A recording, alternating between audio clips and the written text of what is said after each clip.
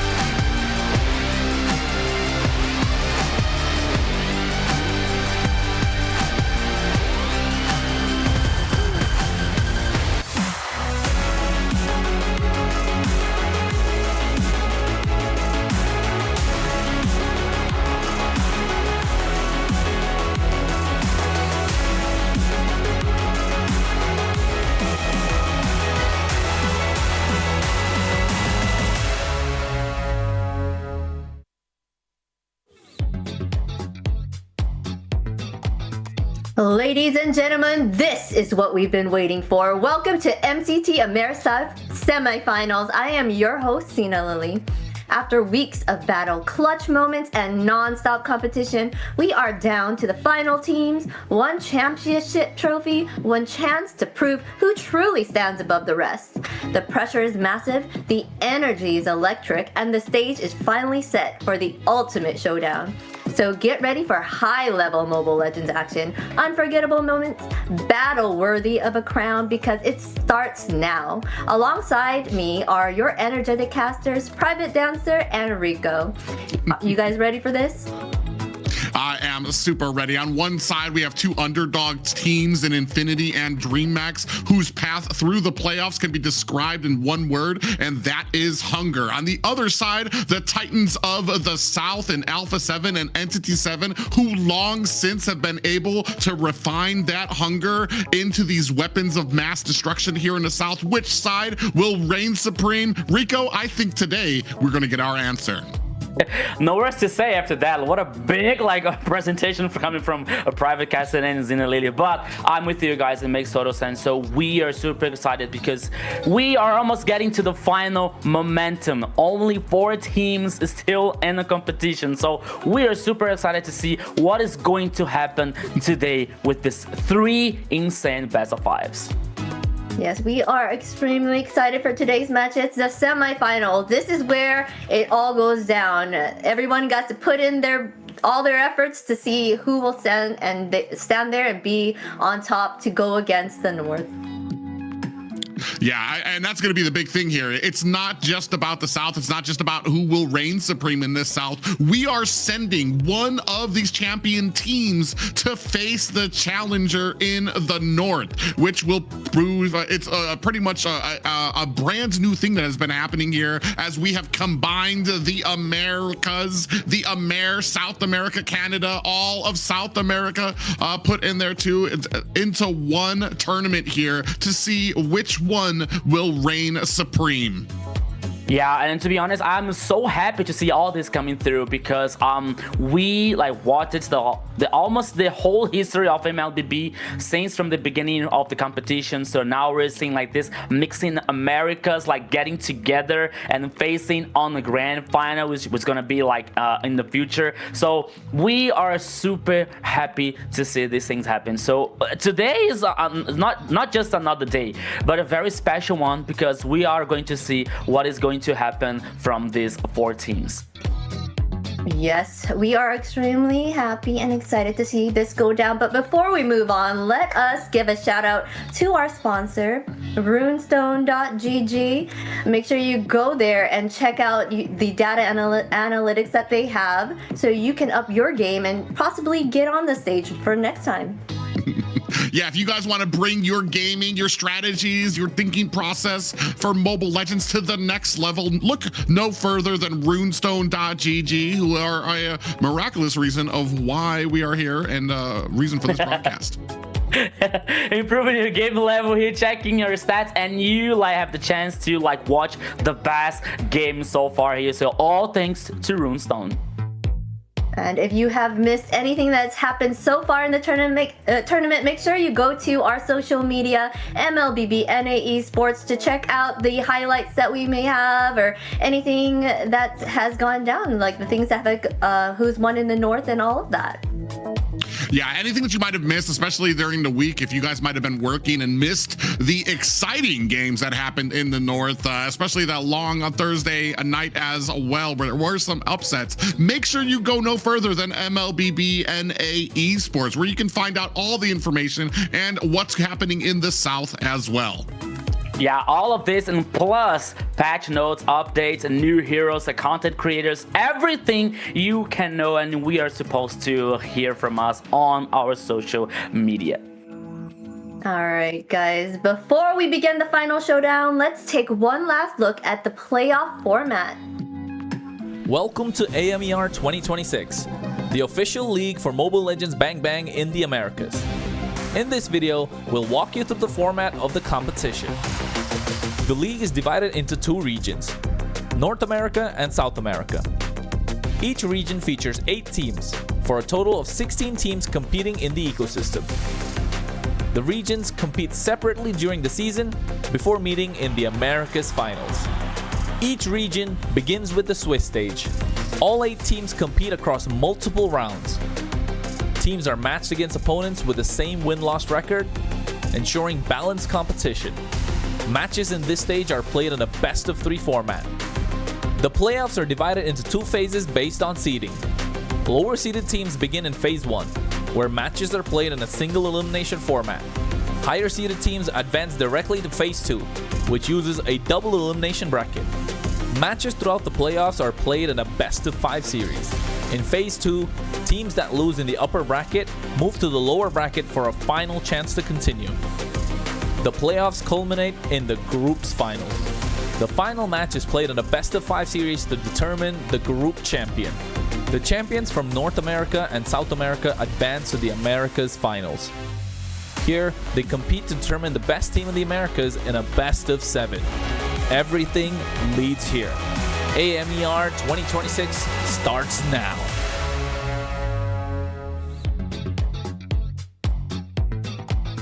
After surviving every challenge throughout the playoffs, only 2 teams will remain standing. There are no more second chances, no more room for errors, and one final series to decide who will claim the championship and be crowned the victors of MCT AMER South. Yeah, Zena, so this is a Swiss format, right? Somebody like it, somebody's not a big fan, but it gets more dynamic here on MLBB MCT AMER North and South on Swiss format. Yeah, it's been really interesting to watch these teams kind of get more even and even when it comes to the competition, which has led some teams to actually really shine here in the South, to meet those challenges, to overcome some of those challenges. And they've been doing such a great job of it. Yes, for sure. Let us know in the comments who was your favorite team throughout the South, though. I really want to know if they even made it this far, you know? And from here on out, who do you think will win? Yeah, so cheer up your favorite team, send a like, share the broadcast here, call all your friends, because today, man, today is gonna be on fire once again. 3 best-of-5s here, the upper bracket final, then we are heading for the lower bracket and the lower bracket final, so today is gonna be very, very insane. Yeah, I'm excited. 3 best-of-5s. You know we're going to have the energy packed in for you guys for all of these teams.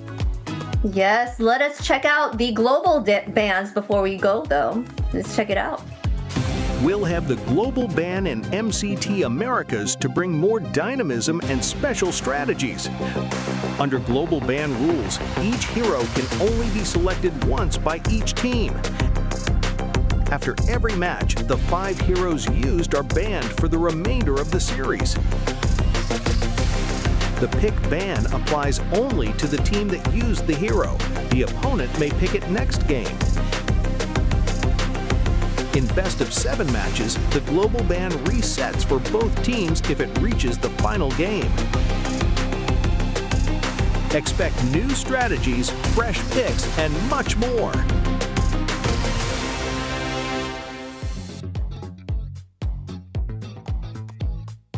All right, and let us check out the matches so far. Where are we? Private? Well, I mean, you can see the long road that some of these teams have had to take, especially Dreammax, starting all the way at the bottom 4 of the seeding to get to where they are now, that are going to be taken. They're at the lower bracket, but they are so close to being able to touch that greatness as we move forward, seeing Entity 7, Alpha 7 up there, Infinity, and a Dreammax, our final 4 teams here in the playoffs of the MCT AMER South. Yeah, so some teams here consider dark horses with like this a miracle run, as we can call about. So Infinity and Dreamax is here, and are gonna face each other, and later probably we have a hard challenge here facing or Entity 7 or Alpha 7 here in this bracket, which is gonna be very interesting today. Extremely interesting. Of course, we're gonna go with Entity 7 and Alpha 7s, both with the 7s going up first here. They made it through and have been very strong contenders here in the South. Then we'll have the submarine of Infinity and Dreamax, seeing who will come back up and take on the winners that are up there. So this is gonna be an exciting day to see who will go off into the group finals here. Yeah, and especially when we're talking about that first match, Entity 7 versus Alpha 7. Make no mistake, I've been talking about them till I'm blue in the face ever since I started casting here. These two teams are titans of the South right now, where they have refined all of their skills into this lucrative, victorious push forward. Yes. Today's schedule, we will see what we just said here. Entity 7 going against Alpha 7, and then Infinity versus Dreamax. Then out of those, the victors will go against each other in another best of 5. Yeah, I don't want to be too emotional here, Zin, in private, but maybe we are watching some team here like playing 10 games today with 2 best of 5s. Like, I'm not being early, right? So maybe there's a possibility here. So today is gonna be very interesting because of these matches here. So the first one, Entity 7 versus Alpha 7, then Infinity versus Dreamax, and then on the last best of 5 for today, we're gonna have like the loser from the upper bracket versus the winner from the lower bracket. So guys, get ready because today is gonna be a very long day here on MLBB. Yeah, it's gonna be a true test of endurance, not just for the casters, but for those players out there as well. Yes, and let's get to it, guys. Entity 7 lineup is right here for you. We have on the EXP lane, Akashi, and the jungle lane, Hide on Bush, Shin for the mid, gold lane is Doom, and our roamer is Vagin. Whoa.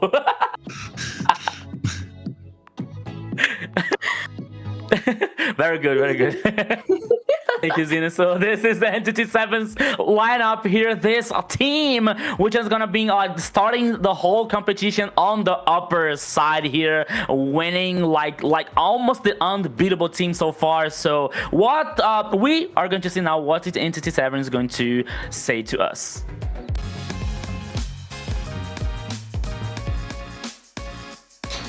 Salve, rapaziada. Eu sou o Vaguinho e eu vim gravar top 5 melhores armas meu, top 5, né? Minha tier list. Eu coloco o Paquito de primeiro, o Link de segundo, a Brocrace terceiro, quarto Saber, Alta e quinto Fanboy. Ficou assim meu top 5.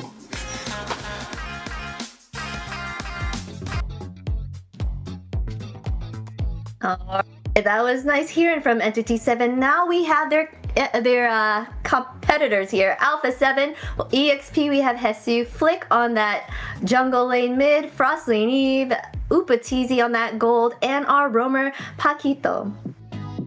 Yeah, a very strong lineup coming here from Alpha 7, looking to duplicate the success of their sister team up north here, possibly, to try to get lick some of those wounds and get the revenge onto Entity 7 to possibly get their first series victory. Yes, for sure. And now let's hear what they have to say.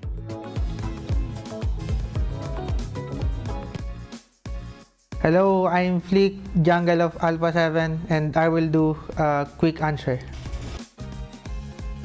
Flick, 2018. Karina, Laila, Faker, Hesu, Fanny second skill, Retri, Skylark, Fredrin, Nolan, Hylos, Harley, Esu,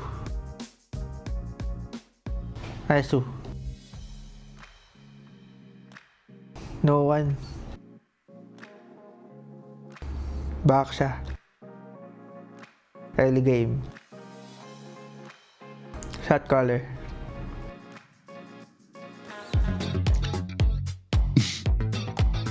Yes, Alpha 7 here in the South have always been a ball of positivity, right? They have really great synergy, and they don't even have a coach. They are doing an amazing job on their own. Yeah, this is very interesting situation here coming from Alpha 7. But then another interesting factor here is Alpha 7, like they have struggled from versus Entity 7 from like just a little bit a long time since from the last season here. Like it's not the whole Entity 17 because they were like the old black sentence, you know. And the only change that we had from Alpha 7 is the roamer that now is Paquito, but before was Luis. So still they lost in the Swiss stage versus Entity 7 with the Trinity that they were the former champions. So I'm very excited. I'm very curious what to see what Alpha 7 like, what they what new strategies, what they are thinking about like facing Entity 7 again, Private. Yeah, for me, it's a matchup of just a smooth and positive vibes that we have coming out from Alpha 7, taking on probably a much more structured and coach-driven lineup from Entity 7. Will those natural picks be able to prevail from Alpha 7, or will Entity 7, like I said, is that coach enough to really be able to see the whole field? Where I feel like Alpha 7 has just at sometimes lacked when it comes to Entity 7. Not to speak illy of Alpha 7, because this is their dark horse. This is their kryptonite here in the stage. They have been dominant throughout this entire tournament until they have gone up against Entity 7. So this is more of a grudge match for them to see if they can maybe topple those walls that they have not yet been able to climb. Yes, Entity 7 has been a force here in the South. They have all been very strategic in their picks and just knew how to navigate when they were always in a bind, or if ever they were in a bind, you know. So they kind of have really great a coach behind them here, and that has helped them kind of make their mark here in the South for sure. Yeah, and actually it is one thing that I would like to know from you guys, like as a personal opinion. Like with the team, they have no coach, you know, like all the teams that we know about like here, like having a coaching staff, like positional coach, for example, maybe, and the head coach. So what do you think about it? Because for me, okay, Alpha 7 is a very strong team, you know, that they used to have a coach in the past, but now like, okay, I think that we think that they have no coach, but maybe someone responsible behind, you know, just to help them, just to assist them. But at least in my opinion here, like having no coach, I think that is like more like harmful than helpful, you know. Like I think that still they need someone to help them to like enlighten their ideas versus Entity 7 or any other team. For me, when it comes to having no coach and being successful with it, that means you've got 5 players who understand this game on a deeper level, have a higher IQ, and understand that role to a percent that is pretty much unmatched to a lot of the rest of South that we've seen here. Each one of these players understands their lane, what they need to accomplish, and which character would fit best in there. But when you come here up against another team that has that same IQ and they're riding with a coach as well, I feel like at some point is the having to think about strategy, having to think about the next ban, having to think about counters. How does my lane play into the next lane? Do we have a good combination here? I feel like some of that energy maybe pulls away from the player, where they aren't as focused on what they need to to do solely, and that's where a coach comes in. That's where he comes in, where he can take that burden off of the players. Yes, they might be able to figure out what would work best in that scenario, but why, if you have somebody else there whose sole job it is to do that, why not just have the players worry about the pick that's in front of them, how to succeed with that, rather than having to think, especially in a global ban scenario where you have to think several bans down the road. Are we wasting this pick? Are we going to be able to utilize it? So, and there's it's a very sharp ends on both sides of this sword, unfortunately. Yes, I have to agree with you on that. I feel like a coach does put a lot more, less stress on to the players here, because they could be getting tilted, right? And that effect and the emotion can kind of have something to do and kind of mess up with their strategy and thinking, versus they have this coach that can kind of help them kind of think through things here. All right, let's get into the draft here. They first ban Guinevere. Why do you say old private though? I think they were listing because they were listing Darkness as a coach. So maybe this is the ingredient. Maybe this is what Alpha 7 have been needing. I talked about this before.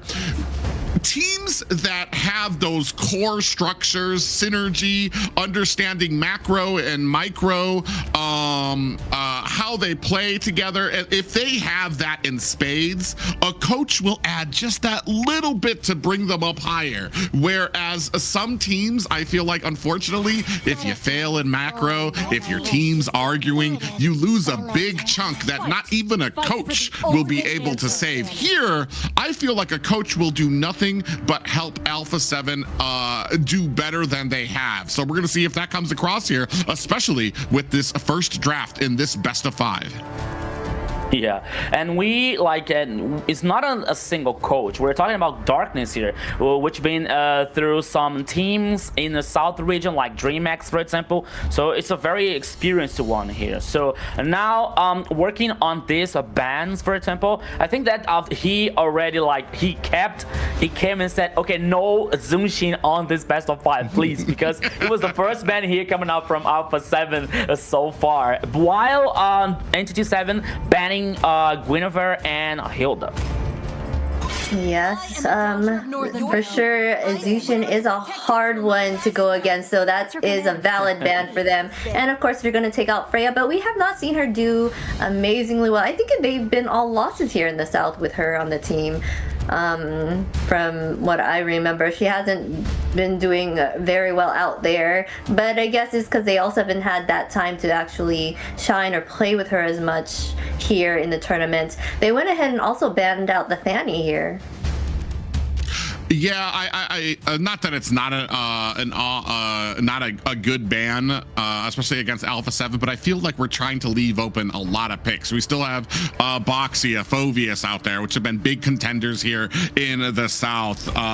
Valentina, Marcel still out on the table as well. So they're trying to leave a lot of this open. I think both teams are trying to leave a decent amount open, especially on the side of Alpha 7, so that you can possibly be able to reply. Phoveus is out there, but we go with the Boxia pickup on Entity 7. Yeah, I would say Suyo here from Bush, because as we are seeing here through this tournament, some teams had some focus, some prioritizations. For example, 9Z has the Gusta La Gusta as a priority on the first pick. For example, we used to see Claude and Carry, for example, but now here we're seeing Boxia coming from probably from Bush on a jungler here.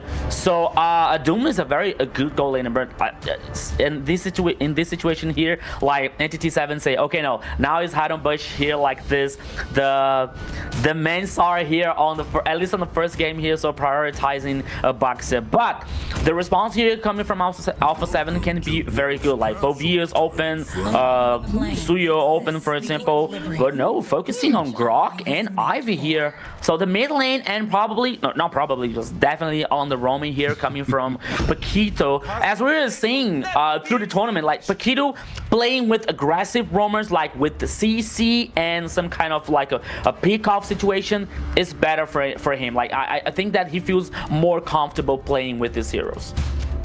Yeah, I feel like there's going to be a decent amount. I feel like the whole Grok pickup here is to try to counteract the Phobius in the back line. You get a decent amount of CC to where he's not going to be able to use that demonic force as much as possible. Here, they're going to go with Glue. It's an immediate pickup. I don't know where that's going to go, though. That could be a roam. That could be the EXP as well.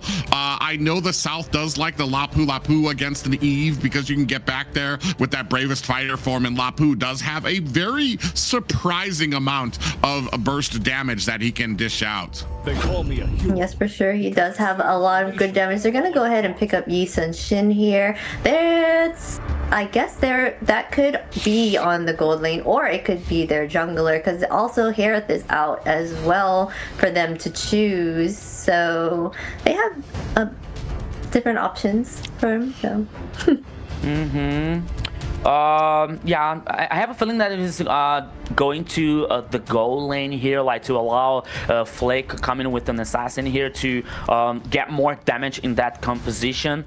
Not saying that Yi Sun Shin doesn't have this damage, or Ivy here with the magical one, but I believe that it's gonna be like they are living and this flexibility here. Like, okay, let them cook Yi Sun Shin here from the final moment.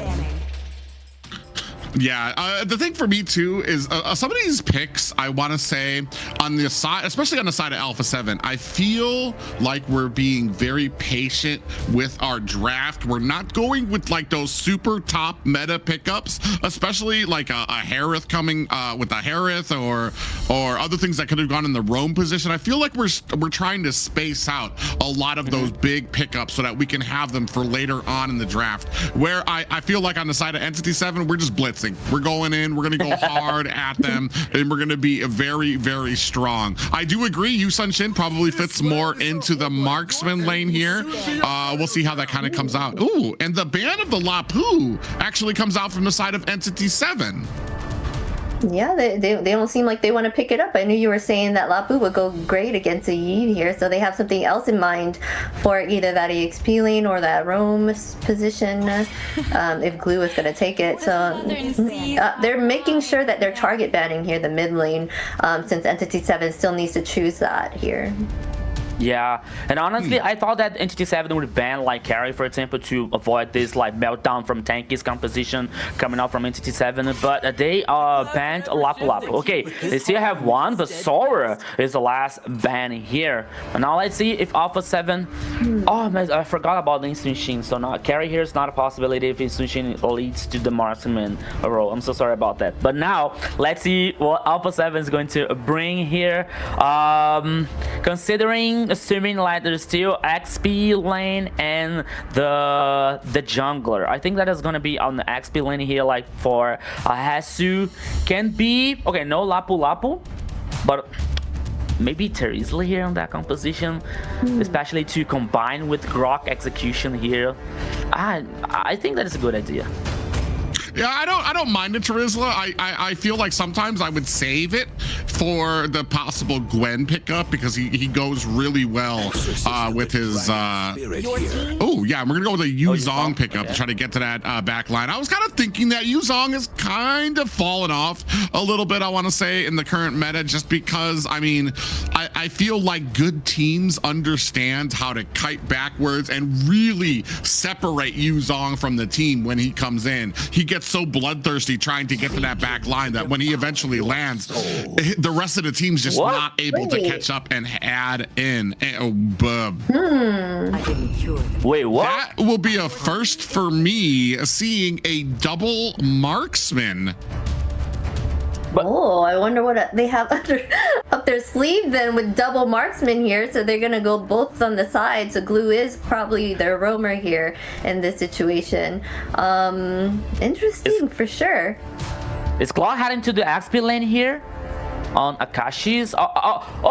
Makes sense, because as I told you before, Akashi was a gold laner player before like leading to the XP lane. Okay, so maybe it makes, at least for me, it makes sense.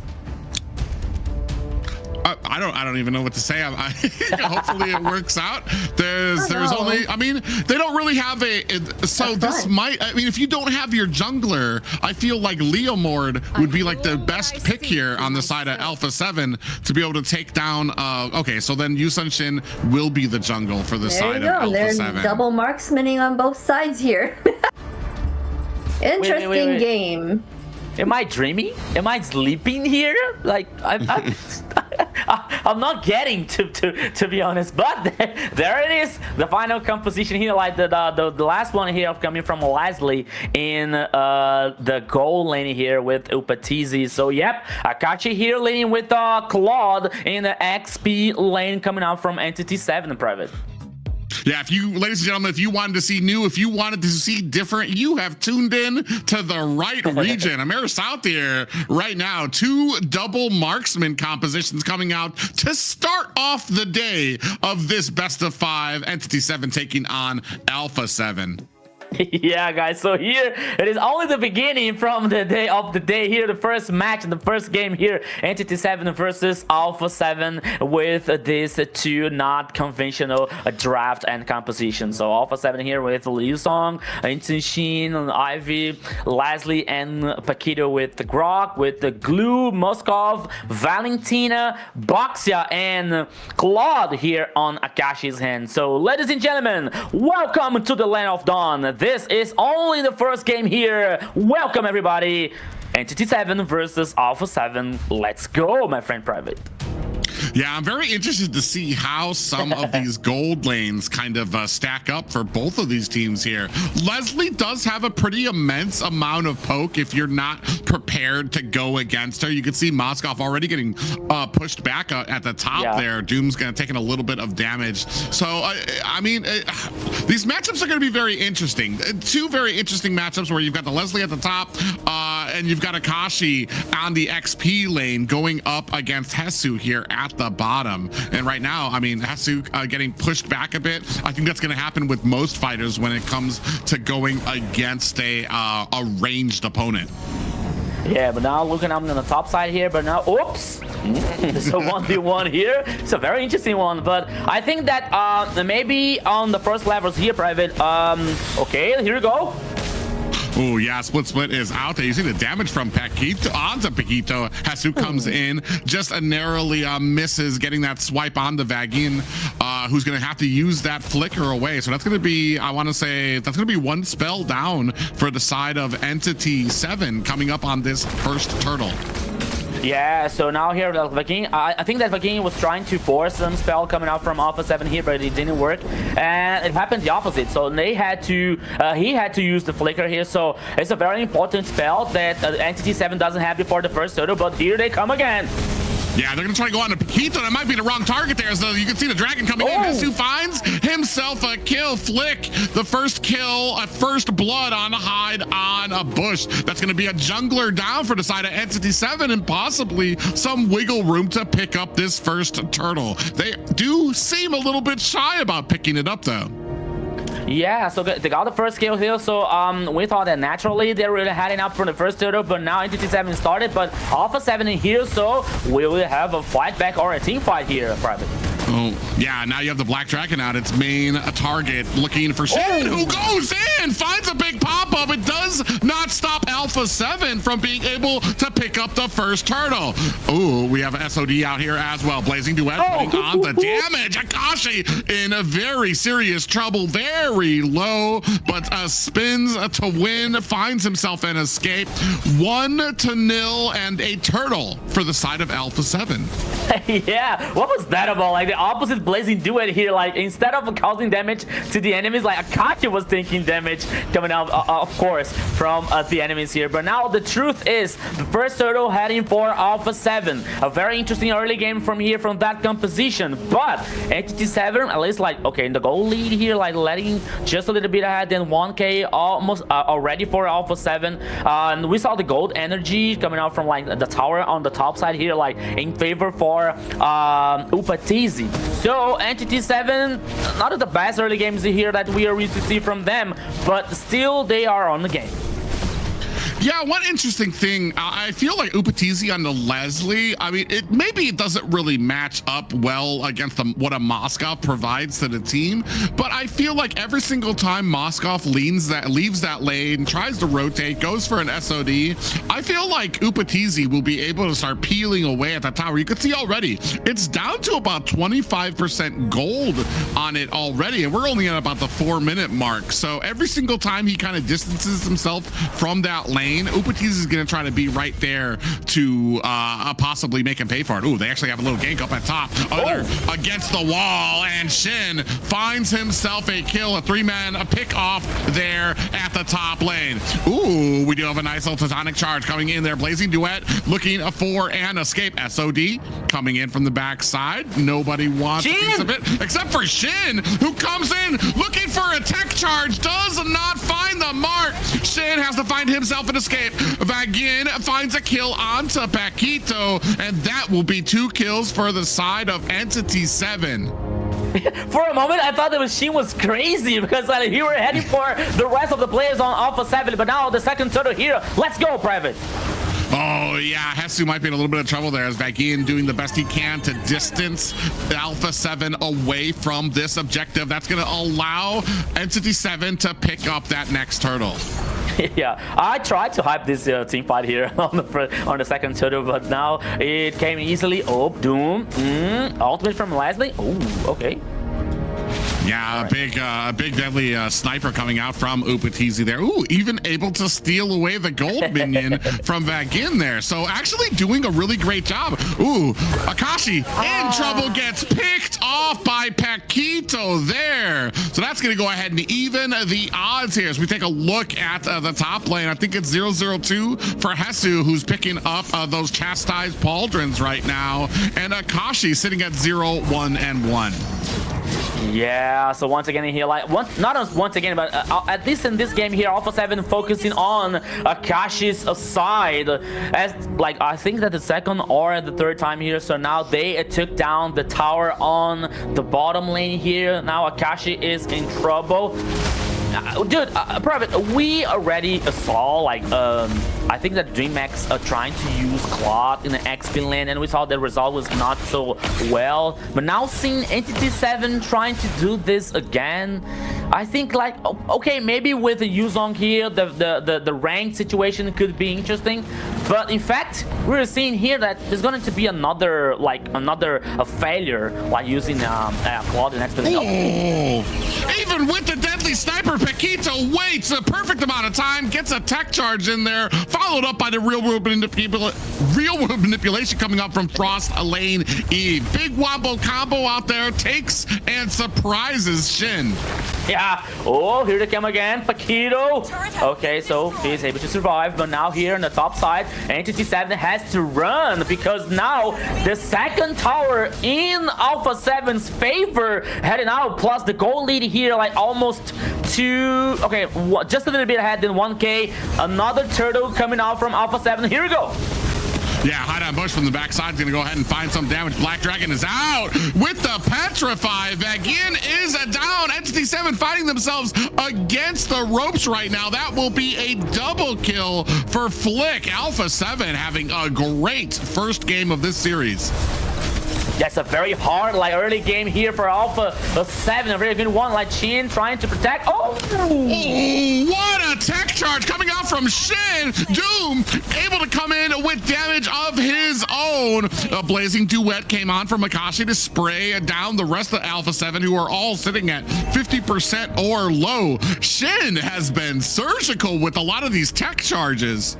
Yeah, and you know what, Prophet? I think that it could be better for Entity 7 if like Claude was like farming enough to have another item, for example, not only here with Demon Hunter, maybe with the Corrosion side as the second item here, could be very good for Entity 7 because the initiation was fantastic. The tectonic charge here coming out from this execution plus the Blazing Duet could be very good for them, but the result was not like okay, they took the kill, they took the elimination, but it could be better.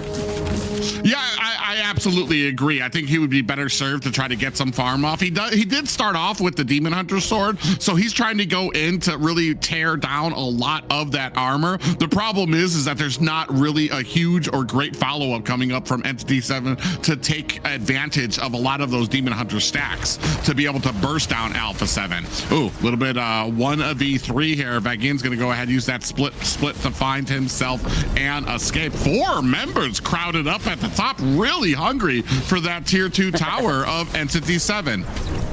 Yeah, so Alpha 7 here, like with the play style, like playing together, at least like in the early to a mid game, like we're seeing the Lord cam here, the first Lord on the downside of the river. It was started here like maybe from Alpha 7, but now he's on the pit again. But both teams like are heading for this important objective here, Private. Ooh, already we have Upatizi on that Leslie already trying to clamor here to get that 5 against Entity 7. I feel like they're trying to slow play on Entity 7. Ooh, pop-up lands, removal manipulation. Upatizi is right there. That is an Entity 7 jungler down. Akashi in trouble, taking the full brunt, a whole Tectonic charge coming out from Paquito. Akashi trying to rain on some damage. We do have that SOD out as Shin finds a kill onto Paquito while Alpha 7 look to start up on this Lord. Yeah, so here we go again. Oh, it was like again here, like out of the position. He took so much damage, but now he's forced to get back. But Entity 7 doesn't give up. Ooh, shit on the backside, looking for a way in here. Vagin in trouble! It gets taken down by Upatizi. In comes the Blazing Duet, and Hide on Bush finds a kill onto Upatizi. Entity 7 now able to try and zone away Alpha 7. Are they gonna look to find this Lord? They play with it, but just to pull it out from its Lord pit. Yeah, so 2 players for 1 here in the last team fight coming out from Entity 7. 9 kills for Alpha 7. The goal lead here, like, once again, not too large for Alpha 7, but maybe this Lord here. Okay, no fighting back. Hide on Bush is heading on. Oh, Hide on Bush looking for a way in. He does have the SOD flick.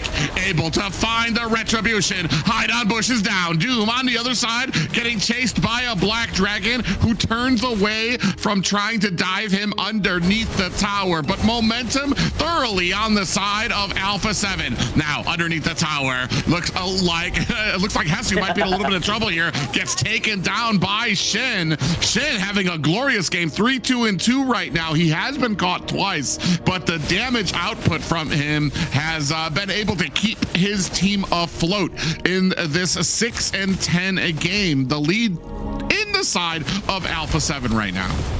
Yeah, Alpha 7 now trying to focus the tower number 1 here on the mid lane. Oh, almost very injured here, but is still standing. While the Lord is heading on the top side here, leading the tackle on the tower number 2. Now Paquito trying to flank. Here comes Alpha 7 with the full Lord. Yeah, you can see Vagin and Shin looking for a flank onto it as Akashi is going to go ahead and burst down this Lord. Alpha 7, I am kind of wondering what Entity 7 needs to do to come back from this right now, as Alpha 7, this is one of the more thorough and dominant games that I've seen from them, especially against Entity 7, who have been more than dominant against them throughout these playoffs.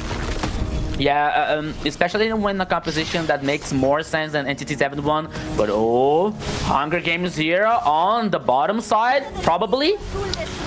Yeah, they're going to be able to take down that tower very easily. Go ahead and disengage as well. About a 2K gold lead for the side of Alpha 7, while Entity 7 kind of stuck on the back foot, looking to turtle up, looking to protect towers. Black Dragon is out underneath the backside of Entity 7. And now Glue comes out with a Hide on Bush on the backside too. Shin almost gets taken down. Hide on Bush. Oh, the flicker coming out from Paquito to stop Hide on Bush. It's not able to stop Vagin, who's able to create and close the distance onto the mid laner. Down And down they go. Alpha 7 with just Upatizi left, who has to find an escape. This is going to give Entity 7 a bit of momentum. Oh, you can see them already coming in, juggling the aggro of the tower, and that's going to be the high ground tower from the side of Entity or Alpha 7, and they take down Upatizi. 6 seconds left. Can they close this out? The damage is there, and what a shock as Entity 7 turned this around. I don't doubt about anything when it comes to Entity 7 here. What a match, what a game. I think that impossible happens here, Zina. Oh my gosh. All right, that was looking like Alpha 7's game there, okay? They were doing everything possible. That they had dominated that map so early on, but that turnaround, just that one mess up, like where they were able to take out 4 members of Alpha 7 and push straight down the middle, gaining them the win, even with 2 marksmen on their team. They did an amazing job there.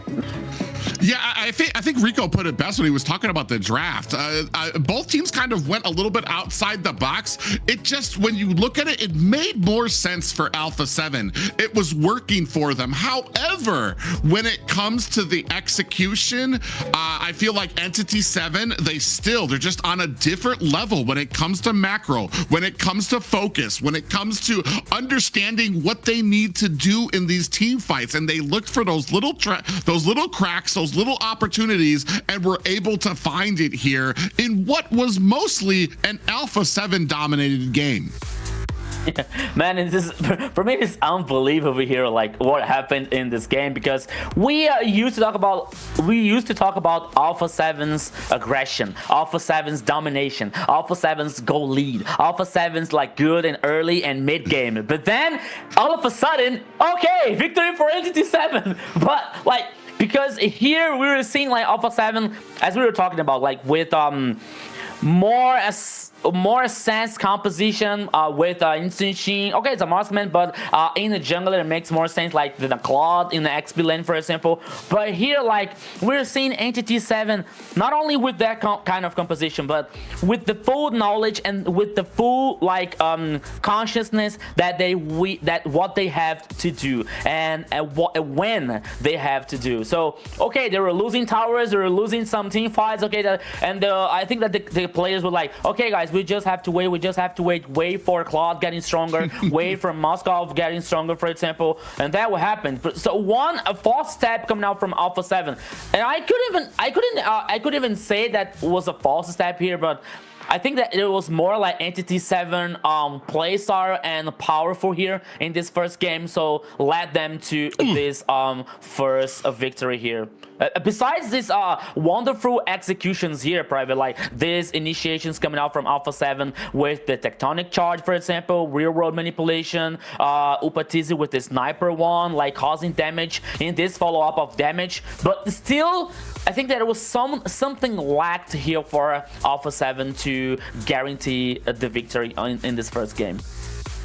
I feel like it kind of comes down to the play style and how, especially when it comes to the team fights, I feel like Entity 7 were outdrafted and they kind of messed up at the beginning. I want to say playing like they were outdrafted as well. And as the game kind of got on, I think they understood that they're going to be behind. They need to make sure that they, like, here is where it kind of turns around for them as they're able to kind of get, you see that well into the back line, a great blazing duet, a lot of damage coming out there until it's finally just Upatizi who's left out there. And I feel like, and this is probably the problem too, Upatizi not exactly going to be able to defend your base against men. She doesn't have a great, or that hero doesn't really have a great amount of clear, especially when all the enemies kind of bursting through the middle there as well. So a great game there played by the side of Entity 7.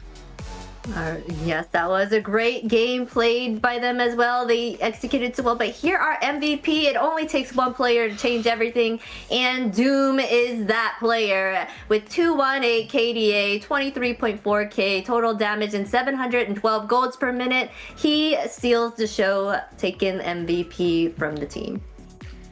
And it's absolutely cinema here. Like when you have a player that we I will speak by myself. I didn't see Doom like with this with like a very wonderful play, for example, but he was the MVP here, well deserved one, especially like with the KD8 and what he was able to do on the game, right? So but still, like I was more focused on Jesus with the Black Dragon form. I was more like focused on maybe with the tectonic charge coming from Vagine and the initiation coming out from Alpha 7. But then now we're seeing Doom as the MVP here on the first game, Private.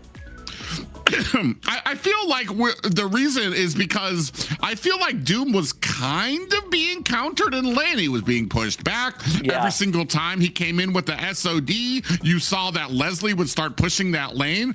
I just feel like the added support of having Doom through a lot of these fights made sure that they didn't really turn super lopsided. So while it was different executions by two very different marksmen with different strategies on their mind, when it comes to execution of that strategy, it just felt like Doom was doing his harder, faster, longer. You know what I mean? So whereas Leslie really wasn't able to, we didn't really see I think there was maybe 1 or 2 kills I saw from Leslie as she was starting to come online, but Moskov just was always there, always a presence for his team.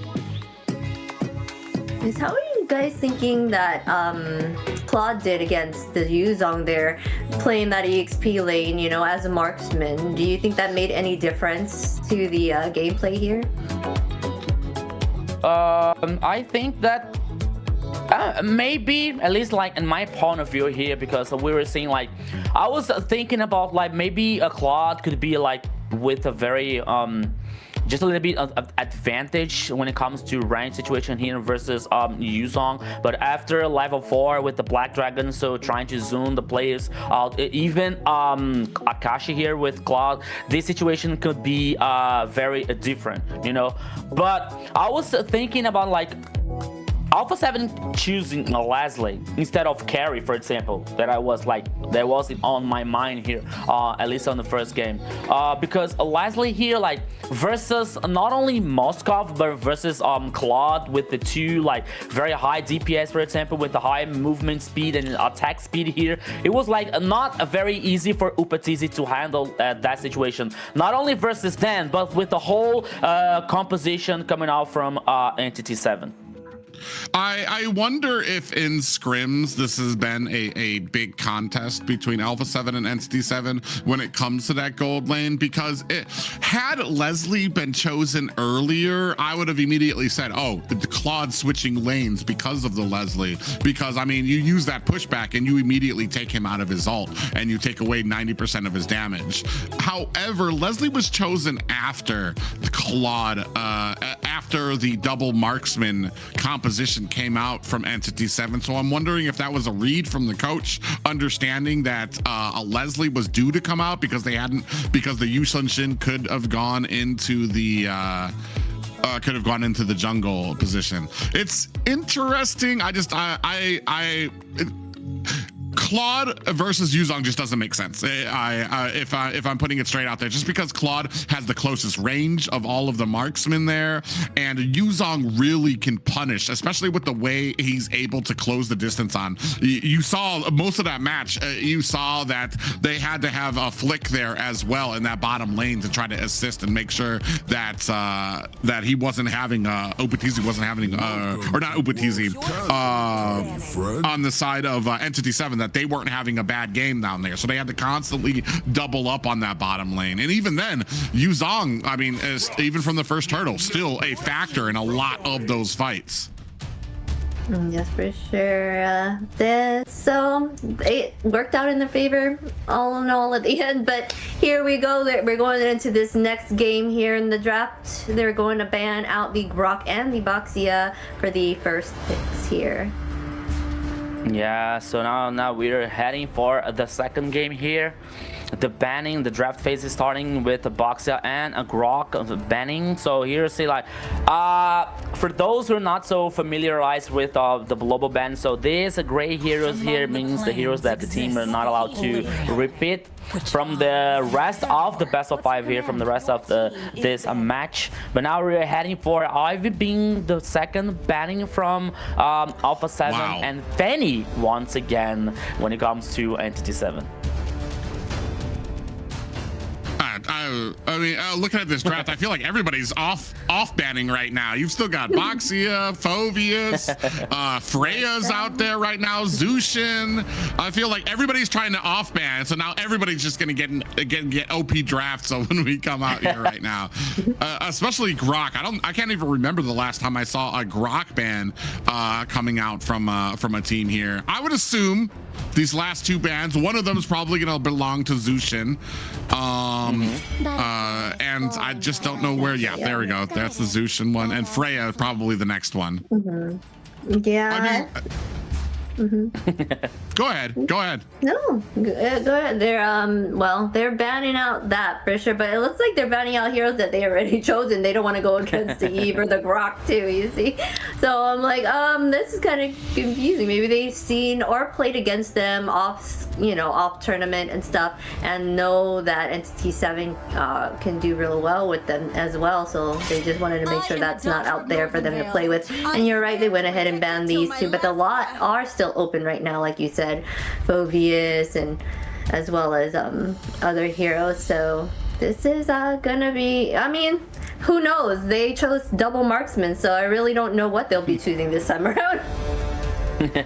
Yeah, at least I like even though that the 2 marksmen's situation, we can talk about like during the draft it came the idea to get this the 2 marksmen, because as we were saying, like, and the people from the chat were saying like, okay, when it comes to like when Alpha 7 saw Claude, they trying to use Last Lane to counter Claude, so Entity 7 decided to move Claude to the XP lane to avoid a Last Lane situation on the goal lane here. So now the first pick here for Vias, and Entity 7 coming with a Marcel as the first response here, and now we're seeing the second one.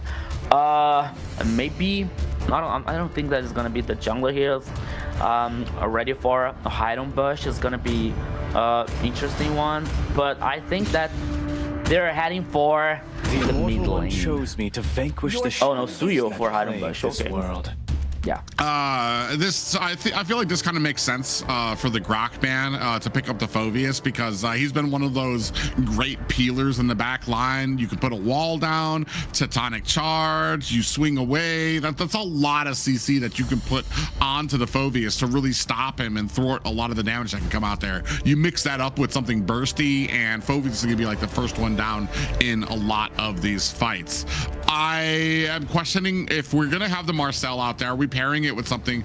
Because I feel like Phoveus, he's one of those things just like a Zushin. There needs to be an answer, or he's gonna be able to run wild on your back line. So, and the answer, what we've seen is CC and burst potential to really take him out before a lot of these fights begin. Loyalty in a dead body. Yes, so let's see if they'll choose that. They went ahead and picked up Leo here as well as Harith. There's that carry on that side of it. Now Entity 7 has picked that up as well. I'm surprised they did do that double marksman. That's kind of taking away a lot of the hero marksmans available to them, like later on down the line, you know. So it's very interesting. They gone ahead and banned out Hylos as well.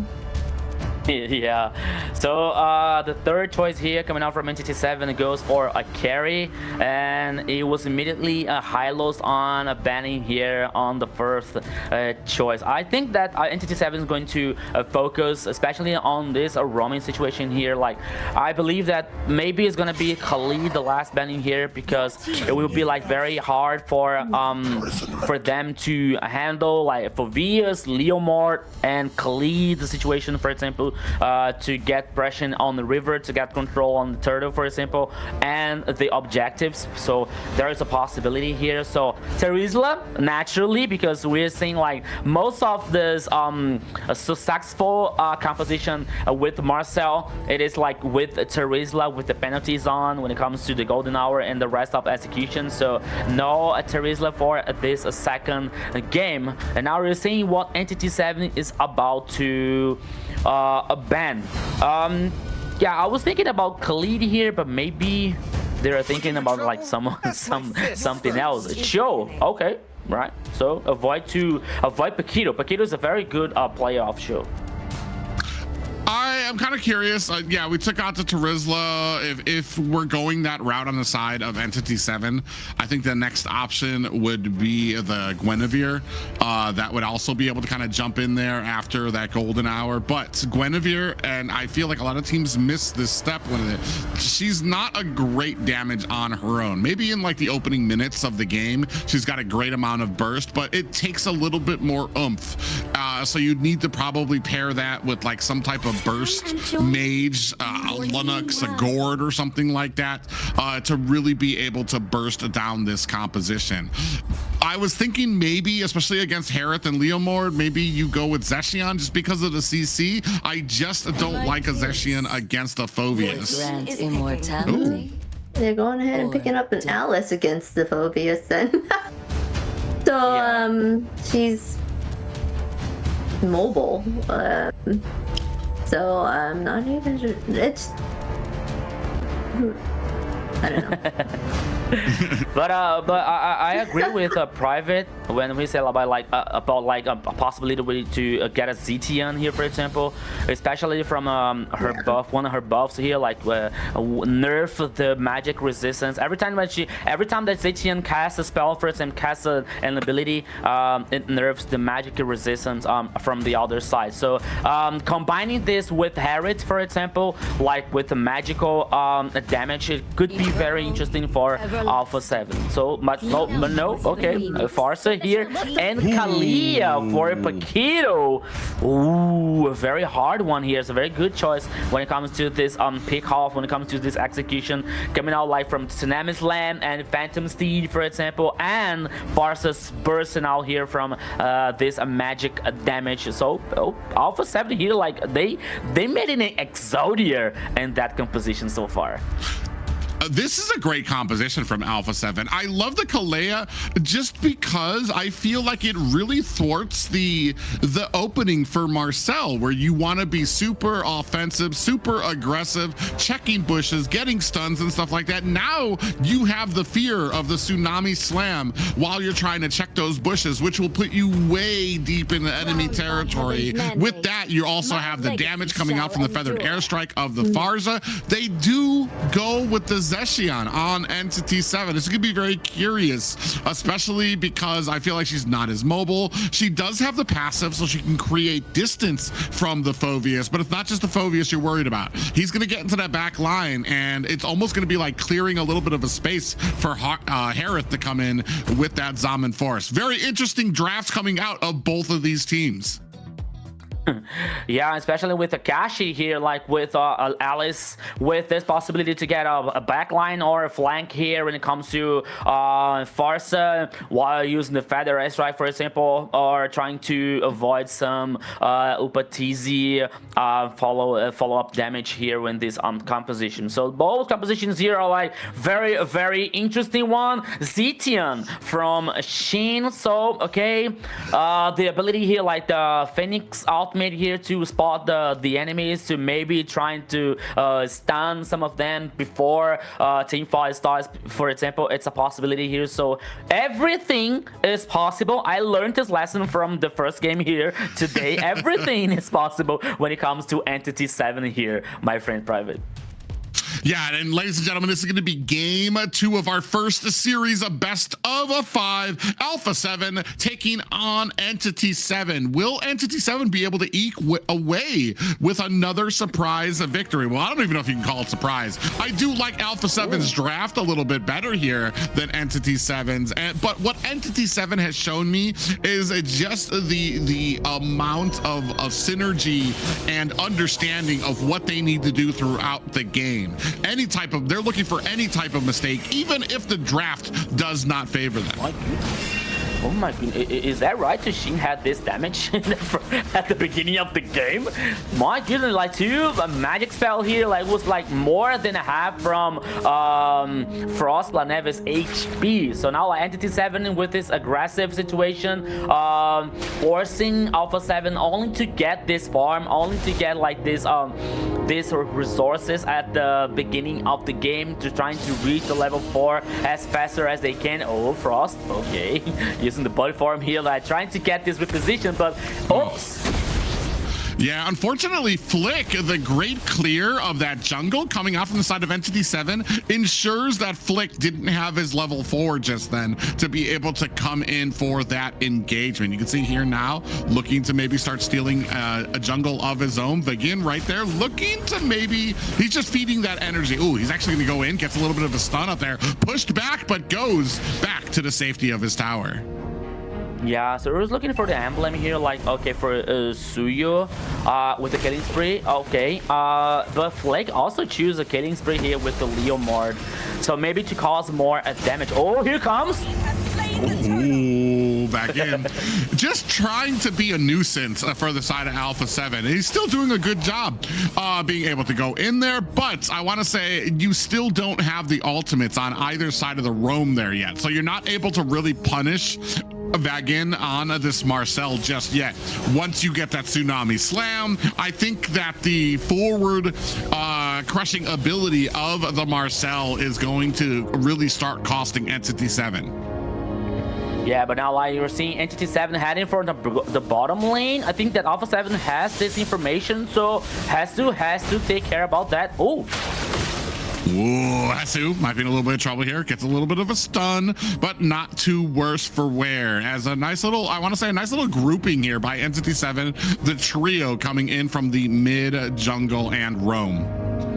Yeah, Ursali, we saw here first turtle heading for Alpha 7, so both teams okay, getting the farm, only focusing on getting these resources and items so far. No one has to take this risk, for example, to get initiation. So it is interesting one. So no kills so far on this second game, but now seeing Paquito trying to play an aggressive. Oh! Ooh, speaking of Tsunami Slam, out comes one followed up by the ultimate, the Fury of the Phoenix, but Vagin able to find himself and escapes. Almond Force laid down glorious pathway by the side of Alpha 7, I believe there. Doom and Hide on Bush looking for the disengagement from their tower. Yeah, there was a good macro here, coming from Alpha 7, almost trying to take down, I think that was Shin on the mid lane. And so the response now, oh, the mid lane here, 2v2. Okay, both teams now only Hide on Bush on the purple buff. And Alpha 7 responded so very good on the top side here, because Suyu, Hide on Bush, and Doom was trying to take Upatizi down. So Private, so far the second turtle here immediately started by Alpha 7. Maybe we have another team fight. Ooh, Hesu and Akashi going at it here. Vagin still being zoned out. Big pop-up land there. Phantom Steed is out with the damage and immediately has the Winter Crown to be able to get himself out of harm's way. Down goes Frostblade Eve. Akashi might be taken back as Flick finds himself a kill. Hide on Bush in trouble, looking for the disengage, getting slammed down with that demonic force coming out from Hesu. It's going to allow Alpha 7 to pick up this second turtle. When everything seemed to be very good for Entity 7, Alpha 7 responded very nicely. And you said about why it was the Winter Crown. I swear, I thought it was the golden hour here from Vagin with Marcel. But still, it was a good initiation coming out from Alpha 7. Oh, Patizi. Yeah, might be in a little bit of trouble here. Has to use that Zaman Force to try to get himself out of harm's way. Look at the damage he was able to do to hide on Bush. He's gonna have to get out of there. Feathered airstrike, back in trouble, back and forth. He's looking to get away, but that is not going to protect Doom. Alpha 7 on a roll here. Alpha 7 is on fire on the second game, responding so well. Entity 7's initiation. Once again, like 3 players on the top side here trying to surprise Upatizi. He was like resilient to not using the I think that he didn't use the Purify so far, but still Alpha 7 with the cavalry helping him. And not only that, to get one more kill and getting this advantage. Okay, goal lead, not so far for Alpha 7, but still very important for them. Yeah, 2-1 here right now. This is not a surprising situation for Entity 7. We've seen them on their back foot before. They understand what needs to be done. They're going to be careful, and you rarely see them get frustrated and make mistakes. They usually are just able to focus down on where they need to be. The tower's not too bad for either side just yet. You see the damage and the progress starting to be made through mid so far. Yeah, and speaking about positioning here, Doom has to be very good in position. Over again. Yeah, another Tsunami Slam comes out there. Damage coming out of Begin. Golden Hour used to freeze Paquito and Hesu. No one on the side of Entity 7 in a good position to take advantage of that ultimate. So you're going to have 2 ultimates, or an ultimate down for the side of Entity 7. Ooh, big pushback there from Hesu with that demonic force slamming down onto Begin. It's going to allow Alpha 7 some time. Down comes the Feathered Airstrike, and down goes Begin. 3-1 right now for Alpha 7. Yeah, another very good kill here for Alpha 7. And another turtle for Alpha 7 here. All the 3 turtles from them. Oh, hide on bush. Oh, it's gone. Yeah, in trouble as Flick charges in there. The combination right now of being able to get the Tsunami Slam out again. Damage coming out. Here comes the stun. Akashi gets taken out by Upatizi. Down comes the Feathered Airstrike to zone out the rest of Entity 7. The damage coming out. You have the Tsunami Slam coming down, and then Upatizi and Frostlane Eve on the Harith, on the Farja is just a huge amounts of damage for whoever gets caught in that Tsunami Slam. Yeah, and not only about like the Tsunami Slam situation, but Entity 7. Oh, here come again on the mid lane. Okay, again. Paquito. Oh yeah, Paquito and is going to be able to get himself out of there. But right now, 5-1. I don't know what Entity 7 can do to come back from this right now, because you've got some heroes that haven't even finished scaling yet. Yeah, and you know what, Private? Different from the first game, for example, when Vagina was like with a very no, Vagina was with Rock, right? I confused here, but now in the bottom lane.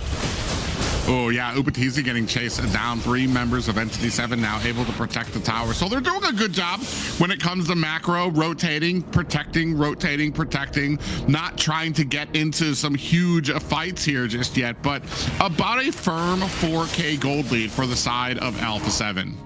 Yeah, I remember now. On the first game, Shin was with Valentina, which we have the ability to copy the ultimate. So with a Tectonic Charge from Rock, they had some kind of a very good initiation. But now at this time, like again with Marcel, oh, here comes. No, again, almost got caught again. He uses that Purify, so he's not going to have it for this next fight coming up. But I want to say you have an ultimate and a flicker down for the side of Paquito as well. So there is possible an opportunity for you to be able to go in here from the backside. Demonic Force being slammed down, and a pop-up. Frostlane Eve going to find the damage to take down Vagine again. Yeah, so 1 player down here for Entity 7. Oh, here come again. So Alpha 7 is going to take advantage. Yeah, big pop-up lands onto 2 members of Entity 7. All the while, this Lord is being worked on by Alpha 7. You can see on the backside, Flick, Paquito, Hesu manning up and standing up in the front of this. Oh, onto the backside, we do have a Throne of Ruin landing on the Flick, who's looking for an escape. Feathered Airstrike followed up by the Phantom Steed is going to be able to take down Akashi, and Flick gets a Lord here for his trouble, and down goes Hide on Bush. Yeah, so one more team fight here in favor for Alpha 7. 2 players down for Entity 7 here from Entity 7. The focus now is the tower number 1 here in the mid lane. When they are taking down. Okay, so one more advantage for Alpha 7.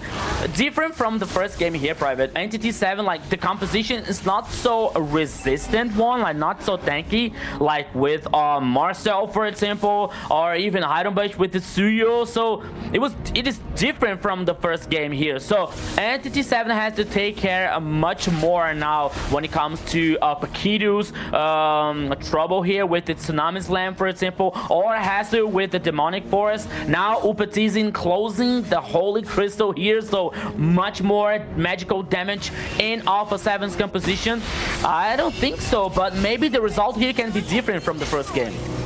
Yeah, I mean, if you're looking at people that you're waiting to get farmed up, I mean, maybe Doom, but how close exactly are you going to allow Doom? He still needs to get, I think he's still 2 items shy of being able to really start popping off of that, getting that Holy Trinity, as well as the distance that he needs from the Malefic Gun as well. So there's just no real answers on the backside of Entity 7. They've been counted out before, though, so I do know that they have it in them, but I feel like they're getting, this was a well laid out trap on the side of Alpha 7, especially to give out to Marcel, who likes to be aggressive, and then pit that against the Tsunami Slam that can be catching, putting you on the backside. Great zoning ability here from Alpha 7, and Entity 7 loses another tower.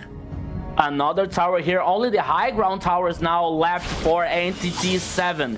As we are checking the goal lead here, almost 8k for Alpha 7. 8 kills versus only 1 for Entity 7. Alright, so they have Doom here with the carry with a very strong late game, but they also have Upatizi, like Alpha 7 Upatizi in a very strong late game here. But I think that the difference on this second game here, Private, is a Frost La Neve. You know, like Frost, like with Barca, is getting very interesting ultimates with a very good positioning. So all the times, like using the Feather Airstrike, not only to cause this damage, but to zoom out the players for Entity 7, as they don't have like this a tanky composition. So it is a very good for Frost La Neve to impact in a positive way this second game.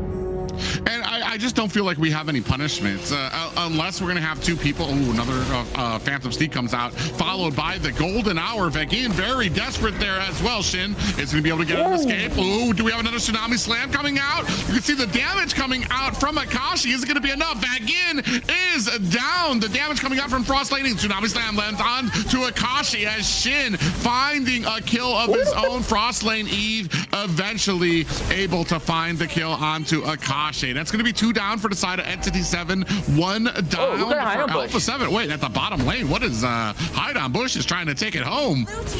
Oh my goodness, Hide on Bush here. Oh, taking down the high ground towers, but now he could be in trouble. Yeah, you can see the rest of the team very close to closing the grounds on him, looking for an engagement. Upatizi had a great mind there to keep himself in that bush just in case Hide on Bush was able to get the separation. Dude, for a second I thought that Hide on Bush was supposed to escape, was supposed to survive this pick off the situation on the bottom lane, but now here the Lord again. Whoa, he catches them with the Golden Hour, but nobody from Entity 7 is going to be able to take advantage of it, and that's going to be a defensive Golden Hour coming out from Entity 7, and Alpha 7 going to pick themselves up another Lord of this game. Okay, good news here for Alpha 7. They secured the Lord. Good news for Entity 7. they got super minions on the bottom lane is here, like secured by Hide on Bush. But now, once again, Alpha 7 has like this dominance on the map, so they are causing this pressure, using like especially this dangerous grass, so to avoid the spotting here situation coming out from Entity 7. And the Lord are heading on the bottom lane here versus this super minions. This is a very interesting second game here, Private. Okay, the goal lead here letting for Alpha 7 once again, almost 10k, but we saw something similar on the first game here, so I'm not buying anything. Yeah, I just feel like Entity 7 is just being beat down with range right now. Having that feathered airstrike on your arsenal, and then every single time you want to try to get close, you have to deal with Kaleo. Oh, speaking of which, Flick goes in, finds a kill onto Shen. Paquito is down as well. He actually gets bursted down by the side of Entity 7, but that's going to be two high ground towers, bottom and the mid for Entity 7. Lord coming in. Oh, onto the backside, throwing a rune. Lands onto Hesu. Is he going to be able to do enough damage? Another kill onto Upatizi. Down goes Hesu, looking to turn this around. Flick might be in a little bit of trouble here. Doom trying to, or actually Doom gets taken out. Feathered airstrike to zone out the rest of Entity 7. Two left for both teams. Dude, you cannot blink your eye here because you can miss everything, or just a simple thing here. Once again, Entity 7 with okay, they defended the base, but they lost there are two high ground towers in the process here, the mid lane and the bottom lane. But it could be very worse for Alpha 7. They lost like almost three players. Two players at the first moment and one player later. So Entity 7 leading and showing that they are able to reverse that situation here. So Alpha 7 has to take care here, be very careful to trying to finish this game as faster as they can. I want to say if Entity 7 are going to win this, it's going to be at the doors of their gates here, just because the way Alpha 7, they're doing such a great job of getting separation. Frost Lane Eve well into the back line, the front line headed up by Paquito and Flick. But when they get to those gates, when they get to those little entrances, for some reason they start grouping up a little bit tighter, and that allows Entity 7 to kind of come in, get that Throne of Ruin, really pack on a lot of the AoE damage that they have on their side. Now another engagement coming out there. Vagine in trouble in the midst of this feathered airstrike. Does use that golden hour. Is it going to be enough? Down goes Vagine on the backside, and looks like the Alpha 7, they're starting to chase Hide on Bush. They saw him trying to be sneaky. He might not be long for this. Looking for a disengagement here. He's going to try to find himself all the way on the other side of the map, looking for the disengagement here. Yeah, they're trying. Oh my god, look at the damage coming out there. Hide on Bush thought he was going to be able to get away, but Frost Lane Eve comes in to finish the job. One situation here, funny for Alpha 7 once again chasing Hide on Bush. It was good here for them to secure the Lord once again. Okay, so I think that as you're saying from this Alpha 7 situation, to at some point that they are starting to play together, with being very a good position for Entity 7 to get a initiation, for example. So when it comes to this situation here, especially from Alpha 7, they have to start thinking about the possibility for Entity 7 to reverse that situation so far. Not only with Hide on Bush using this macro situation to take down towers, for example, but also here to counter somehow these initiations, because as we were saying, not so hard composition, not so tanking composition from Entity 7, but yeah, they might kind of go ahead and catch them here as well. You see Immortality procced by Paquito. Still, Entity 7 trying to wear down this Lord. They have to protect all the rest of the high ground. One more high ground up at the top, so they take down the Lord, and now focusing down on these minions. Entity 7 in a bad way right now, cannot find the advantage. Yeah, but For 1 second, we were seeing the flank from Alpha 7, and another second we were seeing like Pakidian losing the immortality. So the response here from Entity 7, it's very huge. It's very hard so far.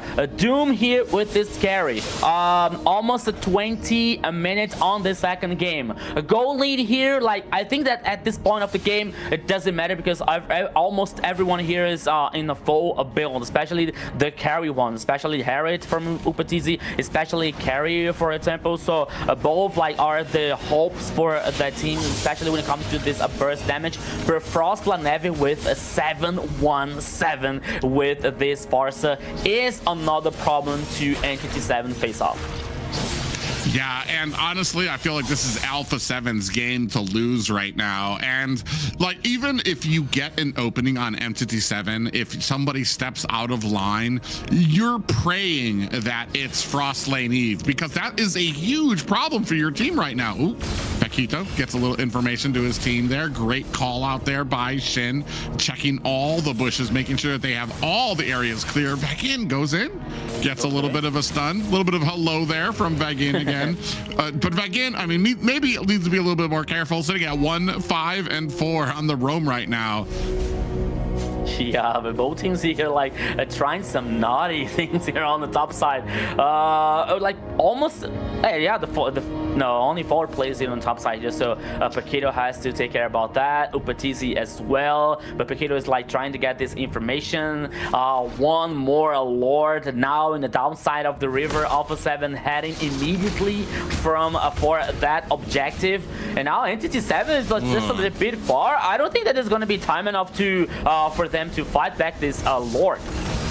Yeah, well, they need to probably make a rush for it. You see Vagin goes in, does dodge a little bit of a pop-up there from Hesu. Out comes the Fury of the Phoenix coming out from the side of Entity 7. That's going to go ahead and let Alpha 7 back up a bit here. They want this fight. I think they've been so successful in this fight that they can slow play this Lord, and now not going to be enough time for Entity 7 to get in there right now. Out comes the Phantom Steed. Oh, nice golden hour comes out from the side of Vagin. Is that going to be enough to turn this around? Akashi with the Winter Crown uses that flicker to get himself out of harm's way. In comes Akashi. He does not connect on anybody there. Looking for the damage as Doom able to find a kill onto Upatizi. Is this the back we were looking for from Entity 7? 2 down on the side of Alpha 7. Upa and Hasu. Entity 7 finally with a little breathing room.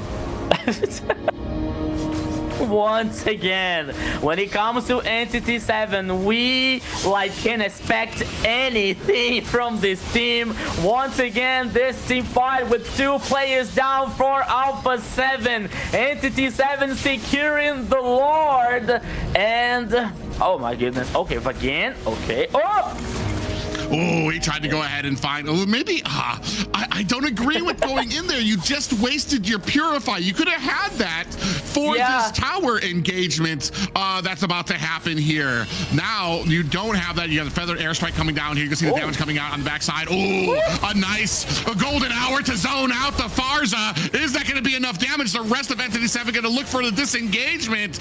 Down comes the stun from Entity 7 as they go ahead, lay into the mid lane. Lord at the bottom, rest of the team at mid, looking to take down this high ground tower. Zaman Force has been laid down. Vagin looking for the disengagement as Doom takes down and bursts down the tower. Out comes the Feathered Airstrike. Entity 7 have to back up a bit. Down with the demonic force as Hesu gets taken out. Entity 7 looking to close this a second game. It's not a replay here, guys. It's once again Entity 7 winning the second game in this best of 5, Zena. Oh my god, it's happened again. Oh man, Alpha 7 was doing such an amazing job at the start. They do so well and they have it together but then for some reason they just can't close it out. Like was rough. Entity 7 just has, I don't know, they're just so uniform. Like they know how to strategic and just know how to make everything work in their favor towards the end. So when it comes, and I feel like this is something I've been kind of like touching on, is these drafts are heavily in favor, I want to say, of Alpha 7. It's just the execution, the play style of these. I feel like in Entity 7 just understands what they need to do to such a fuller degree. They do take a lot of deaths. They understand when this becomes a 50-50 game. When it comes just to macro and micro play, I feel like Entity 7 are absolutely unbeatable here in the South right now. As soon as that turned into an even game, as soon as all the items were on the side of both the teams, where this became an actual coin flip, Entity 7 were able to, it was like a completely different type of team fight. Yeah, I agree with every word you said here, Private. And plus, there's something that I checked on this last moment from Entity 7, because after the Lord and Vagin was trying to do something that I didn't understand, like losing the Purify, for example. But it's still like Entity 7, they didn't give up. You know, like they were heading for the base and they were chasing Paquito. So from the moment that they neutralized Paquito, and you don't have the Kalia and the Tsunami Slam like dangerous situation, so you feel more comfortable to continuing this pressure, to chasing down the rest of the players, to continuing like this closing up a game 2, you know. So I think that they all had in mind what they have to do to not only to get this advantage, not only to reverse that situation, but for more, you know, like to guarantee some kind of advantage in every moment. Any chance, any like breaches that the opponent open up from Entity 7, they know exactly how to punish, you know. So from the last moment on the second game, it came clearly for me like what Entity 7 is able to do on every single mistake coming up from Alpha 7. Yeah, pretty sure they did an amazing job here. Just the fact that they're able to defend against them just with their backs against the corner. They tried to backdoor twice there and got shut down both times. But they still managed to take it and win it at the end. It just goes to show how much that they can come together as a team and kind of face any odds that come their way. It's just amazing to me, especially when you saw Hide on Bush there. I mean, he did get killed twice trying to split push, but I mean, he was staying active. He was elongating these games too. Like, look at how long were they chasing Hide on Bush for? And while Entity 7 really wasn't able to come back with something at this point, it was still elongating the game, taking it to, I think this is where the big factor came in, that a beautiful golden hour came out there to really stun Upatizi and Hesu there, and they were able to turn this one around back and forth. You can see here from the back end, I want to say it was Akashi from the back end doing a great job allowing Doom the time he needed to really start laying on the damage. This is, I mean, 18-8 right there is where they were able to turn this thing around. And I think you pointed it out. As soon as they made sure that Paquito was no longer a problem for them, it was all Entity 7 full force ahead.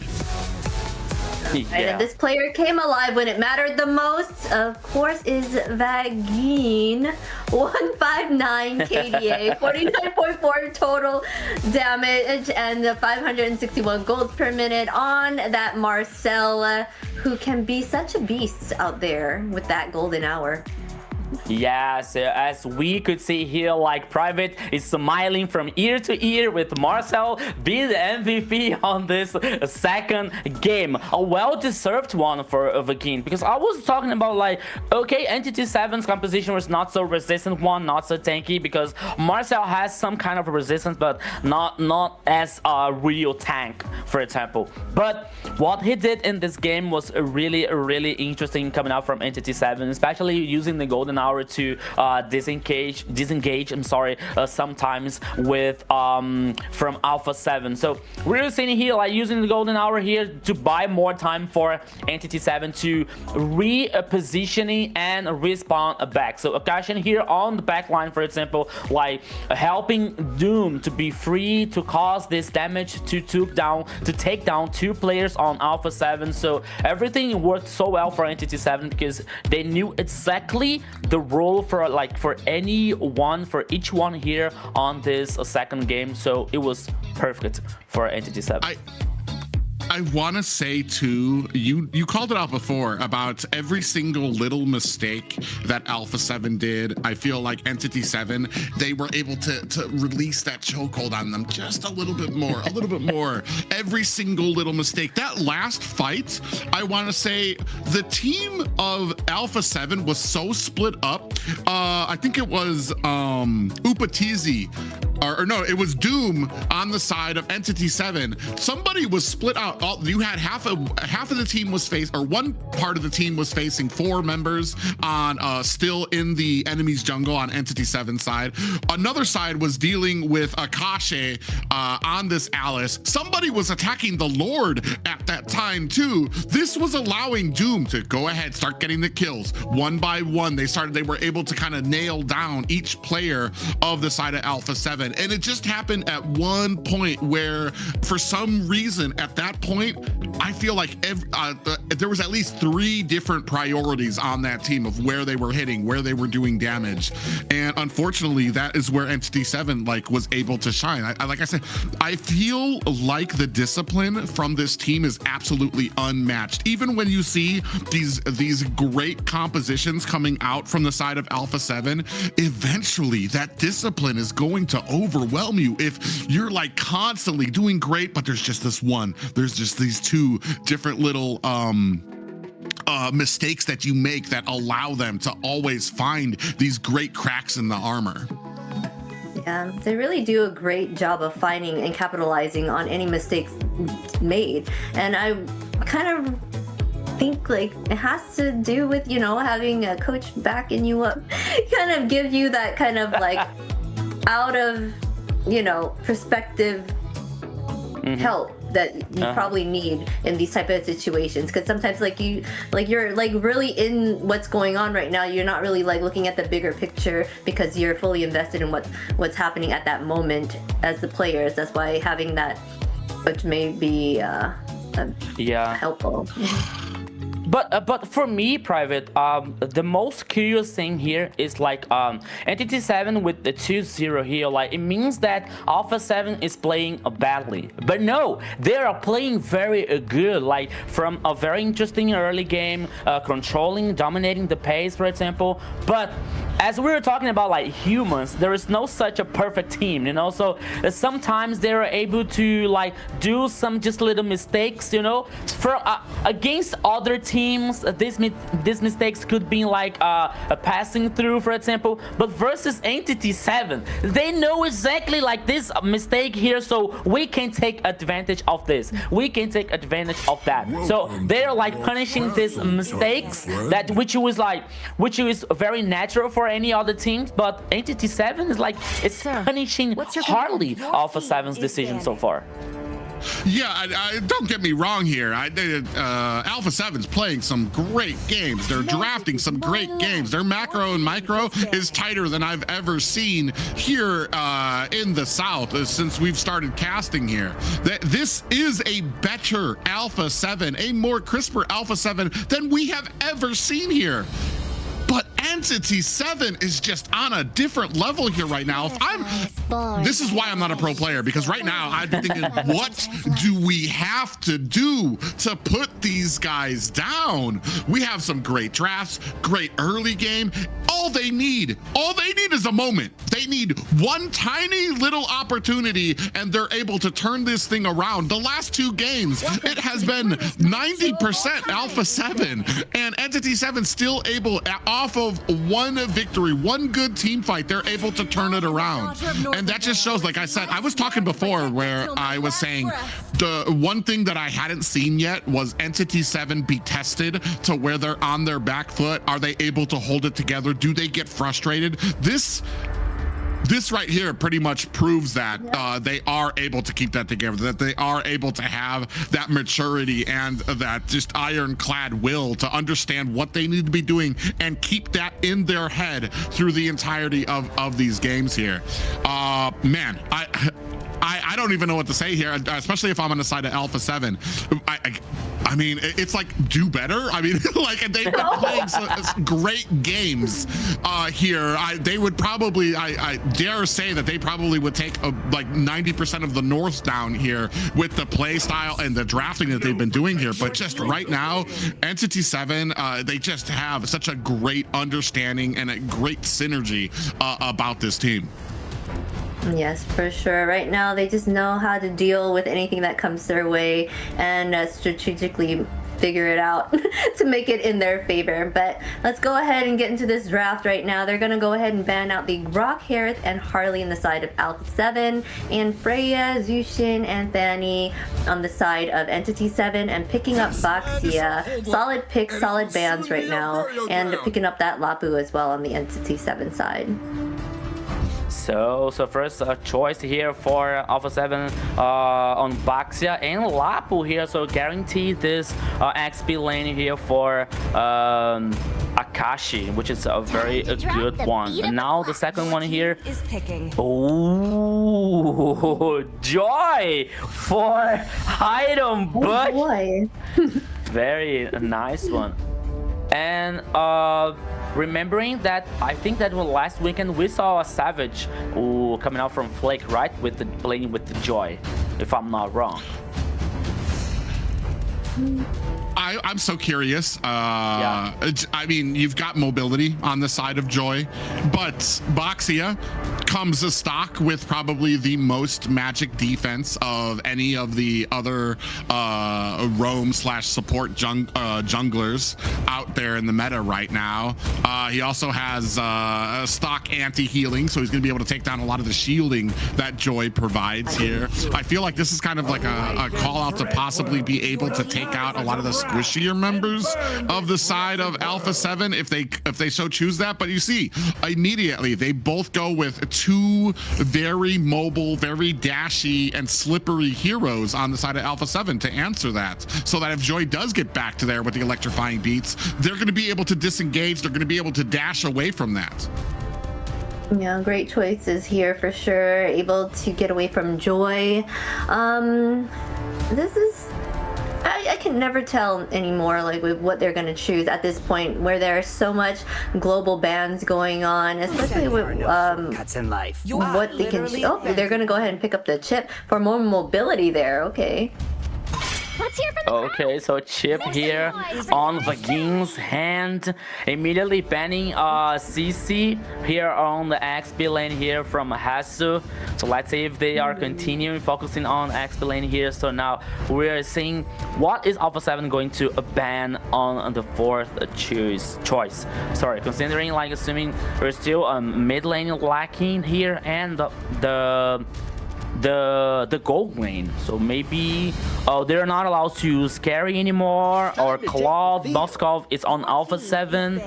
Ooh, it's gonna be like, oh, there's still Harriet here for Entity 7. It is a possibility. But Bruno, body suffers. Your team is oh yeah, sorry, yeah.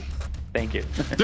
Man, both of these teams already started out. This is gonna, I want to say, like, I'm trying to, like, logic this down, but even at the start, what do we have at the first game? 4 marksmans out there at the same time for both of these teams. So, like, they showed right from the beginning that they're willing to go well outside of what the meta is. Not even just the meta, but what, like, we kind of consider as compositions, valid compositions for these guys, and still be successful. Here it can go anywhere. We're banning out Benedettas out there as well. I do like the chip call out though. I feel like though that could potentially give Frostlane Eve a little bit for when it comes to the teleports out there.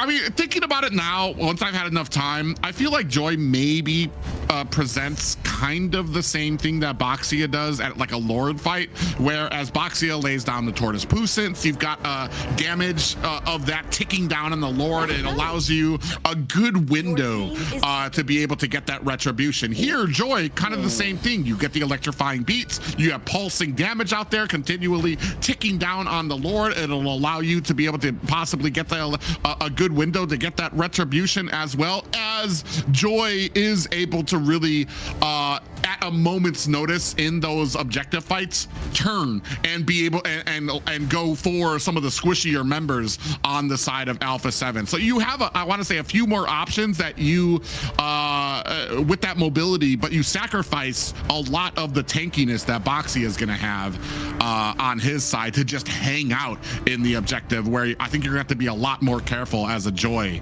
hanging around some of those objective pits. Yeah, they're for sure taking their time here. They went ahead and picked up the Irithyll for even more mobility here, but they've gone ahead and chose Belric and Paquito on the side of Alpha 7 here. What are they looking here for this? They're looking for a mage for Entity 7.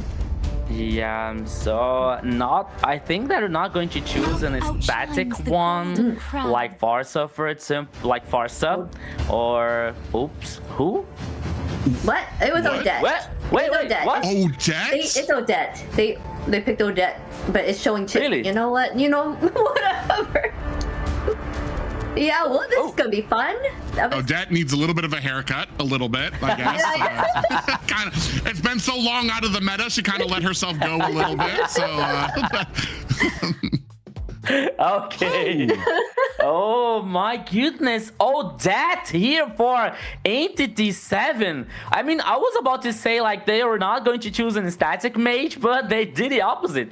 They took all Odette here. I have to be honest, I was expecting a Kimi, for example, here, or maybe a Lunox with the Brilliance, but no. Odette here to finish the composition for Entity 7. So Paquito from Hasu, like I think that they choose like to Hasu to be just a little bit of a carry here, like to cause this damage, especially with this dashing coming out from Paquito and this sequence from damage from him, and a Frostlet Nev here with Valentina to copy the ultimates coming out from Entity 7. So everything is possible when it comes to this both teams here. So everybody, once again, welcome to the Land of Dawn. This is game number 3, Entity 7 versus Alpha 7 here, Private. Let's go. Yeah, Alpha 7 with their backs against the wall here. It is game point for Entity 7. This could possibly drop Alpha 7 to the lower bracket. And man, I mean, I was just saying, you can't predict the draft coming out from Entity 7 right now. They are really reaching outside here, especially this Odette. I mean, I don't even know how to place Odette into this composition. Usually you like her against something like a Joy or an assassin that can close the distance on you quickly, and you punish them for getting close into you. You get a stun, you have the Swan Song come out, and they're not able to escape. Here, especially against the Paquito, I feel like you might be in a little bit of trouble once you go into that alt form. Yeah, so now Alpha 7 is taking this advantage about like Odette and Chip are not like varying to cause much pressure on the river, for example. So they are like doing the lizard. They stole the grasshopper on the river. So Alpha 7 is taking this advantage down to get an interesting like a level up on this early game. Yeah, and that's exactly what they should be doing. Like, I mean, I've been saying this. I mean, Alpha 7, they understand the game. They understand compositions and what they need to be doing. Ooh, actually, a lot of damage coming out on to Paquito. He is going to disengage back to the tower, but it's going to open up the jungle for Hide on Bush to really start invading onto Alpha 7's side here. 3 members from Alpha 7 looking for some pressure at the mid lane. Yeah, but you see that Sheen or Entity 7 players are very, very disciplined, because Sheen was like, oops, okay, the first turtle here comes. Yeah, you saw a flicker had to come out from Akashi, so he's not gonna have that. Swan Song is out. Hide on Bush, able to go ahead and pick up the first turtle. Shin running for the hills against 3 members and even dodges an SOD coming from the top lane. Shin turned on the turbo here and was able to get away. Oops, in the mid lane here. Oh! Oh yeah, look at the damage coming out. Vagin using the flicker comes in. Hasu gets taken down by Akashi. On that Lapu, that's going to be a first blood for the side of Entity 7. Here comes not the hammer, it's the big sword here from Akashi and Lapu to get this first kill and the first turtle. So, Private, I was about to say, like, in the mid lane, the Entity 7 players are very disciplined because we're not able to see Shin like to take one more step on the mid lane. You know, like if Vagin wasn't like next to him, he plays safe. He plays under the tower. He is not allowed to play like to move forward on the mid lane because he doesn't have the info where the Alpha 7 players are. So maybe we can see in some teams some mid lanes like playing aggressive and being taken down, which it doesn't happen on Entity 7's composition and player so far.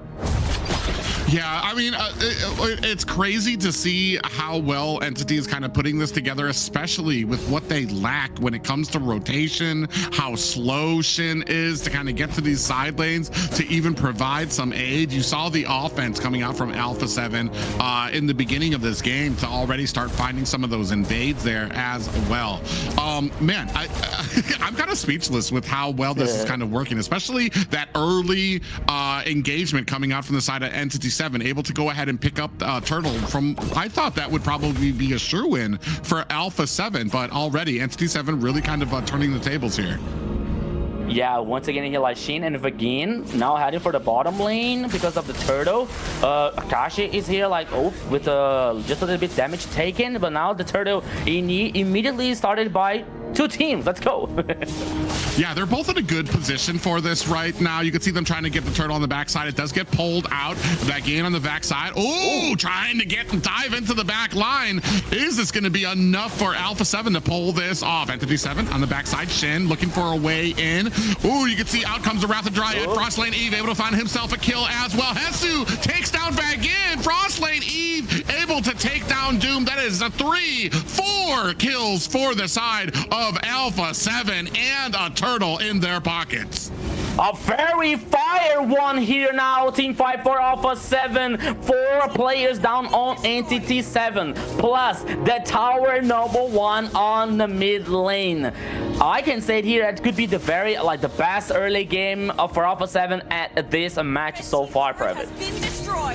I mean, yeah, they're doing a good job. 4-1 right now over Entity 7. That last fight really kind of took a lot out of Entity 7 as we take a look here at the items. Yeah, so here now the tower number 1 here from mid lane taken down. You've seen the item, the Hask Gloss from Edithel and the corrosion sight from for Moscow.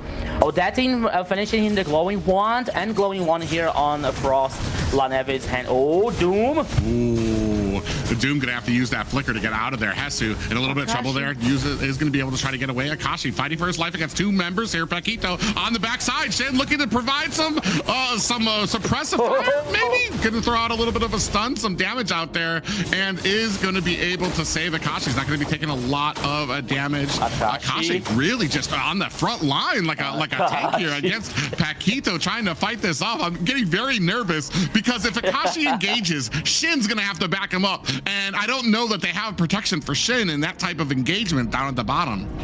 Yeah, and you know what, like here it could be worse for Alpha 7 because they try a peek off on the bottom lane, like moving 3 players, which didn't happen. But now, killing spree for Hesu.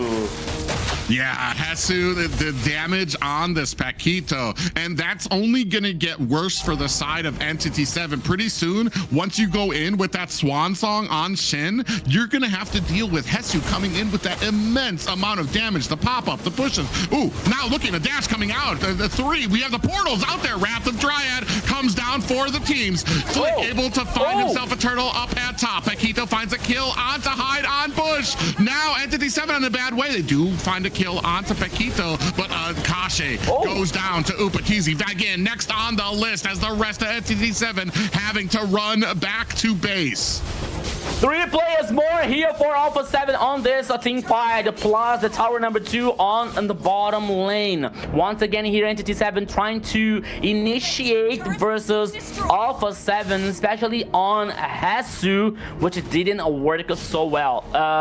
No towers here so far for Entity 7 in this first game. All the 9 towers is still standing for Alpha 7. So the map here is going to be better for Alpha 7, plus the goal lead heading almost for almost a 7k for Alpha 7. Oh, here comes.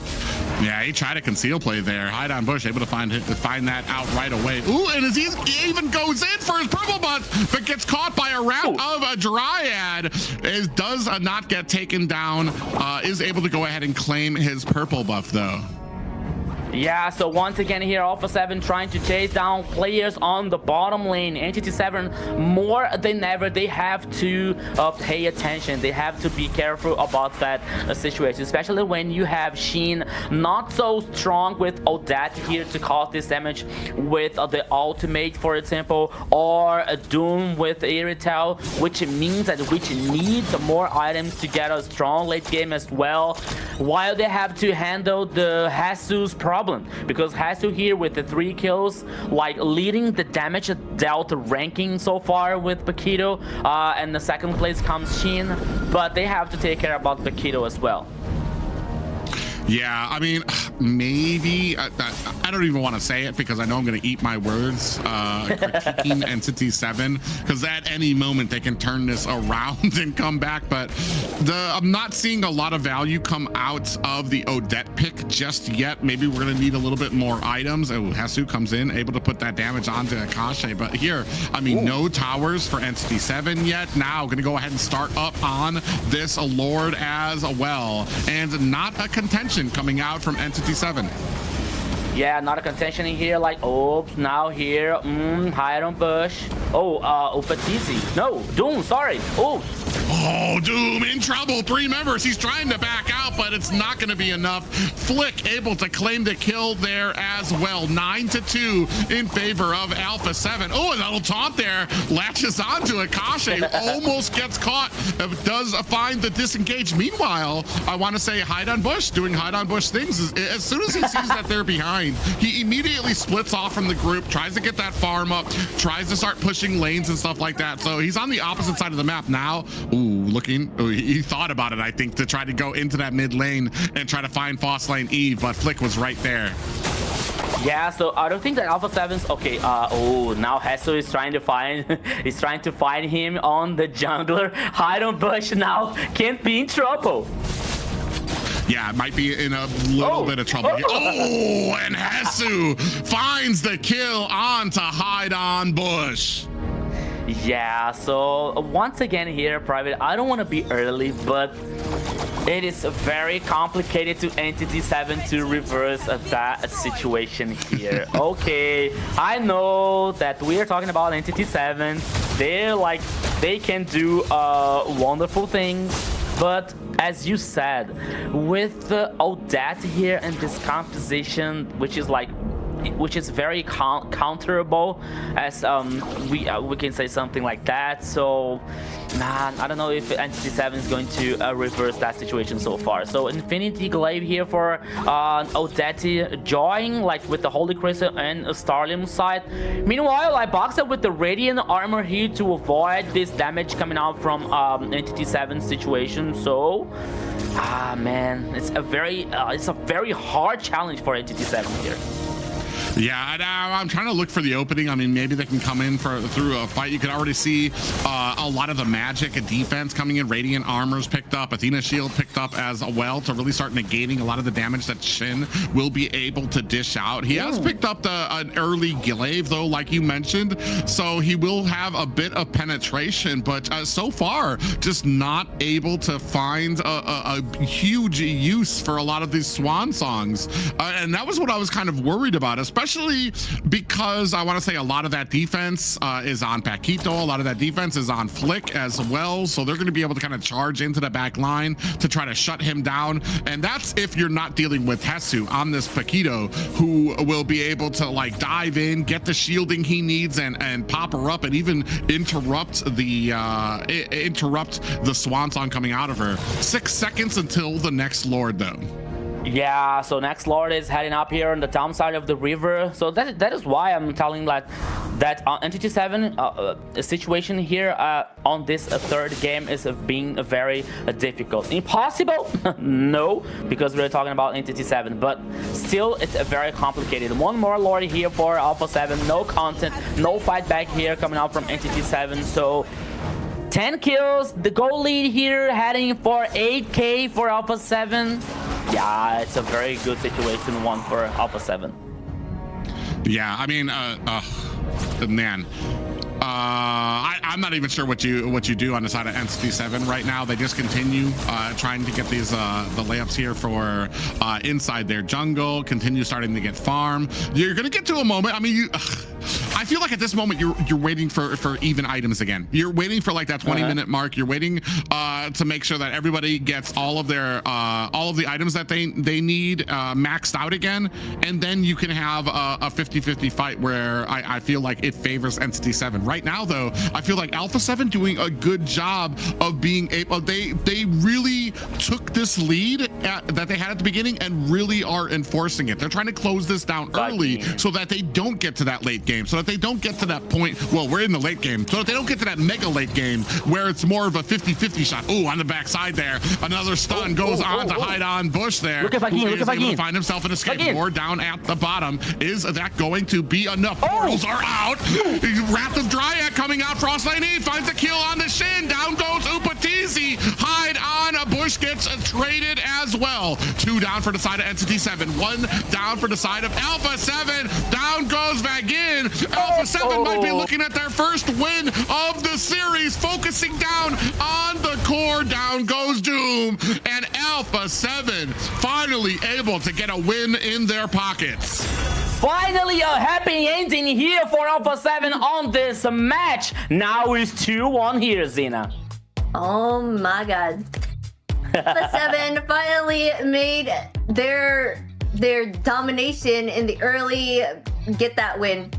So I think they might have found the ingredient here. This might be reverse sweep. Hopefully we'll see we'll see if they can actually take it. They are actually doing a wonderful job, and I would hate to see them losing this. The way that they're able to control and take command of the game, it was always just the end that they had struggled with, and this time around they made it. So yeah, a big difference here between the last 2 games is I feel like there wasn't any relaxation coming out from the side of Alpha 7. They continued to push. They closed this down. I think what was that, the 13-14 minutes mark there, like where a lot of these other games they kind of took their time. They were safe with it. They thought they had the lead. They thought they had the game in the books. Here they knew, they understood that the most dangerous thing you can do is make this an even game. Maintain that advantage that you have over that. Maintain the kills and the gold lead that you have, and you're not going to have a problem. The worst thing you can do for a team like Entity 7 is give them an even playing field to play with. And here they showed that and were able to keep that control and close it out early. Yeah, so giving all the credits here for Alpha 7 to win this third game. Besides, we discussed about like Odetti's choice coming out from Entity 7, but even though Alpha 7 showing discipline and a very awareness of what they can do on this third game here. So I think that the last team fight we saw this happening because there was like Vagin's a problem coming out from the back line, for example, but Alpha 7 was like really aware about that situation, so they responded very good, especially from Hesu. Dude, Hesu was on fire on this game here, playing with Paquito, the hero, not the roaming. So here 14 kills for Alpha 7 on this third game versus only 3. So Hesu played very well. Frost 11 with Valentina, Upatizi here with Moskov. So everyone here was on the same page stage for Alpha 7 to get this this first victory here. So it could be a light at the end of the tunnel for Alpha 7 here to maybe reverse that situation in this upper bracket final. Yes, for sure. They are doing wonderfully here. Entity 7, they were trying their best here, but for some reason they just cannot contend with Alpha 7 whenever they push that early game into the mid, right? So you can see here Frostling Evia doing his thing, helping the team and assisting. Oh. Yeah, I'm kind of wondering, like, you see these IMU swan songs coming out from Frostlane Eve. Almost feels like Frostlane Eve was actually able to use that to a better degree than Shin was, to the point that I kind of am a little questioning. I would love to understand where the swan song or where the Odette pick was kind of where they thought it would shine, because it really felt like it shackled Entity 7 here when it came to the draft and when it came to pushing power from them. Yes, an absolute domination from start to finish. Hesu with the MVP on Paquito here. 516 KDA, 61.9k total damage, and 661 golds per minute. A force to be reckoned with. Yeah, so a well-deserved one here coming out from Hasu and his Paquito. We all know that Hasu is a very good player, a very aggressive one. But now playing with Paquito with this dash situation and the damage that he's able to cause. So for Hasu here was really cool, and it was really good for him to play free, you know, like to play with not with this responsibility on his shoulders to get this advantage for Alpha 7. So it was really good for Alpha 7. It was really good for Paquito here, for Hasu playing Paquito. So this first victory here for Alpha 7 it's a good choice and a good chance for them to reverse that situation here, because we were saying like, okay, Alpha 7 dominating the games and Entity 7 finding a way to reverse that situation. But now Alpha 7 didn't give a single chance for Entity 7 to trying to do something in this third game. So maybe now Alpha 7 might find a way. They found a way to read Entity 7's draft and ideas, and they can reverse that situation now. Yeah, go ahead. Yeah, well, I mean, exactly. It's still game points, so you still have a lot of pressure on the side of Alpha 7. Entity 7 can, I mean, there's still a lot of momentum and a lot of pushing power behind Entity 7 right now. Alpha 7 still has to kind of figure out a way to even this out. But I want to say, if those last games really say anything, like I said, there's just been that little mistake that they've been making, letting this go a little bit too long, continually making some of those mistakes. I feel like that last game showed a lot of what they've been able to adjust here just in the very short time that we've been casting in these last 3 games here so far. They've been able to kind of adjust and find a way to be successful, to rush to try to get to that core, to make sure that they never actually give Alpha or give Entity 7 an opportunity to turn this around. So if that speaks about anything, I want to say that it's a huge learning curve that Entity 7 is going to have to worry about, because Alpha 7 shows that they've been kind of able to adjust. Yes, for sure. Alpha 7 has, but can they keep that momentum going with all these global bans happening? Can they still keep it up, right? Taking that early game, going into that mid game, and just dominating Entity 7 early on here. We'll have to see here next in this draft that's coming up. Well, good remember, global ban is on the table here, honey. So there's not able to repeat this heroes on this next draft. So we're excited. I'm excited to see what is Alpha 7 now bringing up, and especially on the last game when they focused on this gold lane. So for banning like carry, if I'm not wrong, or other Harriet in a goal lane here to avoid Upatizi to use this marksman. So he brought Irithel, which wasn't like it was not bad, but it wasn't good for Entity 7. So let's see what is going to happen in this next draft. Oh, Hilda as a first ban here for Entity 7 on the blue side. For me, looking at the Hilda ban, for me it means maybe one of two things. Either you're going for an assassin on your side that you don't want the Hilda to really be able to kind of bum rush you for, or possibly going for a Khalid on your side as well, which would be I'm not sure about the Khalid, just because I feel like if you pick something up, Khalid's not going to be a primary pickup on the side of E7. You're going to be looking at Alpha 7 to possibly counter out with a pickup there. Zushin, I want to say finally we're at a point where teams understand. Don't even let her out. Like it's not worth it. It's basically a free win for the opposite team, and we haven't seen her at all here. She's been prioritized when it comes to a lot of these bannings. Yes, for sure. She has been a priority, but it's Fanny. Everyone keeps banning Fanny, but every time we see her on the field, she has not been doing well because everyone understands that taking away her blue is kind of drops her off the map there, right? So I'm kind of, I don't know, I feel like it's kind of wasted bans at this point, but I know a lot of these players do really well on the Fanny, but in this tournament I haven't seen it. But they're going to go ahead and ban out Claude as well here, I guess taking away from any options that they may have for the side of Alpha 7 to pick up some marksmen. There is Bruno still available for them to choose, as well as Carrie most likely, yeah. But that's going out there as well. I'm not sure what else there is. It's kind of hard to analyze all these grays. Grayed out heroes here.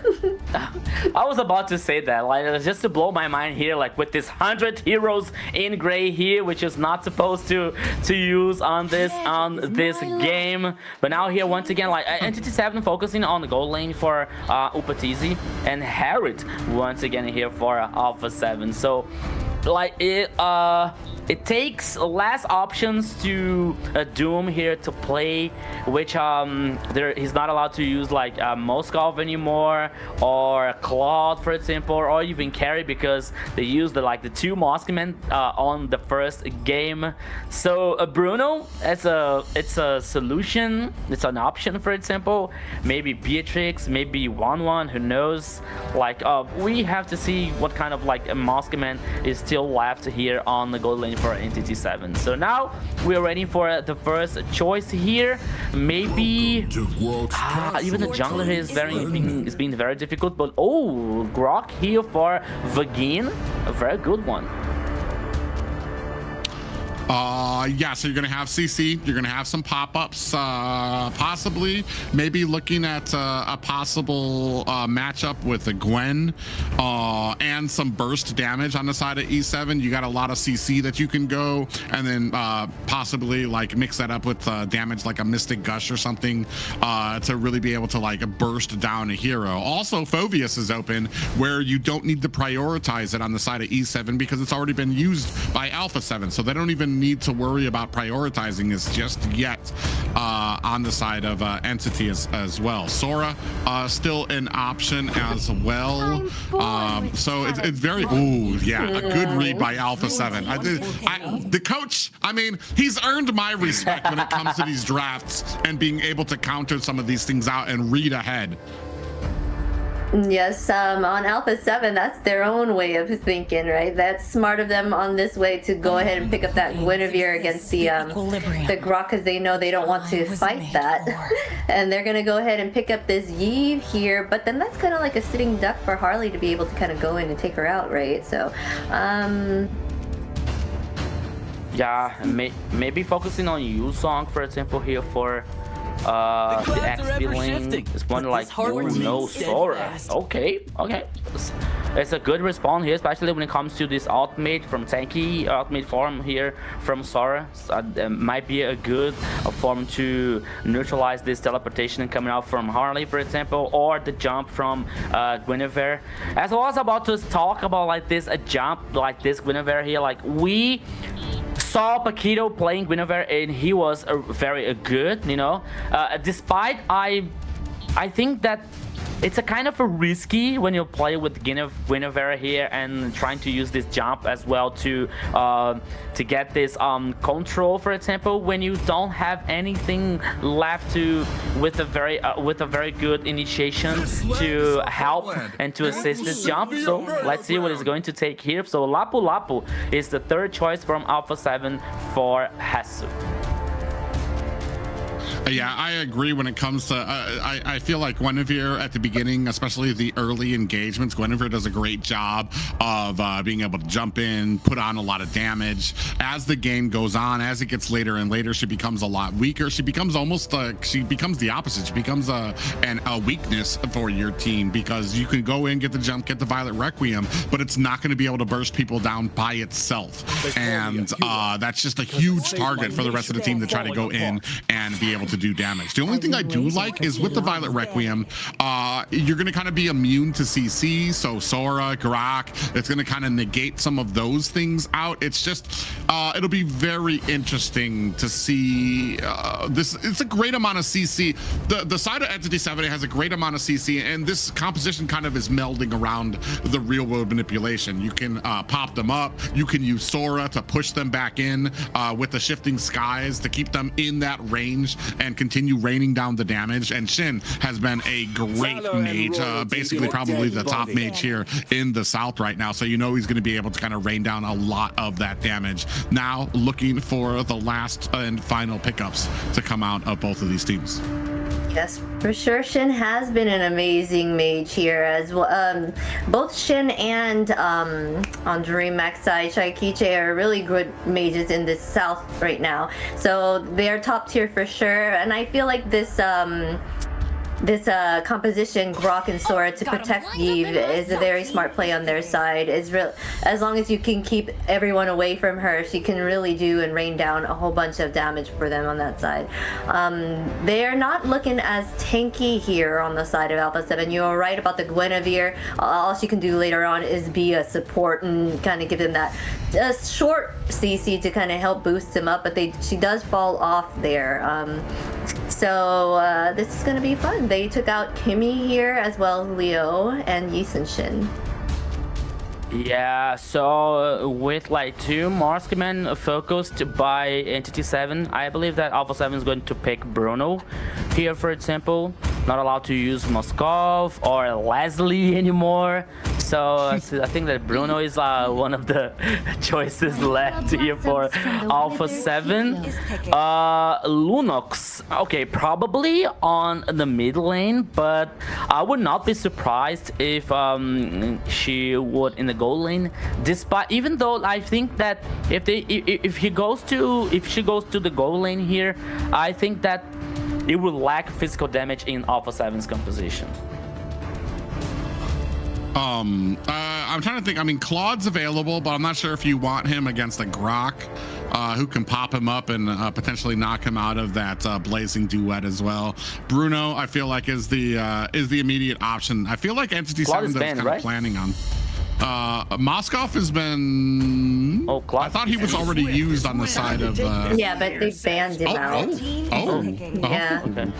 There, go ahead and pick up that Bruno, like you said. I feel like this is kind of a little call out to Alpha 7. Is oh, you played a Paquito? Let me show you how it's done, brother. Yes, for sure. So they're gonna go ahead and ban that out. Let's see what else they'll pick up here as their roamer, though. Who will be a great option here for them as a roam? Yeah.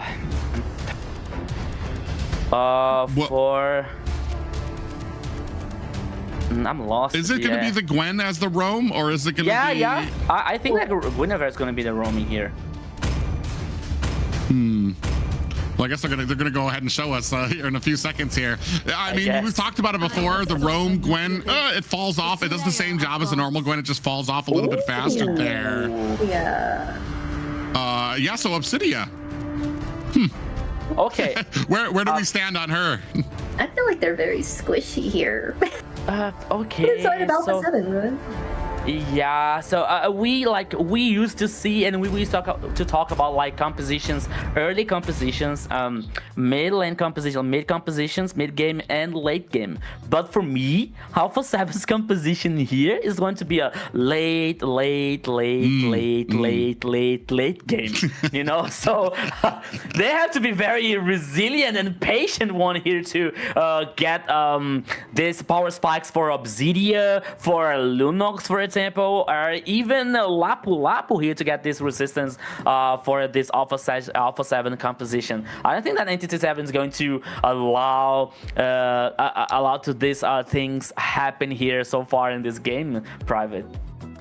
Yeah, it's going to be very tricky for Alpha 7 here. I feel like I do like the potential of a jump coming in. As soon as you start that Violet Requiem, he becomes a target for the deadly magic. Then you have Lapu that can come in. So you have the potential to get that setting, that team fight setting initiation on there.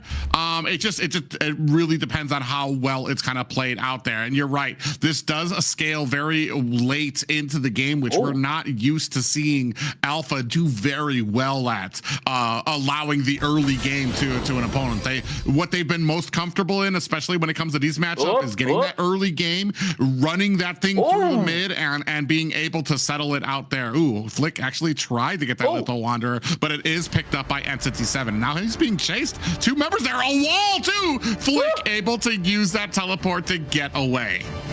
Yeah, so Paquito was forced to use Flag here. Frost never was like taking so much pressure on the mid lane here. Entity 7 like is starting on fire here this 4th game. It didn't like give us time to say hello to everybody. Welcome to the Land of Dawn once again here to Alpha 7 versus Entity 7 in this upper bracket final. But now let's go, my friend Private. Yeah, it's gonna be. I'm very excited to see how some of these kind of play into each other. You see a lot of damage coming out there. Frost Lane Eve taking a brunt of it as Paquito going around, getting that information, clearing out a lot of these bushes for the rotations coming out. Yeah, so, oops, here, on the river. Okay, Paquito doing the jump. Avoiding here any kind of situation. So, probably in a 2v2 here situation, as always, on the mid lane here for both teams.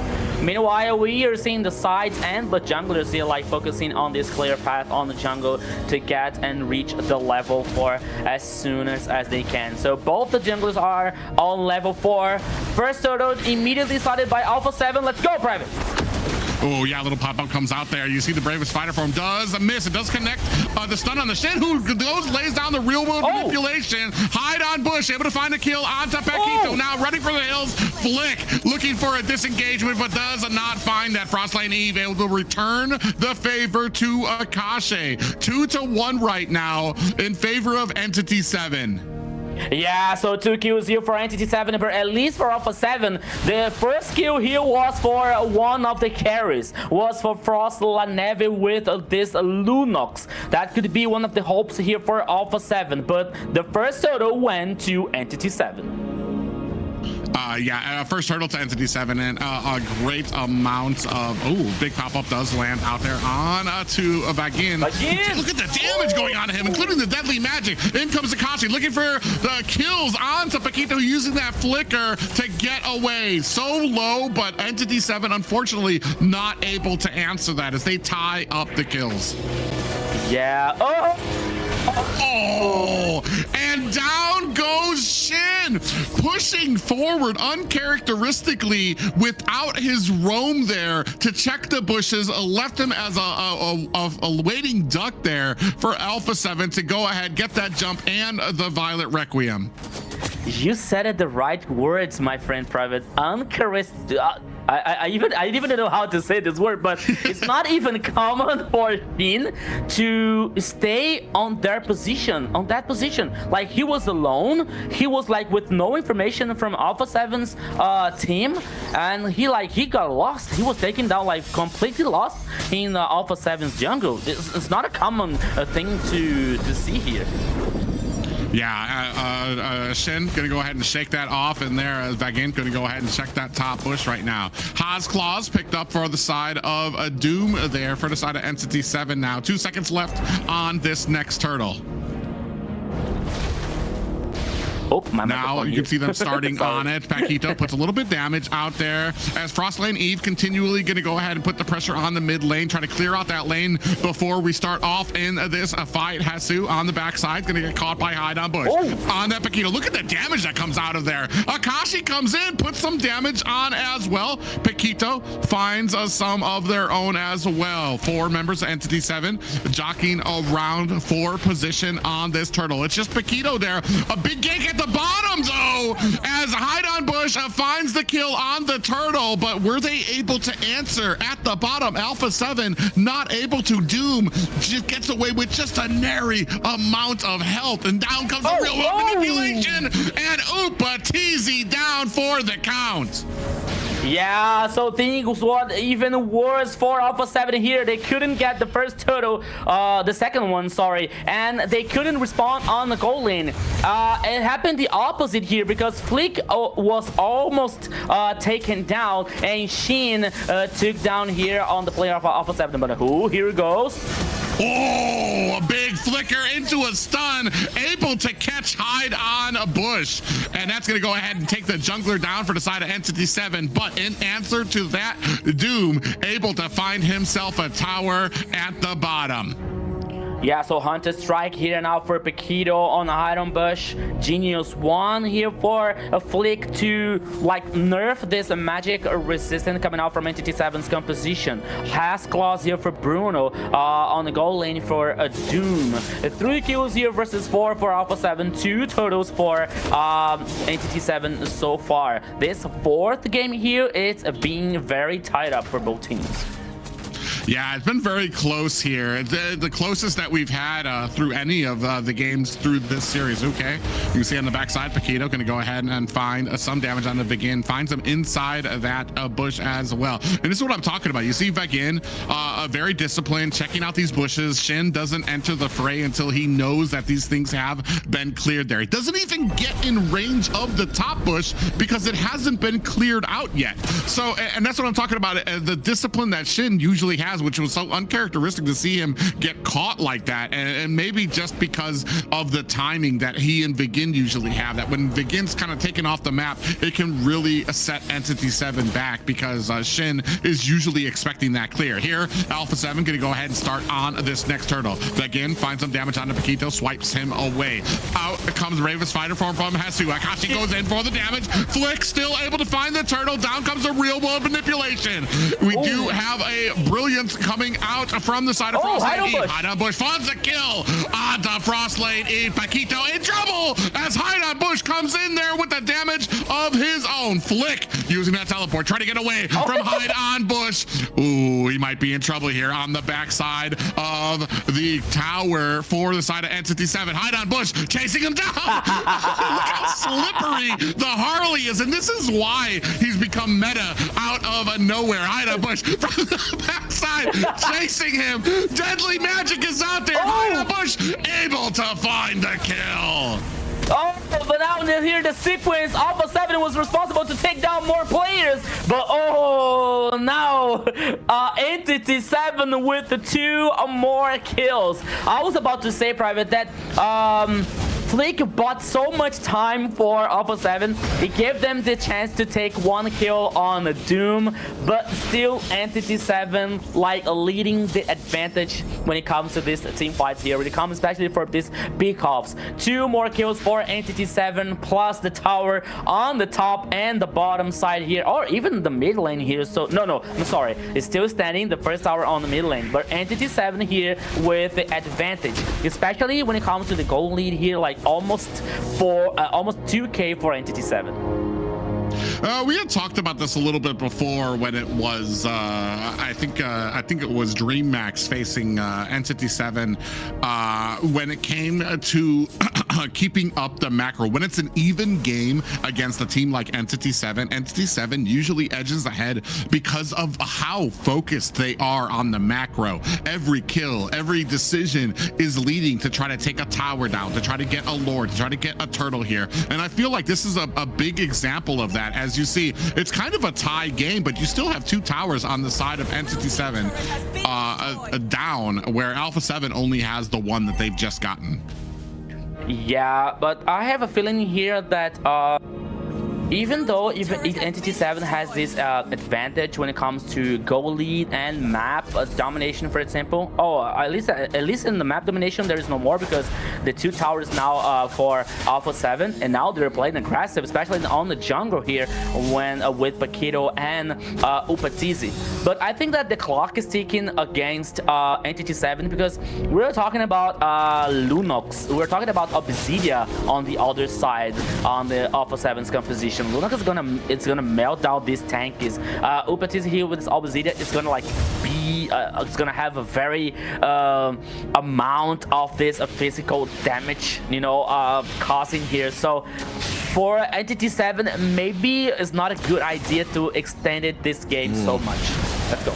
Yeah, you can see, oh, big tech charge lands on the 2. In comes Hesu with that bravest fight is formed. A big Violet Requiem lands on to hide on Bush. Is he still going to be able to get it? He picks up the Lord with ease. Doom finds a kill on the Paquito. Hesu returns the favor to 2 members of Entity 7. 3 down now as Alpha 7 looking to chase them down. 4 members up for Alpha 7. They're going to go ahead, try to push this down mid.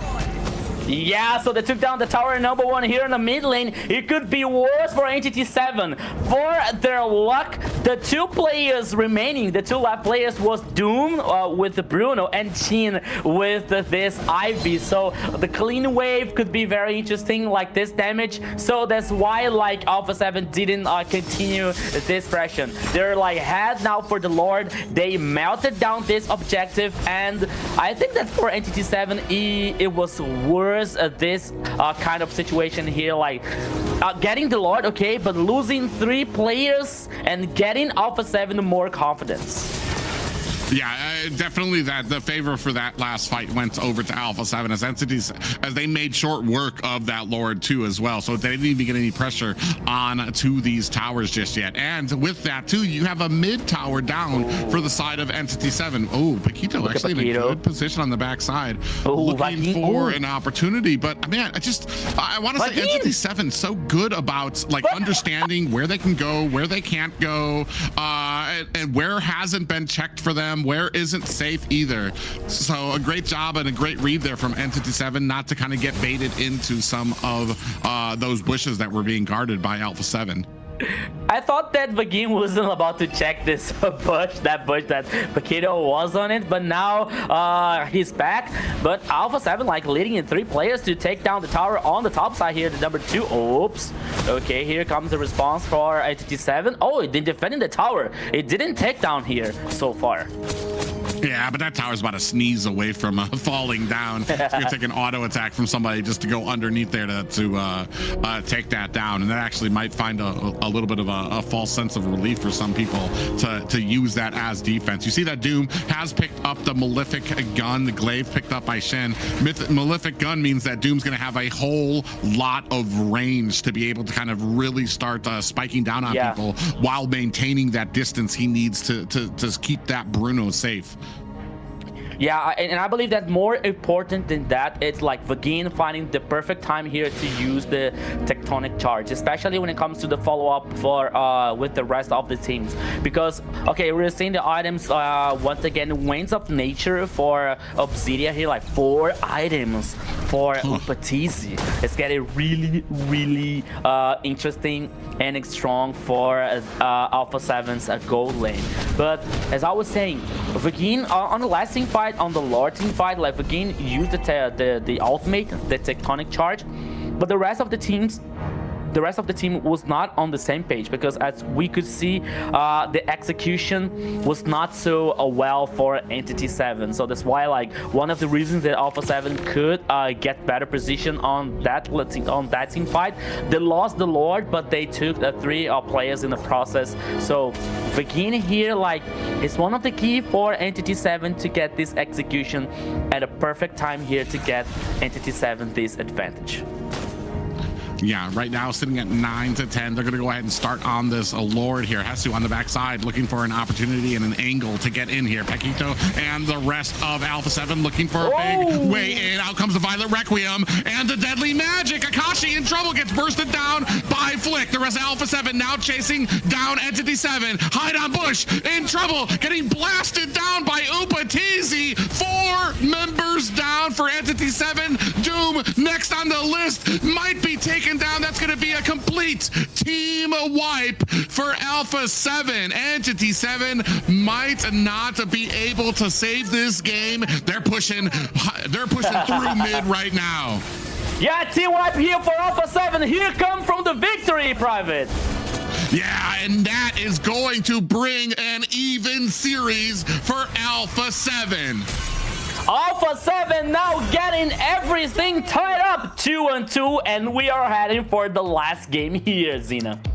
What a match. Oh my gosh, this time around they kept everything even throughout the game, and they were actually putting all that pressure on, but it seems like Alpha 7 has figured it out for them to kind of get that late and come back, right? So this one could be anyone's game coming up next. This is pretty exciting to watch right now.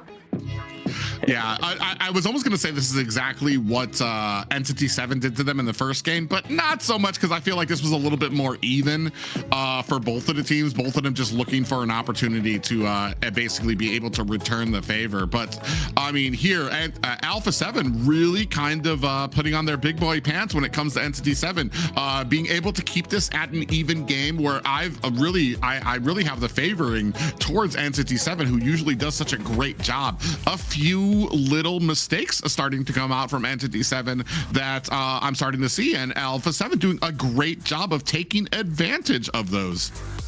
Yeah, a good job here coming out from Alpha 7, especially on this 4th game. 15 kills here, especially when it comes to Hesu. Once again, Hesu with 6 kills with this Lapu Lapu. Upatizi with Obsidia, as we were talking, like with this late game situation. Frost La Neve once again here playing with Lunox. So they felt this confidence to bring this late game composition versus Entity 7. Because we know that Entity 7, despite their discipline, despite they're powerful, they like to control the game. They like to get everything in their hands. It doesn't matter if it's gonna take long. It doesn't matter if it's gonna take like more like than I don't know, maybe 12 minutes or 15 minutes. So that's why like Alpha 7 decided to bring that composition here, especially to buy this time with Hesu and Flick using this Harley, as we saw like he trying to escape Entity 7's chase down. It was like they were buying more time for their composition, and it worked so well when we saw like Frost Lanevin and especially Upatizi with the triple kill on the last team fight here for Alpha 7 to not get only the lore but this advantage, this confidence here in this game number 4 to bring and a lead to the final game. Yeah, I feel like Alpha 7 did a good job getting the jump on Entity 7, reacting faster to get their initiating factor first here. Especially here, Akashi gets caught. He doesn't even initiate, gets caught with a Violet Requiem, and that's what sets it off for the team. The Deadly Magic there. Now you've lost a huge CC, a huge tanking ability. Upatizi starts going online and shreds them one at a time. And that is what spelled a doom for Entity 7 here, as Alpha 7 was able to use that whole team wipe to push through to the core. Yeah, and one curious thing here, as the people on the chat were talking about, Alpha 7 they dominated most of these games. We used to see Patrick, right, with the glue skin lay down on the floor, but now it's Paquito taking a little nap on the lead of down here. And I was kind of gonna say that. Oh man, that's funny. Well, here we go. We have Hesu again here on that MVP, a constant for their team, making sure that they get that win right here with 614 KDA, 41.9k total damage, and 575 golds per minute. Hesu has been that rock for that team. Yeah, his engagements coming in here, especially with being able to scope out where the mage is, where the mid lane is, get to that back line, and really put on the damage. He's been a great asset for the team. He's been, and probably one of the I want to say one of the core winners for the side of that team as well. You could see here that there's that pop up there, and then he goes way deep onto the backside, immediately latches on to try to get onto Shin. Bravest fighter form. Shin even tries to use the flicker, gets stunned, and Hesu comes in to finish the job. Yeah, so we're seeing here Hesu leading, especially on this back line, is zoning these players, but not only zoning, you know, like he was like getting deep on these initiations coming out from Alpha 7, not only to cause this damage, but also to force Entity 7's players to use the skills, to use the spells here, to use all the resources on Hesu here to let the rest of the teams shine, to let Frost shine, to let Upatizi shine here. So it was like well-deserved MVP for Hesu and his Lapu Lapu. Yes, for sure. Smart play on his side for the fact that he's going to the back line and making sure that they don't give that chance to them to kind of rain down that damage and take them out, right? So we are now here at game point. Last game here. They went the full best of 5. And now we're going to see who's going to take the win. Yeah, I'd be a little worried if I was Entity 7 here. I feel like the drafts have been very sound from Alpha 7, and they were immediately in the last few games able to patch up a lot of the things that were ailing them in those first 2 games, where it comes to making mistakes or maybe slow playing a little bit too much when it came to being safe through a lot of these games. They're being quick, they're being decisive. Even that last fight, like I said, like they're able to go ahead and catch Akashi immediately, and then you have Hesu going in, diving in deep to get into the mid laner to take down Shin. They're doing a great job of understanding where they need to be on the map and who is their target to be able to take down, to really hurt the side of Entity 7 here. Even when it comes, like I said, now I think the problem it's on the side of Entity 7 to see if they can kind of find a way to adjust, especially when it comes to the draft, because I feel like that allowing Lapu out against the Eve was kind of putting that draft in favor again to Alpha 7 here. So I feel like there might be a little bit of work that we need to do when it comes to figuring out how and thinking a little bit more ahead when it comes to the draft here, because this is just not the same Alpha 7 that they have faced in the past. Yeah, so when I look at that situation here, the only thing that comes through my mind is a very famous Brazilian meme coming out from a soccer player called Ronaldinho Gaúcho. He was in a soccer field, like doing an interview. His team was losing at the first half, like 2-0, but at the end of the first half, his team was like scored 1 goal. On the interview, he was saying like, "Oh, they're giving us some dreams. They're giving us some hope. We are dangerous here, so you better not letting us to dream with this winning situation." So here now with Alpha 7 versus Entity 7, Entity 7 like leading 2-0, and now Alpha 7 like getting things tied up and leading to the final game here. Like, I think that now the mentality from Alpha 7 could be better than Entity 7. Of course, there are pro players. They have like the whole coaching staff to help them and assist them in those situations, you know. But here now, that could be just a little bit complicated situation for Entity 7. But Xena, we have good news, not only from matches, right? Yes, we do have some good news, guys. Whoever's in the chat, you get a chance at some diamond drops. We have diamond drops happening right now for you. Whoever's engaging the most and staying active, you get a chance at getting these diamonds. Yeah, I mean, there's a lot of skins coming out there, and I think we've heard some rumors about some great skins out in the future as well. I know I'm a little excited. I like adding to my SpongeBob collection, and a lot of the other skins that have kind of come out there as well. And then, like we've talked about before, there's skins, or there's also those great recalls and emotes that you can get as well that come out as well. Yeah, the emotes one are my favorite. Like, I'm trying to get in one like surprise. I don't think you guys seen at this emote and other ones like that one like. It was a really Paquito? good one. It is Paquito? Was it Paquito? Yeah, Is that no, what he looked like? yeah. We zoned in on him. Hey. Oh, please, so comfortable.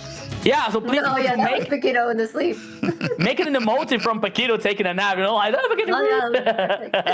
taking a nap and lay down on the floor. That could be very good one here. So you guys are on the chat, so you have the chance to get diamonds here, okay? And especially you that are watching us from on North America, MLBB North America, you have more chances. So here, please are watching us. Stay tuned, okay? And send a like, share the live here, call your friends to watch this very special day. And hey, it's only the first match here, Entity 7 versus Alpha 7. Later we have Infinity versus Dreamax, and then we have the loser from this match versus the winner from the other match. So man, this is gonna be very, very insane today.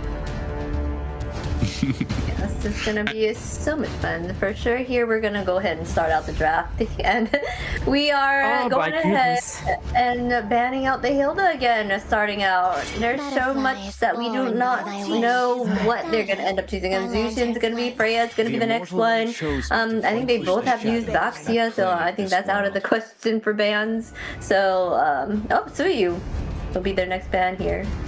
Yeah, Freya, yeah, there's a reason you call it about Freya there. I feel like Zushin's getting the Freya treatment right now. So she's going to be off of there. So, I mean, it's very actually kind of curious as to what exactly is left, especially I feel like one of the big problems with the meta right now, if you want to call it a problem, is I feel like marksmans have really kind of been ironed down to this really tight-knit group of marksmans that are viable to really be picked up. Unless you go with like a double fighter composition, which isn't completely, I feel like, off the table for a lot of teams, especially teams as skilled as Entity and Alpha 7 here when it comes to that lane. When we go for priority, Phoveus still out there for the side of Entity 7. Haven't really picked it up. It's not something that they usually prioritize or that they need to prioritize, because it's not like Alpha 7 is going to be able to steal it away from them since they've already used it. But I want to say, if there's ever a time to pull out a Phoveus, probably now would be it. To kind of because he's got a great winning record too. He does a lot. He just really has a great presence for your team to really offset a lot of the dashy heroes that are out there as well. But we start off and prioritize with a Cho pickup. Yeah, so okay. not only like take this show, but avoiding taking a show from Paquito, not taking out show from Paquito, a very very good hero that Paquito likes to play, you know. And even though now that Alpha 7 is not allowed to use, I'm looking out, I'm trying to find, yes, Alpha 7 is not allowed to use Phoveus, so maybe they're not worried about that and not being banned on this first phase here. So maybe there was like the other, like the 2-3 choice coming out from Entity 7, we can see for views on their composition. But now we'll see, waiting for Alpha 7. Man, so many great heroes here. So what's left? Rafaela? No. Nana? Angela? No, Marcel There's and still a Fred. lot. Seems like there's still a lot out there. They still got Leo out there, Marcel. They just picked out Bridger, and there's that Kimmy. All right, so maybe there are some things that we forgot.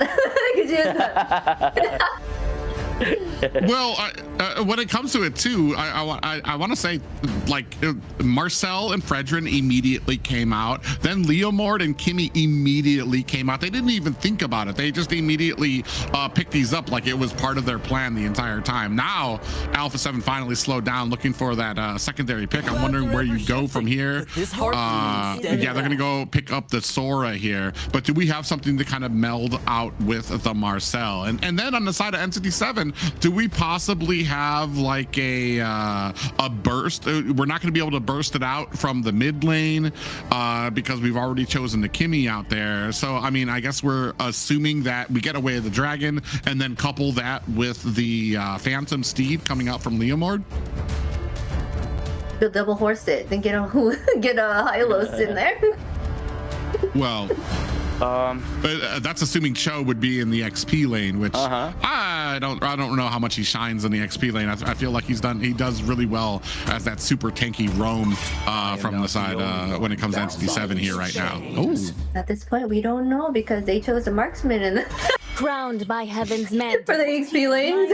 legacy shall endure. Yeah, you're not wrong. But now here, like, looking for Zetian getting banned from Entity 7. We're not allowed to see full views on Entity 7's composition, at least on this last game so far on this match.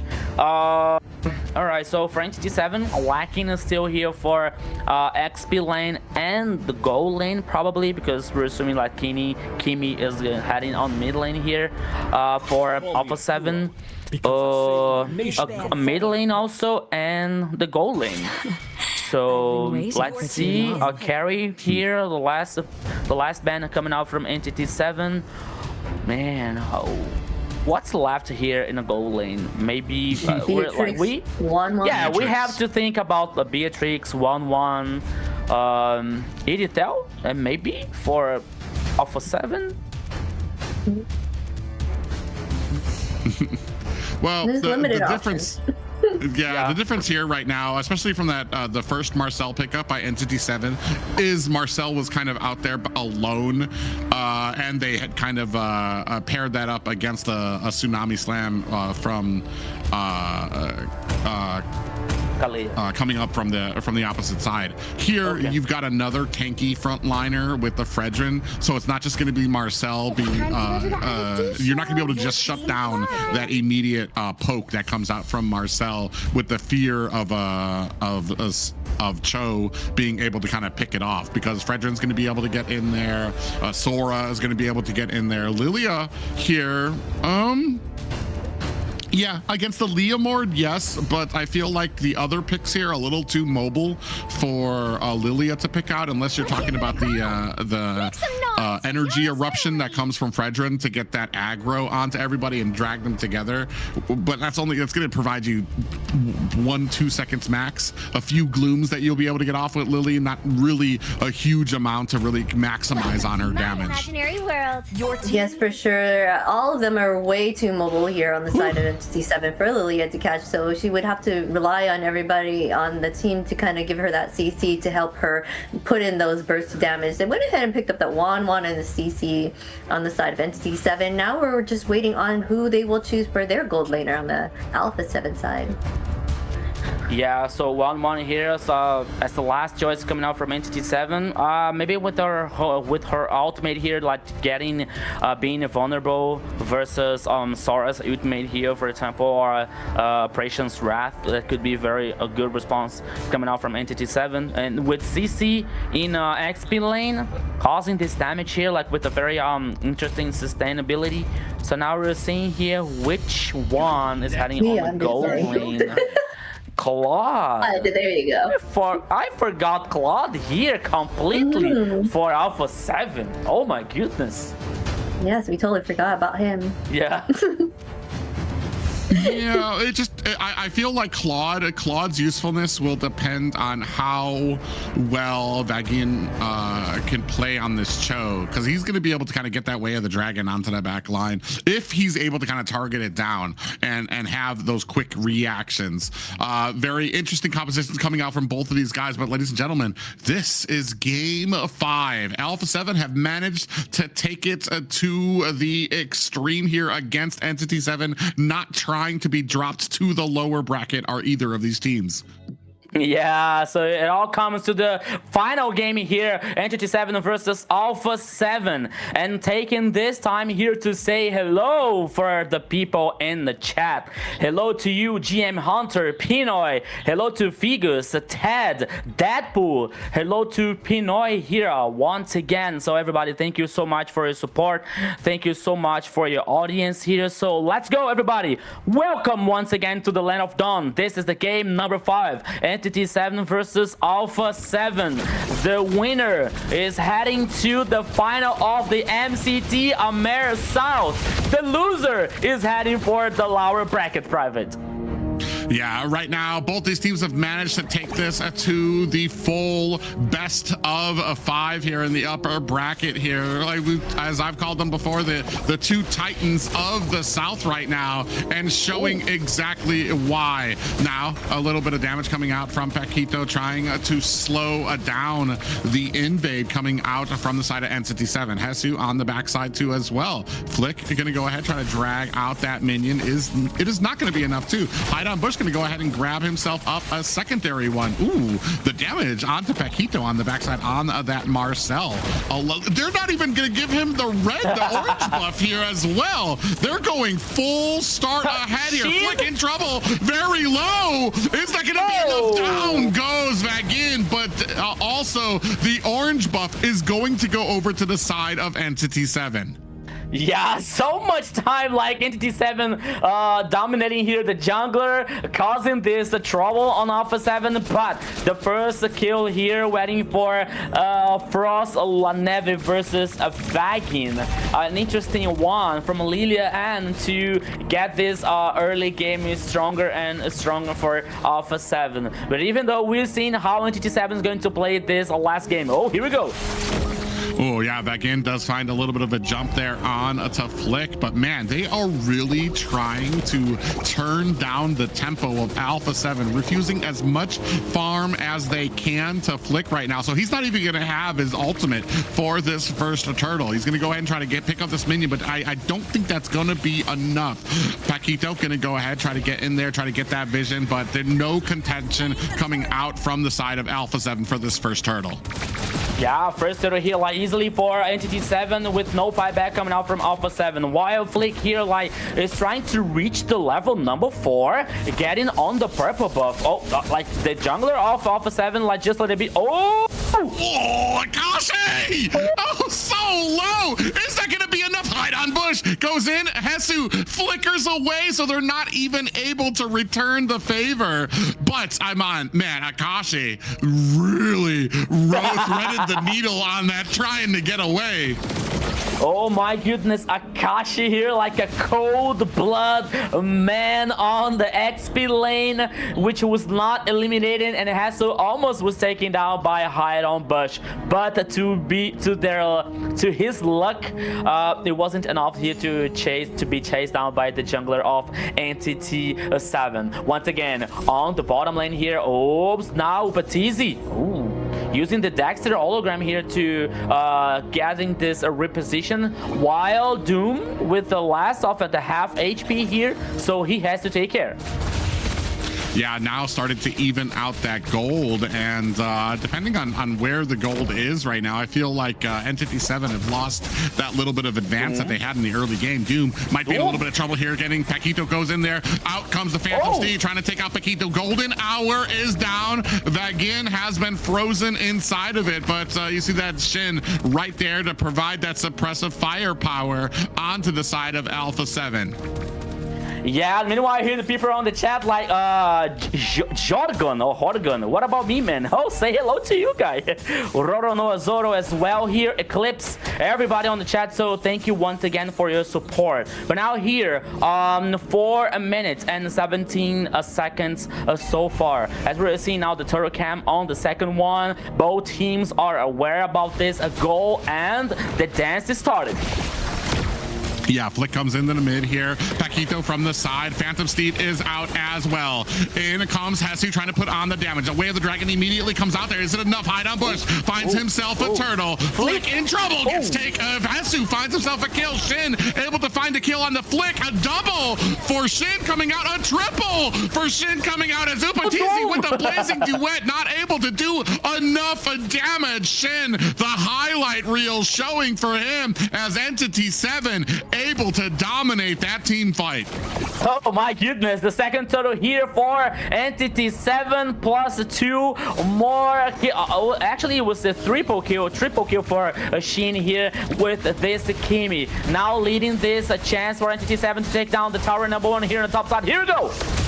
Oh, might have overstayed their welcome, and down goes Vegin, down goes Akashi and Shin. They weren't able to take down the tower fast enough. Alpha 7 make a beeline for it and find 3 kills of their own.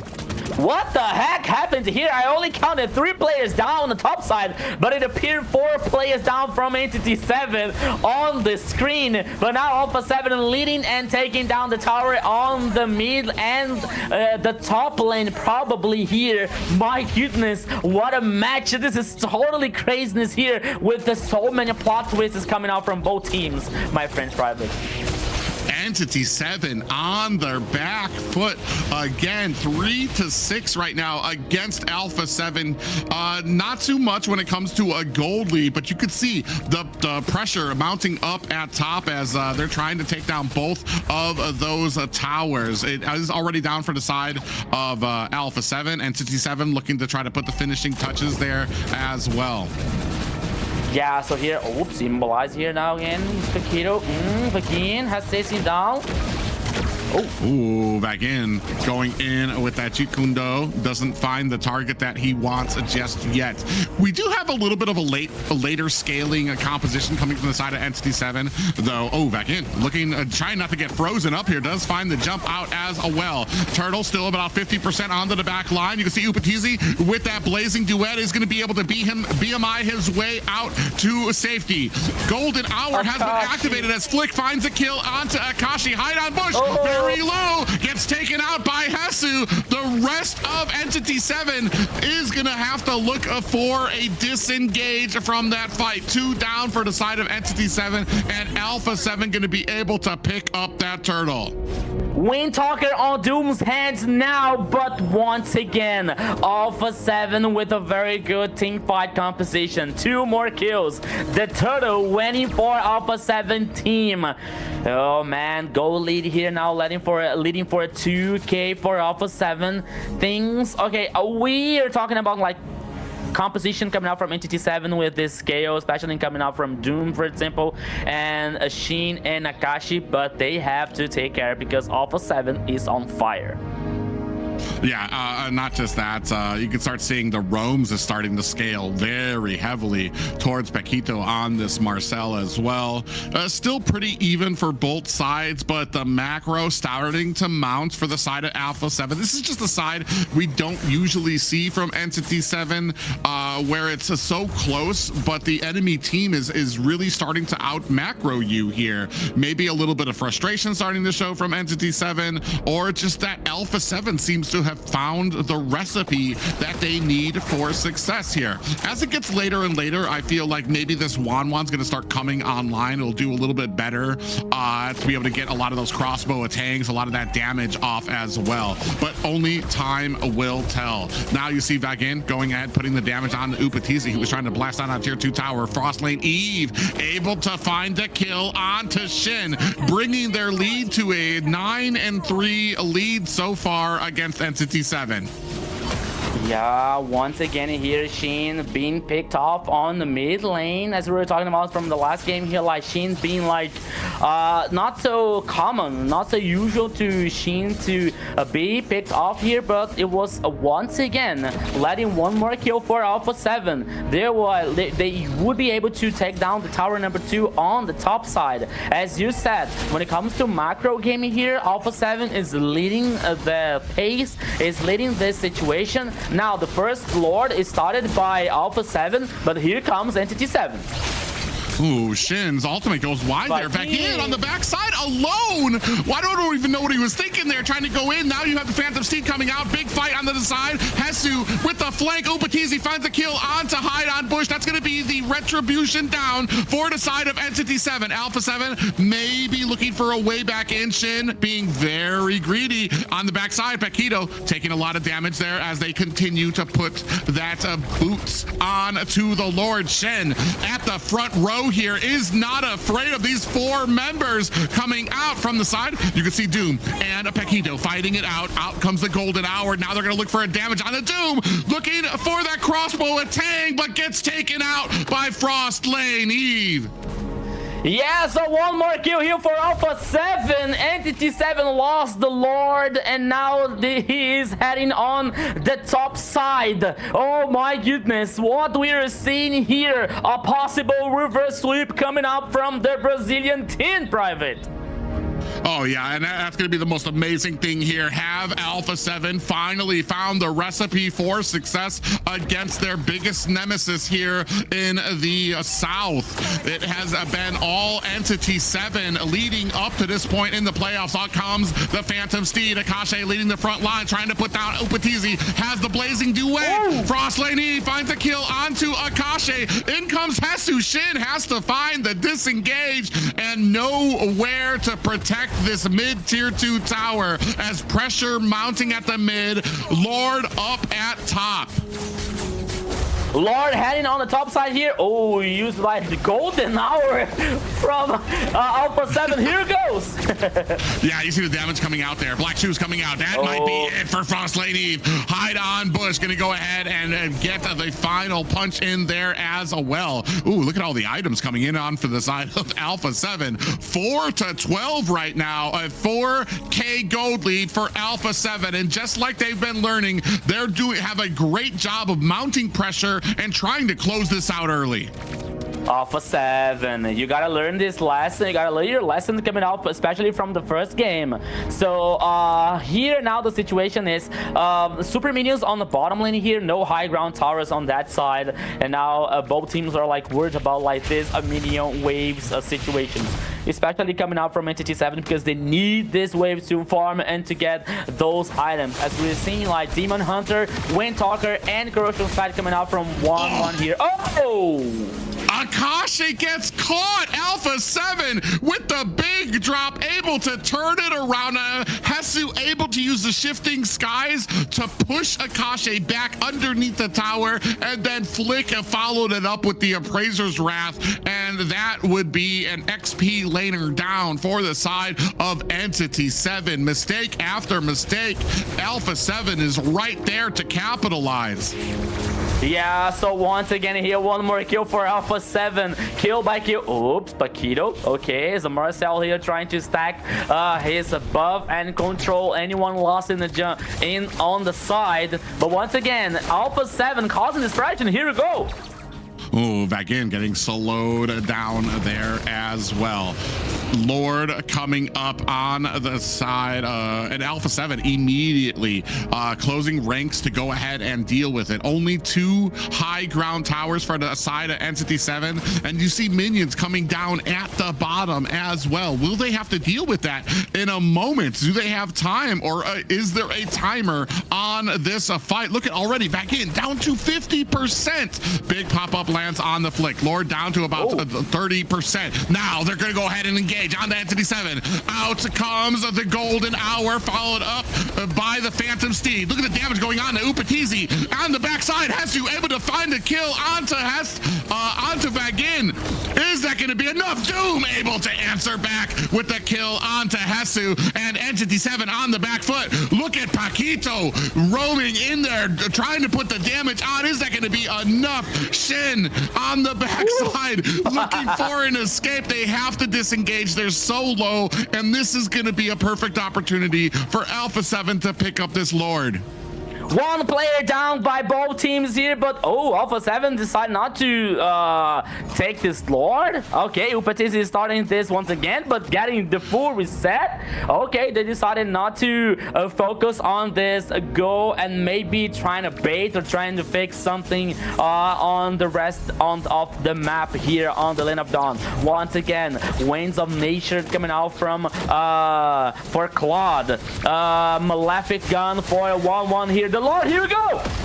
Oh, a golden hour freezes the Lord. Are they going to be able to get this one out? Right on Bush finds himself a Lord for Entity 7, but Alpha 7 able to answer back. Frostlane Eve, 2 down, 3 down for Entity 7. Shin has to find a way back home. Akashi is getting caught by Alpha 7. There is only one left to defend against this push from Alpha 7.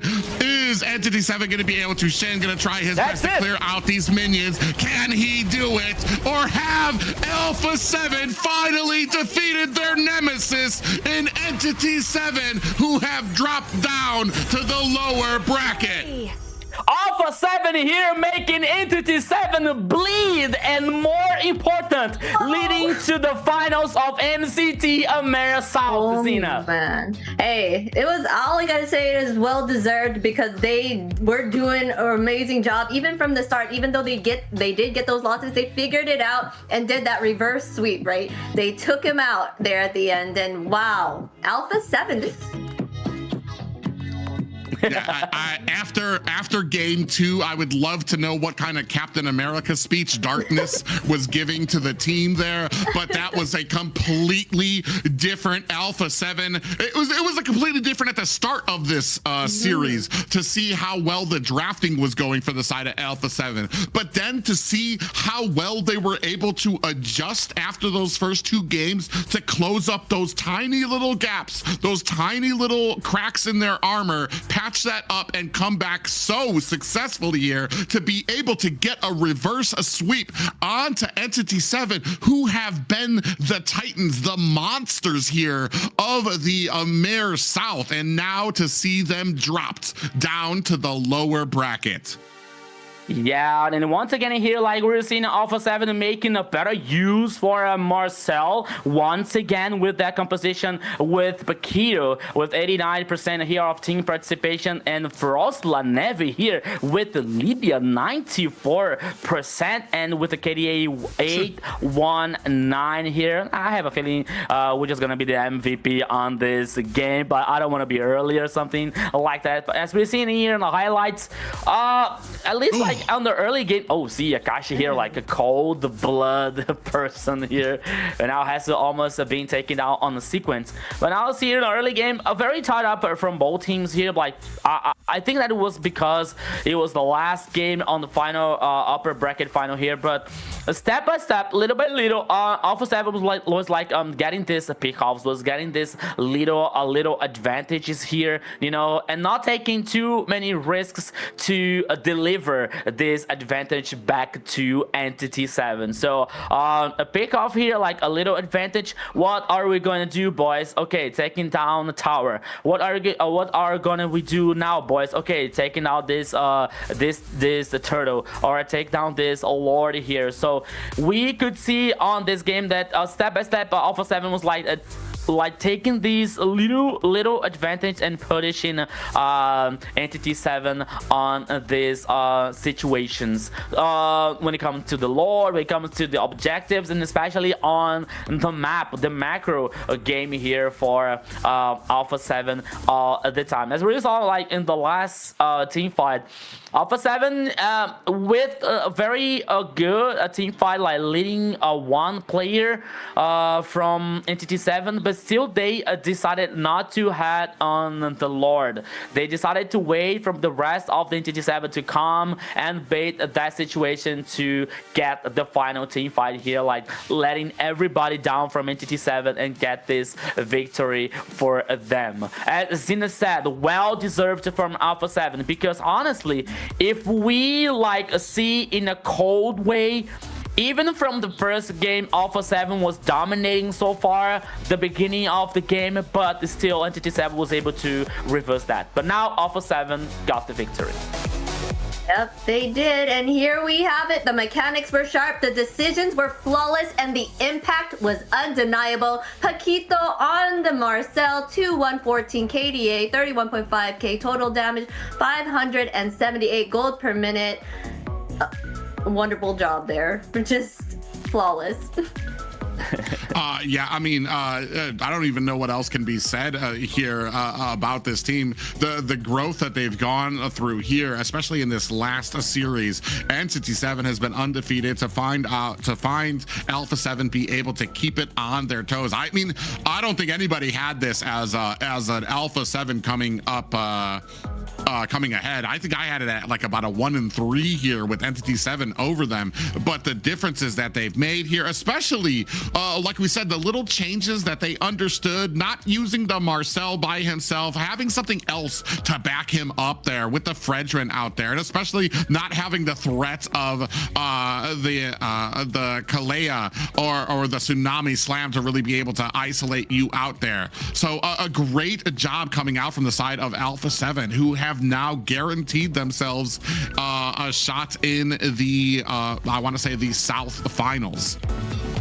Yeah, it's a very good one here for Alpha 7 with this reverse sweep on this upper bracket final, leading them to this MCT AMER South final. And I believe that more important than that, not only to get to these finals, but to win versus Entity 7, like kind of a nemesis since from the last season from them, like trying and struggling with some situations. So I think that for them it means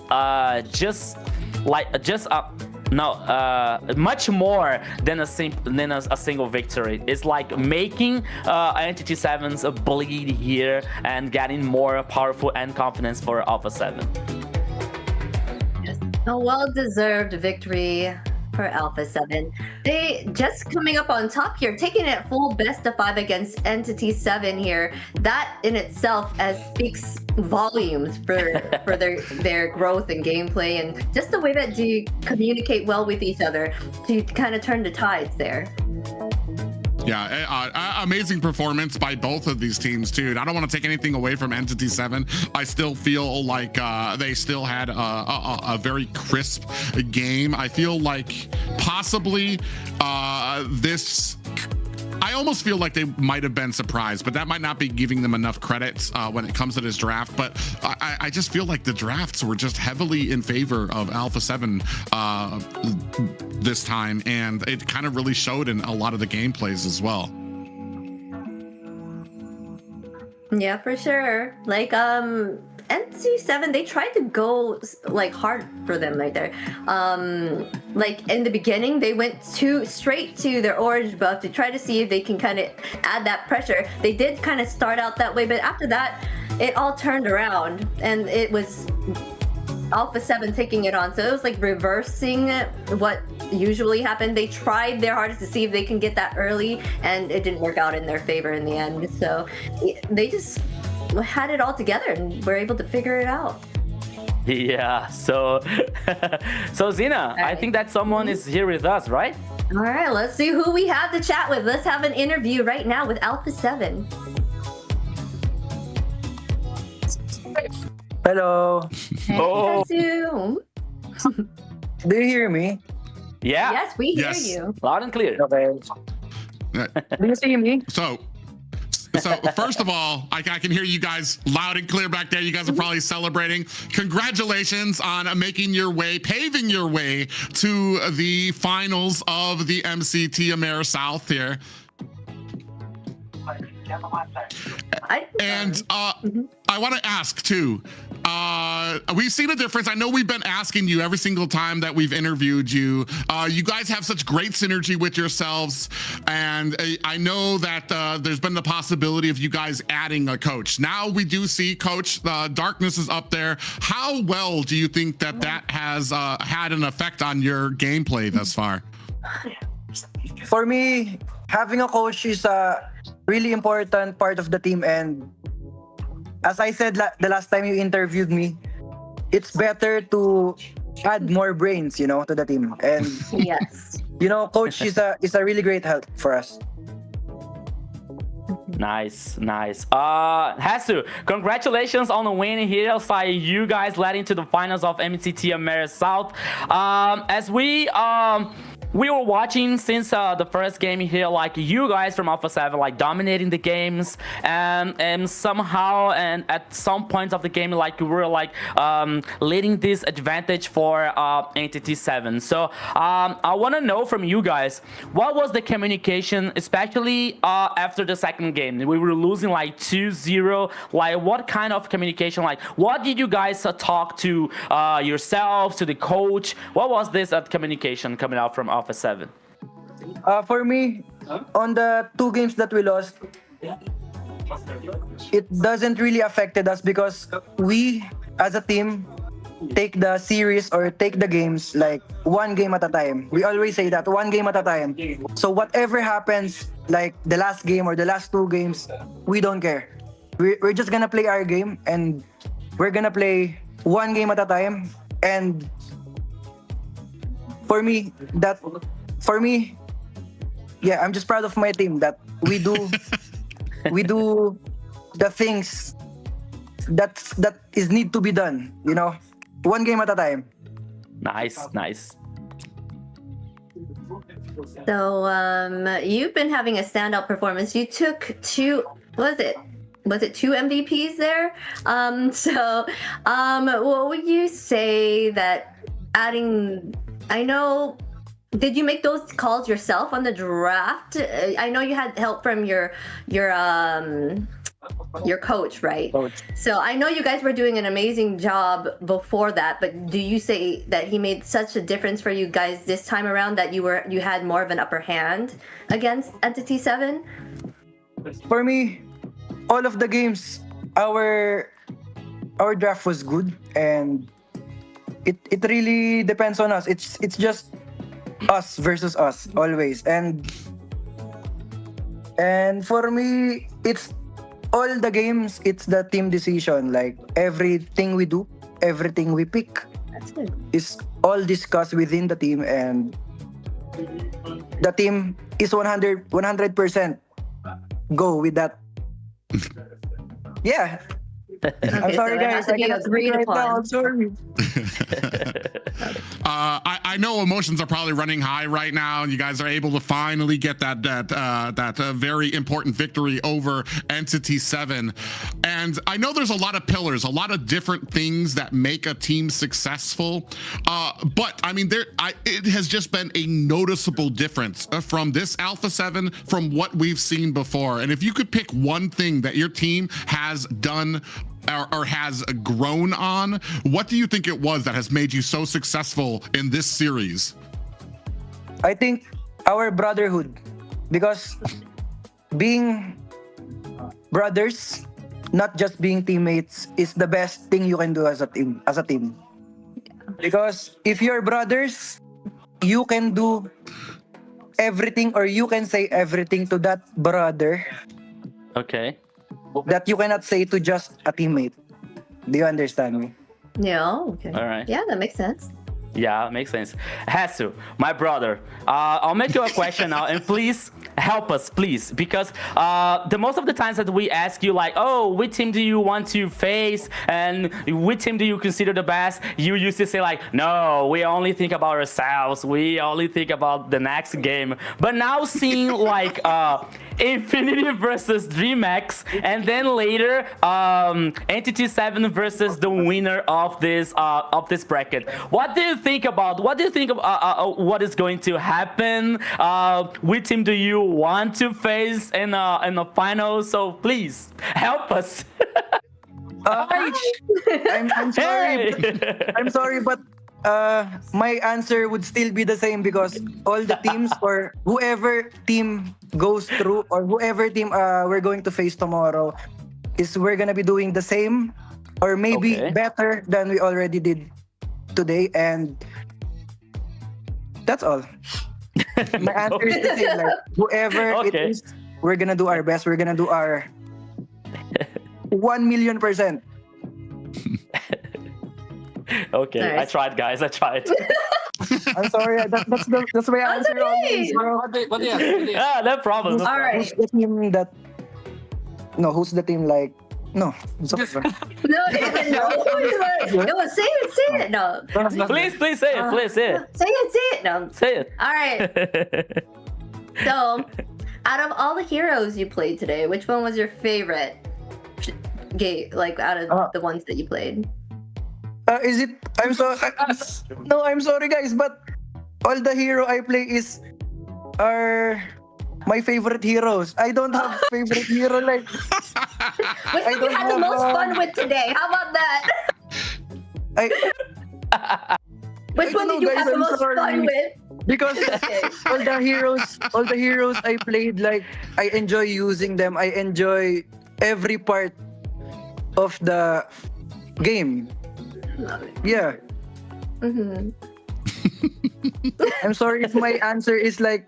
It's No, it's fine. It's good. It's Nah, relieving to have we've always called Alpha 7 is the team that's been filled with the most positivity. So don't ever apologize about that Okay. and any of your answers there. It's just us looking for drama that is not there. You guys, congratulations. Do you have any shout outs you want to give to the fans or the viewers out there?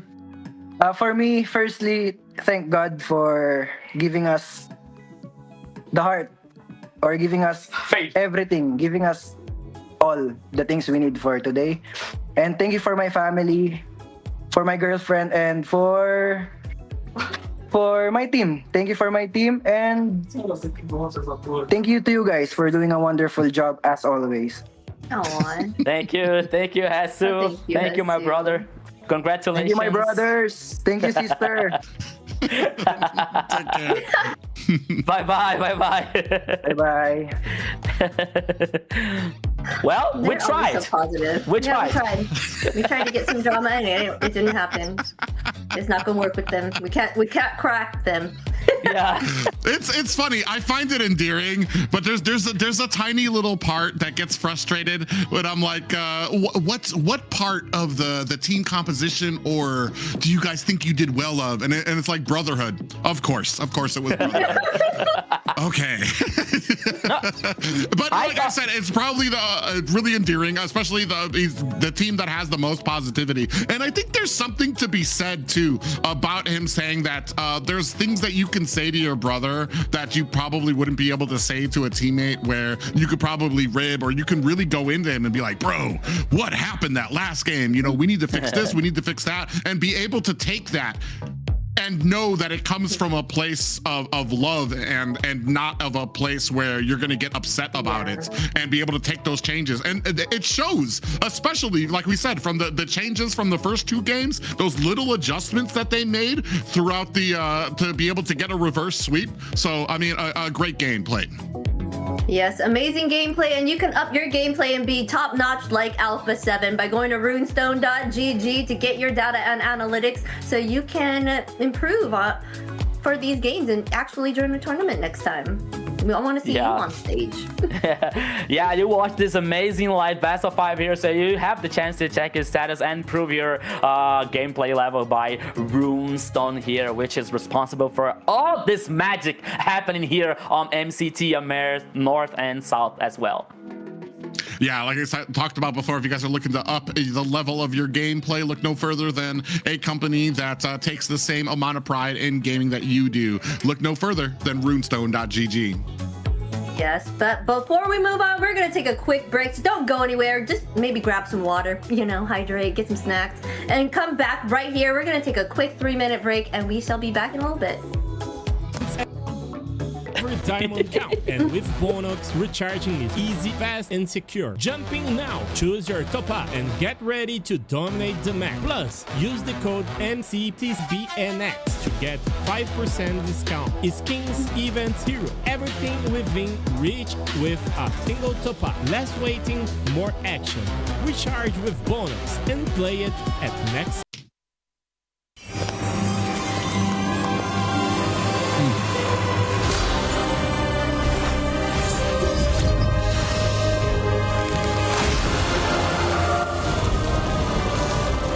Crafter, man. That's all I say.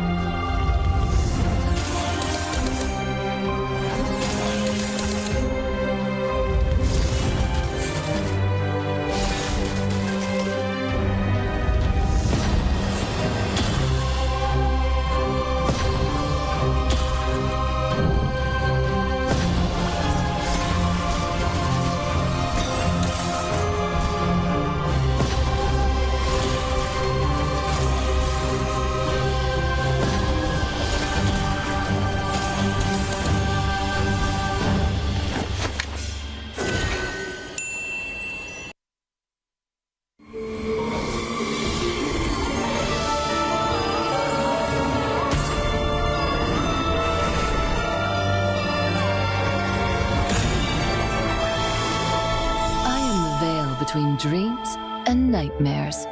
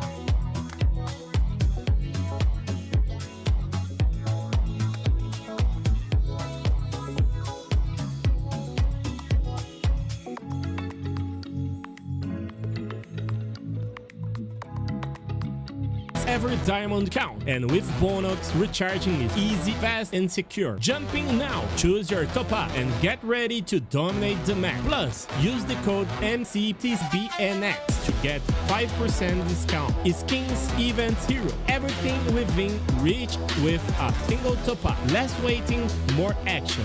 Recharge with Bonox and play it at next.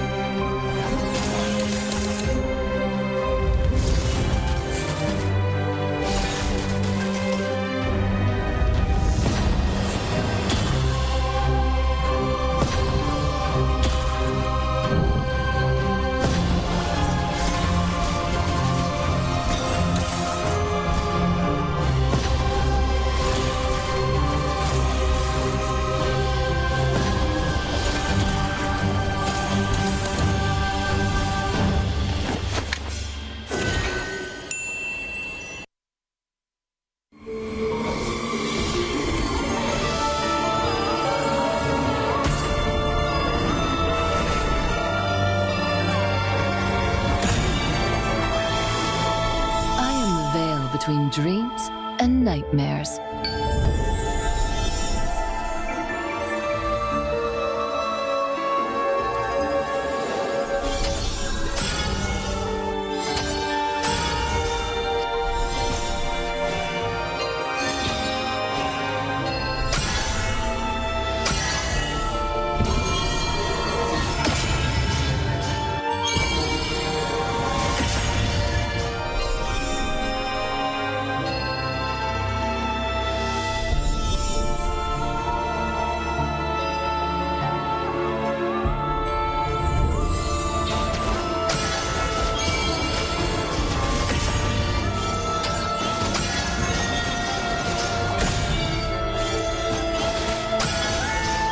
This is coming out of our 20 minutes, though. I know, right? Yeah, it's totally for sure.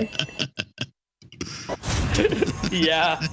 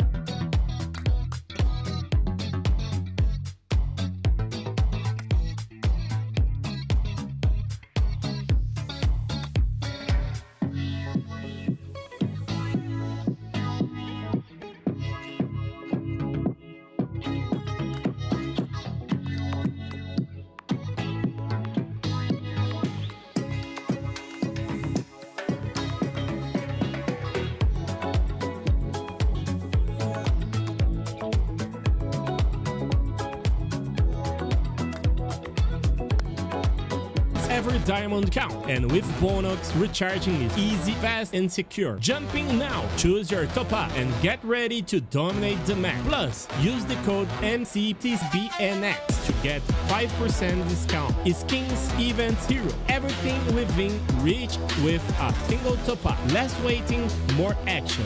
Recharge with Bonox and play it at next.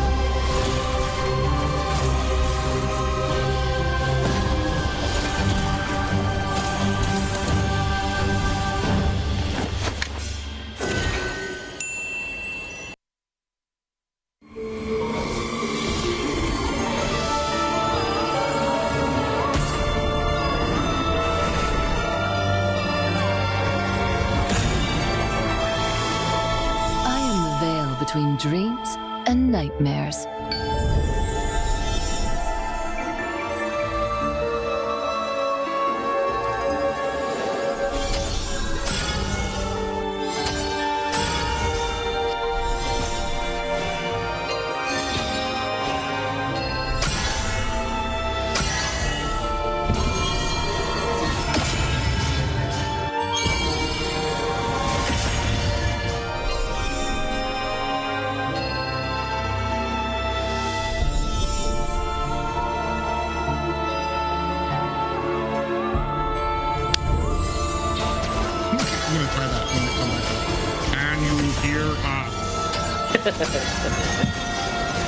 I'm gonna be testing all your senses. Okay, good. I'm happy you enjoyed our interpretive dance and lip reading cast. Okay.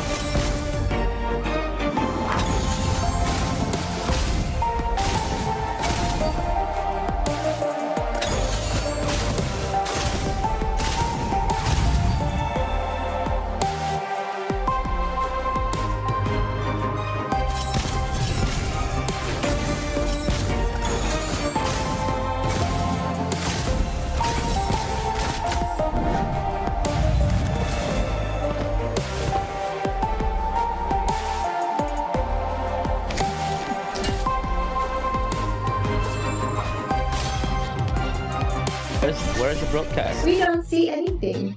Yeah. We don't know what we're doing. Hopefully it's not showing. Welcome back. Hi. Are we on camera? Did it show our faces? Did it show our faces just sitting there? No, not yet. At least.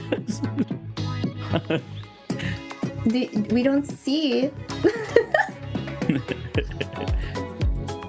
Oh, okay. Oh my God, it's so tiny. Oh, This is a well, it's broadcast gone for again. ants. Okay. Oh, well, hi, everyone. Oh. Welcome back to MCT AMER South. We're just as surprised as you guys are. Well, we're back, guys. Now we can move on with the show. Hopefully you can hear us, right? Yeah. So we are back here, guys. We were talking about like now it is the lower bracket time, Infinity versus Dreamax. So much history here, Private, between these two teams. Yeah, tons of history as you take a look here. We already got done with our first best of 5 Entity 7. Unfortunately, moving to the lower bracket to take on the winner here. Infinity versus Dreammax, two of our dark horse teams here who have been putting in that 250% needed to try to move on here in the playoffs. But now, once again, these teams will clash. I think you've already said this is going to be the 4th series for these teams.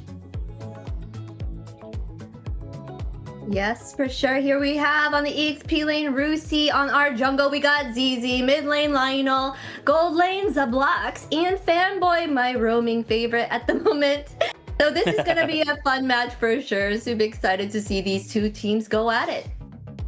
Yeah, so here Infinity is a roster so far on this tournament here, like bringing some news, bringing something out of the box here with the unusual draft, but enough to surprise the opponent, enough to surprise the enemies here to get successful in some results here so far. So let's see what Infinity is about to show us.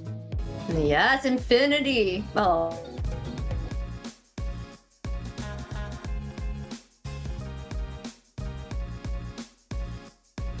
Rusi, hace 4 años. Dairo, Fanny, Sanford, yo mismo, la Pulapu, la Cof de Paquito, el Saber, el Isla, Setiam, la Fanny, Fanboy, sí, Sanford, a nadie. Urano, Early, Carly.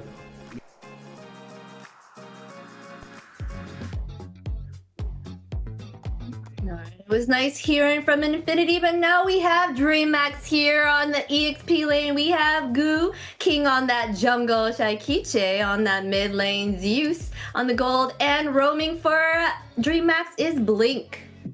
Yeah, a lot of great names there that I think a lot of people have become fans of. But let's see what Dreamax had to say before this match.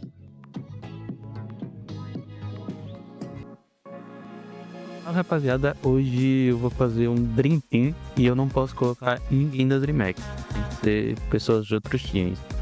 Como eu vou jogar Sweet Lane nessa iPad, Jungle seria o Flick, da rotação. Me agrada muito a gameplay do Paquito. Na Gold Lane, Lagusta. E no Mid Lane. Pode ser o Flash. E é isso.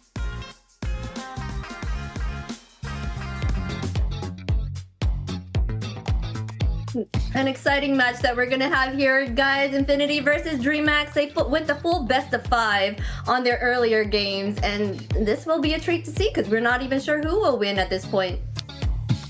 Yeah, so that is the 4th time on the MCT AMER South that these two teams are gonna face each other. So much history, so much like the wins and losses here. So now it comes to this end, because here is now or never. One team is gonna say goodbye now, and another one is gonna still survive in a competition and face Entity 7 in the lower bracket final. Yeah, it's underdog versus underdog. One of these teams will be moving forward. And ladies and gentlemen, strap in, because we are not even halfway done with the night. We have a possible another best of 5. Like we said, both of these teams have gone the distance. They understand each other. They know each other. They know their picks. So look for a lot of back and forth from these guys. Yes, for sure. On the side Infinity, we have Fanboy, who's always been different with his roam picks, right? So super fun to see him on the field. We never know what he's going to choose. He has so many out there choices, and a lot of the time the other team likes to ban out his chip, because his chip is a beast and a menace to deal with. And then on the other hand, we have Shaikiche here, who has been very great with the map awareness and just really great positioning, right? So just seeing these two teams kind of go at it, it's a treat for you guys. Yeah, as we were talking about before we get back here on the broadcast, we were talking about like weapons from both teams here. Like while Dreamax has Shaikichi, for example, as a strong weapon, with the King, for example, and Blink, this Trinity, the strongest point from Dreamax. When it comes to Infinity here, like we like to say about Fanboy here, which brings some heroes sometimes out of the meta. ZZ in the jungler doing some solid performances, and even Zablox that we don't talk too much, but it's always brings some good positioning when it comes to team fights here. But now checking out the bans still on this first game here. So now Harley, it is the last ban here in the first phase coming out from Infinity, while Dreamax take out Freya. Okay, once again here, no Freya, at least at this point of the day so far when it comes to the both teams. Yeah, we've still got options for Marcel, Sora out there. I think usually from these guys, I feel like they usually like to lock down marksmans early to try to get that security on them. No, they're going to go with the Marcel pickup, so leaving that open, and we're going to see what the answer is. I assume possibly the immediate Valentina pickup. Maybe you pick that up and well, you don't have the scariness of the Phobias out there. So yeah, I think a sure win for a Valentina pickup, and especially on a player like Shaikiche. Yes, that would be a great pickup. These are solid bans for sure, starting out for them. There's so many options at this point for them to choose from. So many things out there that is a threat because the global bans have not taken effect yet. So gonna be great to see what choices they feel like is more priority here, right? It's our showtime. Oh, Claude here. Okay, and Valentina. Well said here by Private, that came from the future to tell us about like Dreamax's pick so far. When it comes to one of the responses here from Marcel on the other side. But whoa, Fredrin and no like Jabber Beatrix here coming out from Infinity. I like it so much. Yes, for sure. Yeah. Two great picks here. We just saw how well that Marcel pairs into the Fredrin, because now you have a dual backup tank there that can help in case they have a kind of a snatch and grab type of composition coming out from Dreamax. Not just that, but Beatrix as well. Added to that, you're going to be able to use a Nibiru's Passion. It'll all stack up at the edge of that golden hour, and especially when we've been seeing a lot of Beatrixes like to kind of get that anti-heal out there. So not only are you going to have the damage, but you're going to have this insane amount of anti-heal that just washes over the team that get caught into that golden hour as well. So we'll see how well this goes out there. And yeah, they're going to go with the Kalea, which we saw was successful against the Marcel in the last series. But like I just mentioned, there wasn't a tanky front line to help kind of with that as well. So if Fredrin gets in the way there, that might not be the target you're looking for on your side. Yes, they're gonna go ahead. Well, yeah, you were saying that Kalea is a good match up against Marcel there, but Fredrin will get in the way, possibly. But they're gonna go ahead and ban out the Leo here, Eudora, and Zetian. Okay. Wait. Am I seeing right?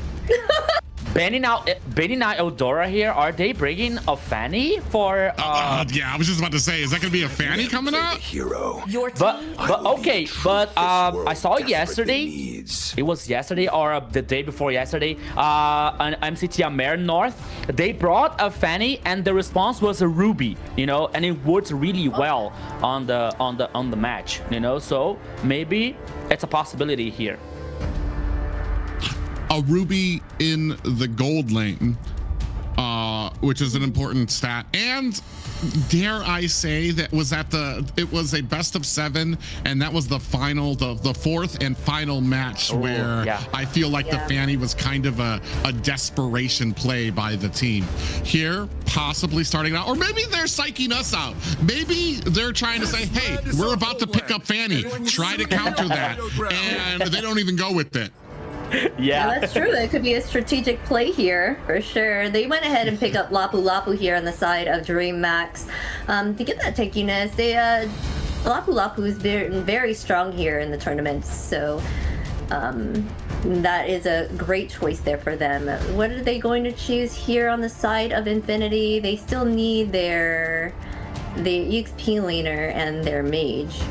Yeah, but actually it's gonna be a mind gap here brought by Dreamax because as Private said, they banned Eldora, like trying to bait Fanny pick for somehow forcing Infinity to think about like some kind of response coming out, but they didn't buy the idea about like Dreamax bringing this Fanny. They brought Glue for XP lane and Kagura for a mid lane. It opens the possibility for Dreamax still bringing this Fanny for a King, but I don't think that King is going to pick Fanny here. I think that maybe a Suyo from this composition here. Yeah, like with a very dynamic mobility here when it comes to guarantee these objectives. I think that is a good way for Dreamax to finish this composition so far.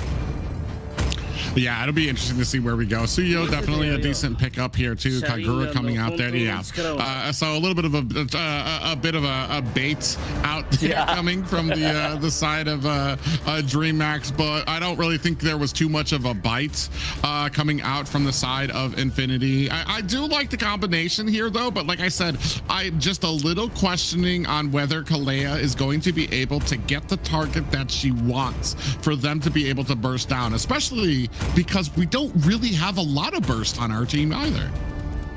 Yeah, when it comes to burst here, like both teams like are really surprising on that composition. When it comes to Dreamax here, we have to pay attention, especially on Goose performance. And Zeus, you know, like that we not saying that they are not good players, no, but when it comes to performance and synergy, I think that there are new players on Dreamax's lineup so far, so they have to be on the same page, so they have to guarantee this performance for Dreamax here to get this victory on the first game. But ladies and gentlemen, welcome to the Land of Dawn, because this is the first game, Infinity versus Dreamax. It's a now or never for one of these teams. So let's go, Private. Yeah, I feel like we've watched both of these teams go from the crawling stage to the walking stage to the running stage that they're at right now. And it feels like watching your kids compete in a tournament right now, since we've been able to watch both of these teams kind of grow. So it's going to be very heartbreaking for one and very exhilarating to watch one go forward. As we see, a lot of damage goes on the Rusi. Going to use that flicker to get himself out of harm's way. Fanboy on the backside there too as well. Doesn't want to go in. Ooh, a little bit of a jump there onto two members. Is that going to be? Look at the damage going on to Lionel and ZZ already. Blink heading up the front there, trying to kind of keep that damage sustained for the side of Dreamax. Yeah, and one thing that I didn't look out better here, like it's how Infinity is going to take this back line to try to neutralize Shaikichi, for example, because we know as well that Shaikichi with a very good positioning here, it's like a very solid mid game, is one of the pillars from Dreamax so far. So somehow Infinity has to find a way to neutralize this mid lane coming out from Dreamax to have a better chance to win this victory. Okay, almost 2 minutes here. Like both teams are concerning to getting this farm to reach the level 4 as faster as they can, because the first turtle heading now. 3 seconds left on the downside of the river. Oh, in the mid lane. Okay. Yeah, a little bit of stuns going out there from the side of Infinity. That's going to allow a little bit of a slow play from Dreamax, and that's going to allow ZZ to kind of get around here so that he can get to the turtle in time before it's actually taken. Actually, no, he's not even going to go for it. So it looks like Dreamax might actually have themselves a little bit of a free turtle. You see Shaikichi coming at the bottom to spray some damage onto Fanboy. He's going to find himself a quick recall home. And nobody home from the side of Infinity to go ahead and contest this turtle. Rusi takes a lot of damage there. Blink overshot that flicker and the jump. Oh, looking for the tsunami slam, but does not find it. Yeah, Hunger Games here from Dreamax trying to take down Rusi on the XP lane, but not successful here. But now, oh, Fanboy, okay, stacking here, suppressing Blink, but no follow-up, no like big surprise from Infinity this far. Yeah, so we have a free turtle going over to the side of a Dreamax. That's going to be one thing too. You're getting the gold from the turtle, and you have that incredible farming ability that comes out of a Suyo as well. When you just stack up Suyo and a Fredrin, Suyo begins to outscale him very massively. He's got a great amount of mobility, a great amount of damage to be able to clear out a lot of these jungle camps as well. So I want to say, like, you want to be able to kind of staunch that gold bleeding that you're going to be suffering on the side of Infinity if you guys can kind of read that out. Yeah, so we all kind of had such a little pause here from this first game when it comes to Infinity versus a Dreamax. As we saw here, the first total was for Dreamax easily, no fight back from Infinity, especially because Fredrin ZZ was in a purple buff during this first turtle, and plus Fanboy was like he was taking so much damage by Shaikichi. That's one of the situations that I was talking about. Like they have to find a way to get into this back line to get to Shaikichi as faster as they can, because Shaikichi here is one of the pillars from Dreamax to not only to cause this damage, but to still handle that situation, to still avoid more problems for Dreamax. But now, first total heads for Dreamax so far. Yeah, not just that, but there's also certain weaknesses on the side of Dreamax. I think when it comes to it, some of the newer members there, Goo has had a little bit of trouble in the XP lane, where we've seen if you can exert a decent amount of pressure into that XP lane, it can leave Dreamax open sometimes there. Here, I want to say the only issue for me is I feel like Marcel kind of locks down Fanboy into just a very stereotypical type of roam, where he really shines in a lot of these different types of roams that you can have out there. So let's go ahead and get back into it, ladies and gentlemen. A little pressure kind of mounting here at the mid lane as Shaikichi clears out her lane. Yeah, especially now when it comes to the goalie here, no big deal for a Dreamax so far. Just like 300 for the Dragon Boys. Now Infinity like leading of 3 and 4 players on this top side here. Oops. Yeah, Fanboy going in, looking for the root and freeze onto Zeus, who very wisely reads that out. Is going to use the BMI to get himself out of harm's way. Still 27 seconds left on this. Still a tie game, just narrowly starting to see that farm edge to the side of Dreamax. Yeah, so here in the mid lane, they try to surprise Shaikichi, but it's Shaikichi, so it's not that easy to get on this mid lane here from Dreamax. But oops, here he comes, 3 players. Oh, Hunger Games. Oh! Yeah, they're going to go ahead and charge at the bottom, but I don't feel like we have the burst potential to really take advantage of a Kalea. Ooh, we have Yin Yang overturn. Goes lands on the King, who's going to be able to use that flicker to get out of the way, but he's going to have to create some distance for himself. On the backside, Blink has been latched onto, and Lionel's going to be able to find the kill there as well. Goo on the backside, looking to come in, and ZZ still able to secure the Lord with a retribution. Unfortunate for the side of Dreamax, who got zoned out after the kill onto Blink. Yeah, they found a way. It is not to neutralize Daikichi, but at least King to zoom out to the jungler for Dreamax and guarantee this first turtle. But it was like a really nice combo here when it comes to coming out from Lionel and Kagura and Fanboy here to stack this stun from Marcel. It was really, really good. Plus Rusi with the glue and the ultimate here, bringing Blink to get this first kill for Infinity. Oh, look at the golden hour coming out, followed by the ultimate coming out from Zabloch, and that is going to be more than enough damage. Blink getting caught again on the side of a Dreamax. Fanboy comes in, finds a stun onto Zeus. Is that going to be some damage coming out from Zabloch? They do not find a kill there, though. But man, one thing I wanted to mention out, ooh, Blazing Duet on the backside, and you see that Fanboy going to have to use that flicker to get away. Yeah, so both players here from Infinity with a low HP, but now Fanboy now forced to head back in the base. You know, from the Blink pick off here, like the situation was so bad for Blink that Shaikiti didn't move a finger on the mid lane. So no, I'm sorry, my friend. But I'm not trying to help you on this pick off here. But jokes aside, as we're seeing the damage dealt ranking so far, like Lionel in this Kagura and Zablox are playing with Beatrix. Once again, we don't talk too much about the goal laner from Infinity, but he is a very solid one. My big problem right now is as I'm looking at this composition, when Rusi goes and dives into the back line of Dreamax, they don't really have a lot of damage until Zeus comes online, is going to be able to kind of burst a lot of that down. Shaikichi is trying her best, but I mean, even as you looked at those damage charts, I want to say top two spots kind of belonging to Infinity, and they're very comfortable taking or getting position on this next Lord. You see King already zoned out back to the mid tower. He's going to have to rotate around, as this is going to be another turtle for the side of Infinity. Fanboy here, but now here comes the cavalry from Infinity trying to defend the tower on the top side, and it is still standing. Oh yeah. Yeah, it was a little minion that could, but unfortunately not able to take down that top tower. But I feel like that top tower, it's more than pretty much gone there. It's going to take less than an auto attack from anybody there. As you can see, them trying to plan in, now going in onto King, who's going to have to use that blade surge to get himself out of harm's way.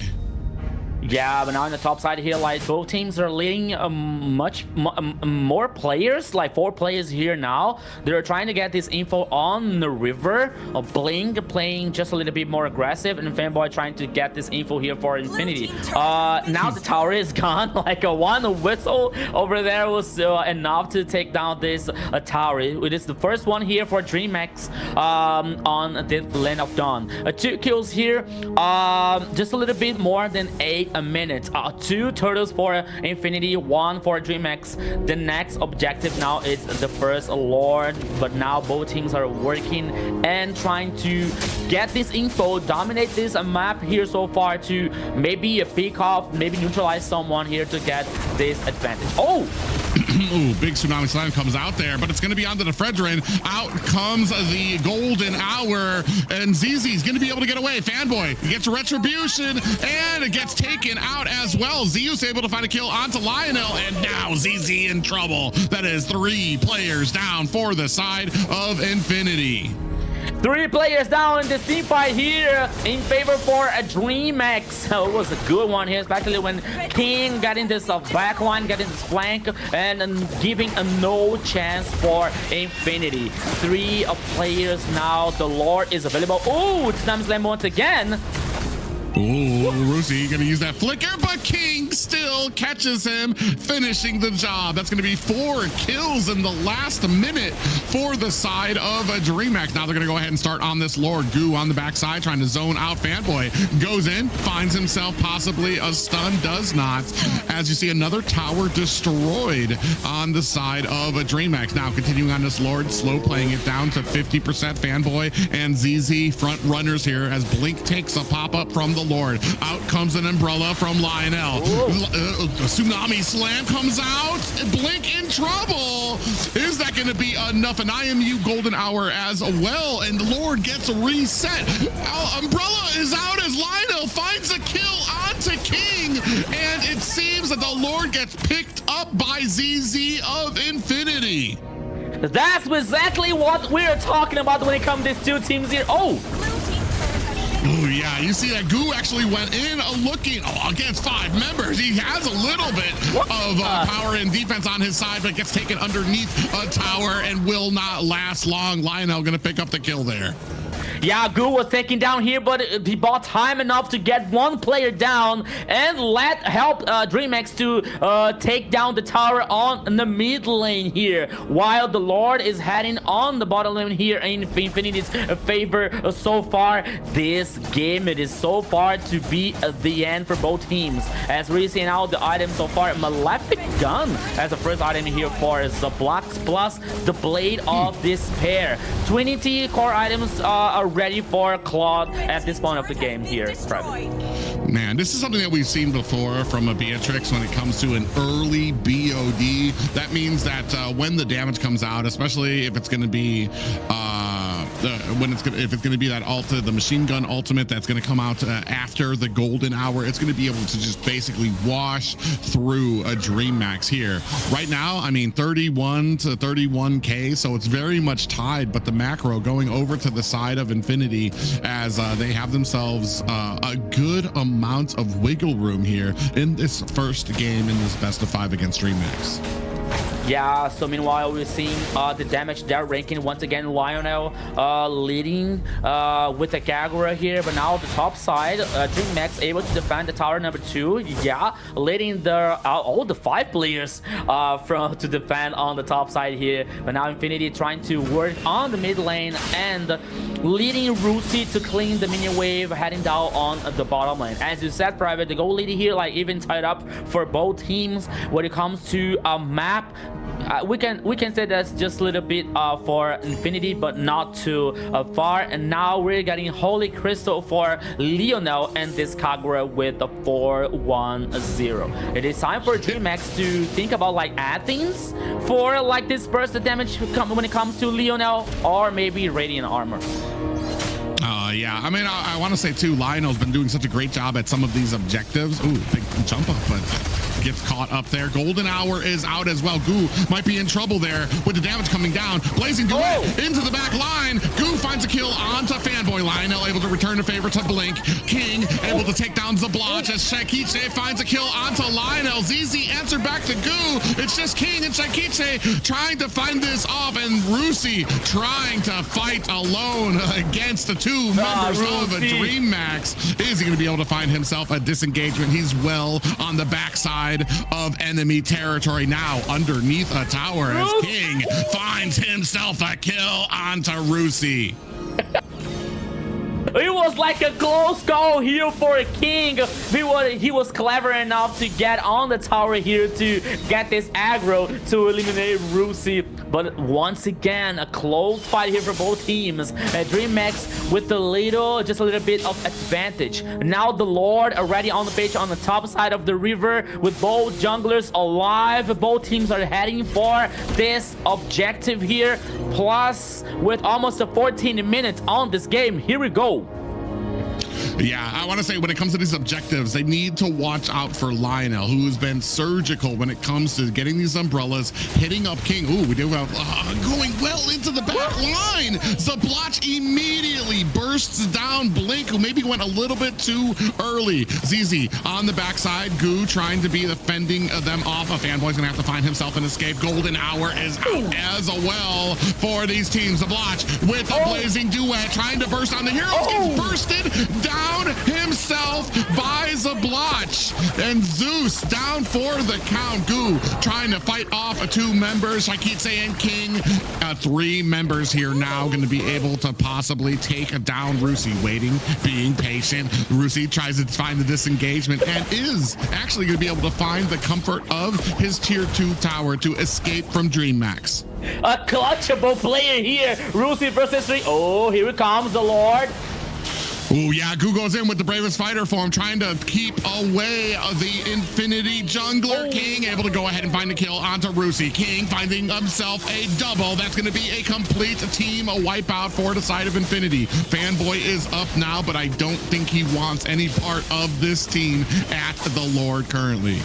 A bloody first game here with so many team fights, so many kills when it comes to both teams. But now another Lord, and this time we head for Dreamax. Once again, a build here. Oh, we got like more than 3k, almost 4k on the goal lead in the jungle for King. My goodness, already full build here with Malefic, Roar, War Axe, Skypiece, Hunter Strike. My goodness. When it comes to the goal lead here in general, almost 4k for Dreamax, and the Lord is heading on the bottom lane. Yeah, it's going to go ahead and push at the bottom. That's only high grounds left for the side of Infinity, as Dreamax are looking to kind of continue this push here. Taking a look at some of the scores, King sitting at 7-1 right now, doing a great job, and probably has a ton of stacks on that Sky Piercer as well. A little bit slower to the punch here. Shakitse is down to about 2-0-8 right now. Hasn't really had great opportunities when it comes to getting a lot of damage. Has been great when it comes to some of the assists as well. Big pressure being mounted onto all of these towers. Ooh, and at the bottom, Zeus gonna go ahead and get away with that battle mirror image. Yeah, once again here, like we're talking about Shakitse's performance, no death so far for Dreamax mid lane, and now the Dragon Boys like leading this pressure once again. Only the high ground towers here, like the mid lane and the bottom lane with much damage, very injured here, the towers. And now Infinity like playing more like safely here, not to being surprised by the enemy, while the Lord like, okay, it's been just a little bit while for the Lord appear once again on the downside of the river. Meanwhile, Infinity is trying to farm what they can on the map, but still, it's not a good situation for Infinity so far. Yeah, I just saw an Athena's shield picked up by ZZ. I guess sensing that Shakitse is probably the biggest threat to spraying on a ton of that damage. So I feel like we're really kind of leaning on the damage coming out from Goo and King. Zeus should be online by now. Probably has that Demon Hunter. Yeah, he has the Demon Hunters. He's a full build, actually. He's even got the Malefic gun out as well. Maybe the last bit, he's going to probably exchange some of those boots for another defensive item out there. But they should have more than enough to be able to kind of tear into this Fredrin once these teams fights start again. It's just going to be, like I said before, Lionel has been great when it comes to getting these umbrellas, landing on the King and getting that yin-yang overturn. Fanboy goes in, but King immediately with the dash to look for that disengage. Yeah, and we saw like Fanboy guaranteed Athens on his build so far. Lord already on the pitch in the downside of the river once again. This Lord is like heading with like 100k or something. No, 56k of HP here. It's a very tanky one, but now immediately started by Infinity, and we are going to see Dreamax. Oh, look at Blink and Shakitse trying to flank. Yeah. Looking for that flank too. That's really interesting. Now the rest of Dreamax trying to slow play at this Lord, make them think that they're all right there. Fanboy does see the flank coming in from the 2 members of Dreamax. Are they going to be able to turn around onto Infinity? Goo taking a lot of damage, is going to have to find a disengage. Trying to latch onto Lionel, misses the stun.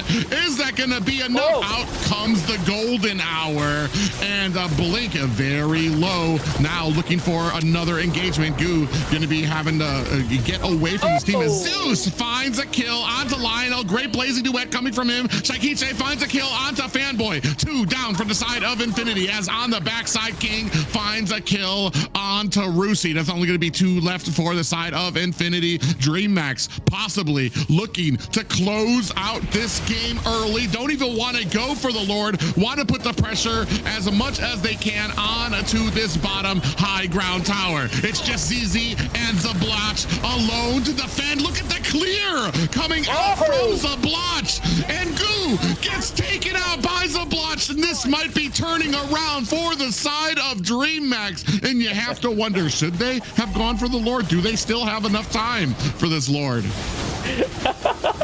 But now Dreamax, then all of a sudden they decide to head back. They decide to get this Lord here to get things safer and easier for them, because they lost Goo in this process. Okay, they opened the base from Infinity, but still they have to take care, because Infinity is a really strong team. As we're seeing out the damage dealt ranking so far, Shaikichi is now the leader, followed by Zeus here on Claude. And there's one thing that I would like to talk about this game.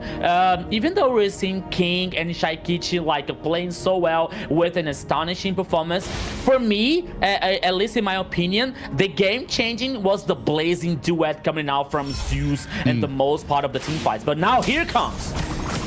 Yeah, conceal play has been activated for Dreamax. You can see Infinity trying to stand the wall here, as we do have a little bit of freeze that lands on to the enemy team. Lord swinging away, as the rest of the team going to go ahead and focus up at the top. Tsunami Slam, Fanboy goes down. He does have a golden hour out there as well. Down goes the Lord. Lionel able to find a kill on to Zeus. ZZ with an Appraiser's Wrath. I believe that was just to take out the minions. Rusi with an Immortality. Evil Queller goes out there. King! You're going to have to use that Blade Surge to get himself out of harm's way. Almost got taken out there. 11-19 here in favor of Dreamax, and they're still standing at the wall wondering, do they go in? Do they try to get this last bit of HP off of this core? Infinity trying to has themselves a very strong defense here. King on the backside goes in. Tsunami Slam. Down goes the blotch. So that's going to be a lot of damage. It's just Rusi and ZZ alone to try to defend this core. Now Shaikichi on the backside. This, ladies and gentlemen, is going to be game 1 going to Dreamax. Yeah, the Dragon Boys here to start this match with the 1-0 here so far, Zina. All right, the early was looking in favor of Infinity here, but Dreamax took control and dominated the field there, and to the point where they put so much pressure onto Infinity up to the inhibitors, and there was no coming back from that. And they went ahead and took that first game. I want to say something that I had noticed too is I had talked about Lionel in the first 2 objectives, had a great job kind of hanging around into that pit, the turtle pit, and immediately getting those umbrellas and the yin yang overturns on to King. What ended up changing there is I feel like somebody probably like Goo, we need you to like isolate her out. And while he wasn't getting these great scores, and he was basically chasing her into the enemy line, he was doing his job. He was getting after her, getting after Lionel, who had to disengage way into enemy territory. Goo would end up going down, but he was chasing away the main source of frustration for the side of Dreamax.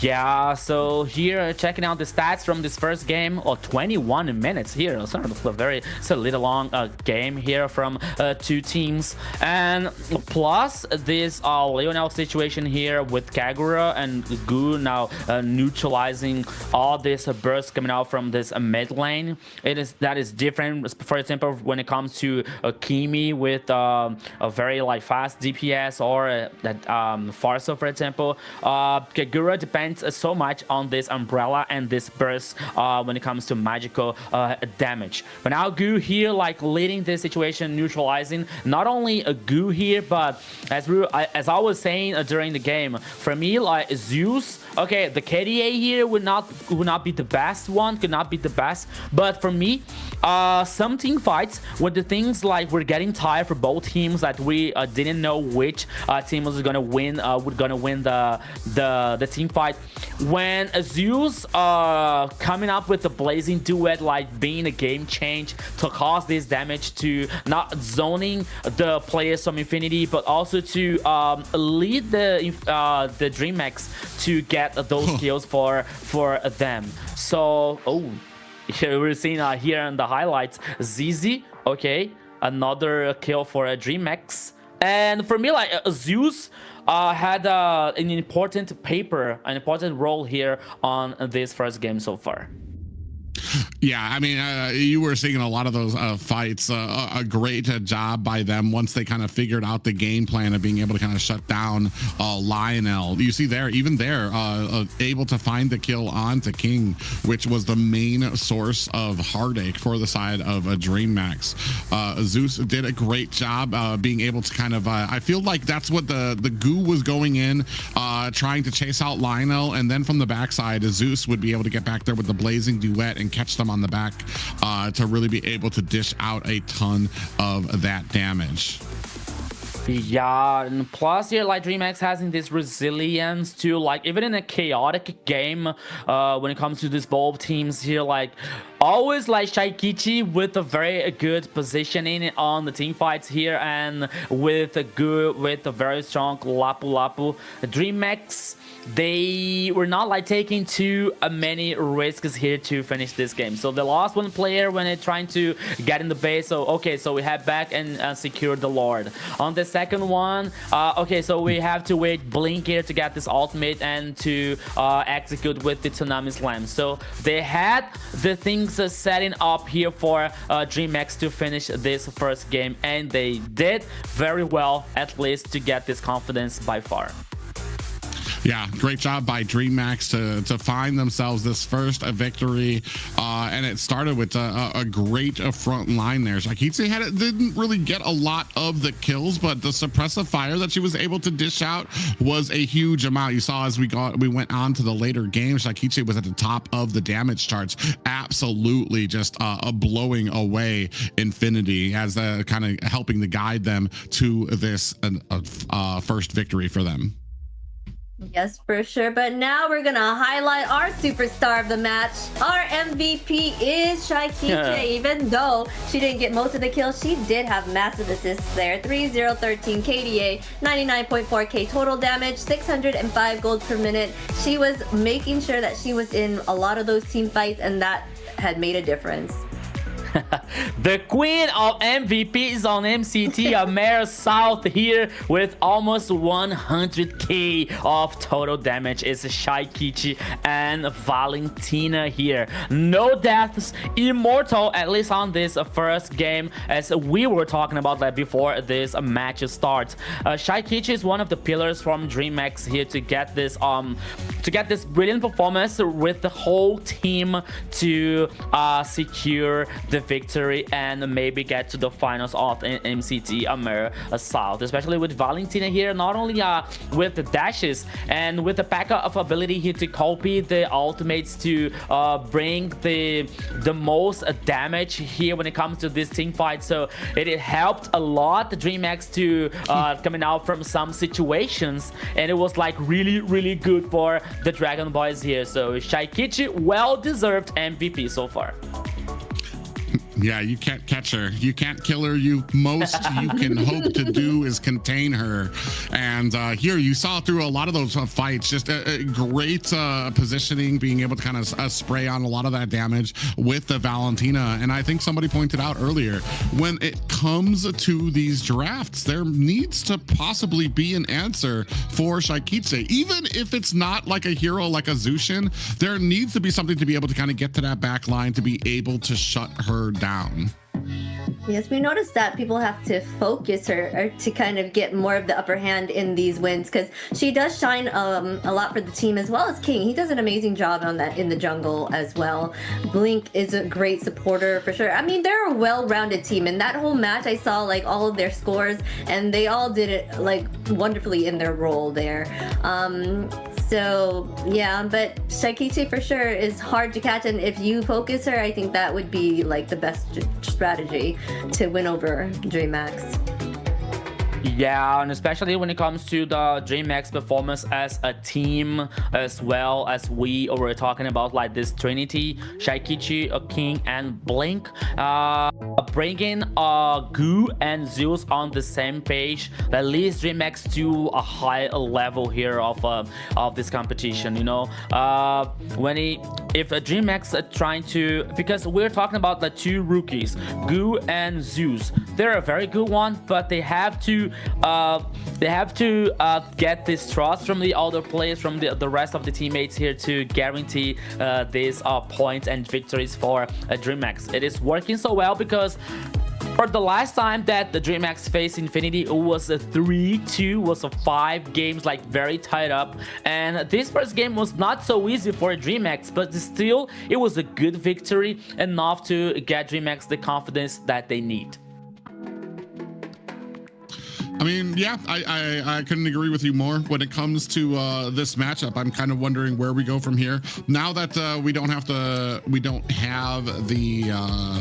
Marcel to really that I feel like is like one of those, you need to go ahead and pick that up. I feel like here you have the ability and the opportunity to really kind of expand and spread the wings of Fanboy. Not just that, but like I've said before, you need to be able to build your draft around some of those picks as well. I feel like there's some obvious choices that come out from Fanboy that he's been good on, that he's been well on, but it takes the village effort of that team to be able to kind of make some of that stuff work and really kind of turn the tables on Dreamax. We've talked about it before. You talked about Zeus being a little bit new, Goo as well being new. It's taking I want to say a little bit of time to really kind of hone in on what his objective was for that match. So what we've noticed before, once the ball kind of gets rolling, that's when it becomes a lot easier for Dreamax. Once Goo understands where he should be doing, where he should be, once you get him on something comfortable, I feel like Dreamax has much easier games. Same thing for Infinity when it comes to getting those off roams, but you have the draft to support some of those roams as well. Here, we're going to start things off with the chip ban and the Zeus. And I was going to say, I was a little worried that we had kind of just thrown chip to the wayside, especially Fanboy's chip to the wayside, but still a priority for Dreamax here. Yes, they're taking away a roamer that he's good on, and now they're making sure. I guess it's because they had like a whole bunch of roams open and other meta heroes that they didn't prioritize chip during that last round. So they're making sure that this time they're going ahead and banning out the Boxia Uranus. So maybe they're somehow planning to pick up Harley, but there's Freya ban and Zushin as well. Yeah, so I believe Infinity is gonna ban full views here at the first phase of banning here, letting Dreamax with I don't know, like I don't know if King is gonna be comfortable playing with Harley. He played with Harley before, but maybe, you know, it's not like a King style. He likes Assassin's one like this. With this damage, like the solid damage, Harley has this damage, you know, but he is more like okay, so now it opens for views here for Dreamax. But once again, like for King, Harley has the teleportation situation, like this mobility one, but when it comes to like this damage, this continuous damage, you know, he needs this cooldown from these kills, you know, like to get in and get out. So maybe for King, he knows how to play it, but maybe he's not comfortable. But let's forget about that, because Dreamax this year first choice is on Harriet. Well, I want to say Uranus has also been a counter for Fredrin as well. Here, starting off with the Harith, maybe looking more for a bursty composition on the side of Dreamax, something heavier. I know I've seen people talking about banning out Shaikichi, which is, I know on paper, a lot of people think that makes sense, but I mean, we've seen her play what, Eudora and Gord, and like to success. It's like you dare here, I feel like these meta picks are the only thing that's protecting us from like a Shaikiche Nana that would walk all over Infinity out of nowhere. Here, I want to say Infinity very wisely going to go ahead and pick up the Phoveus and the Claude coming out, which is very interesting. Because you pick up the Harith knowing that the Phoveus is out there and can be used to potentially counter you. So obviously Dreamax has something in store or in hand that they feel like they're going to be able to be very successful with here. My main concern, as I've talked about before, securing some good pick for Goo so that he can have a comfortable game. I feel like that's gonna have your team be as successful as it needs to be. A little bit of a late composition coming.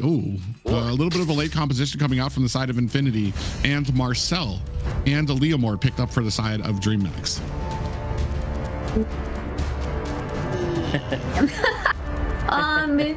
They're gonna go ahead and pick up that Leo and Marcel. Those are solid picks for sure. I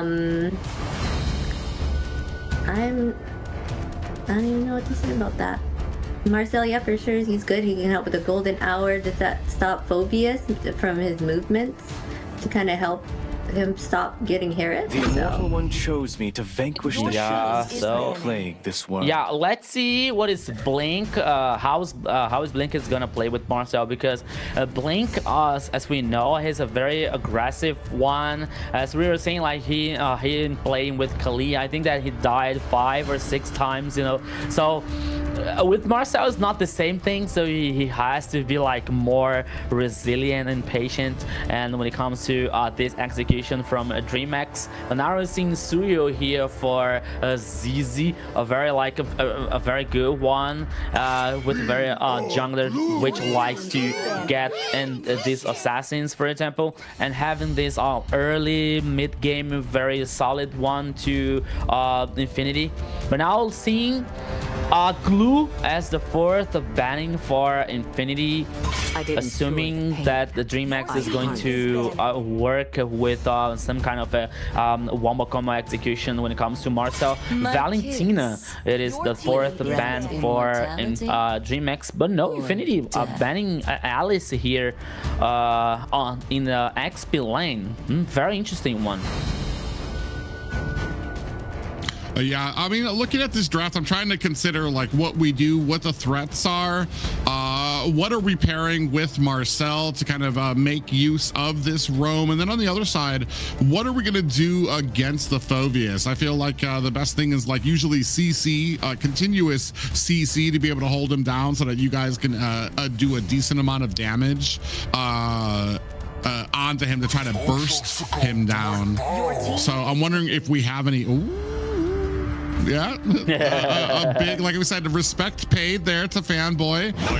2 of these bans coming out against some of his picks, but he's going to go ahead, scoop up Hylos immediately for the side of Infinity. Yeah, I'm thinking then they might pull out that Eve, like right, they're trying to get Eve on that side, can help with the Hylos like you usually say here. They do well paired together. Here they still need a mage as well as their EXP for Dreamax, and Infinity still needing that mage as well, so see if they get it. Yeah, especially now because Dreamax has to like think about like what mage are they gonna bring for Shaikichi, because we have Phoveus on Infinity's side here, like which is easier to get in this backline, which is easier using the demonic force here to try and somehow neutralize Shaikichi. Yeah, so she brings here a Kimi, a very mobile one, so it's not going to be a very easy as well, especially when Infinity brings this Hylos with the glorious path here, with like to buff all the rest of the compositions to try to chase down these players from a Dreamax. So that was a good choice here from Shaikichi. Yeah, I feel like that's a great like anti-engage type of mage pickup there. I was a little worried because I feel like I was like usually Shaikichi shines on those mobile heroes so that she can kind of stay out of the way, and with the Phoveus out there, it really kind of hung hunkers down on a lot of those dashy type heroes. But here, especially with the Glorious Pathway, Kimmy does a great job of really disengaging from a lot and being able to kite from a lot of those compositions. Yeah, so both compositions here are finished. Dreamax leading with the CC, Leomord, Kimi, Harriet, and Marcel, while Infinity brings the Fovius, Suyo, Lunox on Lionel's hands here. Zablox with the Claude and Fanboy with Hylos. It's going to be very exciting to see what is going to happen in this second game. But now, taking the time and taking this opportunity to say hello once again to the people on the chat. Hello to the Gold Magic. Hello to the GM Hunter, Lin Dyak. Hello to Pinoy once again. Shinigami, Evander. Thank you so much for your audience, guys. Don't forget to send the like. Don't forget to share the live and call your friends to watch this insane match. Infinity versus Dreamax. It is 1-0 for Dreamax so far. But here, welcome to the Land of Dawn and get ready for more action on the second game here, Private. Yeah, already Shakitse kind of bursting in through the mid lane. Gonna go ahead and cover Blink while they go ahead and try to get some damage on to this jungle buff. Fanboy there right up in the front. You see a little bit Blink trying to find that stun out there as well. Fanboy, a little bit of trouble there, is gonna have to use that Revitalize to get away. Fanboy with the cold blood here situation once again versus Shaikichi, but he is able to get alive. He's able to not to get in the base. He was trying to like help on the purple buff. Meanwhile, Dreamax is leading 4 players on the top side to try to surprise Rusi, but now they're moving away. 40 seconds left to the first turtle. Yeah, as we go on, there's about 34 seconds left for the turtle there. Oh, King takes a little bit. Oh, look at the combination coming out from a Dreamax. Actually burst Infinity very low, and Fanboy no longer has that Revitalize yet. What is Shakita made of? She was like really alone versus 2 players. Oh, no, okay. Okay, she was really alone versus 2 players and she didn't care. She was like only hitting with the basic attack. Well, yeah, because I feel, well, first of all, just Kimmy, Shakiche, I feel like is pretty much a pro on Kimmy. It's probably one of her favorite heroes. It's the one that she's played the most and had the most success on, at least here in AMER South. But also with Kimmy, you have that disengage tool. So if things do get a little bit hairy, she's going to be able to kite there back as well. Fanboy getting some information on Dreamax, who is looking to take this Lord without much contention, and out comes the Phantom Steed and a stun to zone out Fanboy, and King gonna scoop himself up the first turtle of the game.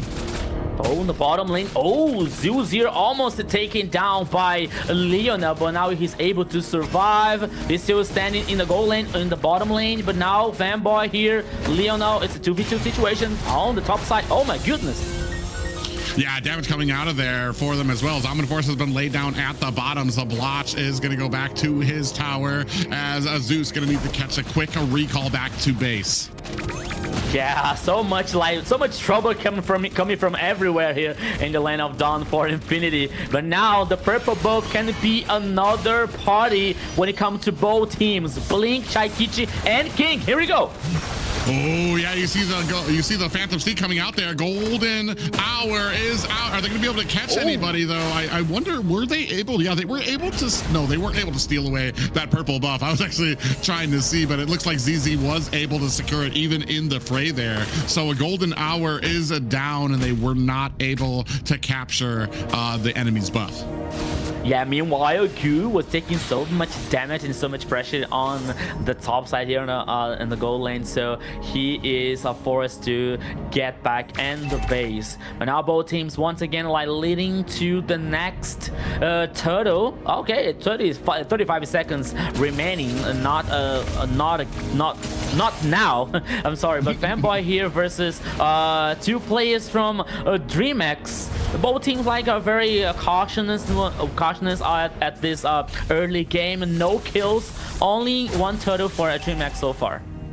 Yeah, I want to say very respectful of both of these teams. They have a very big respect for the damage that can come out. They're not trying to get caught. They're playing very safe. They're clearing out bushes before they go in. Blink doing a good job of making sure like the road is clear. Out comes the Phantom Steed. Rusi taking a heap of damage there on the backside. Fanboy laying down the glorious pathway. Shakiche finds a kill onto Rusi. Lionel in trouble. It's gonna have to use that brilliance to negate a lot of the damage, and that's gonna be the second turtle for the side of Dreamax.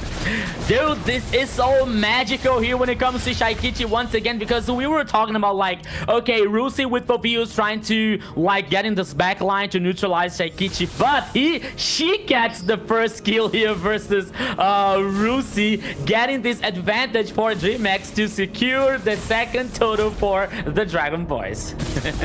Yeah, I mean, they're doing a great job here, and especially it's not costing as much. I've talked before about, actually now Rusi in trouble here, getting ganged by 3 members here. He's gonna have to use that demonic force, but it does not save him from Shaikitse, who now has 2 kills. The 2 kills of their team. Goo going in, gonna take a little bit of damage from that tower as they dive under there against Lionel. Did you see the Shaikichi's recall effect? It is something like a green bird. That's something new. I've never seen that before. But now on the river, oops. Ooh, ZZ might be in a little bit of trouble here. He's gonna have to use that blade surge to get away. Chased by King on the backside, gets taken out. Zablot's gonna use that blazing duet. Might be in a little bit of trouble. King on the backside does not find the damage. He actually might be in a little bit of trouble here underneath the tower, taking some shots from it as the rest of Dreamax looking for the disengagement. So far, killless on the side of Infinity as Dreamax mount themselves 3 kills for themselves. Brilliance used by Lionel to get away from Goo at the top lane. My goodness, Goo here now with an astonishing performance so far with the CC breaking out Lionel to get back in the base once again. Now doing just a little bit of proxy on after the first tower, but here it comes. Yeah, not even able to lay down the glorious pathway. It's not enough to save him. Even all of that healing. King able to come back with the kill to start off this next and final turtle for the side of Dreamax. 4 kills unanswered by the side of Infinity. Yeah, 2 kills for King, 2. They don't stop here. Yeah, they were able to steal that purple buff away. Meanwhile, a fight up at the top. Guko laying down yo-yos in the face of Rusi. Meanwhile, down goes Lionel here. 5-0 for Dreamax as they mount the pressure in the mid lane. Yeah, so things are working so well for Dreamax so far. 5 kills for them. The tower #1 on the mid lane, and now leading 3 players on the bottom lane here. Hunger Games probably, but it's a 3v2. Here we go. They bait out ZZ, who gets caught, stunned, and Shaikiche finds herself another kill. 4 so far for this game at the 7:30-minute mark. Surprise! You were baited! 1 more kill here for Dreamax, and they don't stop! Oh, yeah, they're going to keep on going in there. A lot of damage coming out. Zablata in trouble there. Shaikiche around. A Fanboy still laying on that suppressive fire on the front, but both members of the side of Dreamax going to find themselves a recall, or at least Zeus going to go ahead and find himself a recall before returning to the top lane. Yeah, and I believe now that they are like just a little taking a rest so far for the first Lord, but meanwhile 1 more tower taken down by Dreamax. Radiant armor and golden staff now for Zablox to blazing duet. Tried to catch Shaikiche. Man, that is a lot harder. It's a lot easier on paper to go ahead and try to close the distance on Shaikiche, who's able to use that flicker to get away. Now, glorious pathway has been laid down. Rusi able to find a kill onto Blink.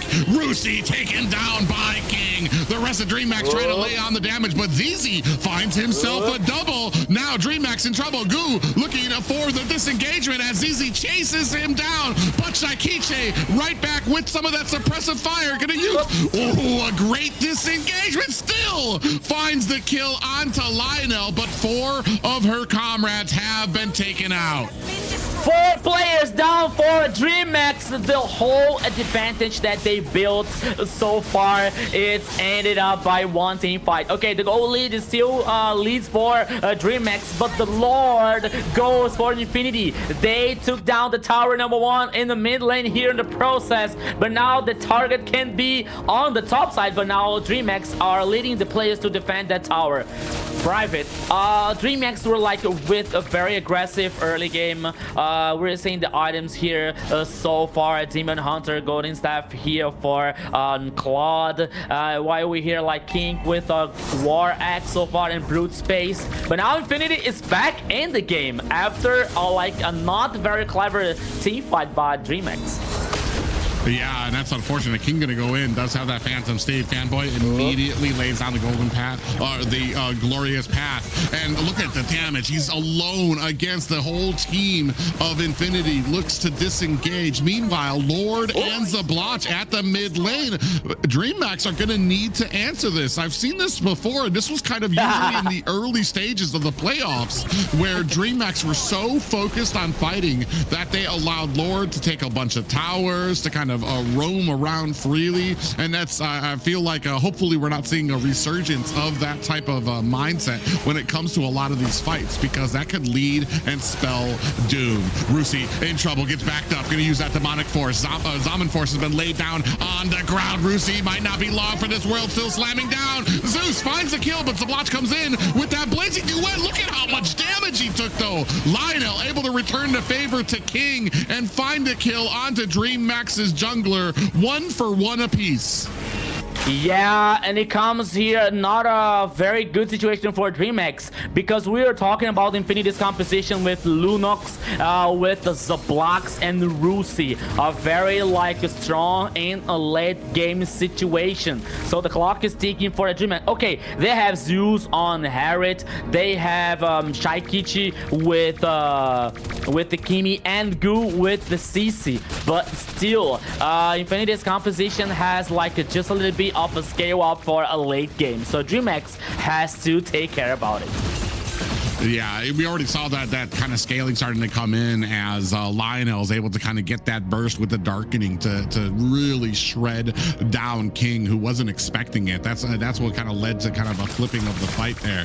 So right now, I mean, Dreamax looking to kind of recenter on the map, as you see kind of a focus at the bottom. Macro firmly on the side of Infinity, despite the gold discrepancy coming out of this game. I mean, a very firm game by them. Ooh, Blink goes in, finds a little bit of a stun on the two members of Infinity. Does allow some time for this orange buff to be picked up by Dreamax.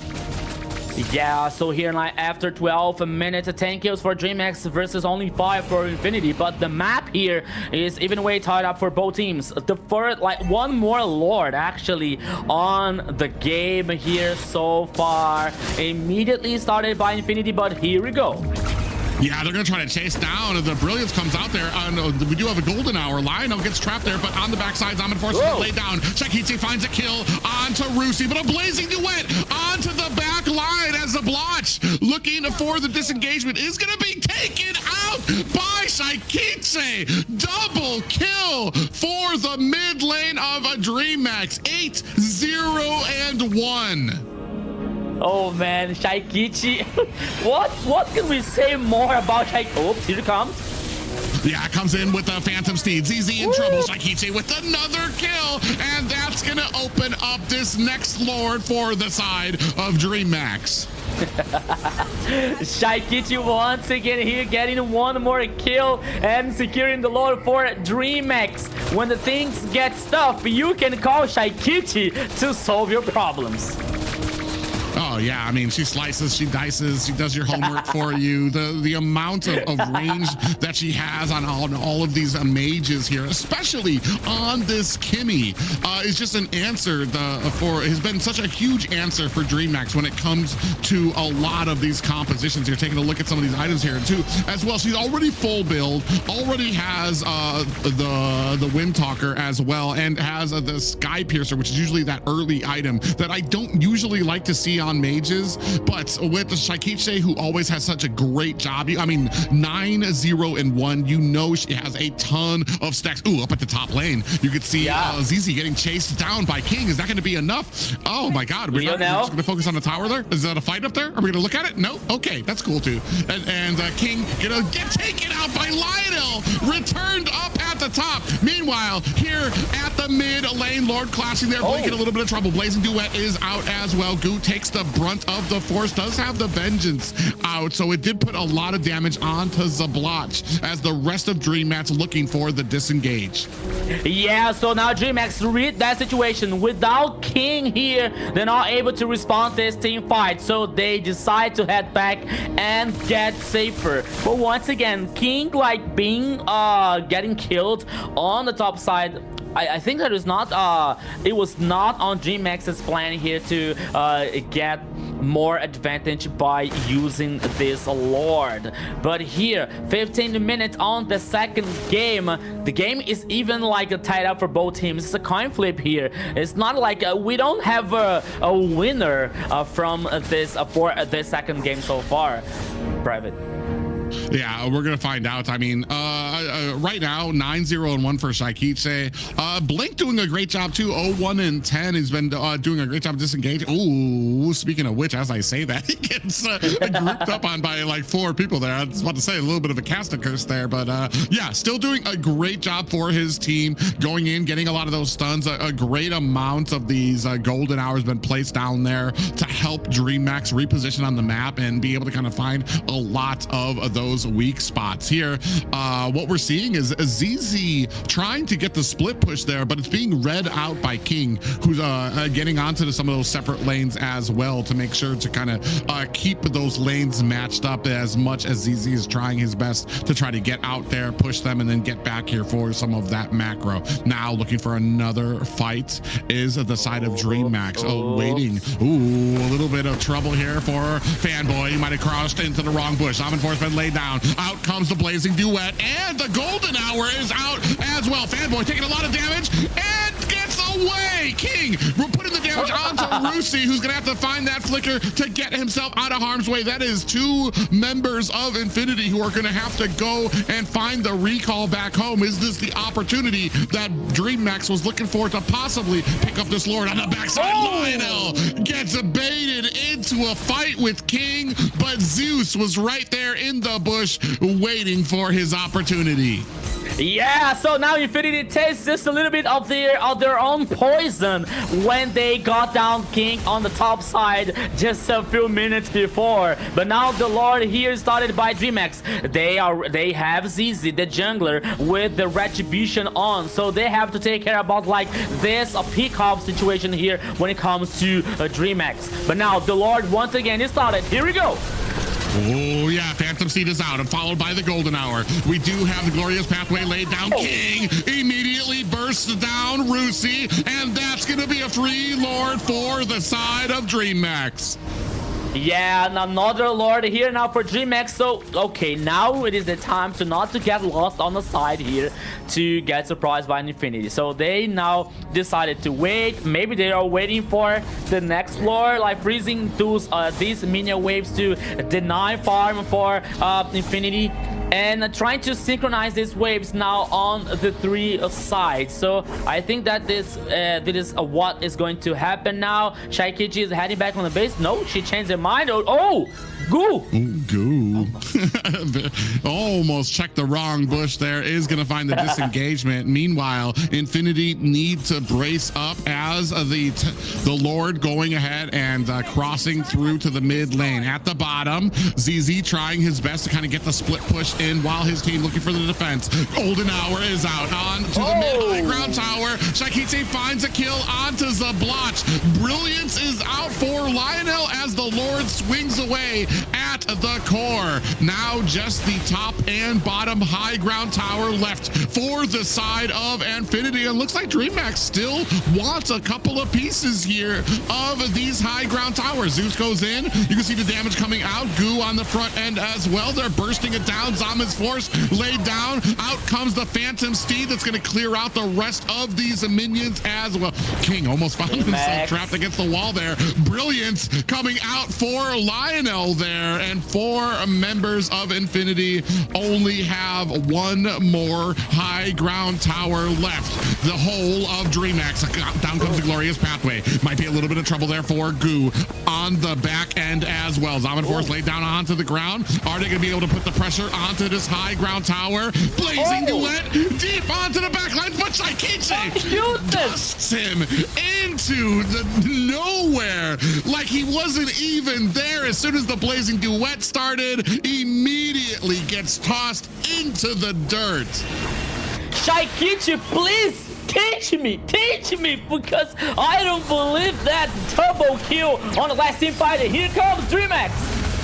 Yeah, Brilliance is out there. Fanboy on the front end trying to block this. Blink goes down at the hands of ZZ. Now Zaman Force laid down. Zeus finds a kill. Shaikichi finds another one on the Fanboy. Ladies and gentlemen, this might be game 2 for the side of Dreamax. Dreamax here with another brilliant performance, is guaranteed 2-0 so far in this match, Zina. What a dominating match there for Dreamax. They were conquering the beginning of the game, but like you said, they kind of started to focus too much on the kills, and so they were losing momentum. But Shaikichi brought that back around. If she does not get MVP, I'm just saying. I mean, I've said it before, Shaikichi, probably one of the best mages, maybe not probably, is one of the best mages, not female mid laners, but best mid laner in the South right now. It's pretty much unmatched to what she brings to a lot of these teams. Here you can see 13, 0, and 3. Shoulders have to be weary. She's got the strongest shoulders in the game, which I feel like might take away a little bit. King has done a great job here as well. 4, 3, and 12 on the Leomord. Did a great job of kind of honing in. You would have a blink go in on the back end, be able to get a lot of those stuns out, and immediately it was met with the Phantom Steed coming out from King. And then plus the firepower that you get from Shaikichi, it was basically a wrap from the beginning. 20-minute game, but 21-7. A huge victory for Dreamax. Yeah, so here, and I go further on this. I can say here, I'll take a risk and say that Shaikichi is the best mid lane that we got on South region at this moment. Because, okay, we have Sheen from Entity 7, but we saw like Sheen today with some unusual movements and unusual like pickoffs. Frostland Neve, for example, with Alpha 7, which is a very good one, but not being like, not to getting pushed like Shaikichi on Dreamax, you know, to be not only the best, one of the best players, but to be one of the pillars on Dreamax here to carry them to the victory. So for me, Shaikichi, like, it is the best mid laner on the South region here. Plus, we're seeing like Dreamax with a very good synergy here, especially when it comes to Goo and Zeus, the rookie ones that we are talked about that before this match,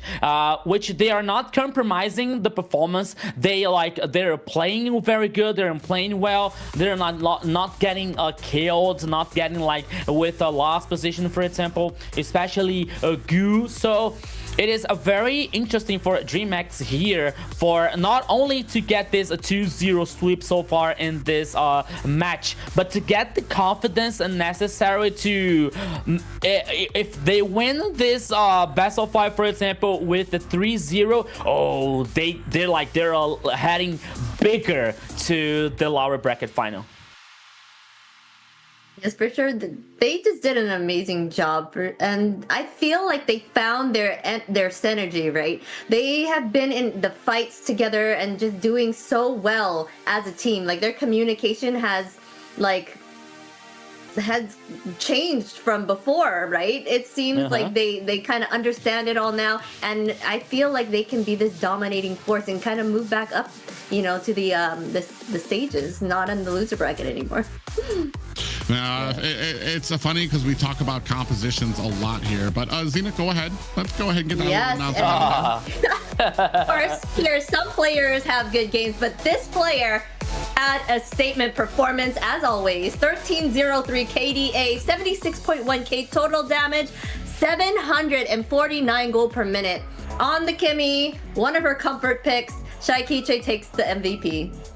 I'm not sure. Yeah, I mean, when it comes to performances here, and I know what I was going to say is we talk about compositions all the time and how to counter certain things and what to go back on. But one of the things here that is obvious is there just needs to be an answer for Shaikiche. You cannot just let her roam around on the heroes.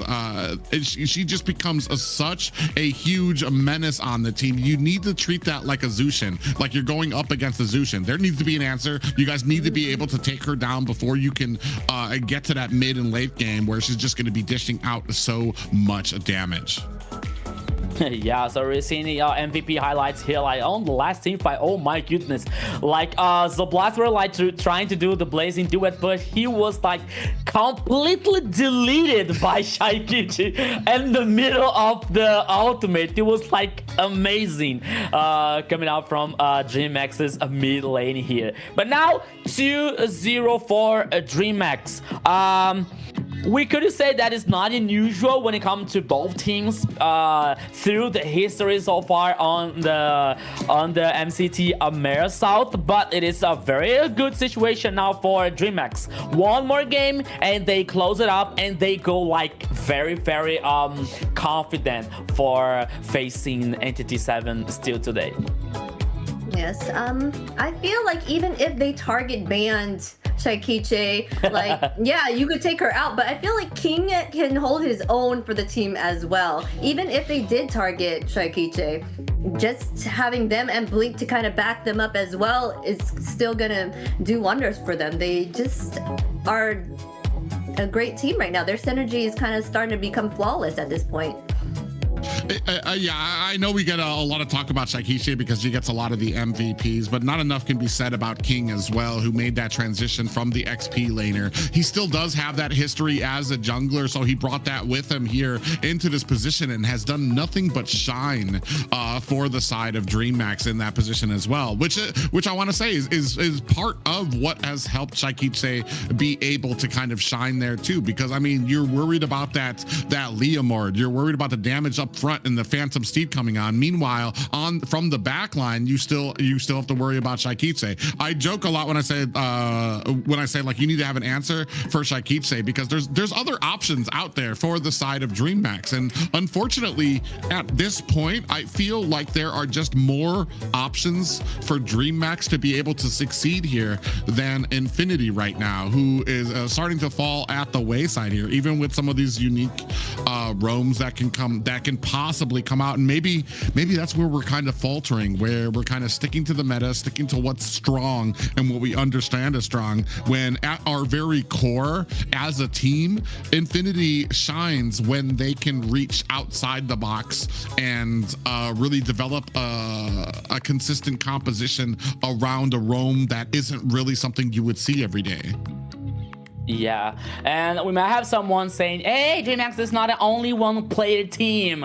Don't forget about the others. I guess Dreamax has a very strong lineup, especially with the two rookies. And it is very interesting to see their evolution from the first day on MCT AMER South. Not only about performance, but the composition itself, the lineup itself, because we saw King starting on the XP lane, jump style on the jungler, and now we're seeing different Dreamax with King getting home, getting back to the jungler, a new player on the XP lane, a new player on the gold lane, you know. So when it comes to a Swiss format, and then you don't have much time to get the synergy as a team, for example, it is very important than you when you have players with a lot of experience when it comes to King, when it comes to a Blink, and when it comes to Shaikichi, you know. So not only that, but when you have the trust on your teammates, when you have this trust to, okay, I can play as I like to play, as I used to play, because I have a good mid lane, I have a very good roamer, a very good XP lane. So that brings Dreamax some points that can help them. They help them to get on this performance so far, to get this 2-0 sweep on Infinity. And not only that, maybe like targeting to the horizon to face possibility Entity 7 in the lower bracket finals. I'm born with talent. I feel like Private was saying, if they were to go ahead and pick up those oddball roams that Fanboy has, maybe they might have a different chance here, because maybe Dreamax understands going against the meta. So if they were to pick up that oddball roam that Fanboy specializes in, that might throw them off again. You know, that was possibly the reason why they were having a harder time, and usually go the full best of 5 against them. I'm not so sure it's a throw off as much as it feels like Infinity shines more with that, because I feel like throwing off would assume that Dreamax isn't prepared, or that they didn't study. Like, everybody knows that Infinity's got a lot of these other pickups that they can go with, but I feel like that's because that's where they do best. That's where they feel more comfortable with a lot of those old school Kufra we saw, which was banned out as well. So, and that might come down to draft as well. Maybe they are looking for some of these good options with but it keeps on getting banned out. You saw the chip was banned out, Kufra was banned out in the last game, so they might be getting countered in the draft as well. But one thing I do know is they need to be able to find the ingredient to be able to find these wins over Dreamax, especially because we're sitting at game point right now, and Infinity looking at possibly a disappointing ride home if they find themselves on the losers end of another game here. And a Freya out, but I want to say Freya's probably what, 0% win rate here in the South right now, right? Phobius is still thin for the side of Dreamax. Oh, so who? Sorry? That's Phobius, right? Oh, okay, yeah. So that's the big counter against Freya, and it's open here for the side of Dreamax to pick up. Yeah, I'm with Private here, like when it comes to Freya, you know, like I'm not really excited as well. Like, yeah, Freya, okay, 0% win rate here, coming out from Infinity. But everything is possible here, because she is still strong on, like, in the gold lane. So if Infinity finds a composition that can fit well with the Freya performance here, it might be a very good for them. But now when it comes to Dreamax here, okay, Insunshin and Terizla, okay, definitely heading for the XP lane, but Insunshin, some kind of a flexibility here, or in the jungle or in the gold lane. Oh, Minotaur from Fanboy. Like it. All right, that's what I'm talking about. A little bit of flexibility coming out from Dreamax, and then Fanboy on the Minotaur. I hiss a little bit just because Akaja has been a sore spot for me when it comes to these isolating type of roams that can, like, the ones that can take a hero and pull them aside from the team. I feel like Kaja of the Kaleas, of the Chos, even Atlas, I feel like Kaja does it the weakest. As far as trying to flicker in, get that divine judgment, and get back, which is going to be very interesting here. Maybe this is something that we can use to stop the Minotaur, or especially the Freya too. I do like the Yusun Shin here, because it has been a great counter in that, not actually a counter, but it's been able to withstand the Freya Freya in the gold lane because his dash allows him to get away, create that distance that is such a hindrance for any type of Freya player to try to close the distance on somebody who can get away from you like that. So, and this opens it up to be a lot more flexible. Oh, and then the gourd pickup from Dreamax. So definitely leaning on these divine judgments from the Kaja pickup. Yeah, they're heavily relying on the protection because Gord is the sitting duck when he does his ultimate, so Freya can totally jump on him and kind of rain damage on him. They're going to go ahead and pick up the Eve to kind of get that zone and slow into the mix as well. This is going to be a fun match for sure. You know, and they're going to go ahead and pick up that Harith. I feel like the Phobius would have did wonders here against that. There's Freya, there's Harith, but yeah, but okay. Once again, not being like I don't know, like a fan, for example, but we're talking about Shaikichi here in the mid lane with a very solid performance, but with this Gord here and Kaja, I don't feel like there's gonna be like appealing enough for this Gord here because I think that Blink likes to play an aggressive one, not like a protecting, and not like Terizla, and honestly, I'm not getting the Dreamax composition here, especially when it comes to a Gord on the mid lane. For me, Infinity's composition is like more like cleaner, you know, like with the Minotaur here, with like getting the CC, Zblocks here, like with this strong late game Leonel, with this real world manipulation when it comes to the Phantoms team here. Like for me, Infinity's composition is like for me makes more sense.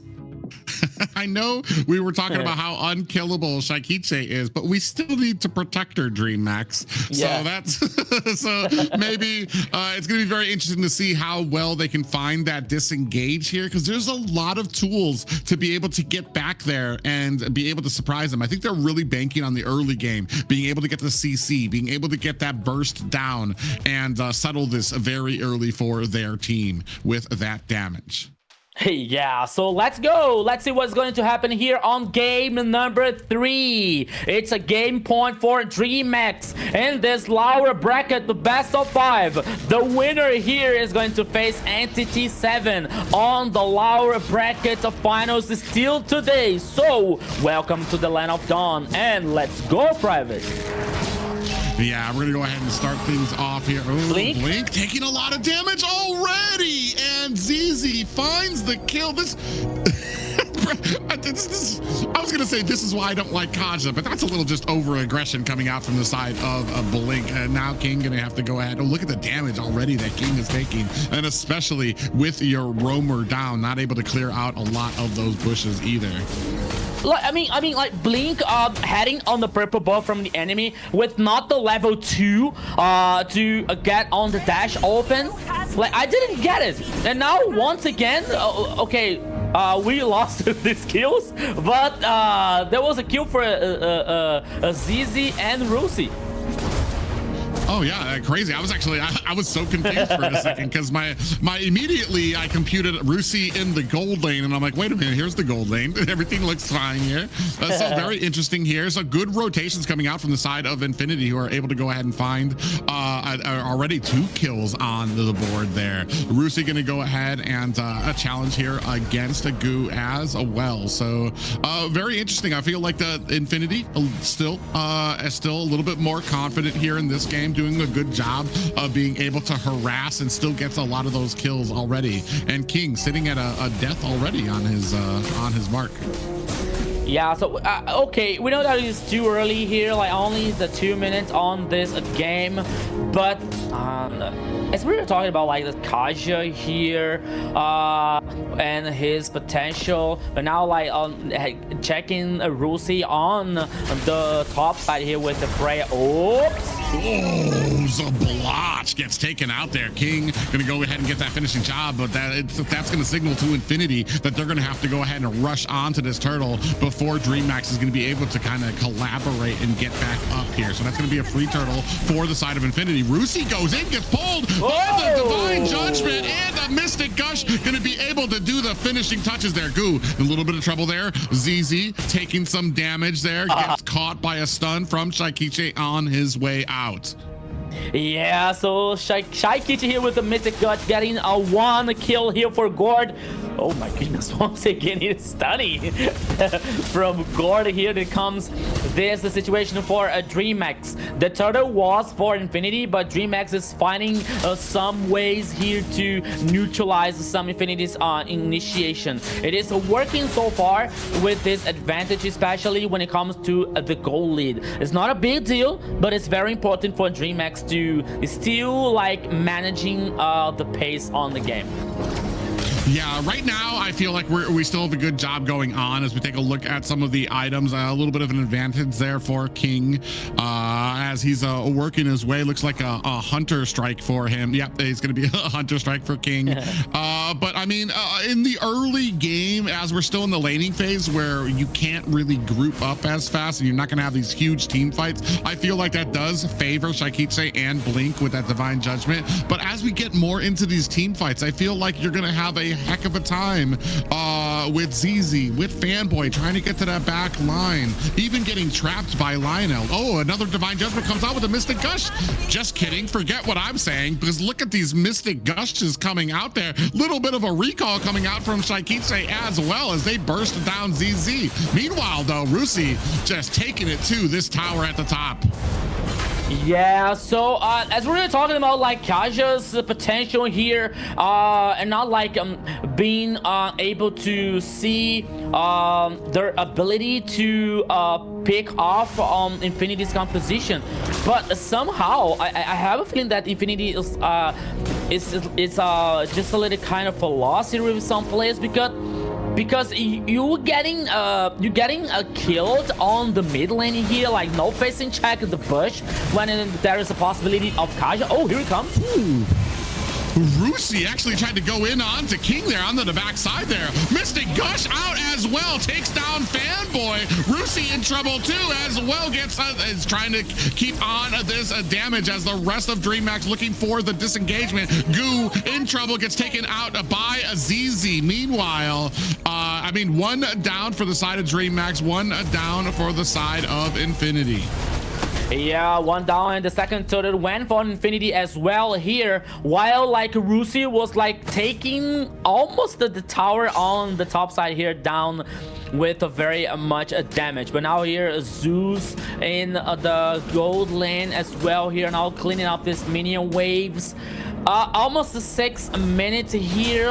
Goal lead is not a there is no Oh yeah, Zaman Force laid down. He's gonna dive onto King, but Goo comes in on the backside, so he sacrifices that 1 for 1 there for Infinity. Yeah, the kill was for Goo here. They responded very interested well here on the gold lane. But once again, goal lead here, no goal lead when it comes to this second game, but now Rusi, oops. Okay, Fanboy is leading. You see a lot of damage going up there, but I do want to say Shaikichi sitting at 3 kills already on this Gord, and that Mystic Gush is only going to be more powerful. Blink flickers in, immediately finds a target and comes back with the Divine Judgment. A great read by Blink to go. That surprised even me. I got a little scared there. I thought he was coming for me. The way he flickered in there, I don't think they had any vision there. He just knew that if he found somebody, he's going to find that Divine Judgment, pull him back to help Shaikichi find some more damage on. Yeah, but now here in the bottom lane, Zablotch has to take care because it's 2 players on Dreamax. Oh, they're chasing down? No, only doing the proxy here. But one thing that we have to consider here, Private, is Rusi and... Oh, here it comes! Yeah, another Divine Judgment lands on with the Mystic Gush on the Fanboy. Rusi coming in, trying to put the damage on there, is going to look for a little bit of that separation, but a lot of Infinity very low for this fight. They are still going to be able to pick up this Eternal for their side. 4-7 right now in favor of Dreamax. Yeah, so here like the third heading for Infinity here. Sky Pierce on Shaikiti's hands now. Not in the first item here, but once again, well, I have to agree with these items. But Infinity here like having Rusi in Freya at this split push situation. Oh, here we go. Yeah, we do. Look at the damage going on. The blink there. Goo dives onto the backside there. Might have bit off a little bit more than he could chew. King trying to put on some damage. Kiazizi. Oh, big penalty zone lands onto 2 members, but immediately met with the Minoan Fury coming out from Fanboy. Mystic Gush is out. Bursting down heroes left and right. Lionel able to find a kill on the blink. Down comes the real world manipulation. Down goes Goo. Zeus looking for the disengagement for his team. 2 down for the side of Dreamax in that engagement. Meanwhile, we have Rusi with Freya. Oh my goodness. It's like a machine. And that's why she's so sought after, is the amount of shielding she gets. She probably could have dove underneath the tower for that kill, but didn't want to risk it just yet and so early. Yeah, but now see we're having like this situation when it comes to the split push coming from Rusi on the Freya, especially working on the side, because the Dreamax here doesn't have this the exact response versus this Freya working on this side here. I think that the only thing that Dreamax has to do now is playing together, having this block team fights here, especially to neutralize someone and getting this Lord to secure the victory. But as we're seeing now on the map, Infinity has a very good domination when it comes to vision, when it comes to the goal lead now, like heading almost to 4K. Blink. Oh, what are you doing there? But the Lord guaranteed by Dreamax here. They didn't even have time to take it away from the picture-in-picture. Dreamax immediately bursted it down like it wasn't even there, and then immediately toot and scoot back to the base. Yeah, so now the Lord called on the top side here for Dreamax. Meanwhile, I think that the minion wave is not like in favor for the Dragon Boy so far, but it's a very interesting situation. And now Infinity is heading on the top side here to melt down this Lord. So, oops. Yeah, we do have a Divine Judgment, but that pulls it back. ZZ against 3 members, going to try to find the safety of the tower to go against these members, and a great outplay there coming from King, who was able to dodge out a lot of those abilities. Meanwhile, a big amount of damage and force coming in at the top. Infinity looking to try to take down that high ground tower, but we're not able to find it. With the proxy coming out from King, Dreamax should be able to find them this lower tower. Yeah, so another tower here destroyed by I believe that was Infinity, but now at least Dreamax took 1 tower on the bottom lane here, taking down ZZ in the process. The Lord was like yeah, it was like not even useless because they took down the at least a tower here for Dreamax, but it's still like the map is so good for Infinity. Only the tower number 2 on the mid lane here in favor to Dreamax before the high ground towers. But now, oops, oh, it's a little like interesting roaming on the top side here by both teams. But now Fanboy is heading back on the base. No, oh no, it was like Zeus sorry, has Zeus.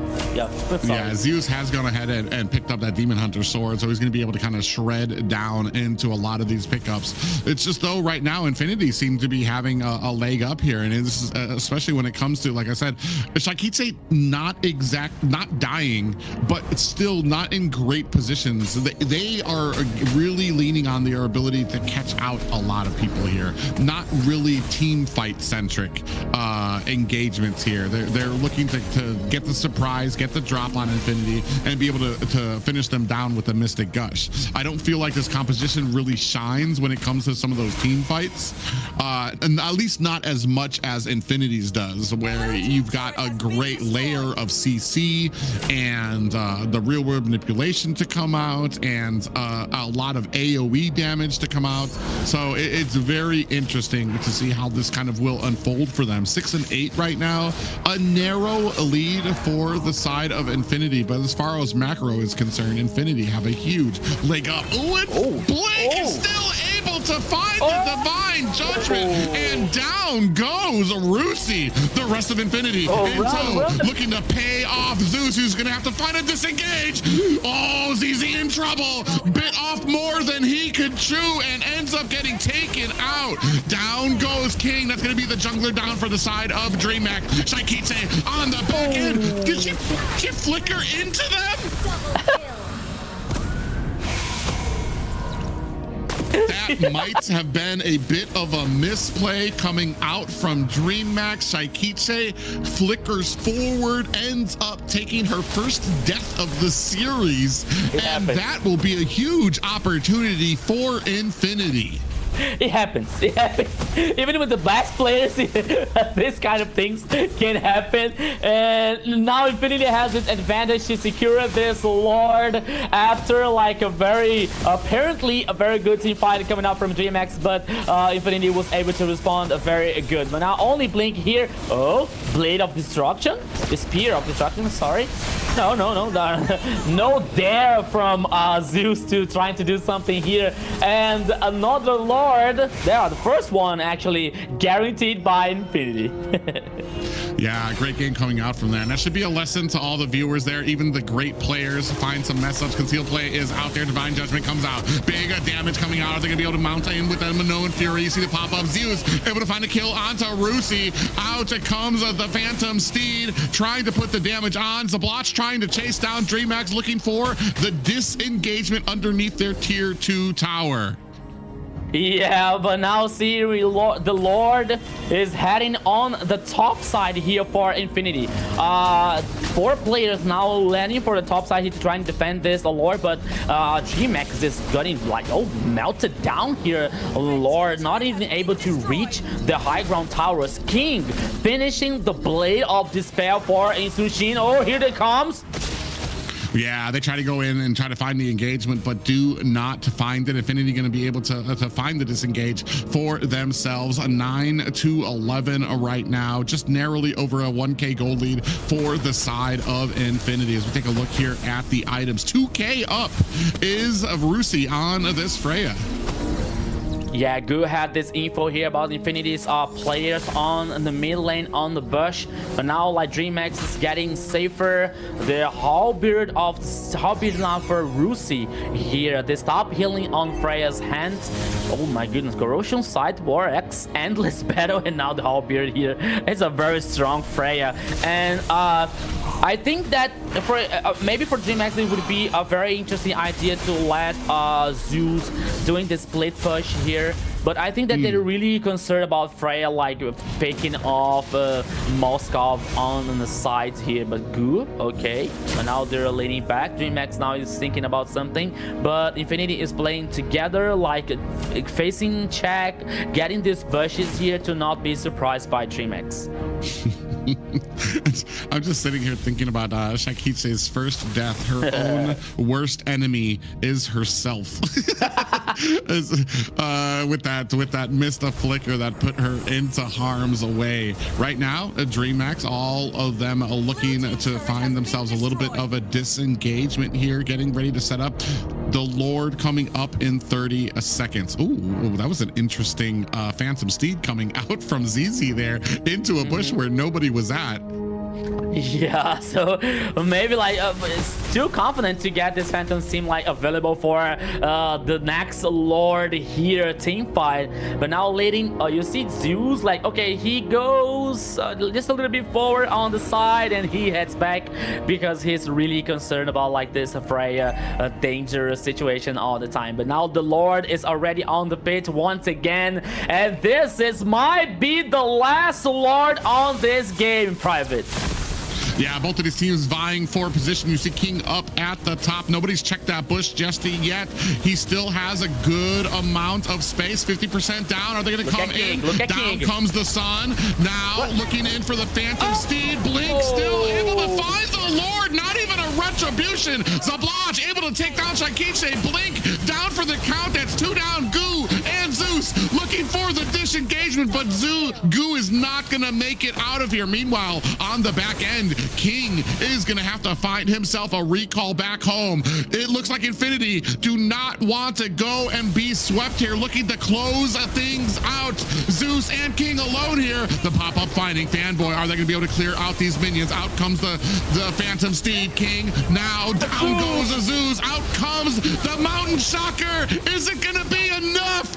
And no, it is not. Infinity. Oh, they're still trying to what? tower. What? Okay. And they are going to be able to answer back with their first victory of the series. It is not over yet. Here, Zina. Infinity leads to the first victory in this best of 5. Yes, they made sure they were not going to be swept this time around. Infinity had a dominating game. They took most of the objectives and had total map control starting out. But I think Shaikichi's little misplay there kind of made it might have messed them up there a little bit, but you know, they already got 2 wins, so you know, one mishap, maybe they might come back from this one. But Infinity did amazingly there, and it showed right there in the match. Yeah, I mean, I feel like, I mean, we do glaze Shaikiche a lot with her performance here, and I feel like that little misstep actually kind of cost them a little bit when it came to they might have probably been able to find the kill there if not for that little mishap. But that just kind of shows you how close both of these teams are. While it usually looks very dominant for the side of Dreamax, it's always just like that one mistake away from being able to turn this over, to give Infinity enough momentum for them to be able to turn this around, to get to some of these Lord fights, to the point that even though they lose the Lord, they're able to win some of the team fights there as well. So that, I mean, that for me speaks loads on how close both of these teams are matched up. Yeah, so here for me, an interesting point that we were talking about like Kaja situation before the match starts here, but at least for me, like Blink, he played well. He did a good job here with Kaja. I don't think that from this game the problem was Kaja on a Dreamax situation here. For me, I think that the turning point was Infinity bringing this Freya to work like so hard on this split push, you know, because as we were seeing like Dreamax getting advantage by the most of the team fights, like getting the team fights, taking down players, but at the same time, like we are used to see Freya taking down towers on the side, on the top side, on the bottom side, and Zeus, like, okay, maybe it was not a part of this of his role, of his function, but he was not able to respond to this macro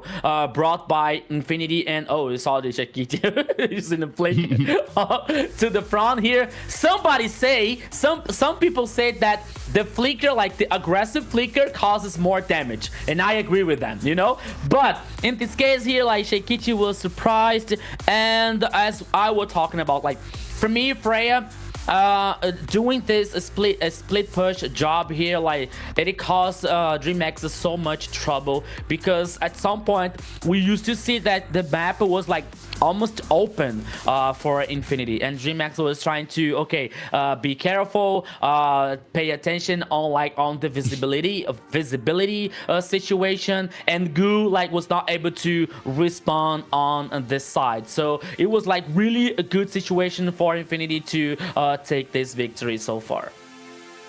Yeah, it's almost kind of like a double-edged sword, but I think we're going to go ahead and look at the MVP first. Yeah. Yes, this player took every opportunity and turned it into an advantage.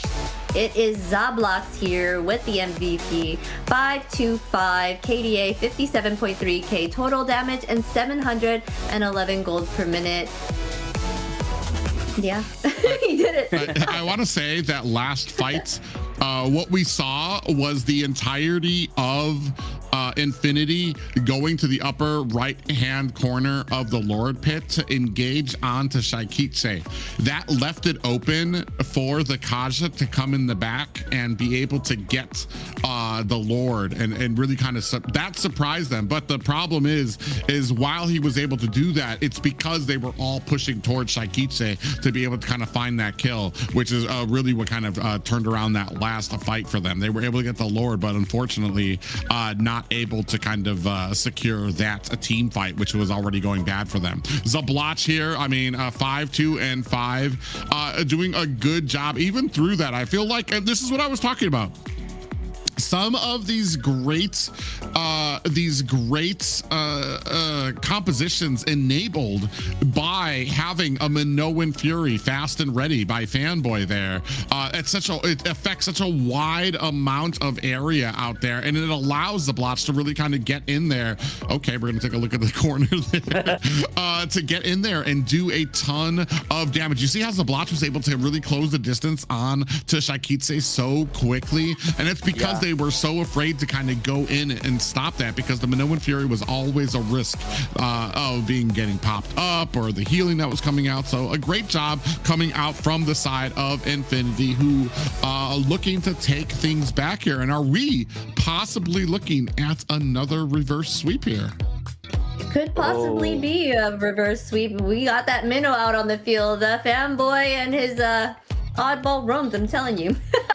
But they did wonderfully there. They kind of really dominated since the start there in this match. So this could possibly be that reverse sweep that you're talking about. Oh my goodness, another one on this day here, coming up from Infinity now. Okay, yeah, I think that Dreamax still have the mentality for closing this series now with the 3-1, but as you were talking, I'm not surprised if Infinity tied up once again here at this best of 5. At least the last best of 5 was a 3-2 with the full 5 games, but I'm not surprised if Infinity do such a thing like that. But I still believe that Dreamax is gonna close up 3-1 now. No. Oh, okay. I mean, the prediction coming out from Rico Damas. We're going to see if that comes true as oh well. no, it might be a caster's curse here, you know.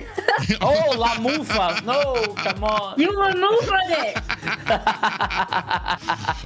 But we'll see. I mean, I still give it out to Infinity. They were able to find an answer back then, back there as well. Maybe we kind of stick to, I personally, and I would definitely like to see Fanboy on more of these kind of flexible roams out there that really kind of enable. I feel like that it's too late to change up the game. I mean, at this point in the playoffs, when it comes to what your team is comfortable with, what they're used to kind of playing around when it comes to your roams and what you can do to protect them. And I just feel like, sadly, it almost feels like Infinity's kind of spoiled when it comes to these wide berth areas of being able of Fanboy having this great big effectiveness, the healing that he can do out there as well.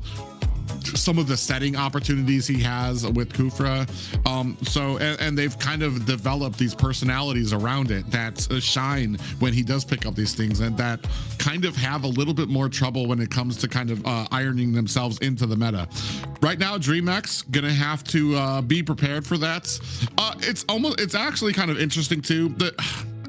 I don't know. Like I said, the Kaja was not a problem. Who said there are no shortcuts in life? It wasn't a problem. However, was it the best option when it comes to the composition that came out from Dreamax? And for me, that still kind of leans on a hard no. He wasn't that game. He was still getting some great divine judgments, some great mystic gushes. However, I almost feel like that composition was like that Dreamax was in this like tunnel vision, that they were going to get this composition no matter what was picked up on the side of Infinity. And unfortunately, it felt like Infinity, their draft just didn't really complement that type of in the early game. Yes, they were able to find some great divine judgments, some great mystic gushes out there, but unfortunately, as you got a little bit more tankier, as you saw them able to close the distance on Sakiche in that last fight, like this is what we were saying the entire time. Like, how is she going to escape all of these? There's so many people who have engagement tools to be able to close the distance onto her, and that last fight really kind of proved it. Greatest mag show of all time is banning. Well, yeah, we're gonna go ahead and get into this draft now. They went ahead and banned out the chip. Valentina, maybe they're trying to bank for a Sora on the side of Infinity with Valentina being banned out. I know they can't go for that Marcel because he's been taken out. They went ahead and banned out Harley and Freya as well here. Yeah, but I'm seeing something here that I don't want to believe coming out from Infinity, because Dreamax here has no this pressure, but let's see what is Dreamax is going to ban on this third choice here, and Infinity has to ban Zunshin so far, which didn't appear here. So I think that Dreamax now is like leaving the responsibility on Infinity's shoulder, and they have to be okay. Yeah, because I wouldn't believe that if they leave the Zunshin open at this point of the match, but Dreamax comes with the Boxer here on the first pick on this game number 4. Yeah, that's what I was thinking. I was thinking that there's no way that Dreamax is going to ban out the Zushin. They're going to leave that on the side of Infinity, which will leave open the Boxia. And yes, Phoveus is open. For some reason, I feel like Phoveus has kind of been an afterthought today when it comes to a lot of these drafts. And Kai. I mean, I would kind of put money on that going to Fanboy, but I mean, you never know with this, and I do like the opportunity. This is Kai is a good factor when it comes to a lot of these tankier jungles. He can use that heavy spin, pin them against the wall while you're trying to get the retribution. So it does have its uses out there. It's just I feel like he's very he has to be used in a very particular way, just because that heavy spin can really stop a lot of like initiation that you guys have, because it's throwing people everywhere. So you really want to make sure that you're pinning them against the wall. Oh, and with that, 2 members that will be immune to the heavy spin with certain abilities on the side of Dreamax. This is gonna be a fun one then, for sure. You're saying that they got that immunity to kind of Akai's heavy spin, Boxia with his mobility. They have Guinevere here to possibly get the Eve somehow, since she's like back there, right? She's stationary whenever she, but then she can't be, can she even be hit? I can't remember.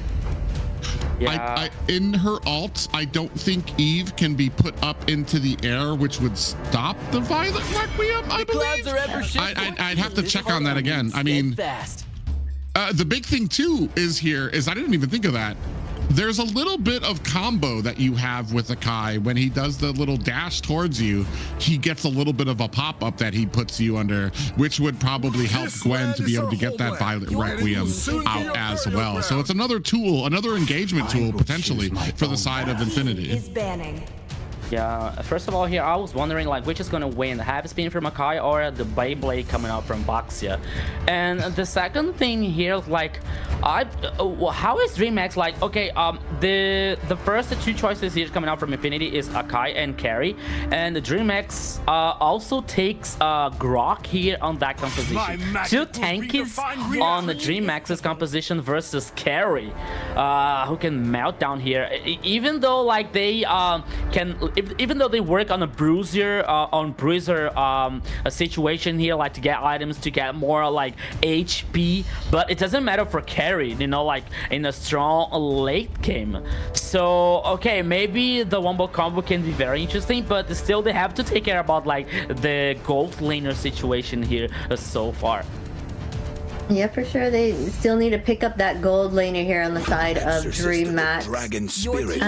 Oh, they're gonna go ahead and pick up that Yuzong, which will kind of help as well with getting into that back line. So what else do they need here for the side? They need their EXP laner on the side of Dreamax, as well as the gold, and then for here we need their mage for Infinity.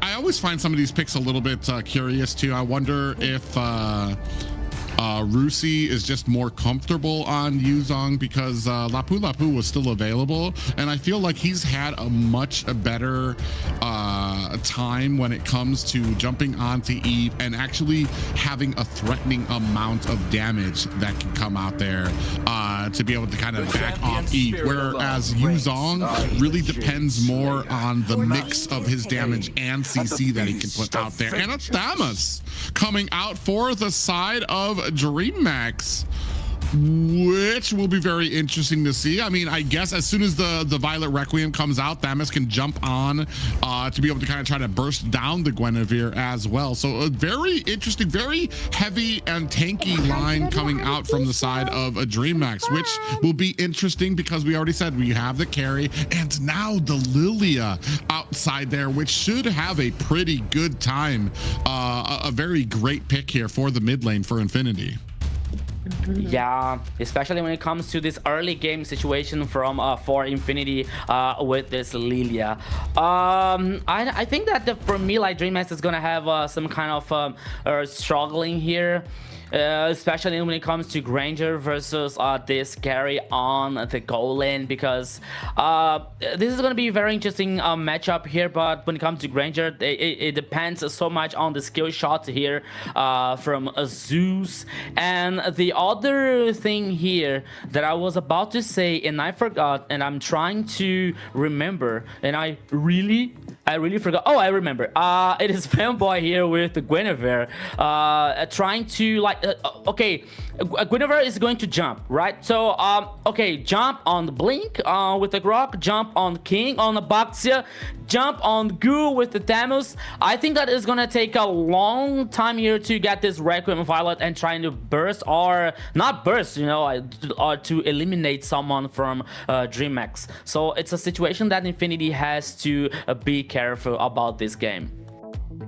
Yeah, well, but the problem is that it's not just the Violet Requiem that you're worried about. It's that once they get controlled, Lionel will just spitting out gloom bombs underneath you while this is going on. And then you have the potential of Rusi being able to kind of stack on with a little bit of a pop-up, petrify, things like that, to be able to get some damage out there as well. So I kind of like this because it's something that I've been saying. When you have a Gwen out there, we can't entirely lean on that Violet Requiem. There needs to be some other type of burst damage. I feel like Dreamax measured that out. They understood what was happening here because they banned out the Gourd to make sure that there wasn't going to be that Mystic Gush combination. But here with the Lilia, I almost feel like Lilia is the better option here as well, especially against kind of this slow composition coming out from Dreamax when it comes to like melee heroes here, which is where a Lilia will shine. Yeah, so well said here, Private. So in a few moments, we are heading for the Land of Dawn to game number 4, Dreamax versus Infinity. Always reminding you guys, that is not the final match of the day.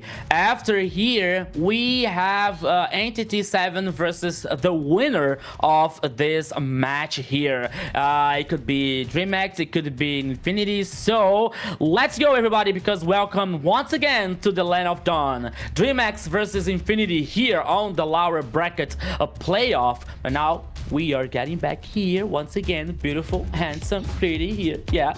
Okay, welcome back. I know you guys just want to talk more about Dreamax and Infinity before we move on to this, right?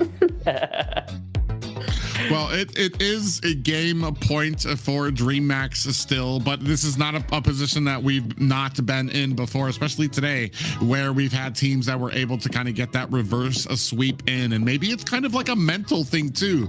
Once that armor has been cracked and you realize, oh my God, am I bleeding? Like, I am mortal. Maybe that's something that kind of comes into play here, especially against a team like that Entity 7 was able to get knocked down to the lower bracket. Dreamax had some great games here, but maybe starting to feel that mortality creep in more and more and more. We'll see as this next game goes on, especially with, I feel like there's some decent ability for them to kind of get to that back line. Will Shaikiche still be able to kind of maintain that space and distance that she needs for her team? She's got a heck of a tanky peeling coming from her composition too. So yeah. At the very least, they should be able to keep her safe. My problem is when these people get caught with that Violet Requiem, will that be it? Are we going to be able to answer that when it comes to these team fights?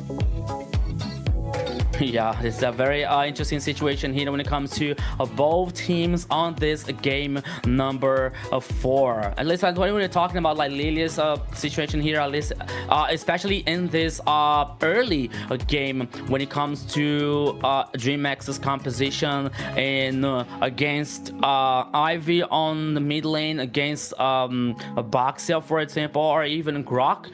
But we're talking about like a tanky composition coming out from Dreamax. So maybe in the early game here, Lilia has this advantage, but I think that Infinity has to rush this early game here to get some kind of advantage, not only to like neutralize the heroes from Dreamax, like maybe with some late game potential, but also to help carry to get stronger in this late game here to help Infinity to win this game and get things tied up here in this best of 5. Yes, for sure. If they get to that late, Carrie can shred on all those tanky melee heroes that's on the side of Dreamax and can kind of really help them win the game. Lilia's a great choices for them as well. Those black boots of her is able for her to escape and get her life back and kind of help dish those burst damage down onto him as well. So this one could be anyone's game, depends on how it's played, how they play and how well they do working together. So we'll see. You brought up the early game, Rico, and now that I think about it, when you're talking about a Grok and an Eve, I feel like they're going to have a pretty dominant early game. You got a good amount of clear that comes from them. They're both going to be able to kind of traverse the map very, very quickly to get to those side lanes. So that's something that Infinity is going to have on their mind. Despite, I want to say, great team fight synergy with this composition, that rotation from them is going to need to be on their mind. As we move into the game, you can see a jump does land on the Shaikiche. Look at the damage already. Shaikiche down to about 20%, 10% now. Lionel thought about going in there and thinks twice. Yeah, I was talking about like fanboy jumping on tankies, but I didn't like, I forgot about Shaikiche's here situation that he can jump. Oh, Zeus. First blood. Off screen, Lionel gets picked off there. Blink might not be long for this world as well. Lionel trying to find the other pieces of the puzzle for that kill, but can not put them together. Meanwhile, Shaikiche alone here in the mid lane as Fanboy diving underneath the tower. Very aggressive early game coming out of Infinity right now. Yeah, and now we're seeing like Blink with a very low HP, now getting forced to get back on the base once again, like Fanboy here with Lionel like causing this pressure on the mid lane. Shaikichi now like cleaning the minion waves here, but with this pressure, Affinity is working like in some high tempo from Dreamax here, especially when it comes to the first turtle with the 10 seconds left to appear on the top side of the river. Yeah, this is going to be very interesting here. I mean, we're talking about the jumps that can come out from Fanboy, but there's a decent amount of targets, but a decent amount of negating ability from the side of Dreamax. Ooh, a little bit of engagement up at top. They're going to try to get onto Rusi, who's able to fend them off. Lionel, Fanboy coming in. Big pop-up does land. Is King in trouble? Gets taken out as Lionel with the finishing touches. Black Dragon is out. That's going to be able to help aid Infinity with the zoning out, and that's going to be a first turtle for the side of Infinity. Down comes the real manipulation. Rusi is able to find himself an escape. Violet Requiem is out. Goo in trouble, diving up against them as ZZ finds the kill onto Goo.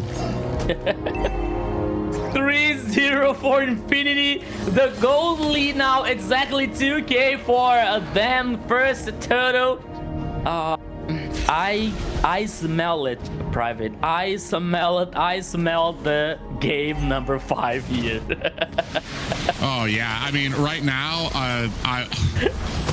you could not have asked for a better opening. I was just talking about having the early game advantage, but Dreamax, man, getting taken for a ride. 0 kills and 3 deaths on their side. As you take a look at the damage coming out, Lionel, Rusi, and Fanboy at the top of the charts, only met by Shaikichi on that eve. Ooh, speaking of which, Zeus takes some damage on the bottom lane as well. Now engagement, Lionel almost gets caught there. Black Shoes right out of harm's way. Yeah, Black Shoes here plus the flicker, getting Lionel to be survive, to be alive, but Zeus now.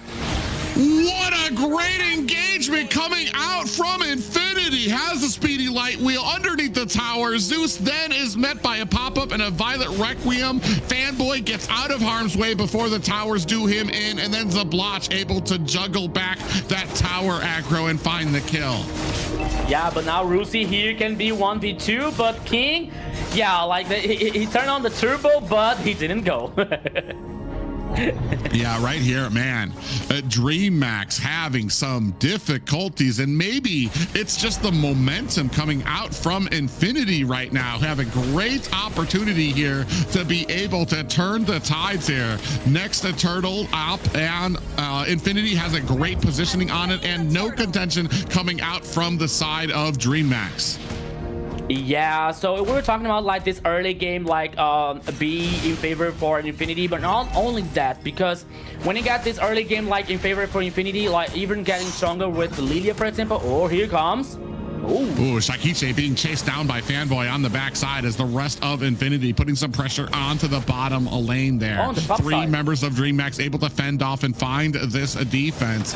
And still 9. Ooh, up at the top. Goo in trouble against Yuzong. Black Dragon is out. I'm not sure if Goo's going to be able to find himself and escape. Ooh, he able to dodge a lot of the damage coming out, but now dealing with the upgraded Black Dragon coming out from Rusi, who now picks himself up a demon hunter, a hunter's strike for his efforts. Dominating here now. This dragon on the top side from Infinity. 5 kills for them on after 5 minutes on this game so far. Goal lead here, leading for 3k for Infinity. Once again, the top side.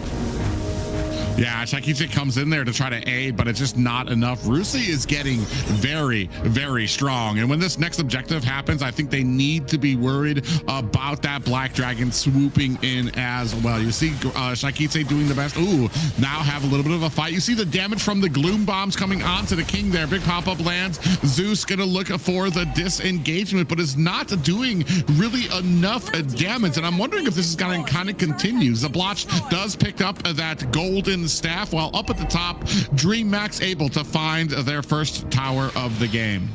Yeah, but now the situation here, like, it's Dreamax are leading to... Oh, here comes! Yeah, Violet Requiem is out there, lands out on the onto Blink. Black Dragon is out, looking for Shaikichi. Can they find it? Gu finds a kill onto Lionel. Out comes the real world manipulation, trying to burst the damage onto Infinity, and they are not able to find another kill just yet. Lionel goes down early in that team fight, but Infinity still able to find a good source onto this next turtle. Yeah, so you don't want to give kills here for Dreamax, but still it was good for Infinity because they took down the third turtle here. As I was about to talk here, like while Dreamax was leading 2 players on the top side here to not only to neutralize Rusi, but to take down the first tower on the top side. But at least meanwhile, Zaflax was alone. Oops. Oh yeah, and talk about the damage there. That was a Grok. That was their tank. So not just worrying about the Violet Requiem, but the Gloom Bombs coming out from Lionel has been a huge combo for the side of Infinity. Now coming in, Gu's gonna have to dive underneath the tower. From the backside, Fanboy finds a pop-up on the 2 members while they're trying to continue. You can see King taking on a lot of this damage. Down comes the real world manipulation. It's going to allow King to find his escape. Yeah, so maybe now Infinity were too just a little bit deep on the King. King here now was in trouble, but now Gu here is here to protect the jungle from Dreamax. Now we're seeing Rusi versus Gu here. But once again, now Infinity trying to rush this things up, especially on the mid lane, almost like could be worse for them. So they have to be patient. They have to be just a little bit resilient. For Dreamax here, it's like at least like Shaikichi is have their like her full potential on Ivy here to cause this damage on the mid and late game. So the game is not done yet, but the way Infinity is playing, it's gonna be very difficult for Dreamax.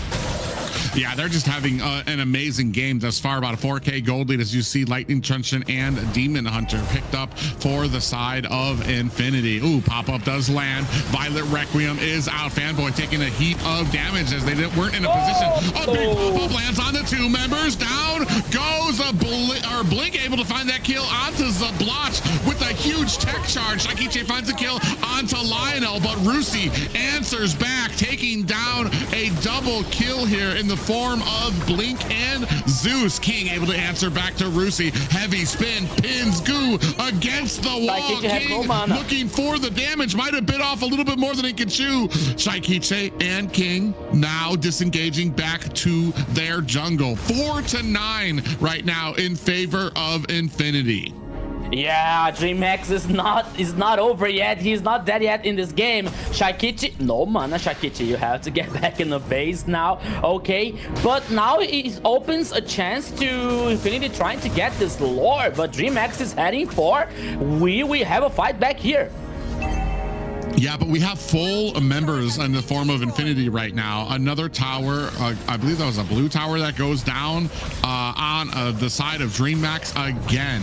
Zizi doing a good job zoning out to Blink from the side. Shaikichi finds herself a little bit of an opportunity to try to get in there, but this Lord looks like it might be going over to the side of Infinity. Now comes in, a big tech charge comes out as well. Zizi able to find the retribution. Down comes the real world manipulation. 2-1 down for the side of a Dreamax as we continue on with this fight. Infinity looking for the disengage and now have a Lord at their sides. Conceal play. Fanboy and Zizi. Ooh, almost able to find the knockup, but a great read by the side of a Dreamax to find that out and get out of harm's way. Now they're looking to escort this Lord through the mid lane. It finds itself a tier 2 tower, finds a charge on the bottom lane. Rusi zones out King from his orange buff. Yeah, so now Lord here is getting melted by on the mid lane, but even though, oops, here comes Fanboy. Ooh, Fanboy almost in a little bit of trouble. Gonna get chased down by King. That actually might be it as Zeus finds the firepower to be able to bring down the roam of Infinity. Meanwhile, Black Dragon is out, coming for the flank, looking for Shaikichi. Down goes Shaikichi, and that is a huge amount of damage down for the side of Dreamax. Infinity looking to continue on with the pressure, trying to take down this mid lane. Yeah, so now here things is just getting just a little bit complicated for Dreamax. Only the high ground tower is left for the Dragon Boys. As we're seeing here, the items Hunter Strike, Sky Pierce, and the Malefic Roll for a Granger. Meanwhile, carry here, Corrosion Sight, Golden Staff, Demon Hunter, Malefic Gun, Infinity Glaive for Lilia now, another like glowing wand. To Infinity here like with the gold lead heading almost to 780k.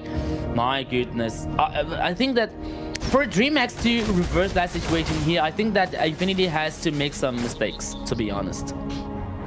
Yeah, I mean, and especially the one thing though, I mean, you have a Sky Piercer on Granger as your second item, and you're sitting at 1 and 2 right now. And I feel like another item probably would have done a little bit better, especially because you're about 2k behind Zabloch right now. So you're not exactly having the great game. Even Shaikiche, Queen of the Sky Piercer early mid laner, hasn't gone with Sky Piercer this game because I feel like she's not confident in her ability to really get the stacks that she wants onto it right now. 5 and 11 right now, a game firmly a 6k gold lead for the side of Infinity. Yeah, so it's like you're watching a fanboy like just getting like just kidding and joking on the recall effect. One more item here on Shaikichi, so Dreamax has this hope here on the mid lane's hand, but it's not that easy because Infinity is playing very good, especially on this blocking fight, especially together with Leonel, Rosie, with Yusong here. Another Lord immediately started by Infinity, but here comes Dreamax. Yeah, there's not much contention coming in here. They do have it down to about 30%. Black Dragon is out to try to zone out the rest of a Dreamax. Now coming in, ZZ still with the heavy spin, able to zone out the rest of Dreamax from being able to get that Retribution. King taking a lot of damage. Out comes the real world manipulations. Zabloch, it gets nailed down as a 3-man pop-up from that Tectonic Charge comes out. Fanboy answers back again on the backside. Lionel takes out King. Shaikiche able to answer back to Lionel, but that is 2 down for the side of Dreamax. Conceal play is out. Zeus might be in trouble here. Gets it caught, but is able to find the disengage as Goo is right there to provide some suppressive fire for his teammate. 2 players down from both teams, but the Lord is from Infinity, and he is heading on the mid lane. Here we go. Oh, yeah, Black Dragon is out, not trying to go underneath the tower. Goo with the Cauterant Inferno, trying to keep up the damage and the healing coming out. Heavy spin comes out from ZZ to knock back the rest of Dreamax, but Infinity is going to have to disengage from this mid tower push. Yeah, so the mid laner tower here, the high ground, is still standing with a half of HP, but is still standing for the Dreamax. No super minion from Infinity, and they decide to head back. Almost 15 minutes here on this game number 4.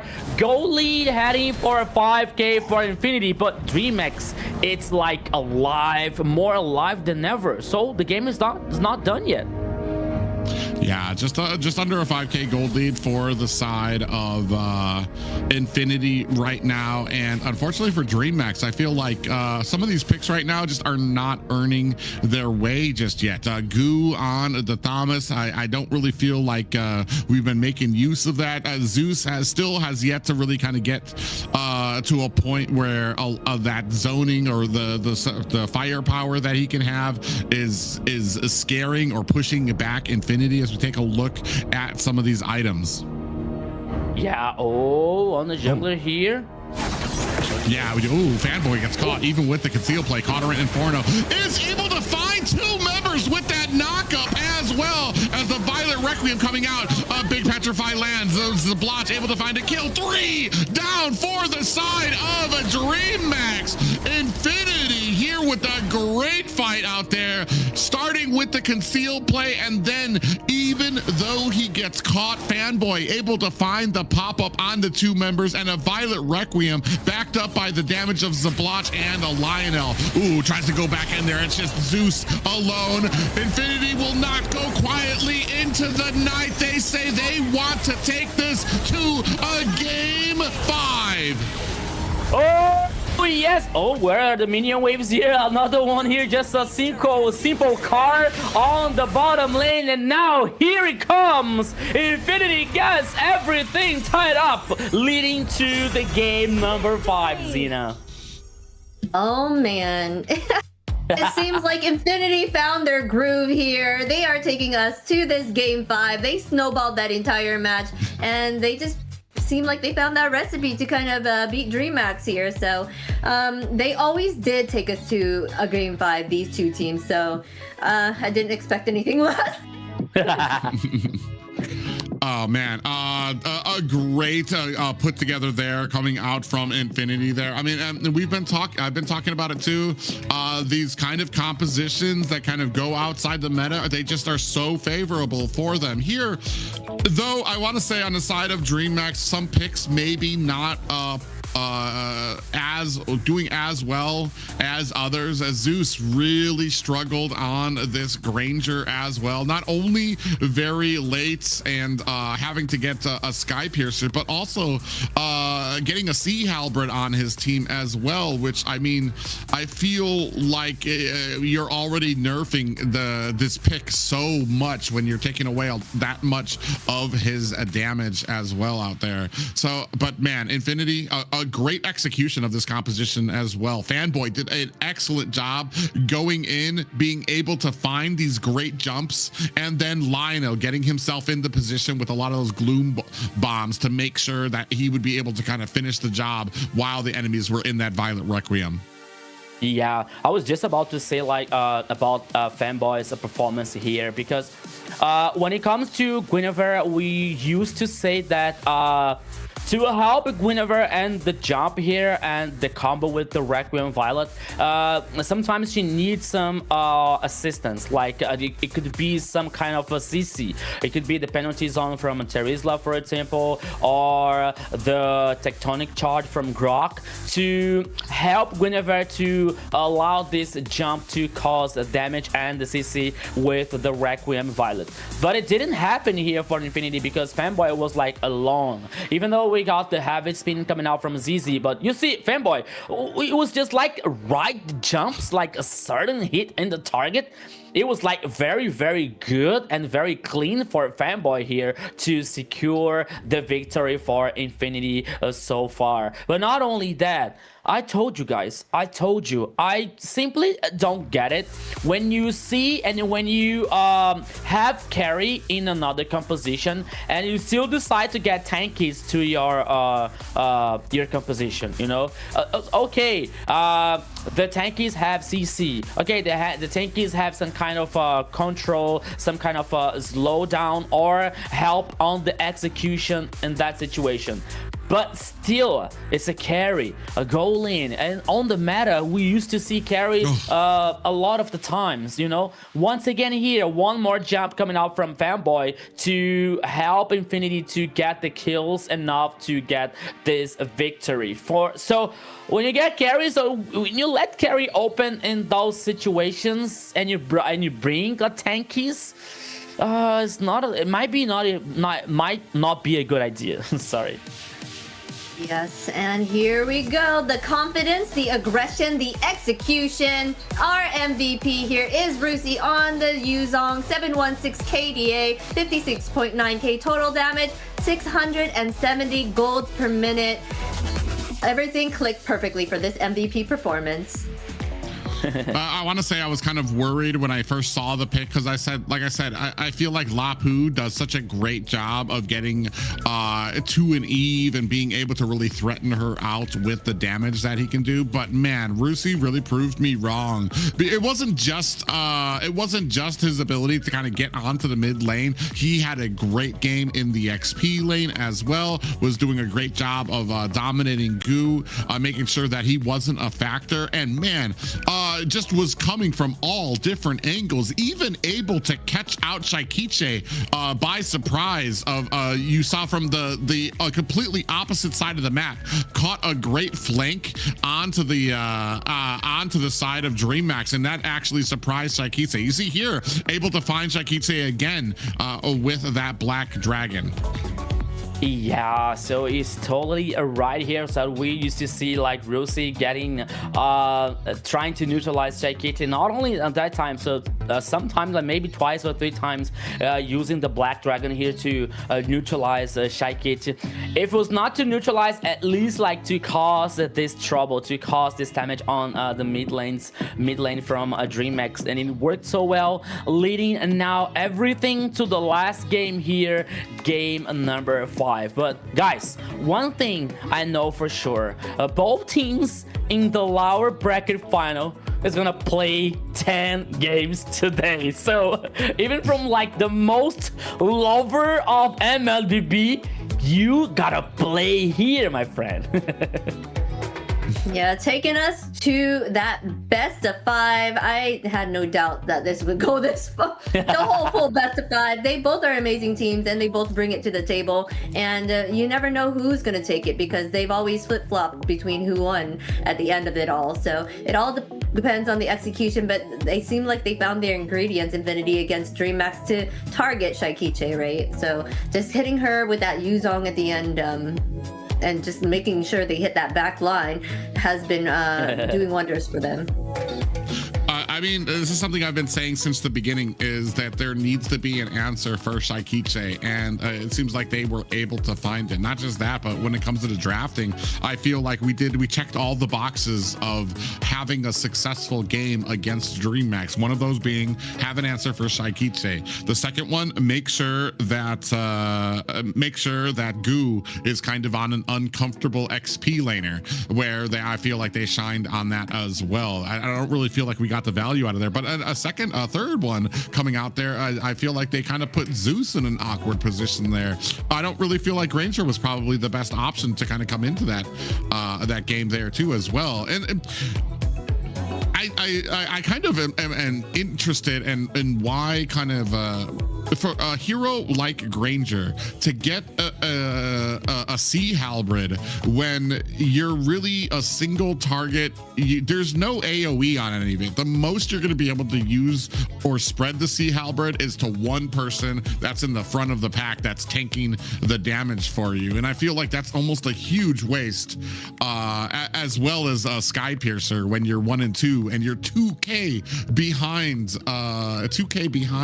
the carry on the other side, which already tells you that you're going to have kind of a rough game trying to make use of that. And that's one of the things I think a lot of people overlook when it comes to an item like the Sky Piercer, is it by itself, it provides a little bit of help for your team, but to really get the value out of it, you need to be able to get the stacks on it as well. And unfortunately, the Zeus was not able to accomplish that on the Granger. But boys and girls, ladies and gentlemen, Rico and Zena, we are at that famed game 5. As you see here, 2 rows completely filled up with heroes that are unavailable for both of these teams.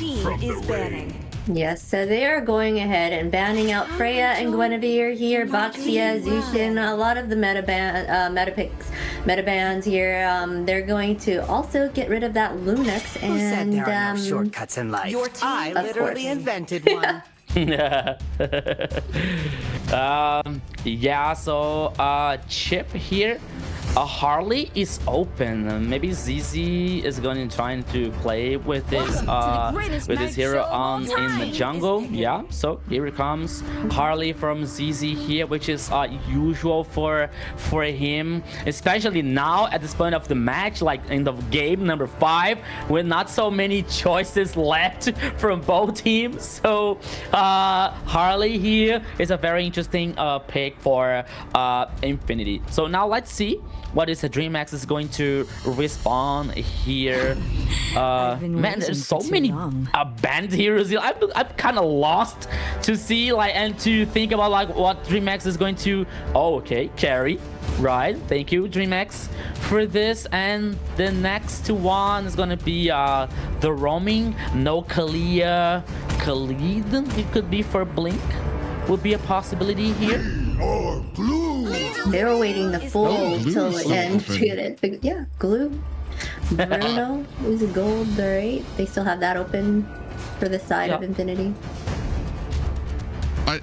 You mentioned Khalid, and that's actually kind of surprising. I feel like he kind of disappeared from a lot of priority, maybe at the start of the playoffs, which is very interesting because I feel like the meta has shifted a little bit. It used to be all about your open, all about getting that early game advantage, where people like Hilda, the Khalid, the Eve, the Zishian, were all the rave and the priority. Ooh, Kufra being picked up by the side of Infinity, but do we have the support? It's a very early Kufra. However, I do like it because it stops the carry from being able to dash away. It stops Glue's dash as well. So we do have it. It's able to counter two things there, but are we going to be able to capitalize on those Tyrant's rages when they come in? Or no, the Tyrant's revenge, which is the rubber band effect where he hits you and pops you up into the air. You're gonna have that deadly magic from Harley. You're gonna have a decent amount of burst coming out from Bruno as well. So I definitely like this combination, but a great answer coming out from Dreamax. Yeah, great choice there, ZTN, to kind of help with that CC and kind of stop them in their tracks for a short while, to be helpful for the team to kind of engage them in some way here, since they couldn't get the Lunux to kind of like counter the Harley here. Here they're going to still need their EXP laner as well as their mage on the side of Infinity. And then for Dreamax, we have their... Well, Glue is their roam or EXP. I don't know. You can be either or here. EXP and or roam, and then their jungler is needed. Yeah, I was wondering here, like when I saw like Kufra from Fanboy here, I was thinking about Shaikichi's choice here because this Kufra can lead and can get easily on the back line, for example. So if Shaikichi brought some static mage here, that could be a problem for Dreamax. I have to be honest with you guys, I was expecting some mobile mid lane here, even though we don't have Kimi, even though we don't have Lunox, for example. I was expecting a Kadita, for example, here for Shaikichi to avoid this Tyrant's wrath coming out from a Fanboy. But the meta and the situation here, Private, I think that they don't dare to use like some off-meta heroes so far. So I think that that's why they choose Zitian for Shaikichi. Well, and then she does have the disengagement tool from her passive on the Zeshian. So, and I'm not sure how the timing would work. When Kufra goes in with his rubber bands, does it immediately activate the pushback, or would it wait until after the knockup happens? Oh, because that placement will. So that, because that placement would tell me whether or not the Kufra would be as effective against this type of pick there as well. Now waiting on that final one of the last two picks coming out from a Dreamax. Oh, we're gonna come out with the Lancelot. All right, yeah, they're going ahead and picking up the Lancelot here. A lot of mobility, able to get out of Harley's ultimate whenever he does his, like, I forgot his little dash something. He can avoid getting that hit on him for some reason. They went ahead and pick up the Valentini here. Alice? Alice for Rusi? Yeah. I think that easy.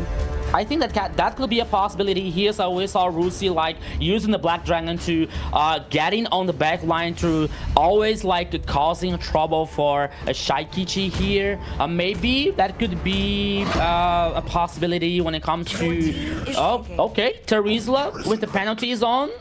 I think that it is too risky using the flicker and the penalty zone to trying to reach out this backline, but it's a possibility also for Infinity, especially when you have Kufra and Valentina. But now come Phobius on the last choice here for Dreamax, Private. Yeah, that's going to be really interesting. Yeah, especially to pull it out on the last pickup there.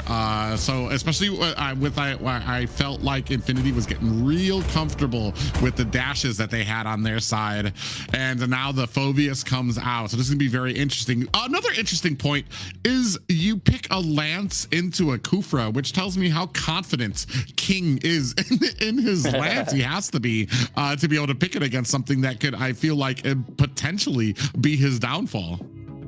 Yeah, especially like using this dashes mobility here when it comes to Lancelot, and this facility to guarantee objectives, especially using the second skill here to get invulnerable and using the retribution so far. But the other side, we have ZZ here with Harley, that he can use the teleportation and the cards, for example, to like get in and get out and like steal a Lord, steal a turtle. So everything is possible here on this last game, because guys, ladies and gentlemen, welcome to the Land of Dawn. This is the game number 5. It's now or never for both teams. One here is going to the lower bracket finals. Another one is going to say goodbye today to the MCT AMER South, my friend Private. Yeah, both of these have been our prospective underdog teams. Lionel, who took a ton of damage there from Blink. But yeah, both of these teams have been our underdog teams who have been fighting tooth and nail from the bottom seeding of the playoffs. Now looking to make a name for themselves here as King goes in, picking. You can see a lot of that damage coming out from Shaikiche on to ZZ. Ooh, Fanboy. ready for Fanboy. Maybe a shadow of things to come as he already lands a beautiful Tyrant's Revenge on to Dreamax. Yeah, but they still like fighting here on the river. Dreamax trying to steal the beta on the jungler here from Infinity. I think that at least the biggest one they stole. But now ZZ is heading for the orange buff. As we're seeing all the emblems here, like in pure rage with the two ZZ and Lionel. We have Quantum Charge here for Zablax to help him to in this movement speed. But 2v1.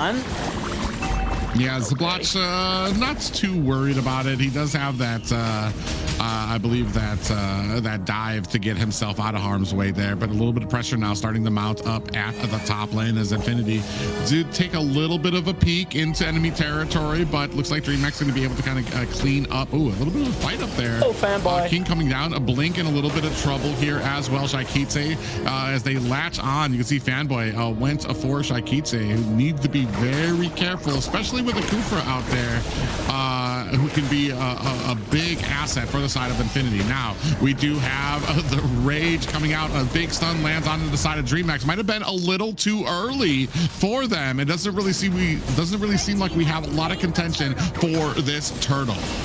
I think that this appearance of the Phoenix was from Lionel to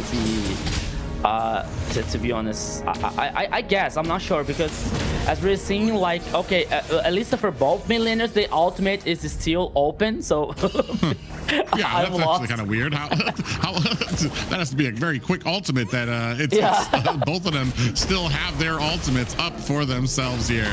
Now, I mean, Blink actually takes a lot of damage from the backside. King goes in. Lionel's gonna have to find himself a huge disengagement. Yeah, so for King here, oops, here comes. All right, now it was from Shaikiche. I know for sure. The Fury of the Phoenix was for a Shaikiche now on the mid lane. But now here in the gold lane, we're seeing Zablax, Fanboy, and ZZ.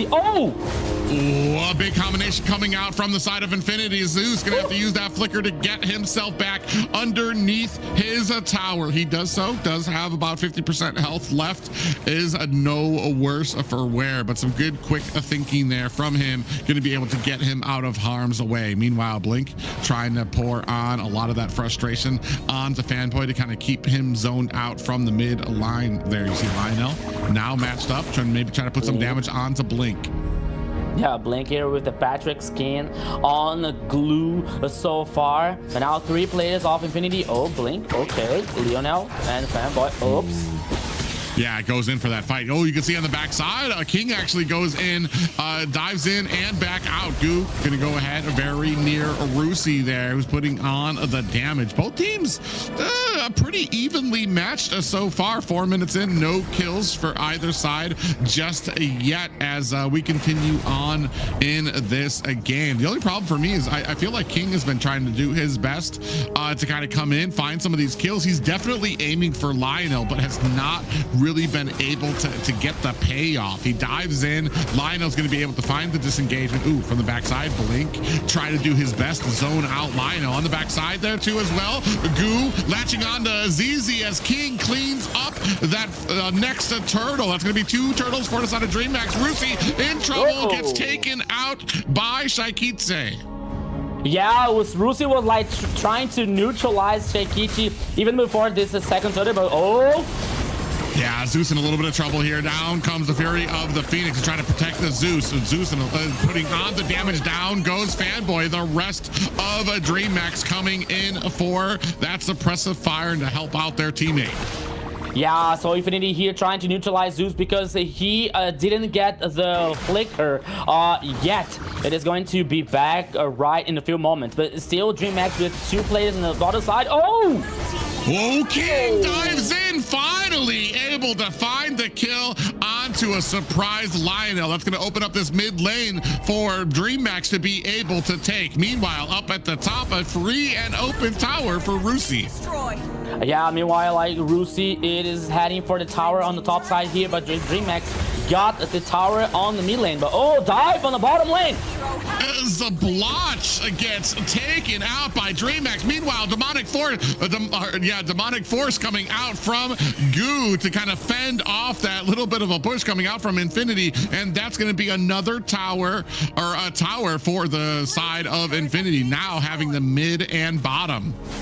Yeah, so Dreamax here now turning on the turbo, getting 2 towers on the mid lane and the bottom lane here. 1 kill for Zeus and this carry. 1 kill for King and Shaikichi. Radiant armor now for a Blink. Gold lead, almost like heading 4K for Dreamax. As you've seen now here, the items, almost 1K here for Zeus, and a carry already has this corrosion side leading for the second one. I believe it's going to be the golden staff, and now the third turtle available on the top side of the river. Both teams are dancing around it, but Dreamax is started immediately. Yeah, and I feel like we're just not finding the opportunities for this Kufra and those Tyrant's Revenges to really be able to combo into this. Another clean pickup of the turtle for the side of Dreamax, and a very macro intensive game for them so far. 7 minutes in, only 4 kills on the board, but 2 towers down.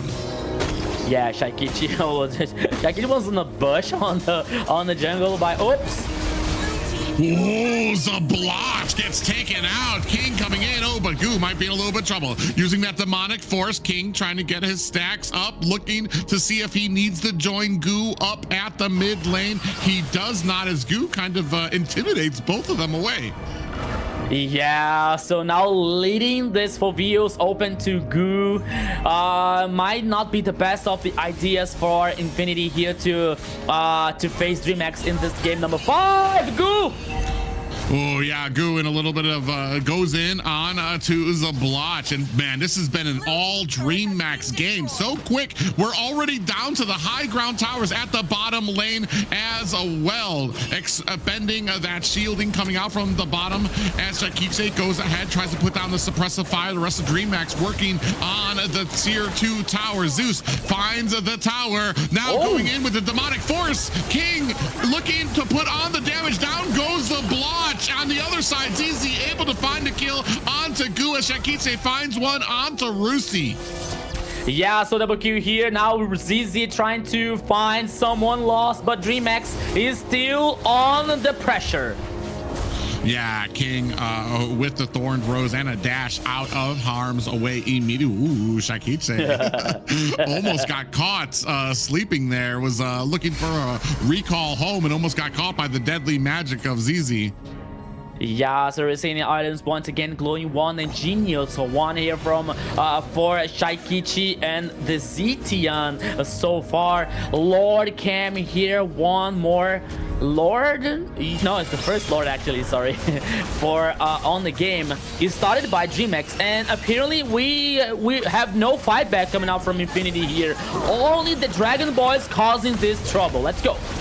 Yeah, and I mean, that Fury of the Phoenix came out from Shaikitse, and that really kind of told Dreamax that they had a wide open ability to be able to pick up that Lord, because I want to say the rest of Infinity was kind of spread out on the map and in no position to really counteract that pickup. But this is going to be the first Lord and might be a huge push for the side of Dreamax, who are already down to high ground towers at the mid and bottom lane. So I'm expecting them to put on a lot of pressure up at the top to try to take that down. And I think Infinity are expecting it too, as you see 3 men mounting up at that mid lane or at that top tier 2 tower. In goes King. We can see up, if we get to take a look at the action instead of following the Lord around at the mid lane, we do have the pressure starting to mount as minions coming in. The rest of Dreamax looking for a way in. Rusi coming in with some damage. Meanwhile, Zeus and almost catches King, who is just so slippery on that lance. ZZ goes in with the deadly magic. It's gonna take Zeus down to about half health, but he's gonna be able to get that health right back. Goo goes in with the demonic force onto the backside with the Fury of the Phoenix lining up. Goo finds a kill on to the marksman. Down goes Goo as well. 1 down for each team. Lord crashing into the base. Dreamax, are they looking to close this one out? As Lionel spraying on the damage. They might be in trouble. ZZ with the kill there. Blink is down. 3 down for the side of Dreamax. King might be in a little bit of trouble here. Zeus and King on the backside as well. They lose 3 members for that, but they have taken down all of the high grounds of Infinity. Dude, the fanboy like using the flicker to try to chase down King. I think that was unnecessary here, but that's okay. It was just to celebrate Infinity defense here on the base. Private, we were talking about MCT AMER South. Everything is possible here. We used to see so many situations. Yeah, Rusi in trouble, gets caught by the pop-up there. He's going to have to use that penalty zone defensively. Out comes the Fury of the Phoenix. Demonic Force still chasing down Rusi. He goes down to the damage of Zeus. Now minions at the mid tower still get taken down with a successful defense by Infinity. Do Dreamax dare go to find this pressure? Now the minions at the mid high ground tower. Do see King gets hit by the deadly magic. Goo able to find the kill. Zeus able to take down the tower. Now laying into the core. Ladies and gentlemen, Dreamax move forward to the semifinals of the MCT AMER South. Here comes the Dragon Boys to the lower bracket finals versus Entity 7, Zena. Dreamax domination at the end there. They're like, all right, that's enough. We're not gonna have this. No reverse sweep. We're gonna take this game and we're gonna add that pressure, suppress you guys, even though they did kind of almost got wiped out at that Lord. They regrouped and were able to come back and end it.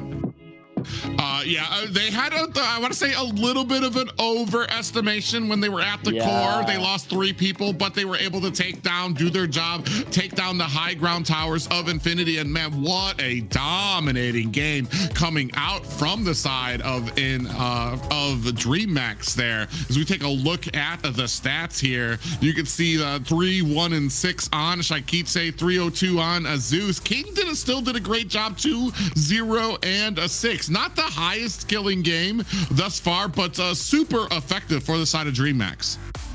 Yeah, so before this game finished, I was about to say okay, everything is possible in the AMER South. So we used to see so many situations similar to that where the team was dominating the game and all of a sudden they were getting surprised and losing the match, losing the game. But it didn't happen to Dreamax here at this game. So okay, so they got just a little bit scared on the game, but they were like able to handle that situation and leading the team to the victory here. Last game here, game number 5 with not so many kills, at least like for Infinity here, 12 kills for Dreamax.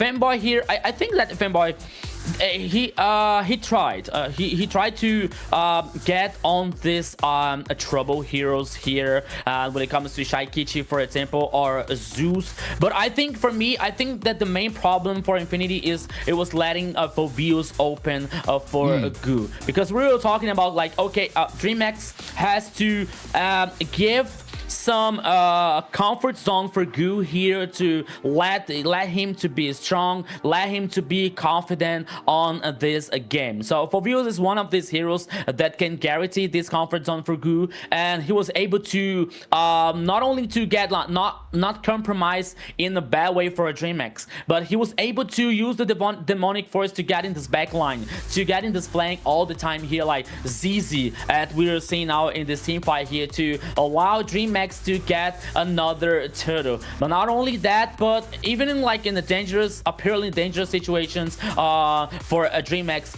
Goo was there with the Foveus to get this stacks and try not only to neutralize these enemies, but to protect even the carries from Dreamax, even Shaikichi, for example, even Zeus. So Goo here was like a very crucial. He was very important for Dreamax, using this Foveus so good here on this game number 5.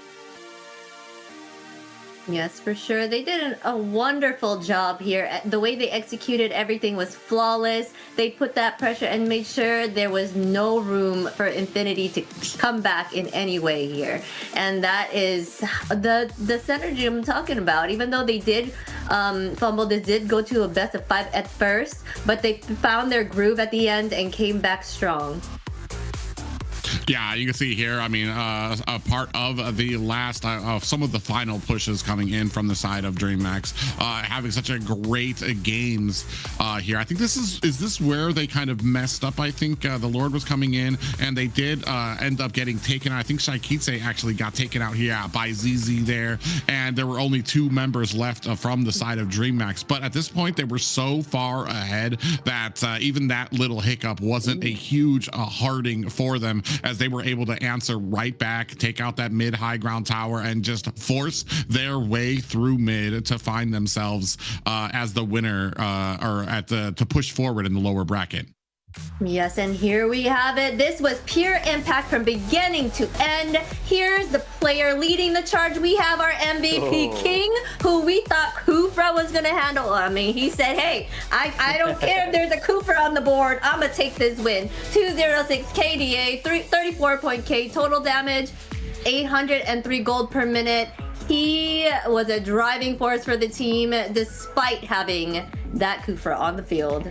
Yeah, as I always says, once a king, you never lose the crown. So here the MVP to the king of kings here with this Lancelot. I was about to say, like, before this game started, like, Lancelot is one of the signatures here from Blink so far since from the beginning of the competition, at least for a king here. So when it comes to the assassins, Kings has this knowledge and this comfort zone so far. Of course, he is a versatile. He can play with some tankies, but the assassins is like his passion. It's like his where he shines all the time here, especially with Dreamax. So well-deserved MVP here for King on this game.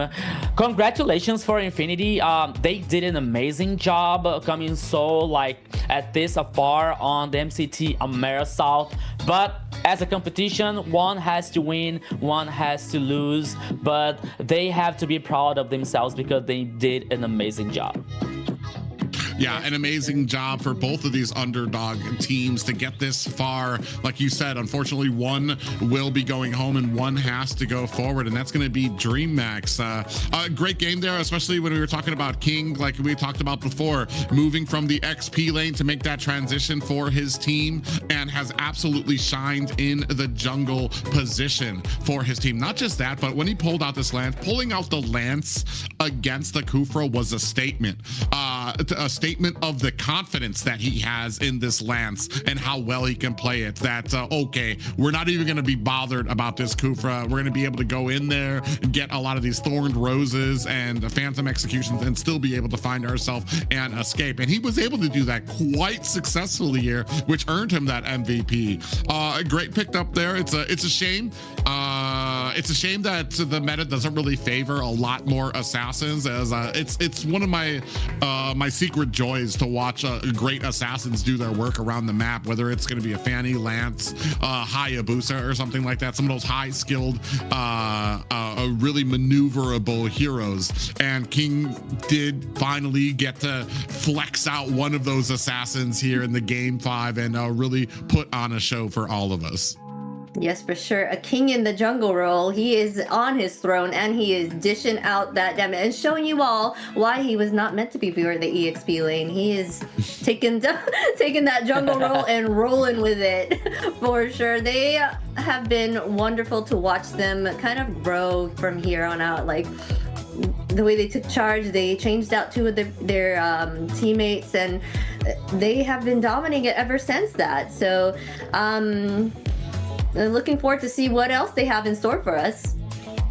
Yeah, and I think that, at least in my point of view, in my opinion, it is very interesting to see a King playing with an assassins, as Private was saying. Like, even though the meta was like not benefiting, not with a great benefit on the assassins, but I think that when King chooses these assassins to play like Lancelot, for example, or Suyo, it keeps his signature and his personality to play as he wish. You know, I believe that they have some inspirations abroad, the other regions, like Kartizi, like Kairi, for example, who likes to play with assassins. And I think that he thinks, okay, I can play with the assassins even though like the meta doesn't help me so much. Yes, and speaking of inspiration, I hope this inspires you guys to keep chatting and engaging in the chat. We have some diamond drops for you guys. Make sure you go ahead and keep engaging. Stay tuned for more. We still have another best of 5 coming up, so get in on that and you get a chance at these diamonds. Yeah, keep up that positive energy. Keep talking in chat for your opportunity to win. Who knows? It might be you gets some of those diamonds to be able to pick up some emotes or recalls that you want, or even maybe one of your favorite skins might be coming up onto the market. Yeah, I saw Shaikichi's recall effects. It was like very, very beautiful. I don't have that one. It's the green one, like in the green bird. I don't remember that. I also, guys, got the Team Liquid recall effect, the horse one. I'm very happy about it. Ooh, it was really Everyone good. loves that one for sure. Yeah. Let us know in the chat though, which one's your favorite recall? We would like to know for sure. Yeah. But we cannot be here without our sponsor, guys. I do have to give a little shout out to runestone.gg, an amazing place for you to go and see data and analytics to kind of up your game and be on top tier, just like these players here on the tournament. Yeah, want to level up your game? Look no further than runestone.gg, for without none of this would be possible. So big shout out to them. A big shout out here for Runestone to make this whole magic happening here, especially on this day. 2 best of 5 with 5 games, and it's still like just a little bit later, the last one here on the lower bracket final. I wonder what the next one will bring for us, guys. But if you want to be up to date on our highlights, thing that's going on in the tournament and all that, be sure to check out our social as well. We're on MLBB Esports on Kick, Twitch, X, Insta, Facebook, YouTube, TikTok, you name it. We are everywhere. Just check us out and keep up to date on what's going on in this tournament. Yeah, and just in case you guys might have missed everything, all the action that happened with the North Finals, you can find all of the action out on our socials to catch you back up. Or even if you somehow miss the Southern Finals as well, you can find all that action at MLBB Esports. Yeah, all of that plus the patch notes, updates, new heroes, everything that is happening on MLBB ecosystem, even in the highlights recorded by these beautiful voices with me, Private Caster, Xena, and her like outstanding predictions. So everything you're about to know and to see on if you follow our social network.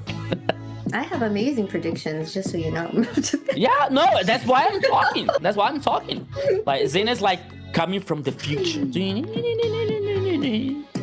Okay, I wanna check it out if you're hitting this this results from today, Xena. Oh gosh. I mean, and that's why I don't put it on social right now, but you know, it's all in my head. Not only the winner, the score. I want to see your predictions if they're right. Yeah, anyways. I mean, when it comes to predictions, I mean, when it came to the North, especially kind of, I guess I'm a little biased because I understand some of those teams a little bit better. My predictions were up there. I think over here, I think I dropped down to about 30% when it came to my prediction rate. But that was also probably part of the sweet spot of being able to cast on here for the South, because there was just so much I didn't know, so much of a world that has opened up for me, and that now understanding for such a great amount of players, some great teams that I've been able to cast for here. Shaikiche and Dreamax being one of those teams here. And then of course, like we've been talking about those two titans up at the top, the pinnacle of the South right now, which is Entity 7 and Alpha 7 thus far. I mean, it has been a huge adventure thus far. And it's actually kind of sad that it's going to be ending for another team as we move on to the next best of 5 soon here. Yes, it's for sure going to be sad. But next up, we are going to see, was it Alpha 7 going against... am I saying this right? Alpha 7 going against Infinity? No? I'm so wrong right now, guys. Oh, yeah. Yeah, I was little worried about now. We have another best of 5 coming on. Yeah. You guys tell him. But anyway, we're going to take a break because I do need to kind of regain my, thought process here, because... we already know that's wrong. But anyways, we'll see you in a little bit. We're going to take a quick 20-minute break, and we will see you back for that best of 5. Every time. And with Bonox, recharging is easy, fast, and secure. Jumping now, choose your top up and get ready to dominate the map. Plus, use the code MCT AMER to get 5% discount. Skins, events, hero, everything within reach with a single top up. Less waiting, more action. Recharge with Bonox and play it at next.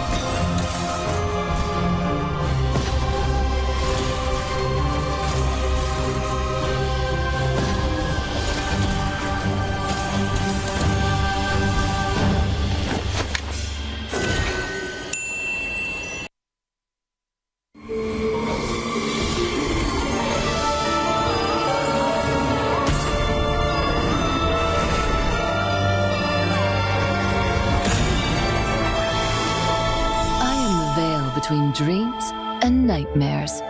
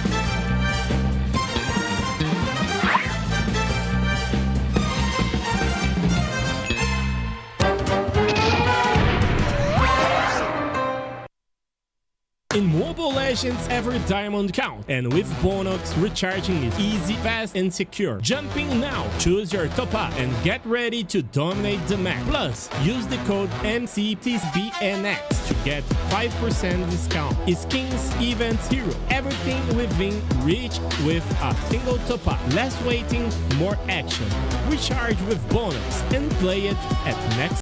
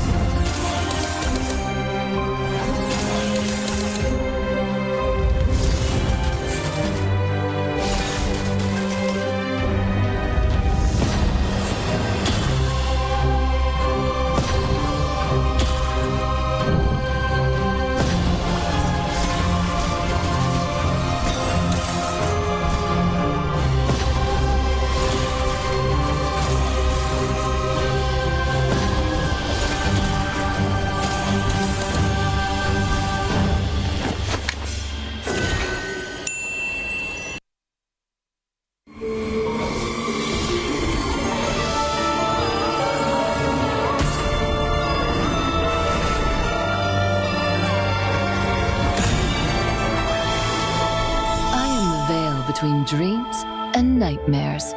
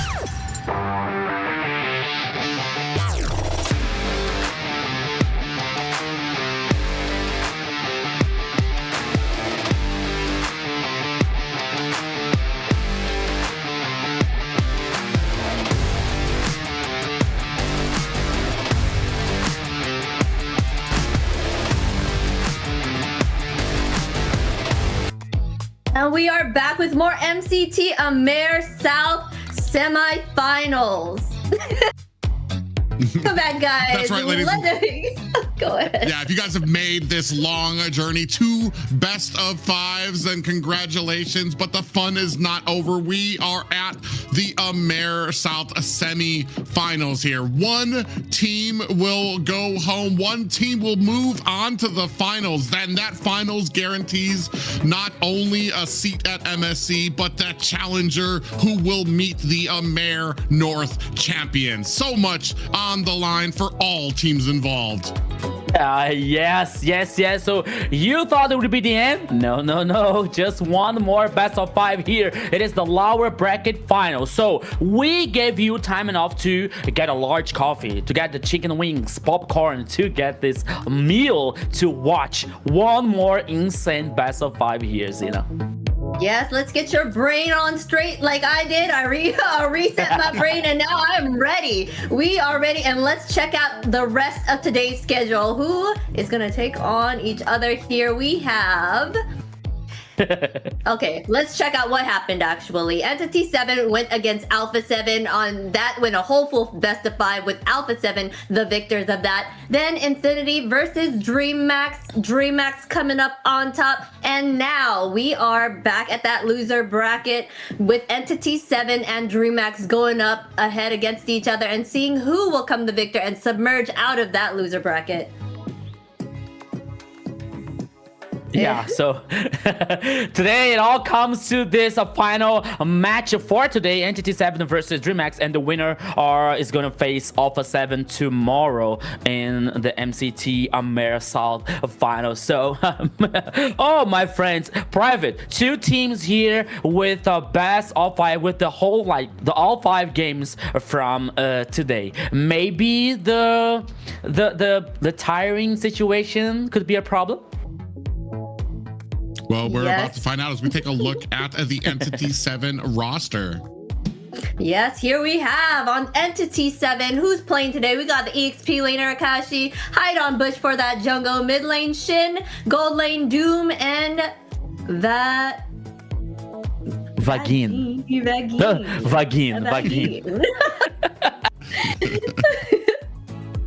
But yeah, ladies and gentlemen, let's go ahead and take a look at what Entity 7 had to say ahead of this matchup.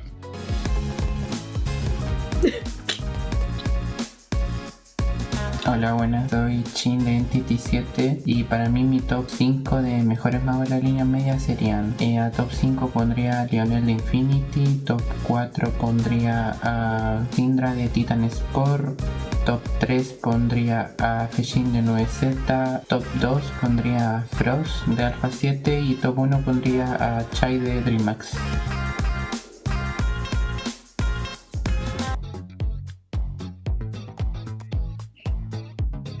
Oh man, he's recognizing Shaikiche here. On Dreamax side, we have Goo, King for that jungle, mid lane Shaikiche, gold lane Zeus, and Blink for that roam position. Yeah, so when it comes to Dreamax here, the team that faced Infinity just like a few minutes ago. So with 5 games and guaranteed the spot to the lower bracket finals to face Entity 7. It's going to be a hard challenge, but they showed us that they are going to do very well. Let's see the video.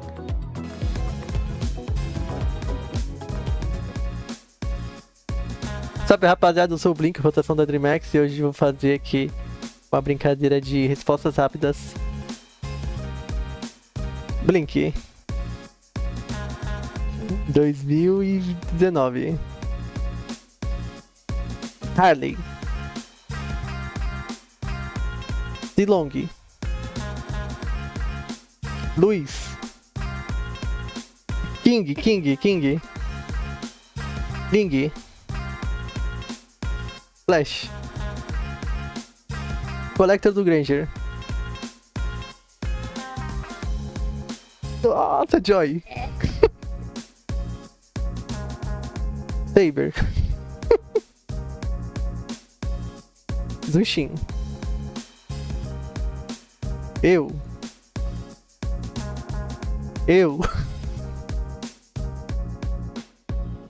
Eu. Resu. Gulu. Early game. Touch color.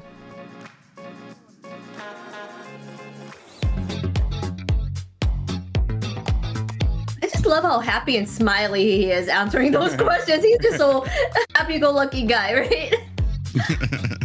Yeah, but make no mistake here, ladies and gentlemen, this is going to be a David and Goliath battle as the front runners and the dark horses that you just saw here. Dreammax will be going up against what before today were thought to be the undefeatable Entity 7, who got knocked down to the lower bracket due to a best of 5 brawl and huge fight with Alpha 7. One thing that I feel like at least that both of these teams have going in their favor is that they both competed in 2 grueling best of 5 matches, so they should basically be the same amount of worn out here after those 2 best of 5 matches coming up here. But now, I mean, one thing too is that Entity 7 finally has been proven that they can lose. There is a recipe out there. The question though is, can Dreamax find that recipe to finally topple the Titans that they have yet to be able to get over? Yeah, so you said it, everything here, Private. The first of all, the unbeatable Team Entity 7 so far, at least till this day, they lost against Alpha 7, and now Dreamax is going to face them. So after this winning versus Infinity, I think that they got their confidence enough to to face Entity 7 as well in this best of 5. So they saw, I think that they watched the game before and they saw that, okay, Entity 7 can bleed, so it is our chance to prove ourselves that we can reach to the final here on MCT AMER South. It's going to be a hard challenge for Dreamax though, but they showed us that they have this potential to get and reach the top. Yes, for sure. They have come a long way. They fought their way through that loser bracket, Dreamax here, and now they're going against the top Titan, Entity 7. But Entity 7 did recognize Dreamax Shaikiche for her being top 1, right, in that mid lane. Not just fought their way through the loser bracket, but fought their way from a bottom 4 seeding of the playoffs here in the South, all the way, made the necessary roster adjustments to find the success that they have here. But I mean, talking about Entity 7, you've been talking about nothing but success from them, from when it comes to draft, from when it comes to their macro gameplay, even in their loss against Alpha 7. Many of the victories that they were able to get in that best of 5 were because they maintained the discipline that they needed. They were so behind in a lot of those matches, just maintained that discipline, understood what they needed to do, and looked for that one opportunity. And that's what makes Entity 7 so dangerous, is that's all that they need to be successful, to get that victory, is that one opportunity, and you find the game slipping through your fingers. Yeah, and it makes all total sense here. When I saw Entity 7 realizing and recognizing Shaikiche, it might be like a good and a bad thing. A good thing, like, okay, so they recognize a very strong mid laner, but I think that in a bad way, like, okay, so they know they focus, they know the target that they want to hit on this best of 5. So once again, Dreamax has to take care much more now with the Shaikiche and her positioning here on this best of 5. But once again, Entity 7 and their discipline is going to be one of the strongest point of this team so far.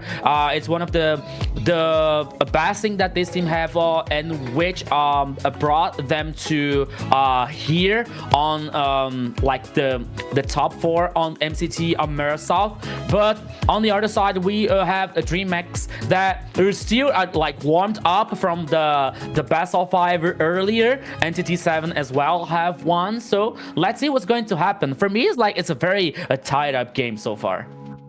Yes, you are right about that double-edged sword, though. Like, them thinking highly of Shaikichi makes her a target. So for sure, that is their target. And we already said, Private said earlier, if you target Shaikichi, that kind of like handicaps them, right? Kind of like gives a leg up to the opposing team here. So this could be a bad thing that they recognize her in that way. But at the same time, the team has come well and melded well together here. And they King does an amazing job in the jungle. Blink does an amazing job on that roam. So in this since they've been together, they have done wonders with each other. So who knows? It could be a different story.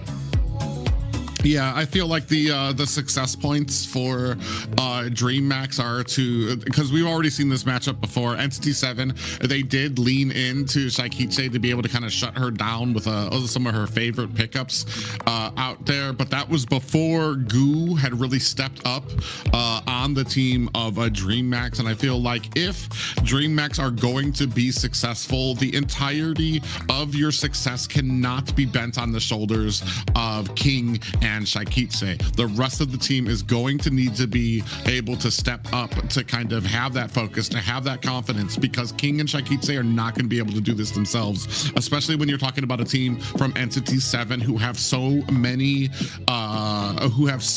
different pillars that they can use to find that success on their team here. And because already, like we were just talking about, Shaikichi, King, they got shut down the last time they went up against Entity 7 here.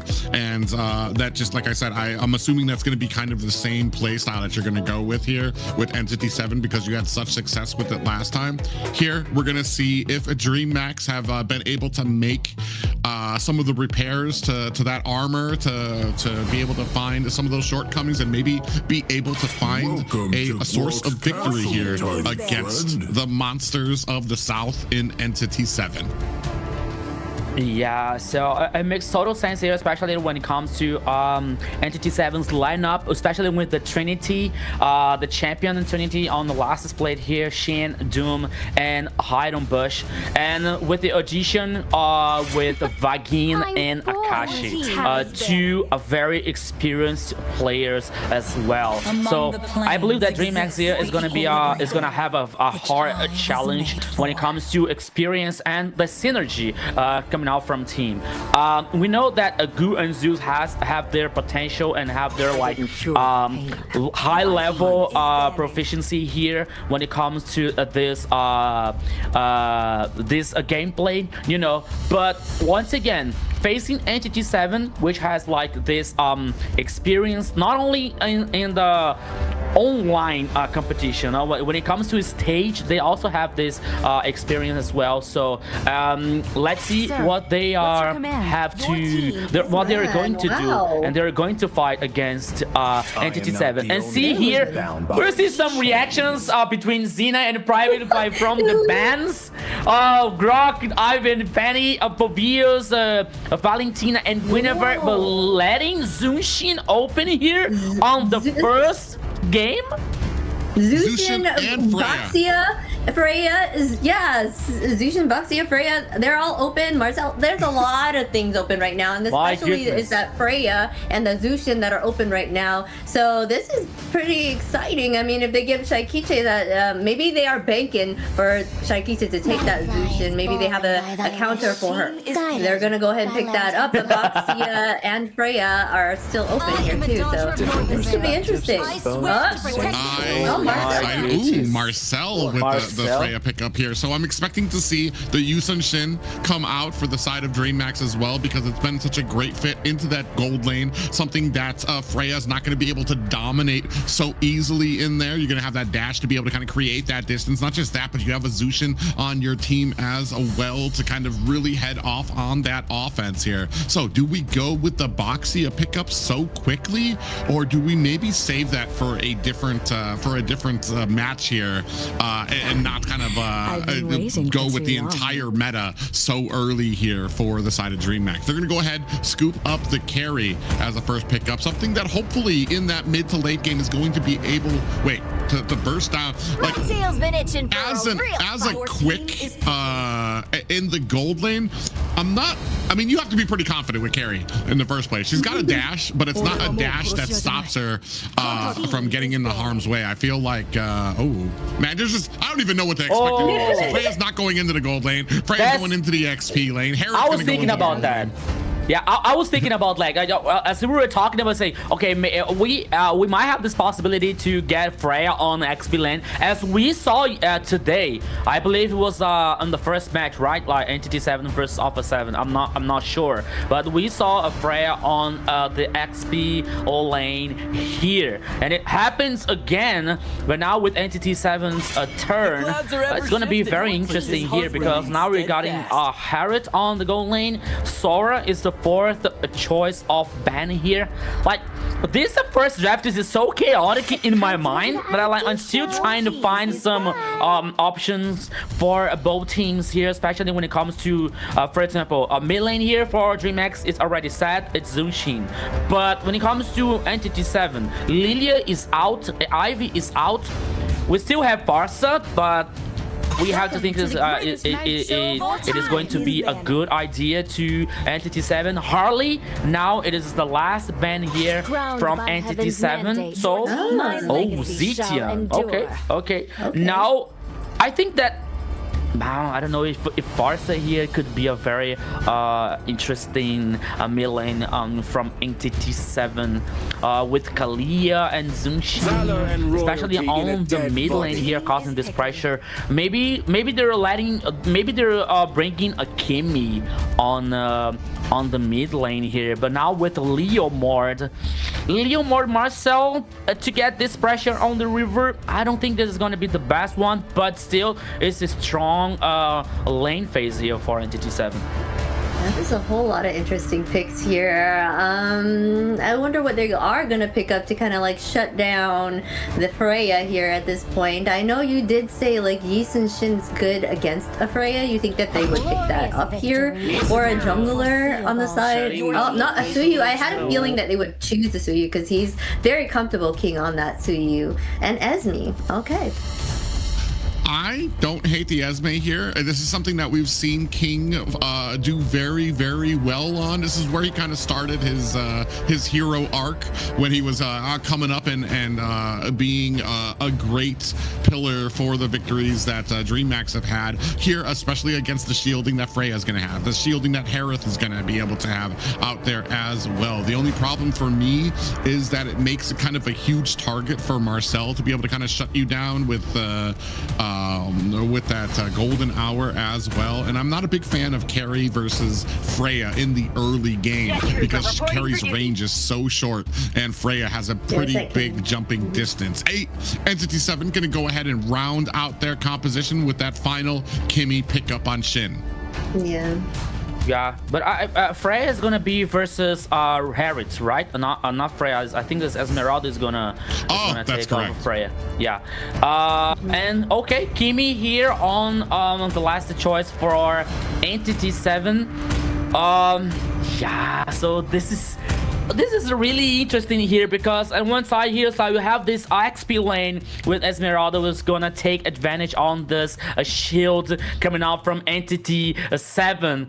But even though with Freya, with Harriet, with Leomord, this is strong composition coming out from Entity 7 as well, Private. I did want to comment though that Goo did really well on that Esme before, so him being on that Goo might be a comfort pick. I mean, on the Esme might be a comfort pick for him. So this could be a match that it's really good to watch here for sure.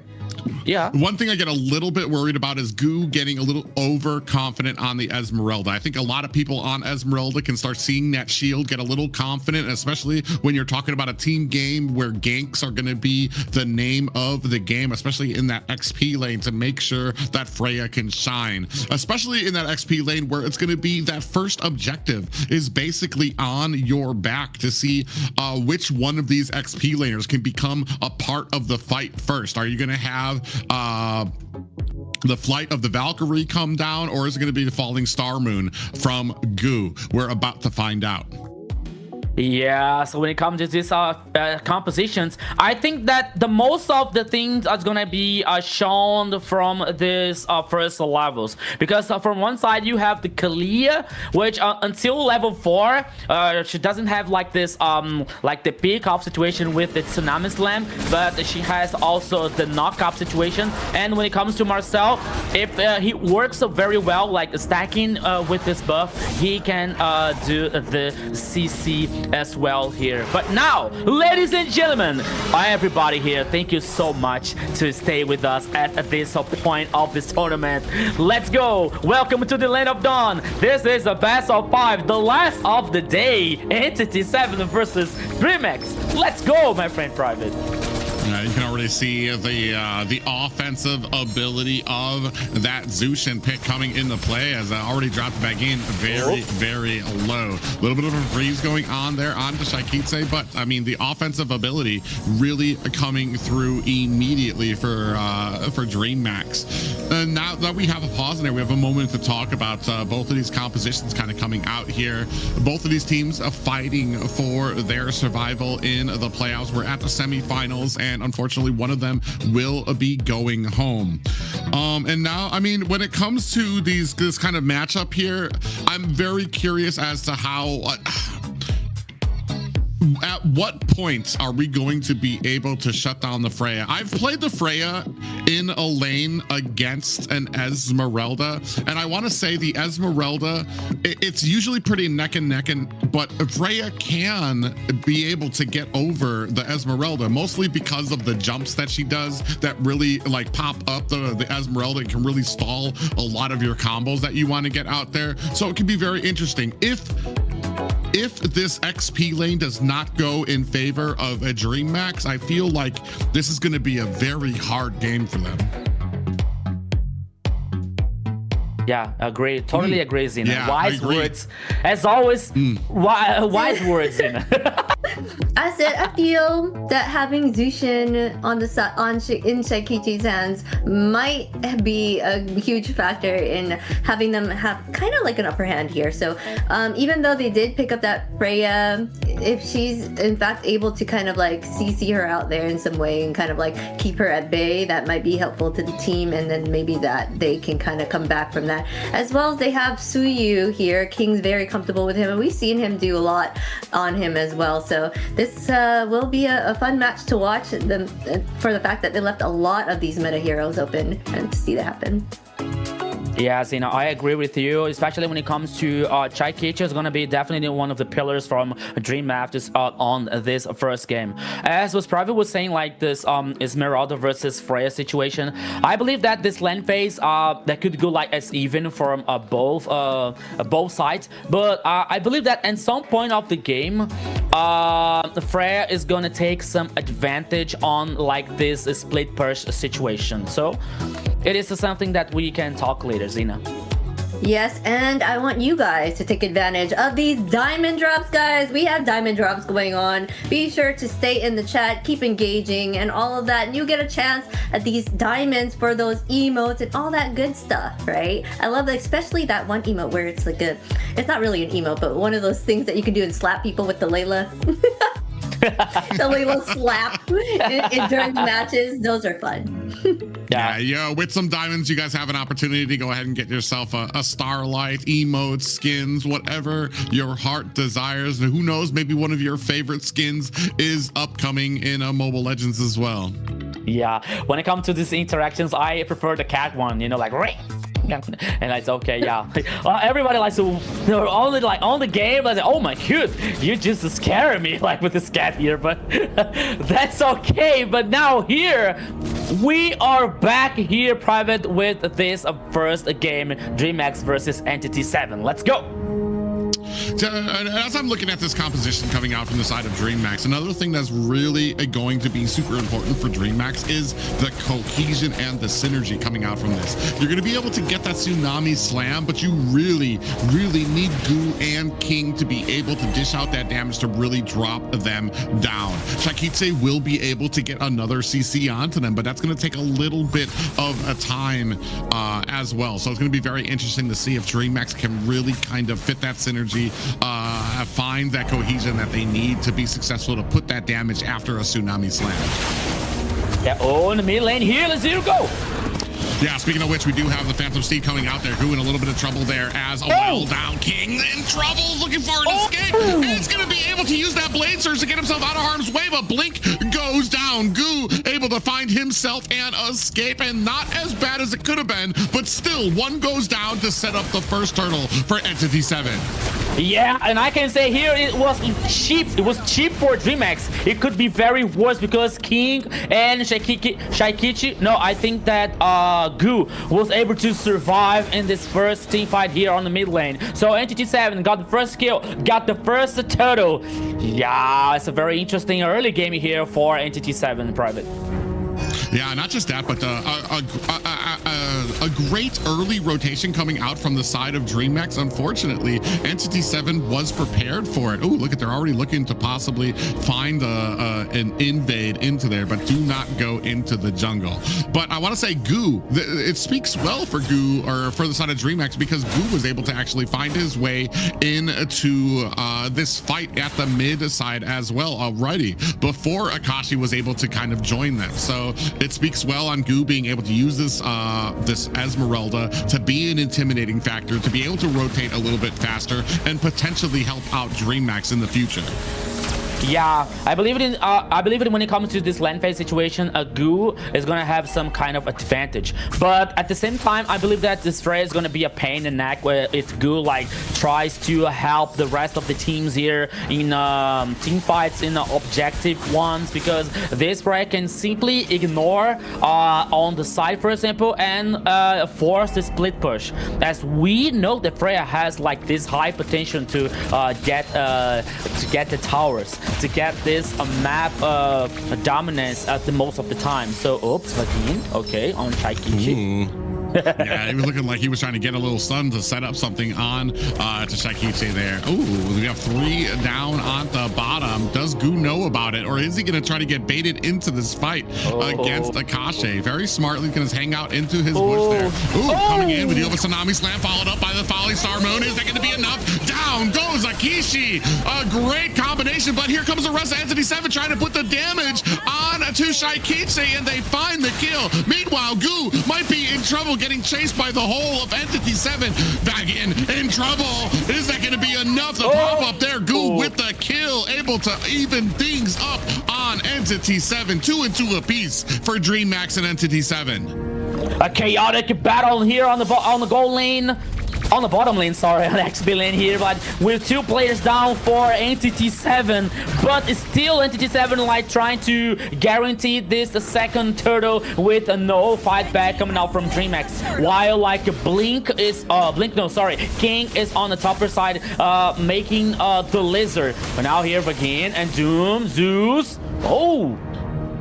Okay. Yeah, Zeus took a little bit of damage there, but he was able to secure the gold minion. Now you can see Entity 7 continually forcing their way into the jungle at the bottom lane. Really sad. I mean, looking at it as like the weak end for Goo, who had to have to rotate back, and now they actually might be met up with a duo. Ooh, I think Goo tried to go in with the Falling Star Moon, did go just a little bit wide. 2 and 2 apiece here. Just a narrow gold lead for the side of Entity 7. But I want to say, what I've noticed a little bit better from the side of Dreamax. Ooh, a little bit of a fight here. A little tapping coming out. Blink does not land with his jump just yet. So a little bit of hellos, a little bit of poking coming out from the side of Dreamax. Goo goes in with the Falling Star Moon. It does miss wide, so he doesn't connect with anybody at the mid lane. Now he's going to have to go ahead and take that long road back to his lane.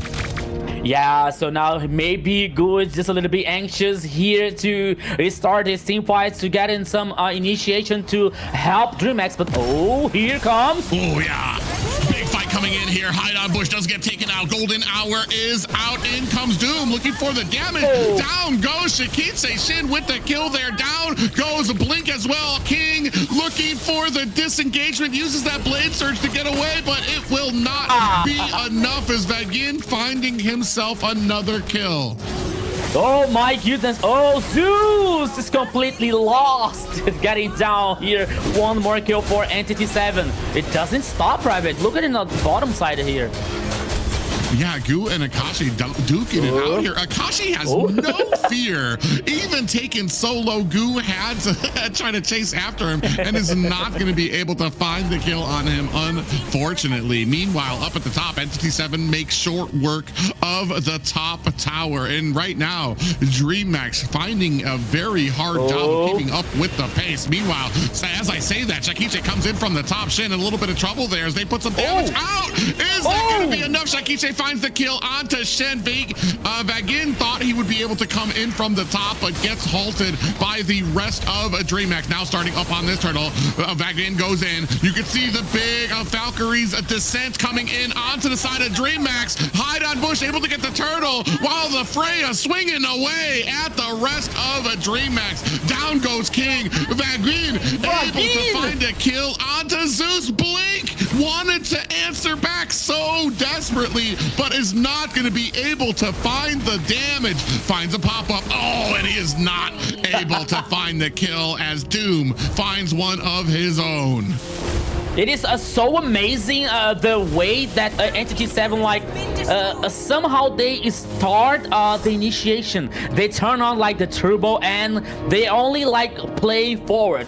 They go through the chase. They go through the kills. They go through this control and dominating the pace, especially when it comes to the team fights before objectives. Once again here, Entity 7 with this confidence to chase down the enemies. Even when Dreamax still have the tower number 1 on the bottom lane. So Entity 7 once again here like punishing this I would not say Dreamax's mistake, but still, oops, here we come, Gu.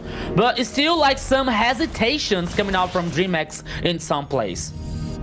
Yeah, well, even in the last game that they played, one of the biggest glaring defaults was even when Dreamax was able to keep the pressure up with Entity 7, Entity 7 was still able to get the macro, still able to get the towers, even though things were basically tied. It's just that Entity 7 was able to make more use. Ooh, in trouble, getting chased underneath his tower and taken down. Now, big pop-up comes. Tsunami Slam. This might be it for Hide on Bush. From the backside, Shakiche preying on the damage. Shen is able to find the kill onto Blink, and Entity 7 take a tier 2 tower at the top.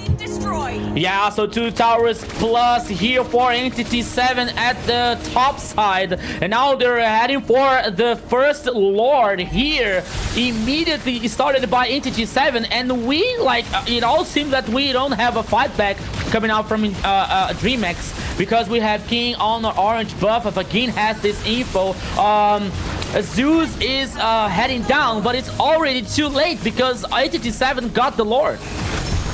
Yeah, and I feel like we've been doing such a great job. Ooh, from the back end, Vagin trying to come in with that golden hour. Shakiche able to use her flicker to get out of harm's way, but Akashi now closing the distance, looking to take her down. Doom finding a kill onto Gu. Blink being chased right now as well, getting slowed down, looking for the escape, but gets taken down. Doom with the kill onto Blink. Down goes Shakiche, and King using that blade surge to get himself out of harm's way, but Entity 7, the damage has been done. A 5-14 game and about a 6K gold lead for Entity 7. Yeah, Private. So here the high ground towers on the top and the mid lane here only left for a Dreamax. They still have the tower number 2 on the bottom lane. The Lord is heading on the top side here, 14 kills. We're seeing the items here now. War Axe, Hunting Strike for Leomord, Corrosion, Sidon, War Axe, and Golden Staff here for Oops. To Freya on the top side on the XP lane here. Harriet, the Heaven's Feather of the Holy Crystal are ready for the gold lane, are ready for Doom with a 5-0-4. Entity 7 dominating so hard here this first game. Yeah, and with that, I mean, Dreamax finding it hard to even try to defend some of their towers. Goo up at the top does get spotted out by Vagin, who goes in and is now at a good point where he's really not afraid of what can come out from Dreamax. He's very confident in his ability. He's been doing such a great job. Ooh, he's going to find the freeze on the Goo. But he's been able to find a lot of these great golden hours onto Shikitse to allow Entity 7 to be able to close ranks around and make sure that she is not able to get away. A place where a lot of teams, different teams have failed being able to get to that back line. He is doing it with ease. Yeah, so it is it's so nice to see as we saw the Marcel's compositions evolving on this MCT AMER South. In like at the beginning, the most are like not the most, but it's still like a 50-50 of the Marcels that we used to see. Was not like so successful, but now at this point of the tournament, like the most part of the Marcels that we are seeing, like they're winning, they're like getting successful here with that compositions. So maybe Vagin, just because I said it. Vagin takes a lot of damage, and this is what I've said, he's not afraid anymore. They got such a lead. He's got the defensive items that he needs, that even when they have a perfect pop-up with a tsunami slam, they're not able to burst him down. And this is the exact value that you would love to get out of all of your Marcel picks. Unfortunately, some of them kind of really fail in the early game when they don't really have that tanky front line. This is going to go ahead, signal to Entity 7 that they're going to go ahead and pick up this next Lord without a reply from Dreamax. Yeah, so here another Lord now heading up for Entity 7 plus the purple buff here. Dude, it's gonna be very complicated for Dreamax. Yeah, they still have some win conditions here, especially when it comes to Zeus and the carry. We're seeing now the Trinity core items already finished. Now heading for the fourth one here, but still I think that Zeus with a 0-2-0, I think that he has to like appear more on this game. Of course, everything is possible. The game is not done yet, but Entity 7, like I think they're more ready to win this first game than Dreamax. Yeah, I'm a little disappointed with the combination. I thought maybe it would do more having a Zushin and the Kalea on your team. It just kind of feels like they both execute the same type of ability where it comes to kind of displacing the enemy. And one of them should have been the burst potential. And that probably should have come from Shikitse, who has been doing great when it comes to a lot of those burst mages to put the damage out there. Ooh, a lot of freezing going on up there. Vagin has just been doing such a great job on this. Yes. Omni Force laid down, damage going on to the core. We do have a Phantom Steed coming out as well, making mincemeat of that high ground tower. Goo gonna have to use the Falling Star move to get away and offensively. Look at the damage that comes out. Zeus gonna have to use that flicker to get away. The whole team from Dreamax had to disengage from the immense damage that came out from Entity 7, who looks like they might be looking for a closeout just yet, or maybe clear out the jungles of Dreamax here before they head on home. Actually, Vagin goes in, gets a little bit of a freeze there onto Goo on the front end. Shin doing a great job with the suppressive fire coming out from Kimmy. Yeah, Vagin like walking through the whole Dreamax player, like saying, I left before the dangers here. But here now the base is completely opened by Dreamax. Okay, once again, Dreamax has still has Shikitse, still have Zeus here that can be the game changers on this first game, but it's being a very difficult, especially when it comes to, we're seeing now the damage dealt ranking with the Sheen, the Doom, Vagin, and Heidenbush. Vagin here leading being the top 4 on the damage dealt ranking. So it shows most of the things that we are talking about here, especially when it comes to that situation being so difficult for Dreamax to reverse this game so far. Yeah, well, I want to say a lot of that damage probably coming from the belt that Vagian has. So he's probably gotten enough stacks to be able to do a decent amount of damage, especially when he's going in, getting the freezes on there as well. So every single time he goes in and gets those stacks. Meanwhile here, Entity 7 going to make another short work of this Lord as Dreamax can feel this noose getting tighter and tighter around them. No high grounds left and still have to aim for a defense against this next Lord. Yeah, so Entity 7 now waiting for this Lord Vagin. Oh, Vagin here once again, like working on this stacks here to freeze some people from the Dreamax. But now the Lord heading on the mid lane here. Here comes with another super minion waves. That could be the final push here on the first game, Private. Yeah, you can see the great synergy, all the lanes beginning to sync up here. Out comes the Phantom Steed. King's gonna have to use that Blade Surge to get away. The Golden Hour does not connect on anybody but Blinks on the back end. Goo taking a lot of damage. The damage onto the core. Game one going to Entity 7. First game here, full dominance for Entity 7. 1-0, Zena. Yes, Entity 7 was showing their dominance for sure here. They had equal aggression starting out, but Entity 7 took it all. The map, the objectives, the kills, they just claimed it all, and they were just backing Dreamax into a wall. There was no way for them to escape out of there. So that's kind of like they wasted that Zushin pickup, right? So the Entity 7 kind of knew how to deal with it, and so now they don't have that under their belt. So we're gonna see how they're gonna come out from this. Yeah, I want to say there, especially when it came to answering with the Marcel, the speed he has, and I want to say Vaguin had a great amount of sets because he would come from the side and the back to be able to find a lot of those golden hours onto Shakitse for the rest of Entity 7 to be able to close in and take her down, making her basically a non-factor. Not just a non-factor, but a non-factor on a Zushin pickup here, which says a lot for Entity 7 and their dominance and how prepared they are for not just, like I said, not just one of what most consider probably one of the stronger players of a Dreamax, but also one of the strongest heroes in the current meta.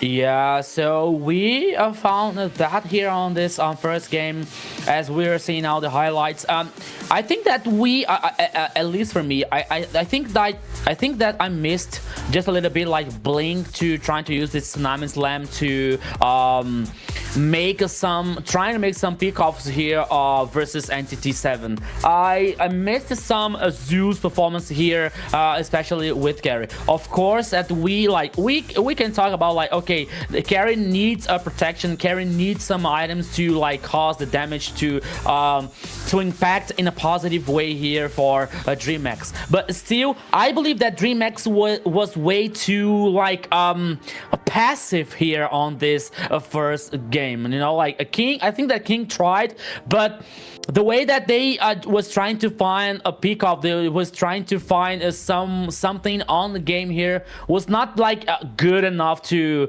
lead Dreamax to the victory, to this dominance. So it was like they were like letting Entity 7 to feel comfortable in this first game. So as we were seeing, like always Vagin like walking through the plays of Dreamax. Okay, he had the Purify, any kind of like CC or control, he could use the Purify here and get repositioning. But still, I think that Entity 7 like felt comfortable here on this first game because the Dreamax was way too passive, especially when it comes like we were talking about Goo with this Marauder versus Freya. On the early game, like he was trying to cause some damage and cause some trouble, but it was like that's it, okay, nothing more than that. And then like Akashi was like free to help the teams, free to help with the team fights here, trying to get this flank, trying to get this backline here, especially to neutralize the Shaikichi, which is worked very well for Entity 7 in this first game. Let's see, this player stepped onto the stage ready to dominate and absolutely delivered here. We have Vagin on the Marcel here, 319 KDA, 42k total damage, 648 gold per minute. Did an outstanding job for the team there. Look at his mad face. Yeah, and especially when it comes to using a roam on your team. A lot of those kills, 3 of those kills going over to Vagin there, who was just being so aggressive for his team to the point that, and a great itemization by him too as well, to be able to get a lot of the items he needed to, even when he got caught by the Tsunami Slam and the entire team leaped onto him, he was still able to find himself and escape. And I feel like this was the perfect answer, not just the perfect answer to giving away the Zushin, but then they were also able to think ahead to be the last ban to use their ban of the first banning phase to ban out the Phoveus, so there wasn't a counter for the Freya out there as well. A great put together accomplishment for the side of Entity 7, led by Vagin's efforts here. Yeah, so we're seeing the Vagin's highlight with Marcel, as we were talking about here, like walking through the Dreamax's players with the Purify, so always like working on this stacks with the control from Marcel. So it was like really a pain in the neck for a Dreamax in this first game. So 1-0 for Entity 7 so far. All right, but it's not over yet, okay, guys? We do still have Entity 7 they are forced to deal with, but Dreamax usually can find their way out of it. We shall see how this goes, but amazing first match here. We got to see a lot of the meta heroes being played. A lot of meta heroes are now taken off the board for each side of the team here. So we'll see what they come up with next. Yeah, a very interesting draft kind of coming out there. And then finally, a successful game with Freya that we actually haven't seen here in the South, despite how dominant it has been through a lot of the meta. I feel like the difference of switching it back up into the XP, especially when you have a Phoveus taken off of the board, really kind of helps facilitate. And that's why Freya is so feared in this current meta. Heck, this is why Entity 7 is kind of the boogie monster of the South right now. Is just in every facet, just a complete team, whether it comes to their draft or the discipline that you see out there during the matches as well, to be able to kind of keep that in living pace up for the side of Dreamax, and then be so successful with it as well. Yeah, and for me, I think that it comes to with a red alert for Dreamax, because on the first game here, like Dreamax using Zushin, Kalia, for example, with this high potential for a pick off, for example, using this Tsunami Slam, Suyo and Carry, it didn't work out for Dreamax. You know, still like we can talk about Freya's performance on the first game, as by the time that we can say that Freya is like a boogie monster on AMER South on the meta, but on the first game here, Freya was not even the main reason to why Entity 7 won the first game. You know, like, okay, Akashi helped, the team helped with the team fights, but it was like by far it was not even close the main reason for Entity 7. So for me now, it brings like what Dreamax has to do here on this second game to somehow beat Entity 7 and bring a composition that can work as even on the second game versus Entity 7. Yes, for sure. They're not making the same mistake twice here. They're gonna go ahead and ban that Freya out and the Zushin here. They don't want to see either side of the opposite opposing team choosing this time. They were going ahead and going to ban out the Glue, the Chip, Baxia, and a Fanny. So they're leaving open Phoveus here for sure, as well as Marcel for the other side. Yeah, some big pickups kind of left out there, and I feel like here the goal from Entity 7 is to kind of leave out as many of those super strong priority picks as possible, so that they can get the priority one themselves. Actually, they're gonna go with Claude here as a first pickup, so still have Marcel and Phoveus on the side of Dreamax to be able to pick up here. But I wonder if you want to maybe pick up the Zeush or the Zeshian for the side of Dreamax, because that's such a huge combo with the Claude pickup for Entity 7. Yeah, but it has to be Marcel and Phoveus here for Dreamax. Come on, guys, because this is still open.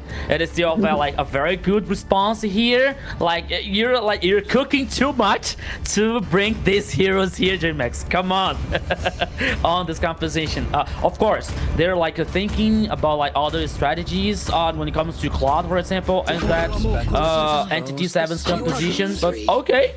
Half. It was a half here of our agreement. Marcel and Harriet on the gold lane. Yes, they're going ahead and picking up that Marcel here. They're gonna pick up the Phoveus here with the Suyu on the side of Entity 7. I don't know, man.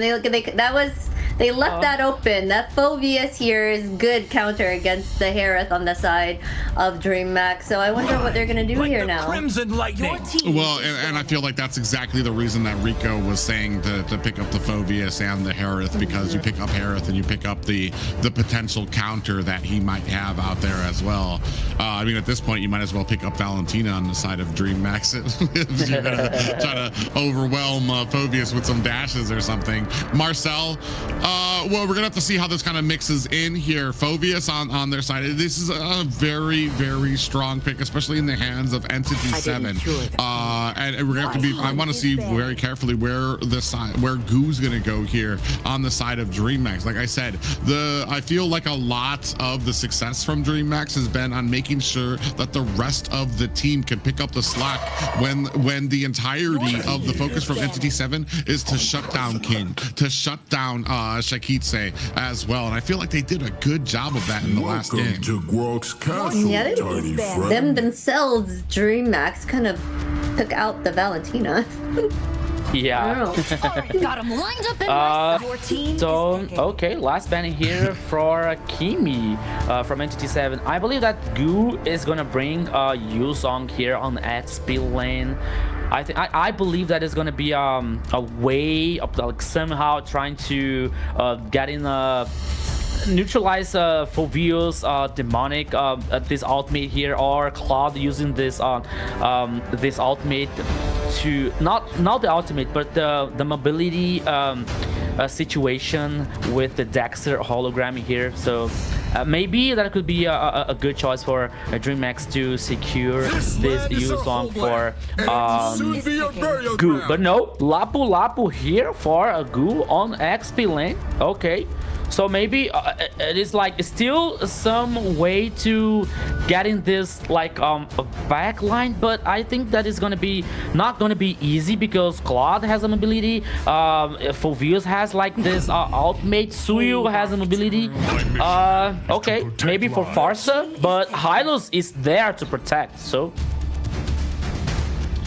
I mean, I do like the combination coming out here, and especially having the Lapu. It kind of, I feel like it was an answer to the potential Farza, the potential Eve coming out from Entity 7, one of those heroes that kind of sits still, that will allow him to kind of get the jump on them to get back there with the Bravest Fighter form. Hylos is more of an engagement territory, so I feel like this is really on Goo to be able to kind of find those flanking positions for the side of a Dreamax, so that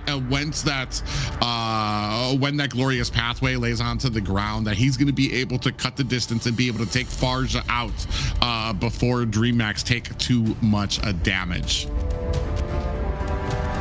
Yeah, I thought Azina would say something.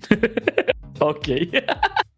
For here these two compositions, Entity 7 versus Dreamax. To finish here, Shaikichi bringing this Zetian on the mid lane. Okay, so very good ultimate here to spot the enemies with this ranked situation that could benefit Shaikichi so far, with skills casted by Zetian, like nerf the magic resistance from the other side, which is can be very good for Zeus, for example, and inherit. So let's see what is going to happen in this second game. But more than a draft here, Private, I think that a Dreamax mentality has to change and has to like let them to play so confident on this second game. So everybody, welcome once again to the Land of Dawn.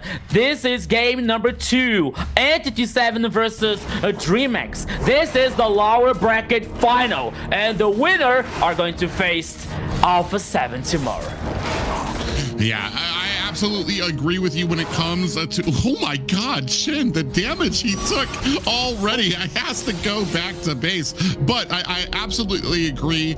No more playing it safe. Keep the aggression on. Go in, go full forward. Ooh, again, gonna take 3 members here. And the damage, you see the hide on Bush gonna go ahead and swing back on the blink. Shin coming in, has a feast on his mind. Stun coming out, landing on the Shaikichi, who takes about 50% damage on there, but is able to answer that back right away. Blink finding some damage on the back end. Is that going to be enough? At the bottom, Blink goes down. Unfortunately, first blood for the side of Entity 7. Dreamax, unfortunately, take that death.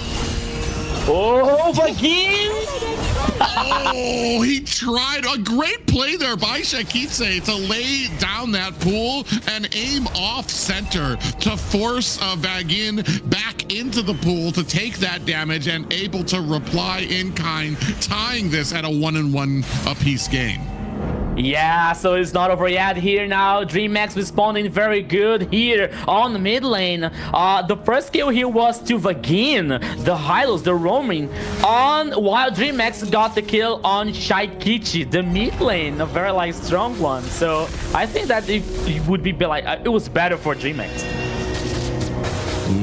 Hide on Bush and Doom at the bottom or at the top. We're looking for something, but wisely Zeus was able to sense it, and we also have a turtle up right now, so both teams kind of vying for position. Blink goes in, finds himself a little bit of a stun. Out comes the feathered airstrike. Hide on Bush immediately takes down Shaikichi and finds himself a turtle. The rest of Dreamax looking, running for the hills. Blink very low, in trouble's gonna have to use that flicker to get himself away. Down goes Goo. Hide on Bush with an evil queller on there. Ooh, Blink almost thought that he was going to go ahead and find the recall, but was going to have to run all the way back to the high grounds of his base there. Shaikichi tries to come in, tries to stop the theft of the purple buff, but I don't think she's going to be able to.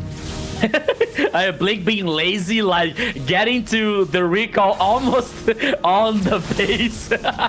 But still here, it was like good for Entity 7. Oh, Zeus. Oh my goodness. Doom here, but oh. Okay, Blink is down. Blink is down. Yeah, Blink is down. Unfortunately, right now, kind of meeting his match when it comes to trying to get that information, trying to go into enemy territory. He's always being found out by Entity 7. Zeus over here might be in a little bit of trouble. Lays down that Zaman force. There King on the backside too as well. A great force coming out from Hide on a Bush as we see that glorious pathway has been laid down, or that not the glory. Well, I think that was the glorious pathway by Vagin as well. Zeus very low here, needs to be very careful. Feathered airstrike comes out. Shaikichi and Blink gonna go ahead and try to make Shin pay, who flies off map. That's illegal and is able to get away. It doesn't care, Private. It just like turn on the bird form as I believe I can fly. It's the only thing here for Shin. But once again, like on the top side, it was one team trying to bait another team, and another team was trying to bait the bait from the bait. So like it was like intense on the top side here so far. But the truth is, and which is very cruel, 4 kills for Entity 7. Oh, Feather Airstrike once again, stun. Blink. Oh my goodness. Farsight is really strong at this point of the game here, Private. Yeah, especially when they aren't really able, they're not at the point where Goo is going to be able to join these fights just yet and get back there to really punish them. Hide on Bush finds another kill, or another kill onto Zeus, or actually that's going to be Zeus's first kill right now up at the top, but it's not going to be Hide on Bush's first kill, sitting at 3-0-1 right now. Yeah, so okay, so now NTT7 like leading 2 players on the top side to neutralize Zeus. I thought that with Dreamax was time to respawn on the bottom lane here to like get the turtle, but King, I just don't get it what King was trying to do. Okay, like King Alive can be lost in the jungle once again. Here we go. Yeah, a great rotation coming out there from Dreamax to go ahead and juggle out the aggro of that tower. Begin comes in with the glorious pathway, but thinks twice about going in on to Dreamax. Zeus actually might be in a little bit of trouble here. Gonna take some damage, gonna try to dash himself away. Speaking of which, Hide on Bush underneath the tower, looks for an escape, but gets caught with the golden hour. And is the rest of the team, is he gonna be able to get away? No, he does get taken down. 3 members of Dreamax are more than enough to take down Hide on Bush. You know, Private, I didn't get this Dreamax play now because okay, NTT7 led 2 players on the top side to neutralize Zeus. The turtle was open. I thought that Dreamax was like able to respond at getting the turtle, but they went through the top side like with 3 players. They got the kill, but they lost the second turtle, and now they lost the tower on the mid lane here. Like the macro from Dreamax, I think like it's not like on the full synergy here for Dreamax so far, because NTT7, even losing the players, even like getting killed on the map, they still taking down towers. Let's go. Ooh, yeah, you see that blazing duet coming out from Doom, and maybe it kind of comes down to NTT7 understanding, like you've been talking about, a lot of these baits that are kind of coming out from NTT7. Try to make that side lane look really juicy, really low, and it force out the engagement from Dreamax. Once that happens, you're able to dash, kite them away. Meanwhile, you leave the mid lane wide open to be taken out by the side of NTT7. I mean, like we've been talking about right now, NTT7 has been up until their loss today to Alpha 7. They've been the complete and unstoppable package. Oh, and we're gonna miss the fight at top down there. Down goes Zeus. Shin with the feathered airstrike. Blink is gonna be down as well. He's gonna use that flicker to get away. Are they gonna dive in after him? Oh, glorious pathway is out, and down goes Blink. Yeah, 2 more kills here for NTT7 on the top side. The turtle here on the bottom side of the river. Goo might be in trouble here because Vagin is on their tail, but now he's able to survive. But this turtle, I believe that is going to be all to NTT7, the third one. Yeah, Doom finds himself a tower up at the top. Meanwhile, the bottom getting worked. Hide on Bush able to find himself the turtle as well for his team. That's going to be all the turtles for the side of NTT7. Unfortunately, Dreamax leaving empty-handed when it comes to those. And the next objective up will be the Lord. Yeah, and when it comes to like macro and map dominating here, like one more tower on the bottom lane here. The goal lead heading almost 5k for NTT7. Yeah, the macro here is gonna is being the main difference for NTT7 so far. As I see now, the damage and outranking by Shaikichi playing with the Zitian, but NTT7 is really like aggressing forward. Oh, Blink. Okay. Yeah, he gets a little bit of a pop-up, followed up by the demonic force on the backside. Shakitse trying to put on some suppressive fire. Drew comes in with a stun of his own. Out comes the Fury of the Phoenix. Shakitse finds a kill onto Hide on Bush. Suddenly Dreamax have this in their favor. Akashi able to answer back to them as Shakitse might be in a little bit of trouble. Flickers out of the way, but Akashi able to close the distance onto Shakitse and take her down. Doom taking a little bit of damage there is going to be able to find his way out of harm's way. Yeah, so here's the thing. I understand that on the draft that you have so oops, here it comes. Oh yeah, from the backside, King coming in with that Phantom Steed. Akashi coming in with a demonic force, ground out by 3 players. Akashi might get a little bit of trouble here, bitten off a little bit more than he can chew. Blink's gonna have to use that flicker to get away. Hide on Bush, dishing out the damage, and the feathered airstrike helps with some of that damage as well to take down King. Entity 7 at 11-5 lead right now, and a 5K gold lead. Akashi, what have you done on the last team fight? Almost getting killed to reverse that situation for Entity 7. Now the first Lord leading like, okay, getting by Entity 7. No fight back so easily and clean for Entity 7, while we have like Gu being aggressive, being bullied by Akashi on the bottom lane. Oh, here he comes.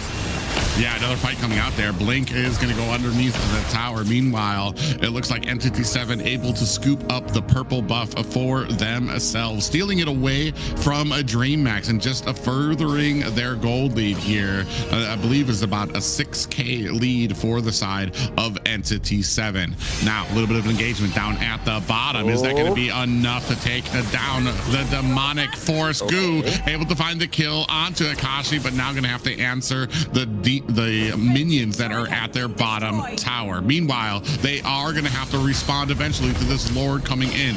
Another engagement comes in here as Vagin going to have to lay down the glorious pathway to get that healing from the team, and not even afraid of a Dreamax here, kind of just standing up in front, letting them know that, yeah, you guys can come at me. I'm still going to be able to have the healing I need. Still has, oh, they tried to latch on the Shin and just were not able to close the distance. Shin immediately got out of harm's way. Now, a little bit of engagement happening at the mid, while Lord beginning to make his trek at the bottom lane. Blink goes in, looking for the damage. Hide on Bush actually takes a heap of damage. Shaikichi down to 25% health, getting a little bit of healing. And now the force up at top. Out comes the glorious pathway, followed up by the feathered airstrike. Blink goes in. Zaman force has been laid down onto the ground. Vagin gets taken out by Gu. Big pop-up lands on the 2 members of Dreamax. Doom gets caught with a little bit of damage. Blink goes in, finding some damage, gonna find the stun onto Akashi,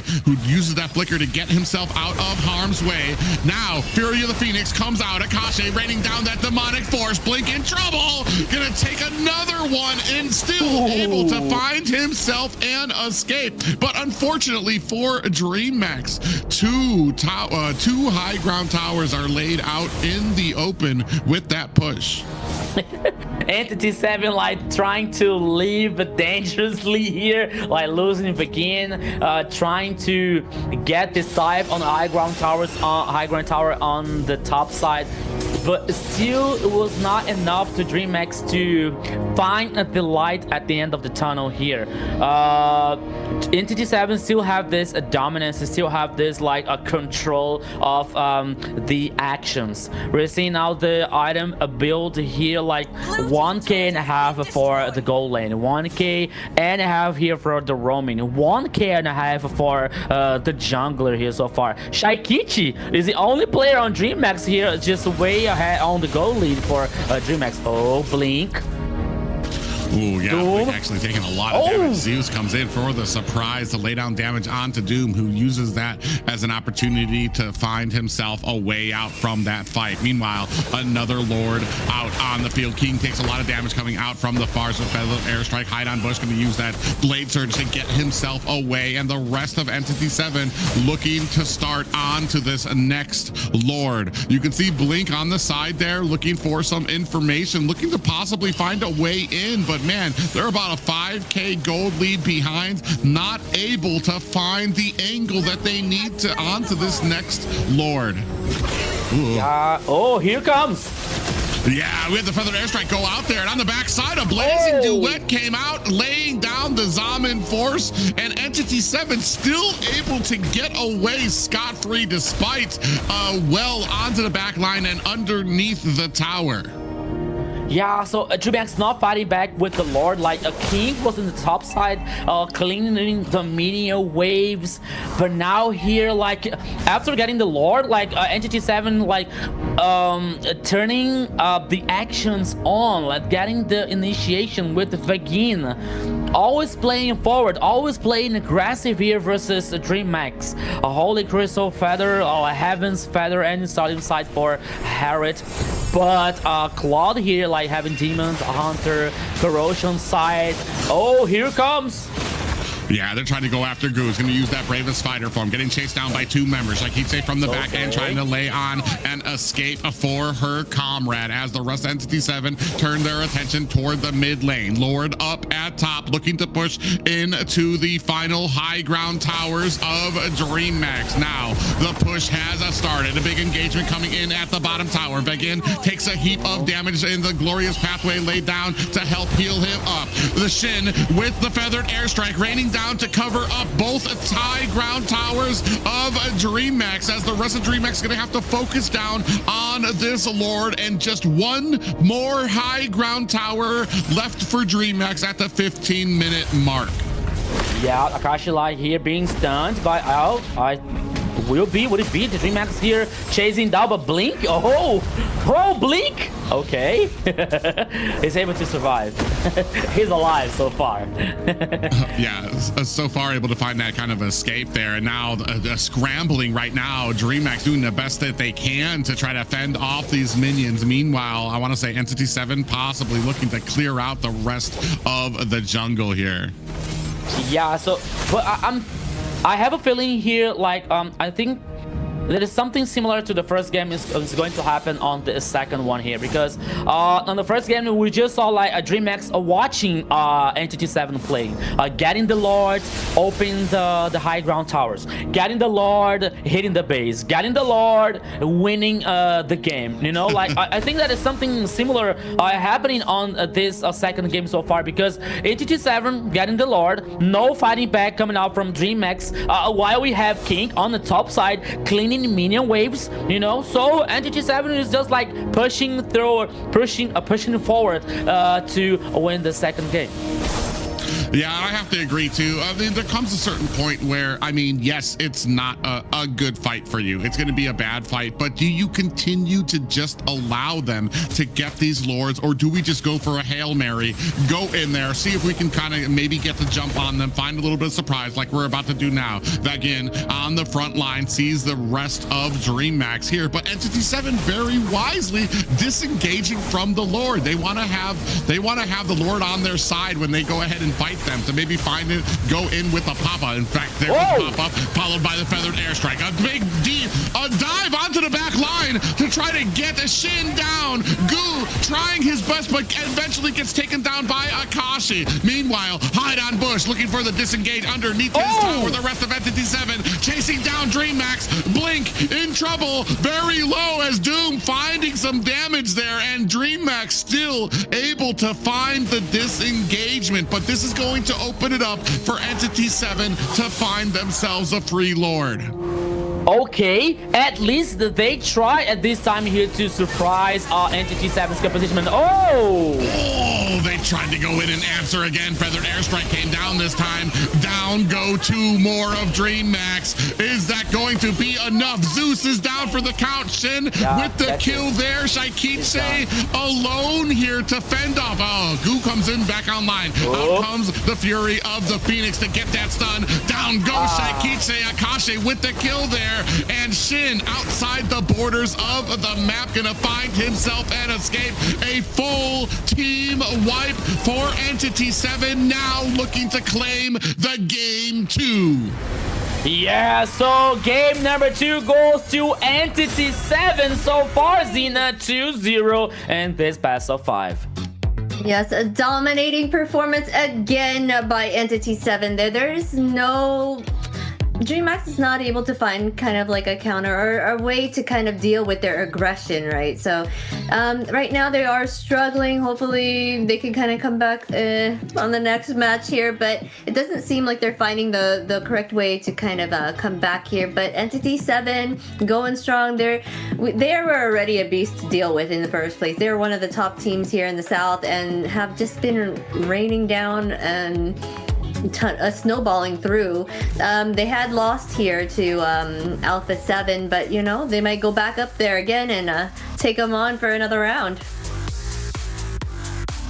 Yeah, as we were like checking the stats here on this second game, I think that okay, I was about to say when on the draft situation, we might have a few options to ban these meta heroes, okay, but I think that at this point of the tournament, it is some kind of rules that you have to follow. You know, I believe that one of these rules is not letting for views open.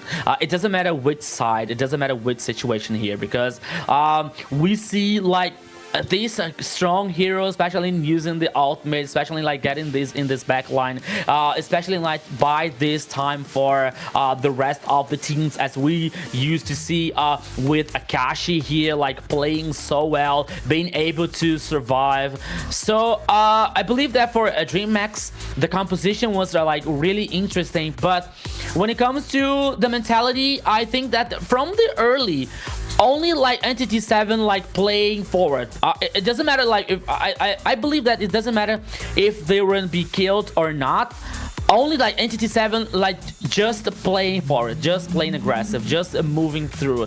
And at this point here, I didn't get it. I like this Dreamax decision here, like leaving one more turtle for Entity 7 just to get a kill on the top side. And by the time that this happened, they lost the tower on the top side and the tower on the mid lane here on this macro used by Entity 7. So once again, just step by step, little by little, this game was like losing control for Dreamax here. Like it was like slipping from Dreamax's hand from the early game. That was a moment that Entity 7 maybe just a little bit too deep here, especially with Begin. So he was taken down. But even though it was like not too much for Dreamax to get some kind of a reaction on this second game. So once again, Dreamax watching Entity 7, got in the Lord, open the base, got in the Lord, like open the high ground towers.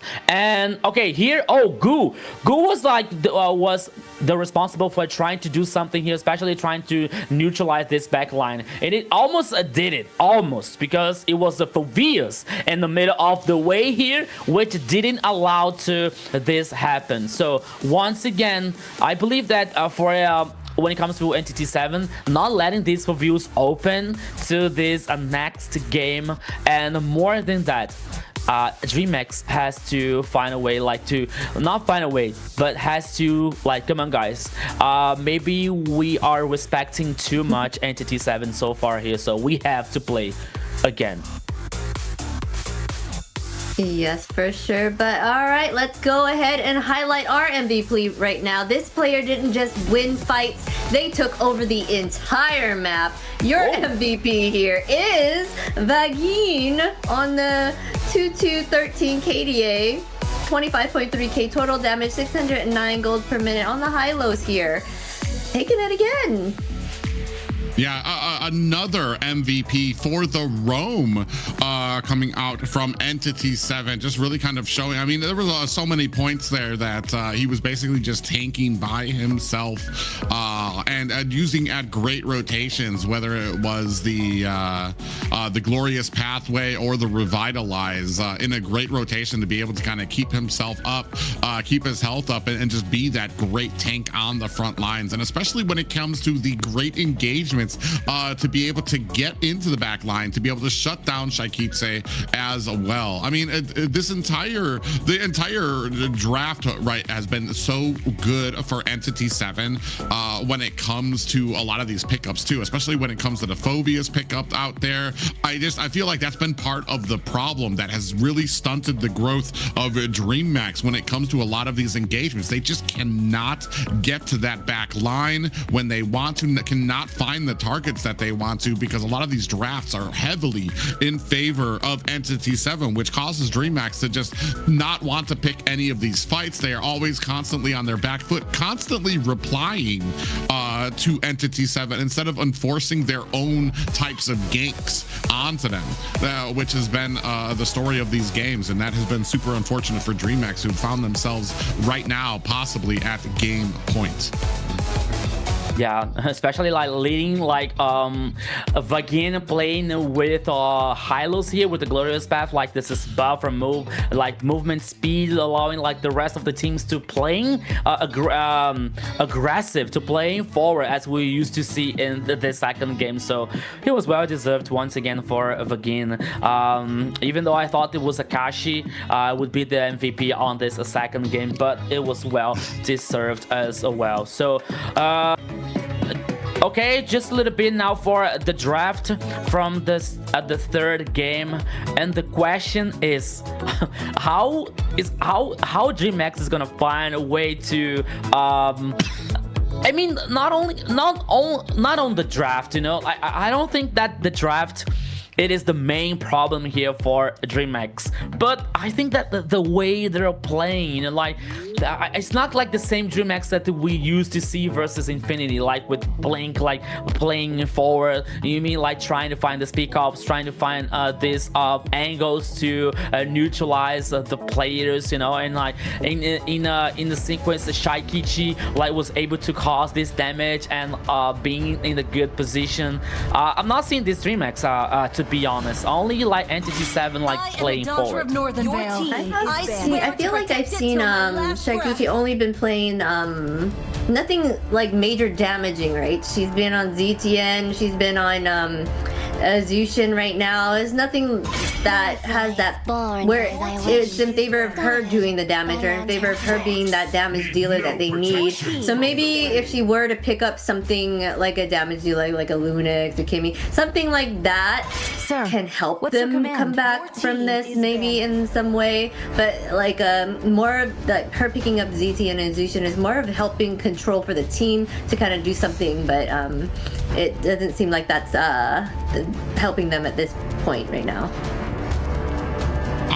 I kind of disagree when it comes down to whether it is the draft. I feel like Dreamax are getting baited into a lot of pickups that they don't need to go for. The last draft that we had, the first two pickups by the side of Dreamax, one of them was Marcel. They didn't need to prioritize Marcel because it had already been picked up by Entity 7. So they could have waited for the second part of that pickup to go ahead and pick up Marcel, gotten the Phobius underneath them. Something that also, first of all, it's a Phobius, so it's going to do very, very well. Two, it's going to get Goo on something that he's confident on, that's strong, that he can help support up the team. And yeah, so I mean, and I feel like unfortunately Dreamax are kind of falling into these little traps that Entity 7 is kind of laying out there. It's like, yes, you see the Marcel out there, you want to pick it up though, even though like we've already picked it, so there's no way for us to pick it up or take it away from you in this first draft. And they went ahead and they picked it up. So there's just those little mistakes kind of coming out, and I feel like the draft is when you get stuff like that and you give pieces like that away, it just makes Entity 7 even stronger, to the point that, I mean, I understand we're talking about them being Dreamax is being safe and things like this. It's because once the draft is out, they realize, oh man, I think we messed up, boys. And it's like, so maybe we have to wait a little bit for the late game, but with a team like Entity 7, you're not going to really get that type of opportunity to be waiting until the late game there. The biggest thing that Alpha 7 did to conquer Entity 7 was winning in the draft. That was the biggest thing. That's the first part. That's the first part of what you need to do to be successful, because winning the draft isn't enough, but it's one of those key factors that you need to be able to do against a team like Entity 7. The second part is to maintain that discipline during the games where you have the lead, because Entity 7 can turn that around. They call me a hero. But here, right now, I mean, we're going to go ahead and see big priority being placed on Yusun Shin here for the side of Entity 7, and we're going to see what Dreamax have in reply. Yeah. And we still have this possibility for Instant Machine here, like leading, heading for the gold lane or in the jungle for hide on push.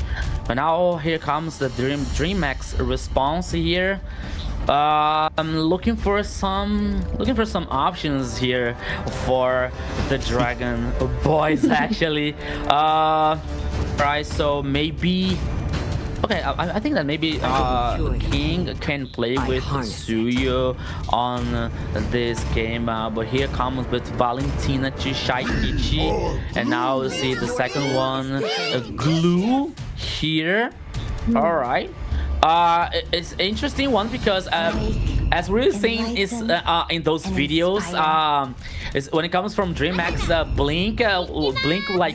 Blink says that it's a hero like he doesn't like to play, but he has to, right? So maybe if Glue is going to be a roamer, so he's heading for Blink. Yeah, they're going ahead and picking up the Lunix there on the side of Entity 7 and Guinevere. And this time they didn't ban out Valentina, they decided to pick it up, but then they picked it up before seeing what the other team was going to choose. So that's kind of a risky there. Or is it their way of saying like, oh, I dare you to choose something that I can counter, take your skill or your ultimate. So when the body suffers, not really sure. Your team the spirit. I feel like when you pick an early Valentina, it's to try to offset, it's to try to change the enemy's game plan to where now they have to think about the ultimates that they're going to be giving you. When it comes to Entity 7, I feel like they're always going to have something like that in the back of their head when it comes to some of the drafts here. And taking a look at this draft too, this is something that we've been talking about, especially today when it comes to pairing up the Guinevere. Alone, Guinevere is not really that strong, but when you pair it up with something bursty that's going to be able to help and take advantage of that Violet Requiem, it's going to be a huge asset for your team. Pairing that up with a Lunux is going to be a huge thing too, especially if you can get that jump onto Glue. You're going to make mincemeat of a Glue very early there, because Linux just really specializes here. I feel like a King, man. He's just like, bro, whatever. It's possibly the last game. Let's do it. I'm gonna bring out my bread and butter. You guys bring out your bread and butter. Let's go out with a bang. Yeah, let me be happy here on this game, playing with Lancelot here on the jungler with an assassin here. Like, okay, I think I have a feeling that it's gonna be a versus test in Sunshin here in the jungle. Yeah, beside like we're having this Guinevere, maybe. Oh no, Gato Chacha is heading on the on the roaming. Guinevere is heading on the jungler, and yeah, and in Sunshin the gold lane here. Okay, yeah. Alright, well, they went ahead and picked up CC and Gato Catcha. Right now they are waiting to see what they'll choose here for their EXP laner. Or are they gonna leave Glue in the EXP lane? I don't even know at this point. This is something that I think I was talking about off cast a little bit with you guys when it comes to these super intentional drafts that you can automatically see where they synergize for the South. Guinevere, not only do you have the backup from the Linux, but now you have the Gatakacha who can come in with the Avatar of the Guardian, pop up it can pop up a group of enemies, and that will allow Guinevere to come in and get that Violet Requiem. It's just the way some of these combinations synergize with each other is just huge, especially here for the side of Entity 7. Dreamax is going to have to be very thorough about where they're going, what bushes that they're checking, because I feel like even if you're the tankiest tank, if you, especially like I said, Blink is going to have a hard time here if he gets caught by hide on bush. Yeah, so Hide on Bush here with Guinevere had this potential to jump and isolate someone here, and not only to execute the Requiem Violet, but it's still to have this follow-up of damage when it comes to Doom with Insune, when it comes to Shin here playing with the Lunox, especially with this outscale here on late game. So things are going to be very interesting on this third game. So we're seeing Gu playing with the Yuzong, a hero that I was expecting on the last game, but now playing here, it could be that would be interesting, but I don't think that like maybe this Yuzong like is zoning out the players when it comes to Hide on Bush. Like for example, that he has the jump, Shin that he has the brilliance here to escape, you know, Akashi like CC which has this sustain. So I want to see what is going to happen on this third game as well here, Prep. Yeah, my problem with this, especially with Gu on the Yuzong here right now, is that how is the matchup with CC going to go? And then if the Yuzong is going to be able to dominate his lane, if he is going to be able to rotate faster, who is going to be the target he's going to be able to catch on the side of Entity 7? Shin is going to have that brilliance he's going to be able to use to get himself out of harm's way. Doom, he's not going to be joining in too many of those early fights. And then what have you got? You've got Hide on Bush, who's going to be able to disengage, and Vaglin is definitely not going to be the target that you're going to be looking for. So it's going to be very tough target selection for the side of Gu. And I mean, King is going to have to play the game of the lanciest Lance game that we've ever seen coming out from him here if they want to be victorious. It's not impossible too, because I feel like you got a lot of squishies on the side of Entity 7 too. But Rico, take us into game 3. Let's go, everybody. Let's go, Private. Let's go, everybody here. Welcome to the Land of Dawn. This is the game point for Entity 7. It's not over yet for Dreamax, but they have to play the game of their lives to still survive on the competition here. Let's go, Private. Yeah, both of these teams are now fighting for their place to get up and meet Alpha 7. Unfortunately, Dreamax backs against the wall right now. Oh, Blink taking a decent amount of damage already from this composition at the mid lane. Vagin and Shin just doing a great job kind of managing a lot of that. Blink even taking another bit of damage there. Is going to have to go back, and this is going to leave open the Lethal Wanderer for Entity 7. Yeah, so here now as the first minute of Gu might be in trouble, but I don't think that. Oh, on the mid lane. Oh, yeah, they're going to go after Shen here. You can see a great matchup there for King. Going to be able to find that kill with the Thorned Rose. Vagin gets taken, takes out a Blink, and Shaikiche tries to make him pay for it, but is not going to be able to find the damage. Yeah, so one kill here for both teams, but it would be better for Dreamax because the first one here was for a King. Checking out the emblem stats here, like quantum charge for Yuzong here on XP lane. That's gonna okay. IP Rage on the mid lane here, but now here comes on the top side with two players. Dune might be in trouble because Shaikiche. Yeah, Shaikiche lying in wait, but Doom, I mean, this is just what I'm talking about, those little things that they do, whereas he has no vision up at the bottom, so he's not going to go ahead and press down low. He's going to keep himself very high up on the angle here for this tower, just in case there was somebody in there, which there was that we knew in there. Now you can see the damage coming in, Blink on the side, as Hide on Bush starts on this turtle.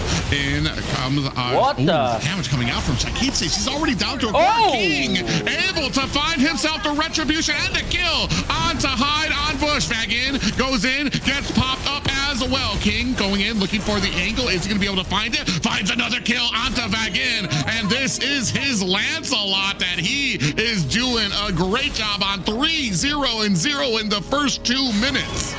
That's what I'm talking about. That's what I'm talking about. It's one of the King's signature here. There's a Lancelot. 3 kills for King on this game number 3. The first total heading for the Dragon Boys. It's not the end. Playing like Dreamax here is playing very good. Oh, this is what we were talking about. The pop-up onto Blink to absolutely shred him down. Hide on Bush takes a huge Thorned Rose and gets taken a huge amount of damage, only left with 25% health. Is going to have to turn back away to his jungle to get fed back up.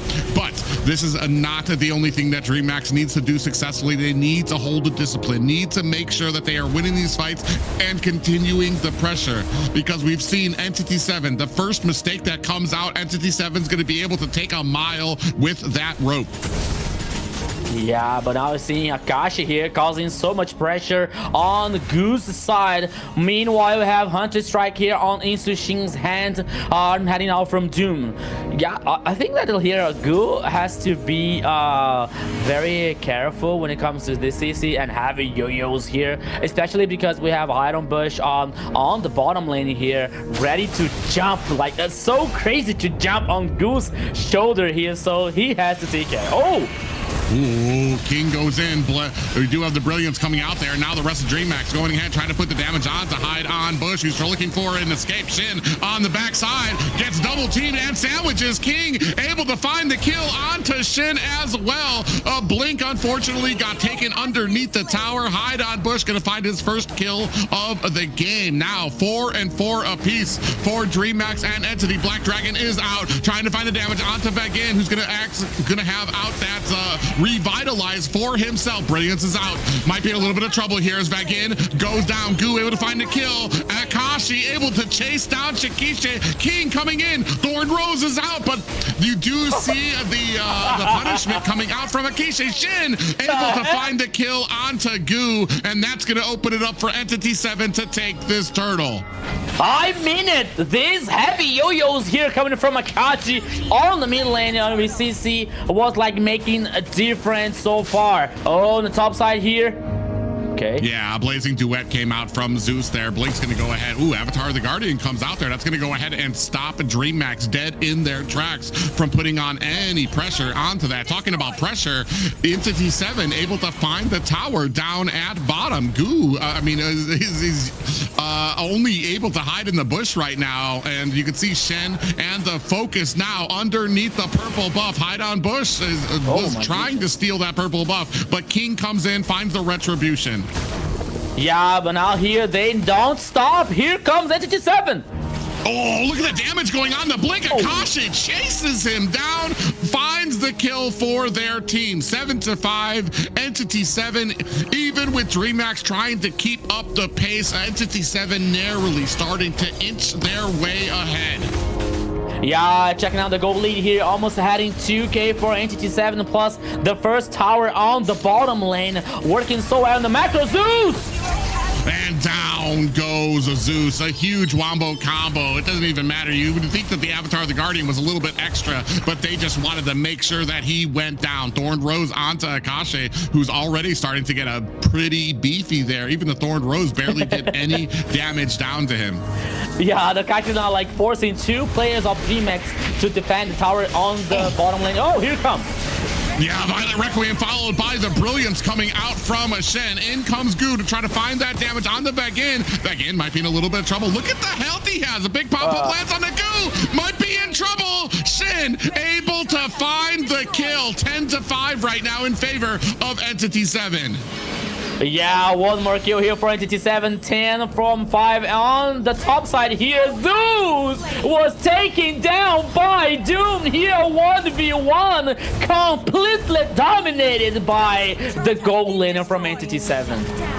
Oh, they are able to finally find a kill onto Akashi, but that's going to open it up for them, Entity 7, to push into the mid lane. Next, a turtle is up. Dreamax looking for a way in. They need to keep up this pace, need to keep on going in to be able to kind of keep up this aggression. Otherwise, it's going to start slipping out of their hands, and I doubt they really want this game to be another one of those where they're just sitting idly by, letting Entity 7 get objective after objective. Now they're going to go in. Hide on Bush going to be able to find the turtle. Big aggression coming out of the Avatar of the Guardian. Finds Blink. Vagin able to find the finishing touch there. The Brilliance IMU coming out from Shikitse, trying to find the escape on the backside. King looking for the orange buff, but the rest of Entity 7 is right there. Out comes the Thorned Rose. Black Dragon is out too to find some damage. Are they going to be able to find it onto Vagin again? The big focus going on as the Thorned Rose. King is able to find the kill. Doom comes in, finds a kill onto Goo as the pressure begins to mount at the mid lane.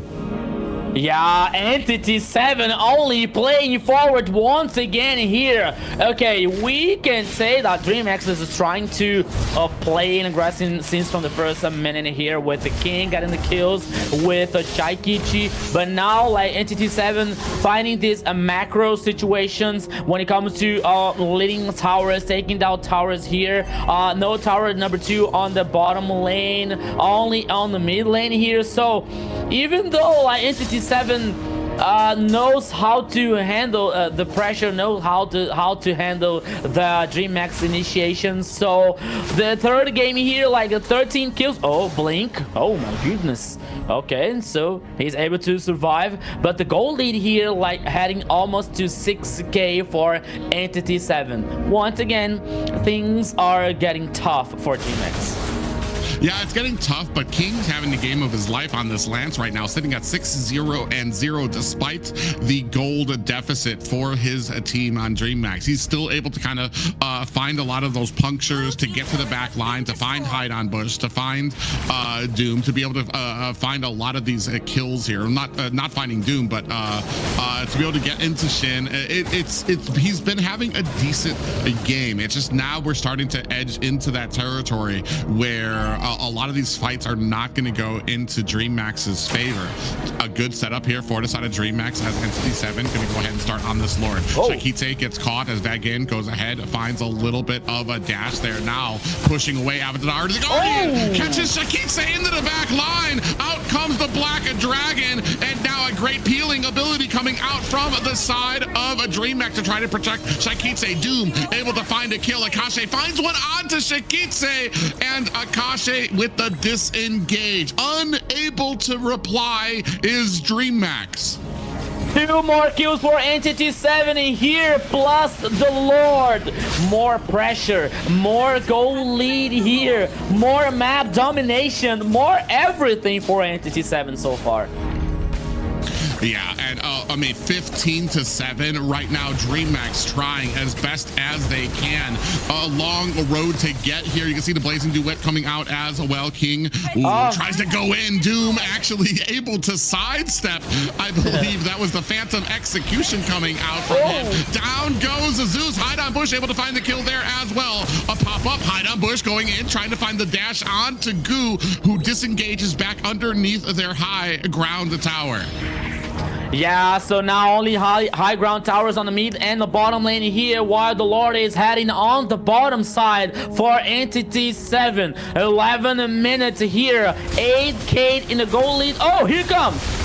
Oh, yeah, coming out with a few punctures to find himself an escape. Another Violet Requiem, this time onto Goo, and the suppression coming on from Shin. The immense amount of damage, the combination of this Linux, of this Guinevere, really coming in to pay for itself in dividends. Doom able to take down the bottom tower. Lord now cruising its way to the core as the rest of Dreamax trying to burst it down. Entity 7 now going to focus up at the top. Avatar the Guardian comes out. It doesn't catch King. It is not able to. And now the tower damage actually coming out onto the side of Entity 7, who might be taking a little bit too much damage. Black Dragon is out as well. Brilliance coming out from the side of Shen, looking for the escape. Big pop-up lands. Is this going to be enough? Goo gets taken out by Hide on Bush. Akashi is down via Zeus, but Shakiche gets taken out by Doom, and finding himself a double 3 down for the side of Dreamax. Oh, one more kill here. Triple kill for Doom for Entity 7. Oh my goodness. 21 kills here on game number 3. Oh my. Oh, are they going to finish the game here on the bottom lane? Doom and Shin? King. Man, King is just so smooth on this Lancelot. Unfortunately, there are not 4 other Kings on this team right now to be able to kind of carry it as King. I mean, 6-0-1 right now. He's able to get in, able to find the kills. I want to say, though, he has kind of been shut down in the last 5 minutes of this game. He's able to kind of find those punctures, but he's not able to find the damage anymore to find some of those kills. And right now, Entity 7 is taking a huge advantage of that. 21 right now to 9, and almost, I want to say, about a 7k gold lead for Entity 7. Yeah, on the top side, the party is going on once again. Oh. Okay. Now they're heading for the next lore. 2 seconds remaining here. Goal lead. Oh, almost 10. No, almost AK here for here for Entity 7. The Lord, he's on the pit once again. Dreamax has to find a way. I don't think that they're going to fight back this Lord here because the domination, especially when it comes to this minion waves, are like crashing so much to Entity 7. So they have to wait on the base and they have to defend to still believe into the reverse sweep on this best of 5. Yeah, and a Dreamax right now fighting tooth and nail for their survival here in the playoffs right now. Back in, gonna go ahead. Oh, they just missed the jump up onto Blink, who might be in a little bit of trouble here. You see the damage coming out from them as well. They are able to find the disengagement for Blink. It is a Dreamax. Yeah, so here after Entity 7's initiation, it was a failure. So Dreamax is able to get this whole 5 players still on the game. But the Lord, this one is heading on the bottom lane. Look at Shaikichi. Look at Shaikichi. Shaiki is up to something. Yeah, trying to come in. Black Dragon is out. Shaikichi comes in with the brilliance of her own. Goo in trouble getting bursted down. Doom finds a kill of his own. Now, just high ground towers left for the side of a Dreamax. Lord now crashing in at the core. Dreamax going to make short work of it. King actually tries to go in, finds himself a pop-up. That might be it for the side of King. His first kill or first death of the game. That might be all she wrote for Dreamax, fighting for their life. And Shaikichi and Zeus trying to put on the damage. Entity 7 trying to close it out. Will Dreamax be able to find a stop to this? The damage onto the core. Entity 7 will be going to the Group South Finals. Entity 7 here with a clean sweep 3-0. Guarantee a spot to the final of MCT AMER South, Zena. Yes, Entity 7 was dominating on that one too. There was no answer for Dreamax, even though, what'd you call it? King? King did an amazing job there. He was doing wonderfully. He barely died any, but just the fact that Glue was not the pick here, right? So he was getting taken out so much here, and that kind of like tumbled everything out of proportion for the side of Dreamax here. So we're gonna have to say goodbye to Dreamax. Sad to say bye to them, but Entity 7 gets another chance to go against Alpha 7, the top 2 contenders here in the South.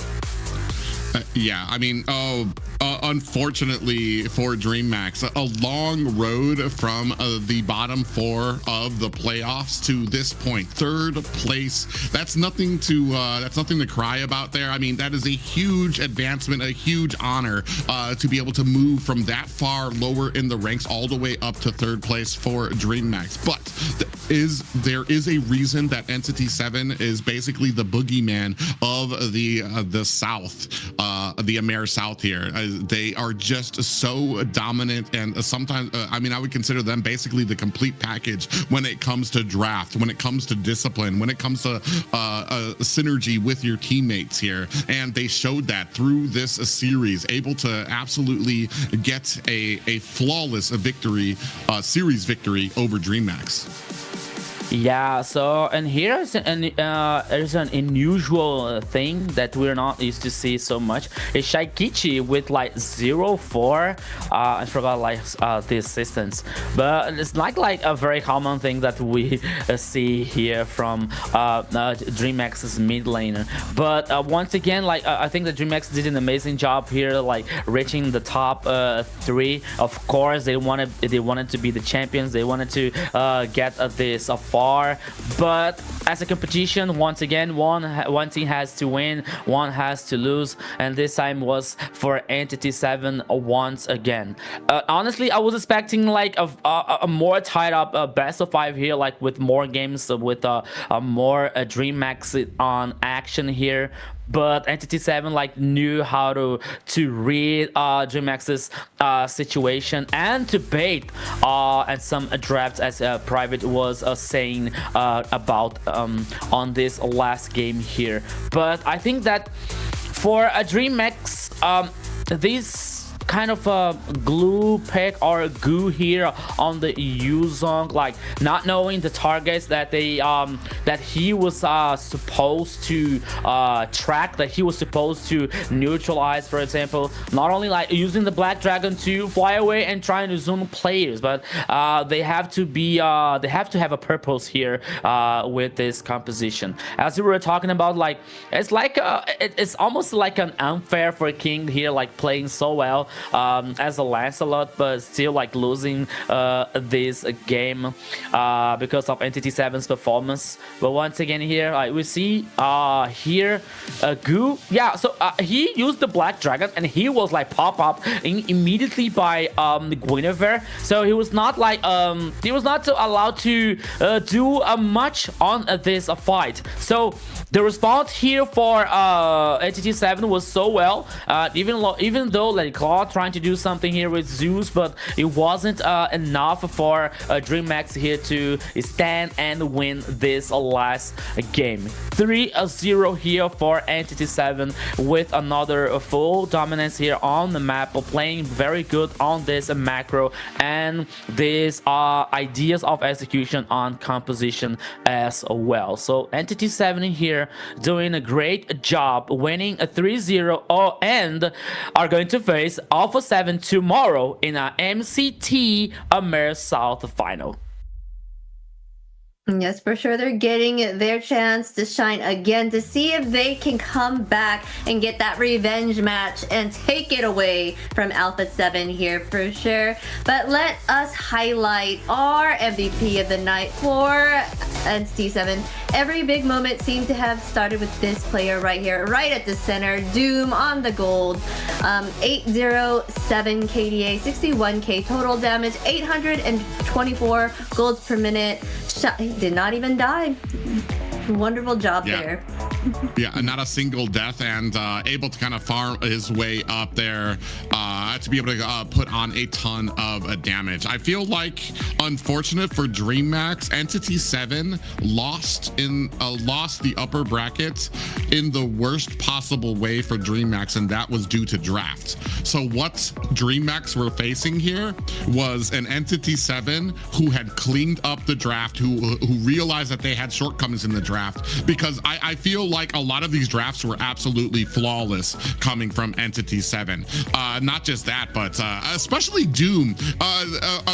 Great to see that he's able to get an MVP, especially with the damage and the combination of that Gwen and the Lunox that was just doing huge amounts of damage, and really was, I want to say, a big part of their success. So to see Doom be able to stand out even behind the combination like that is huge.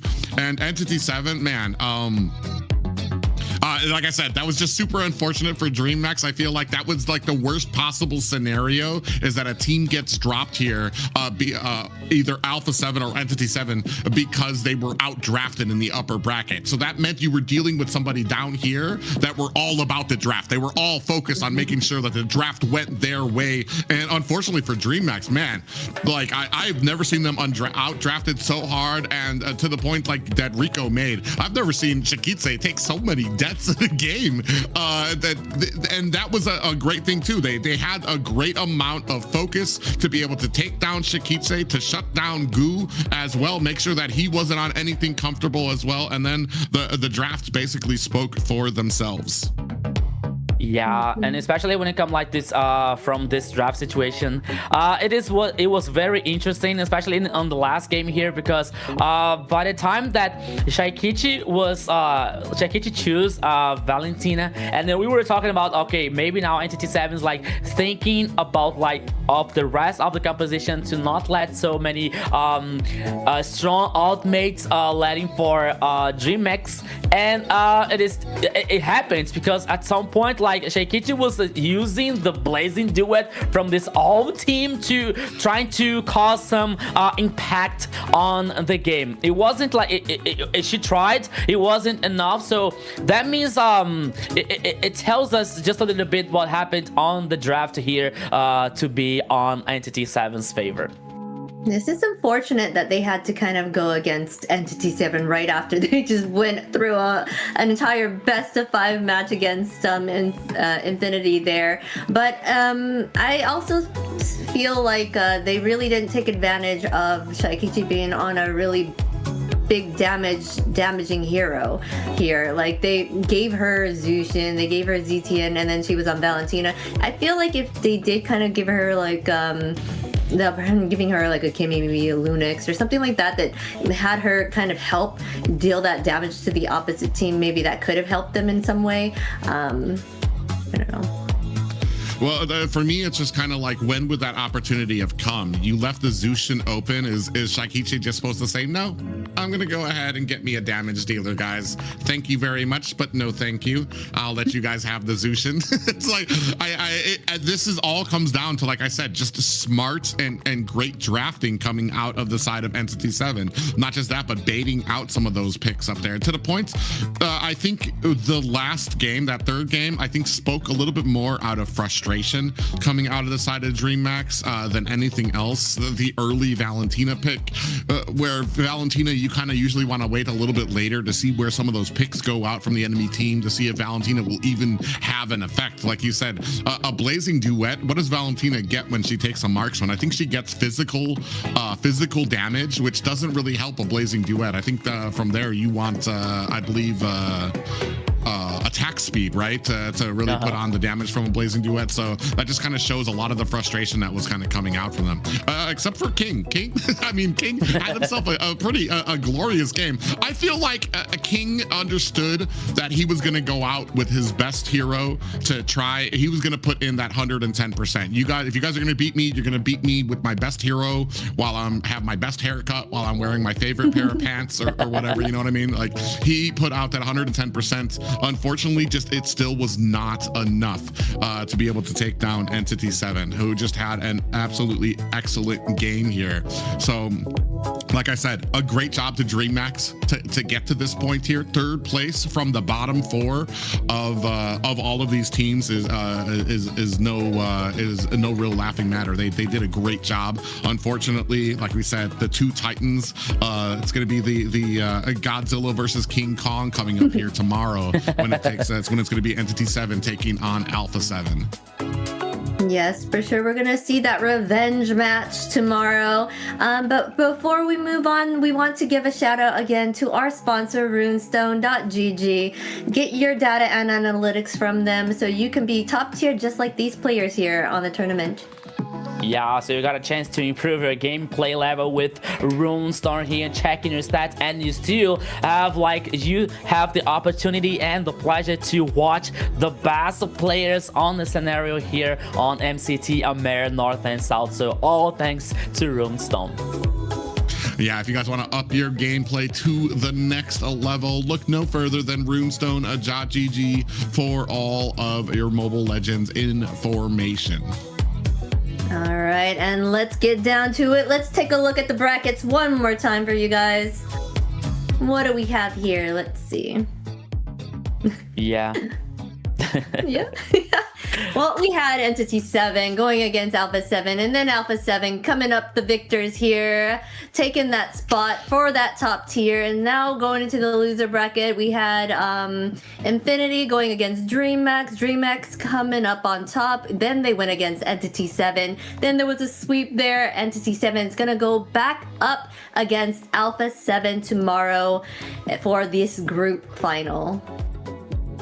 Yeah, so always reminding you guys that tomorrow we are going to have the MCT AMER South Finals. It's not the Grand Finals, okay? Only the MCT AMER South Finals. And whoever is going to be the champion on tomorrow is going to face Alpha 7 North on the Grand Final. Live from MCT AMER South versus MCT AMER North. So tomorrow, sorry, it's gonna be very, very wild between these two teams once again.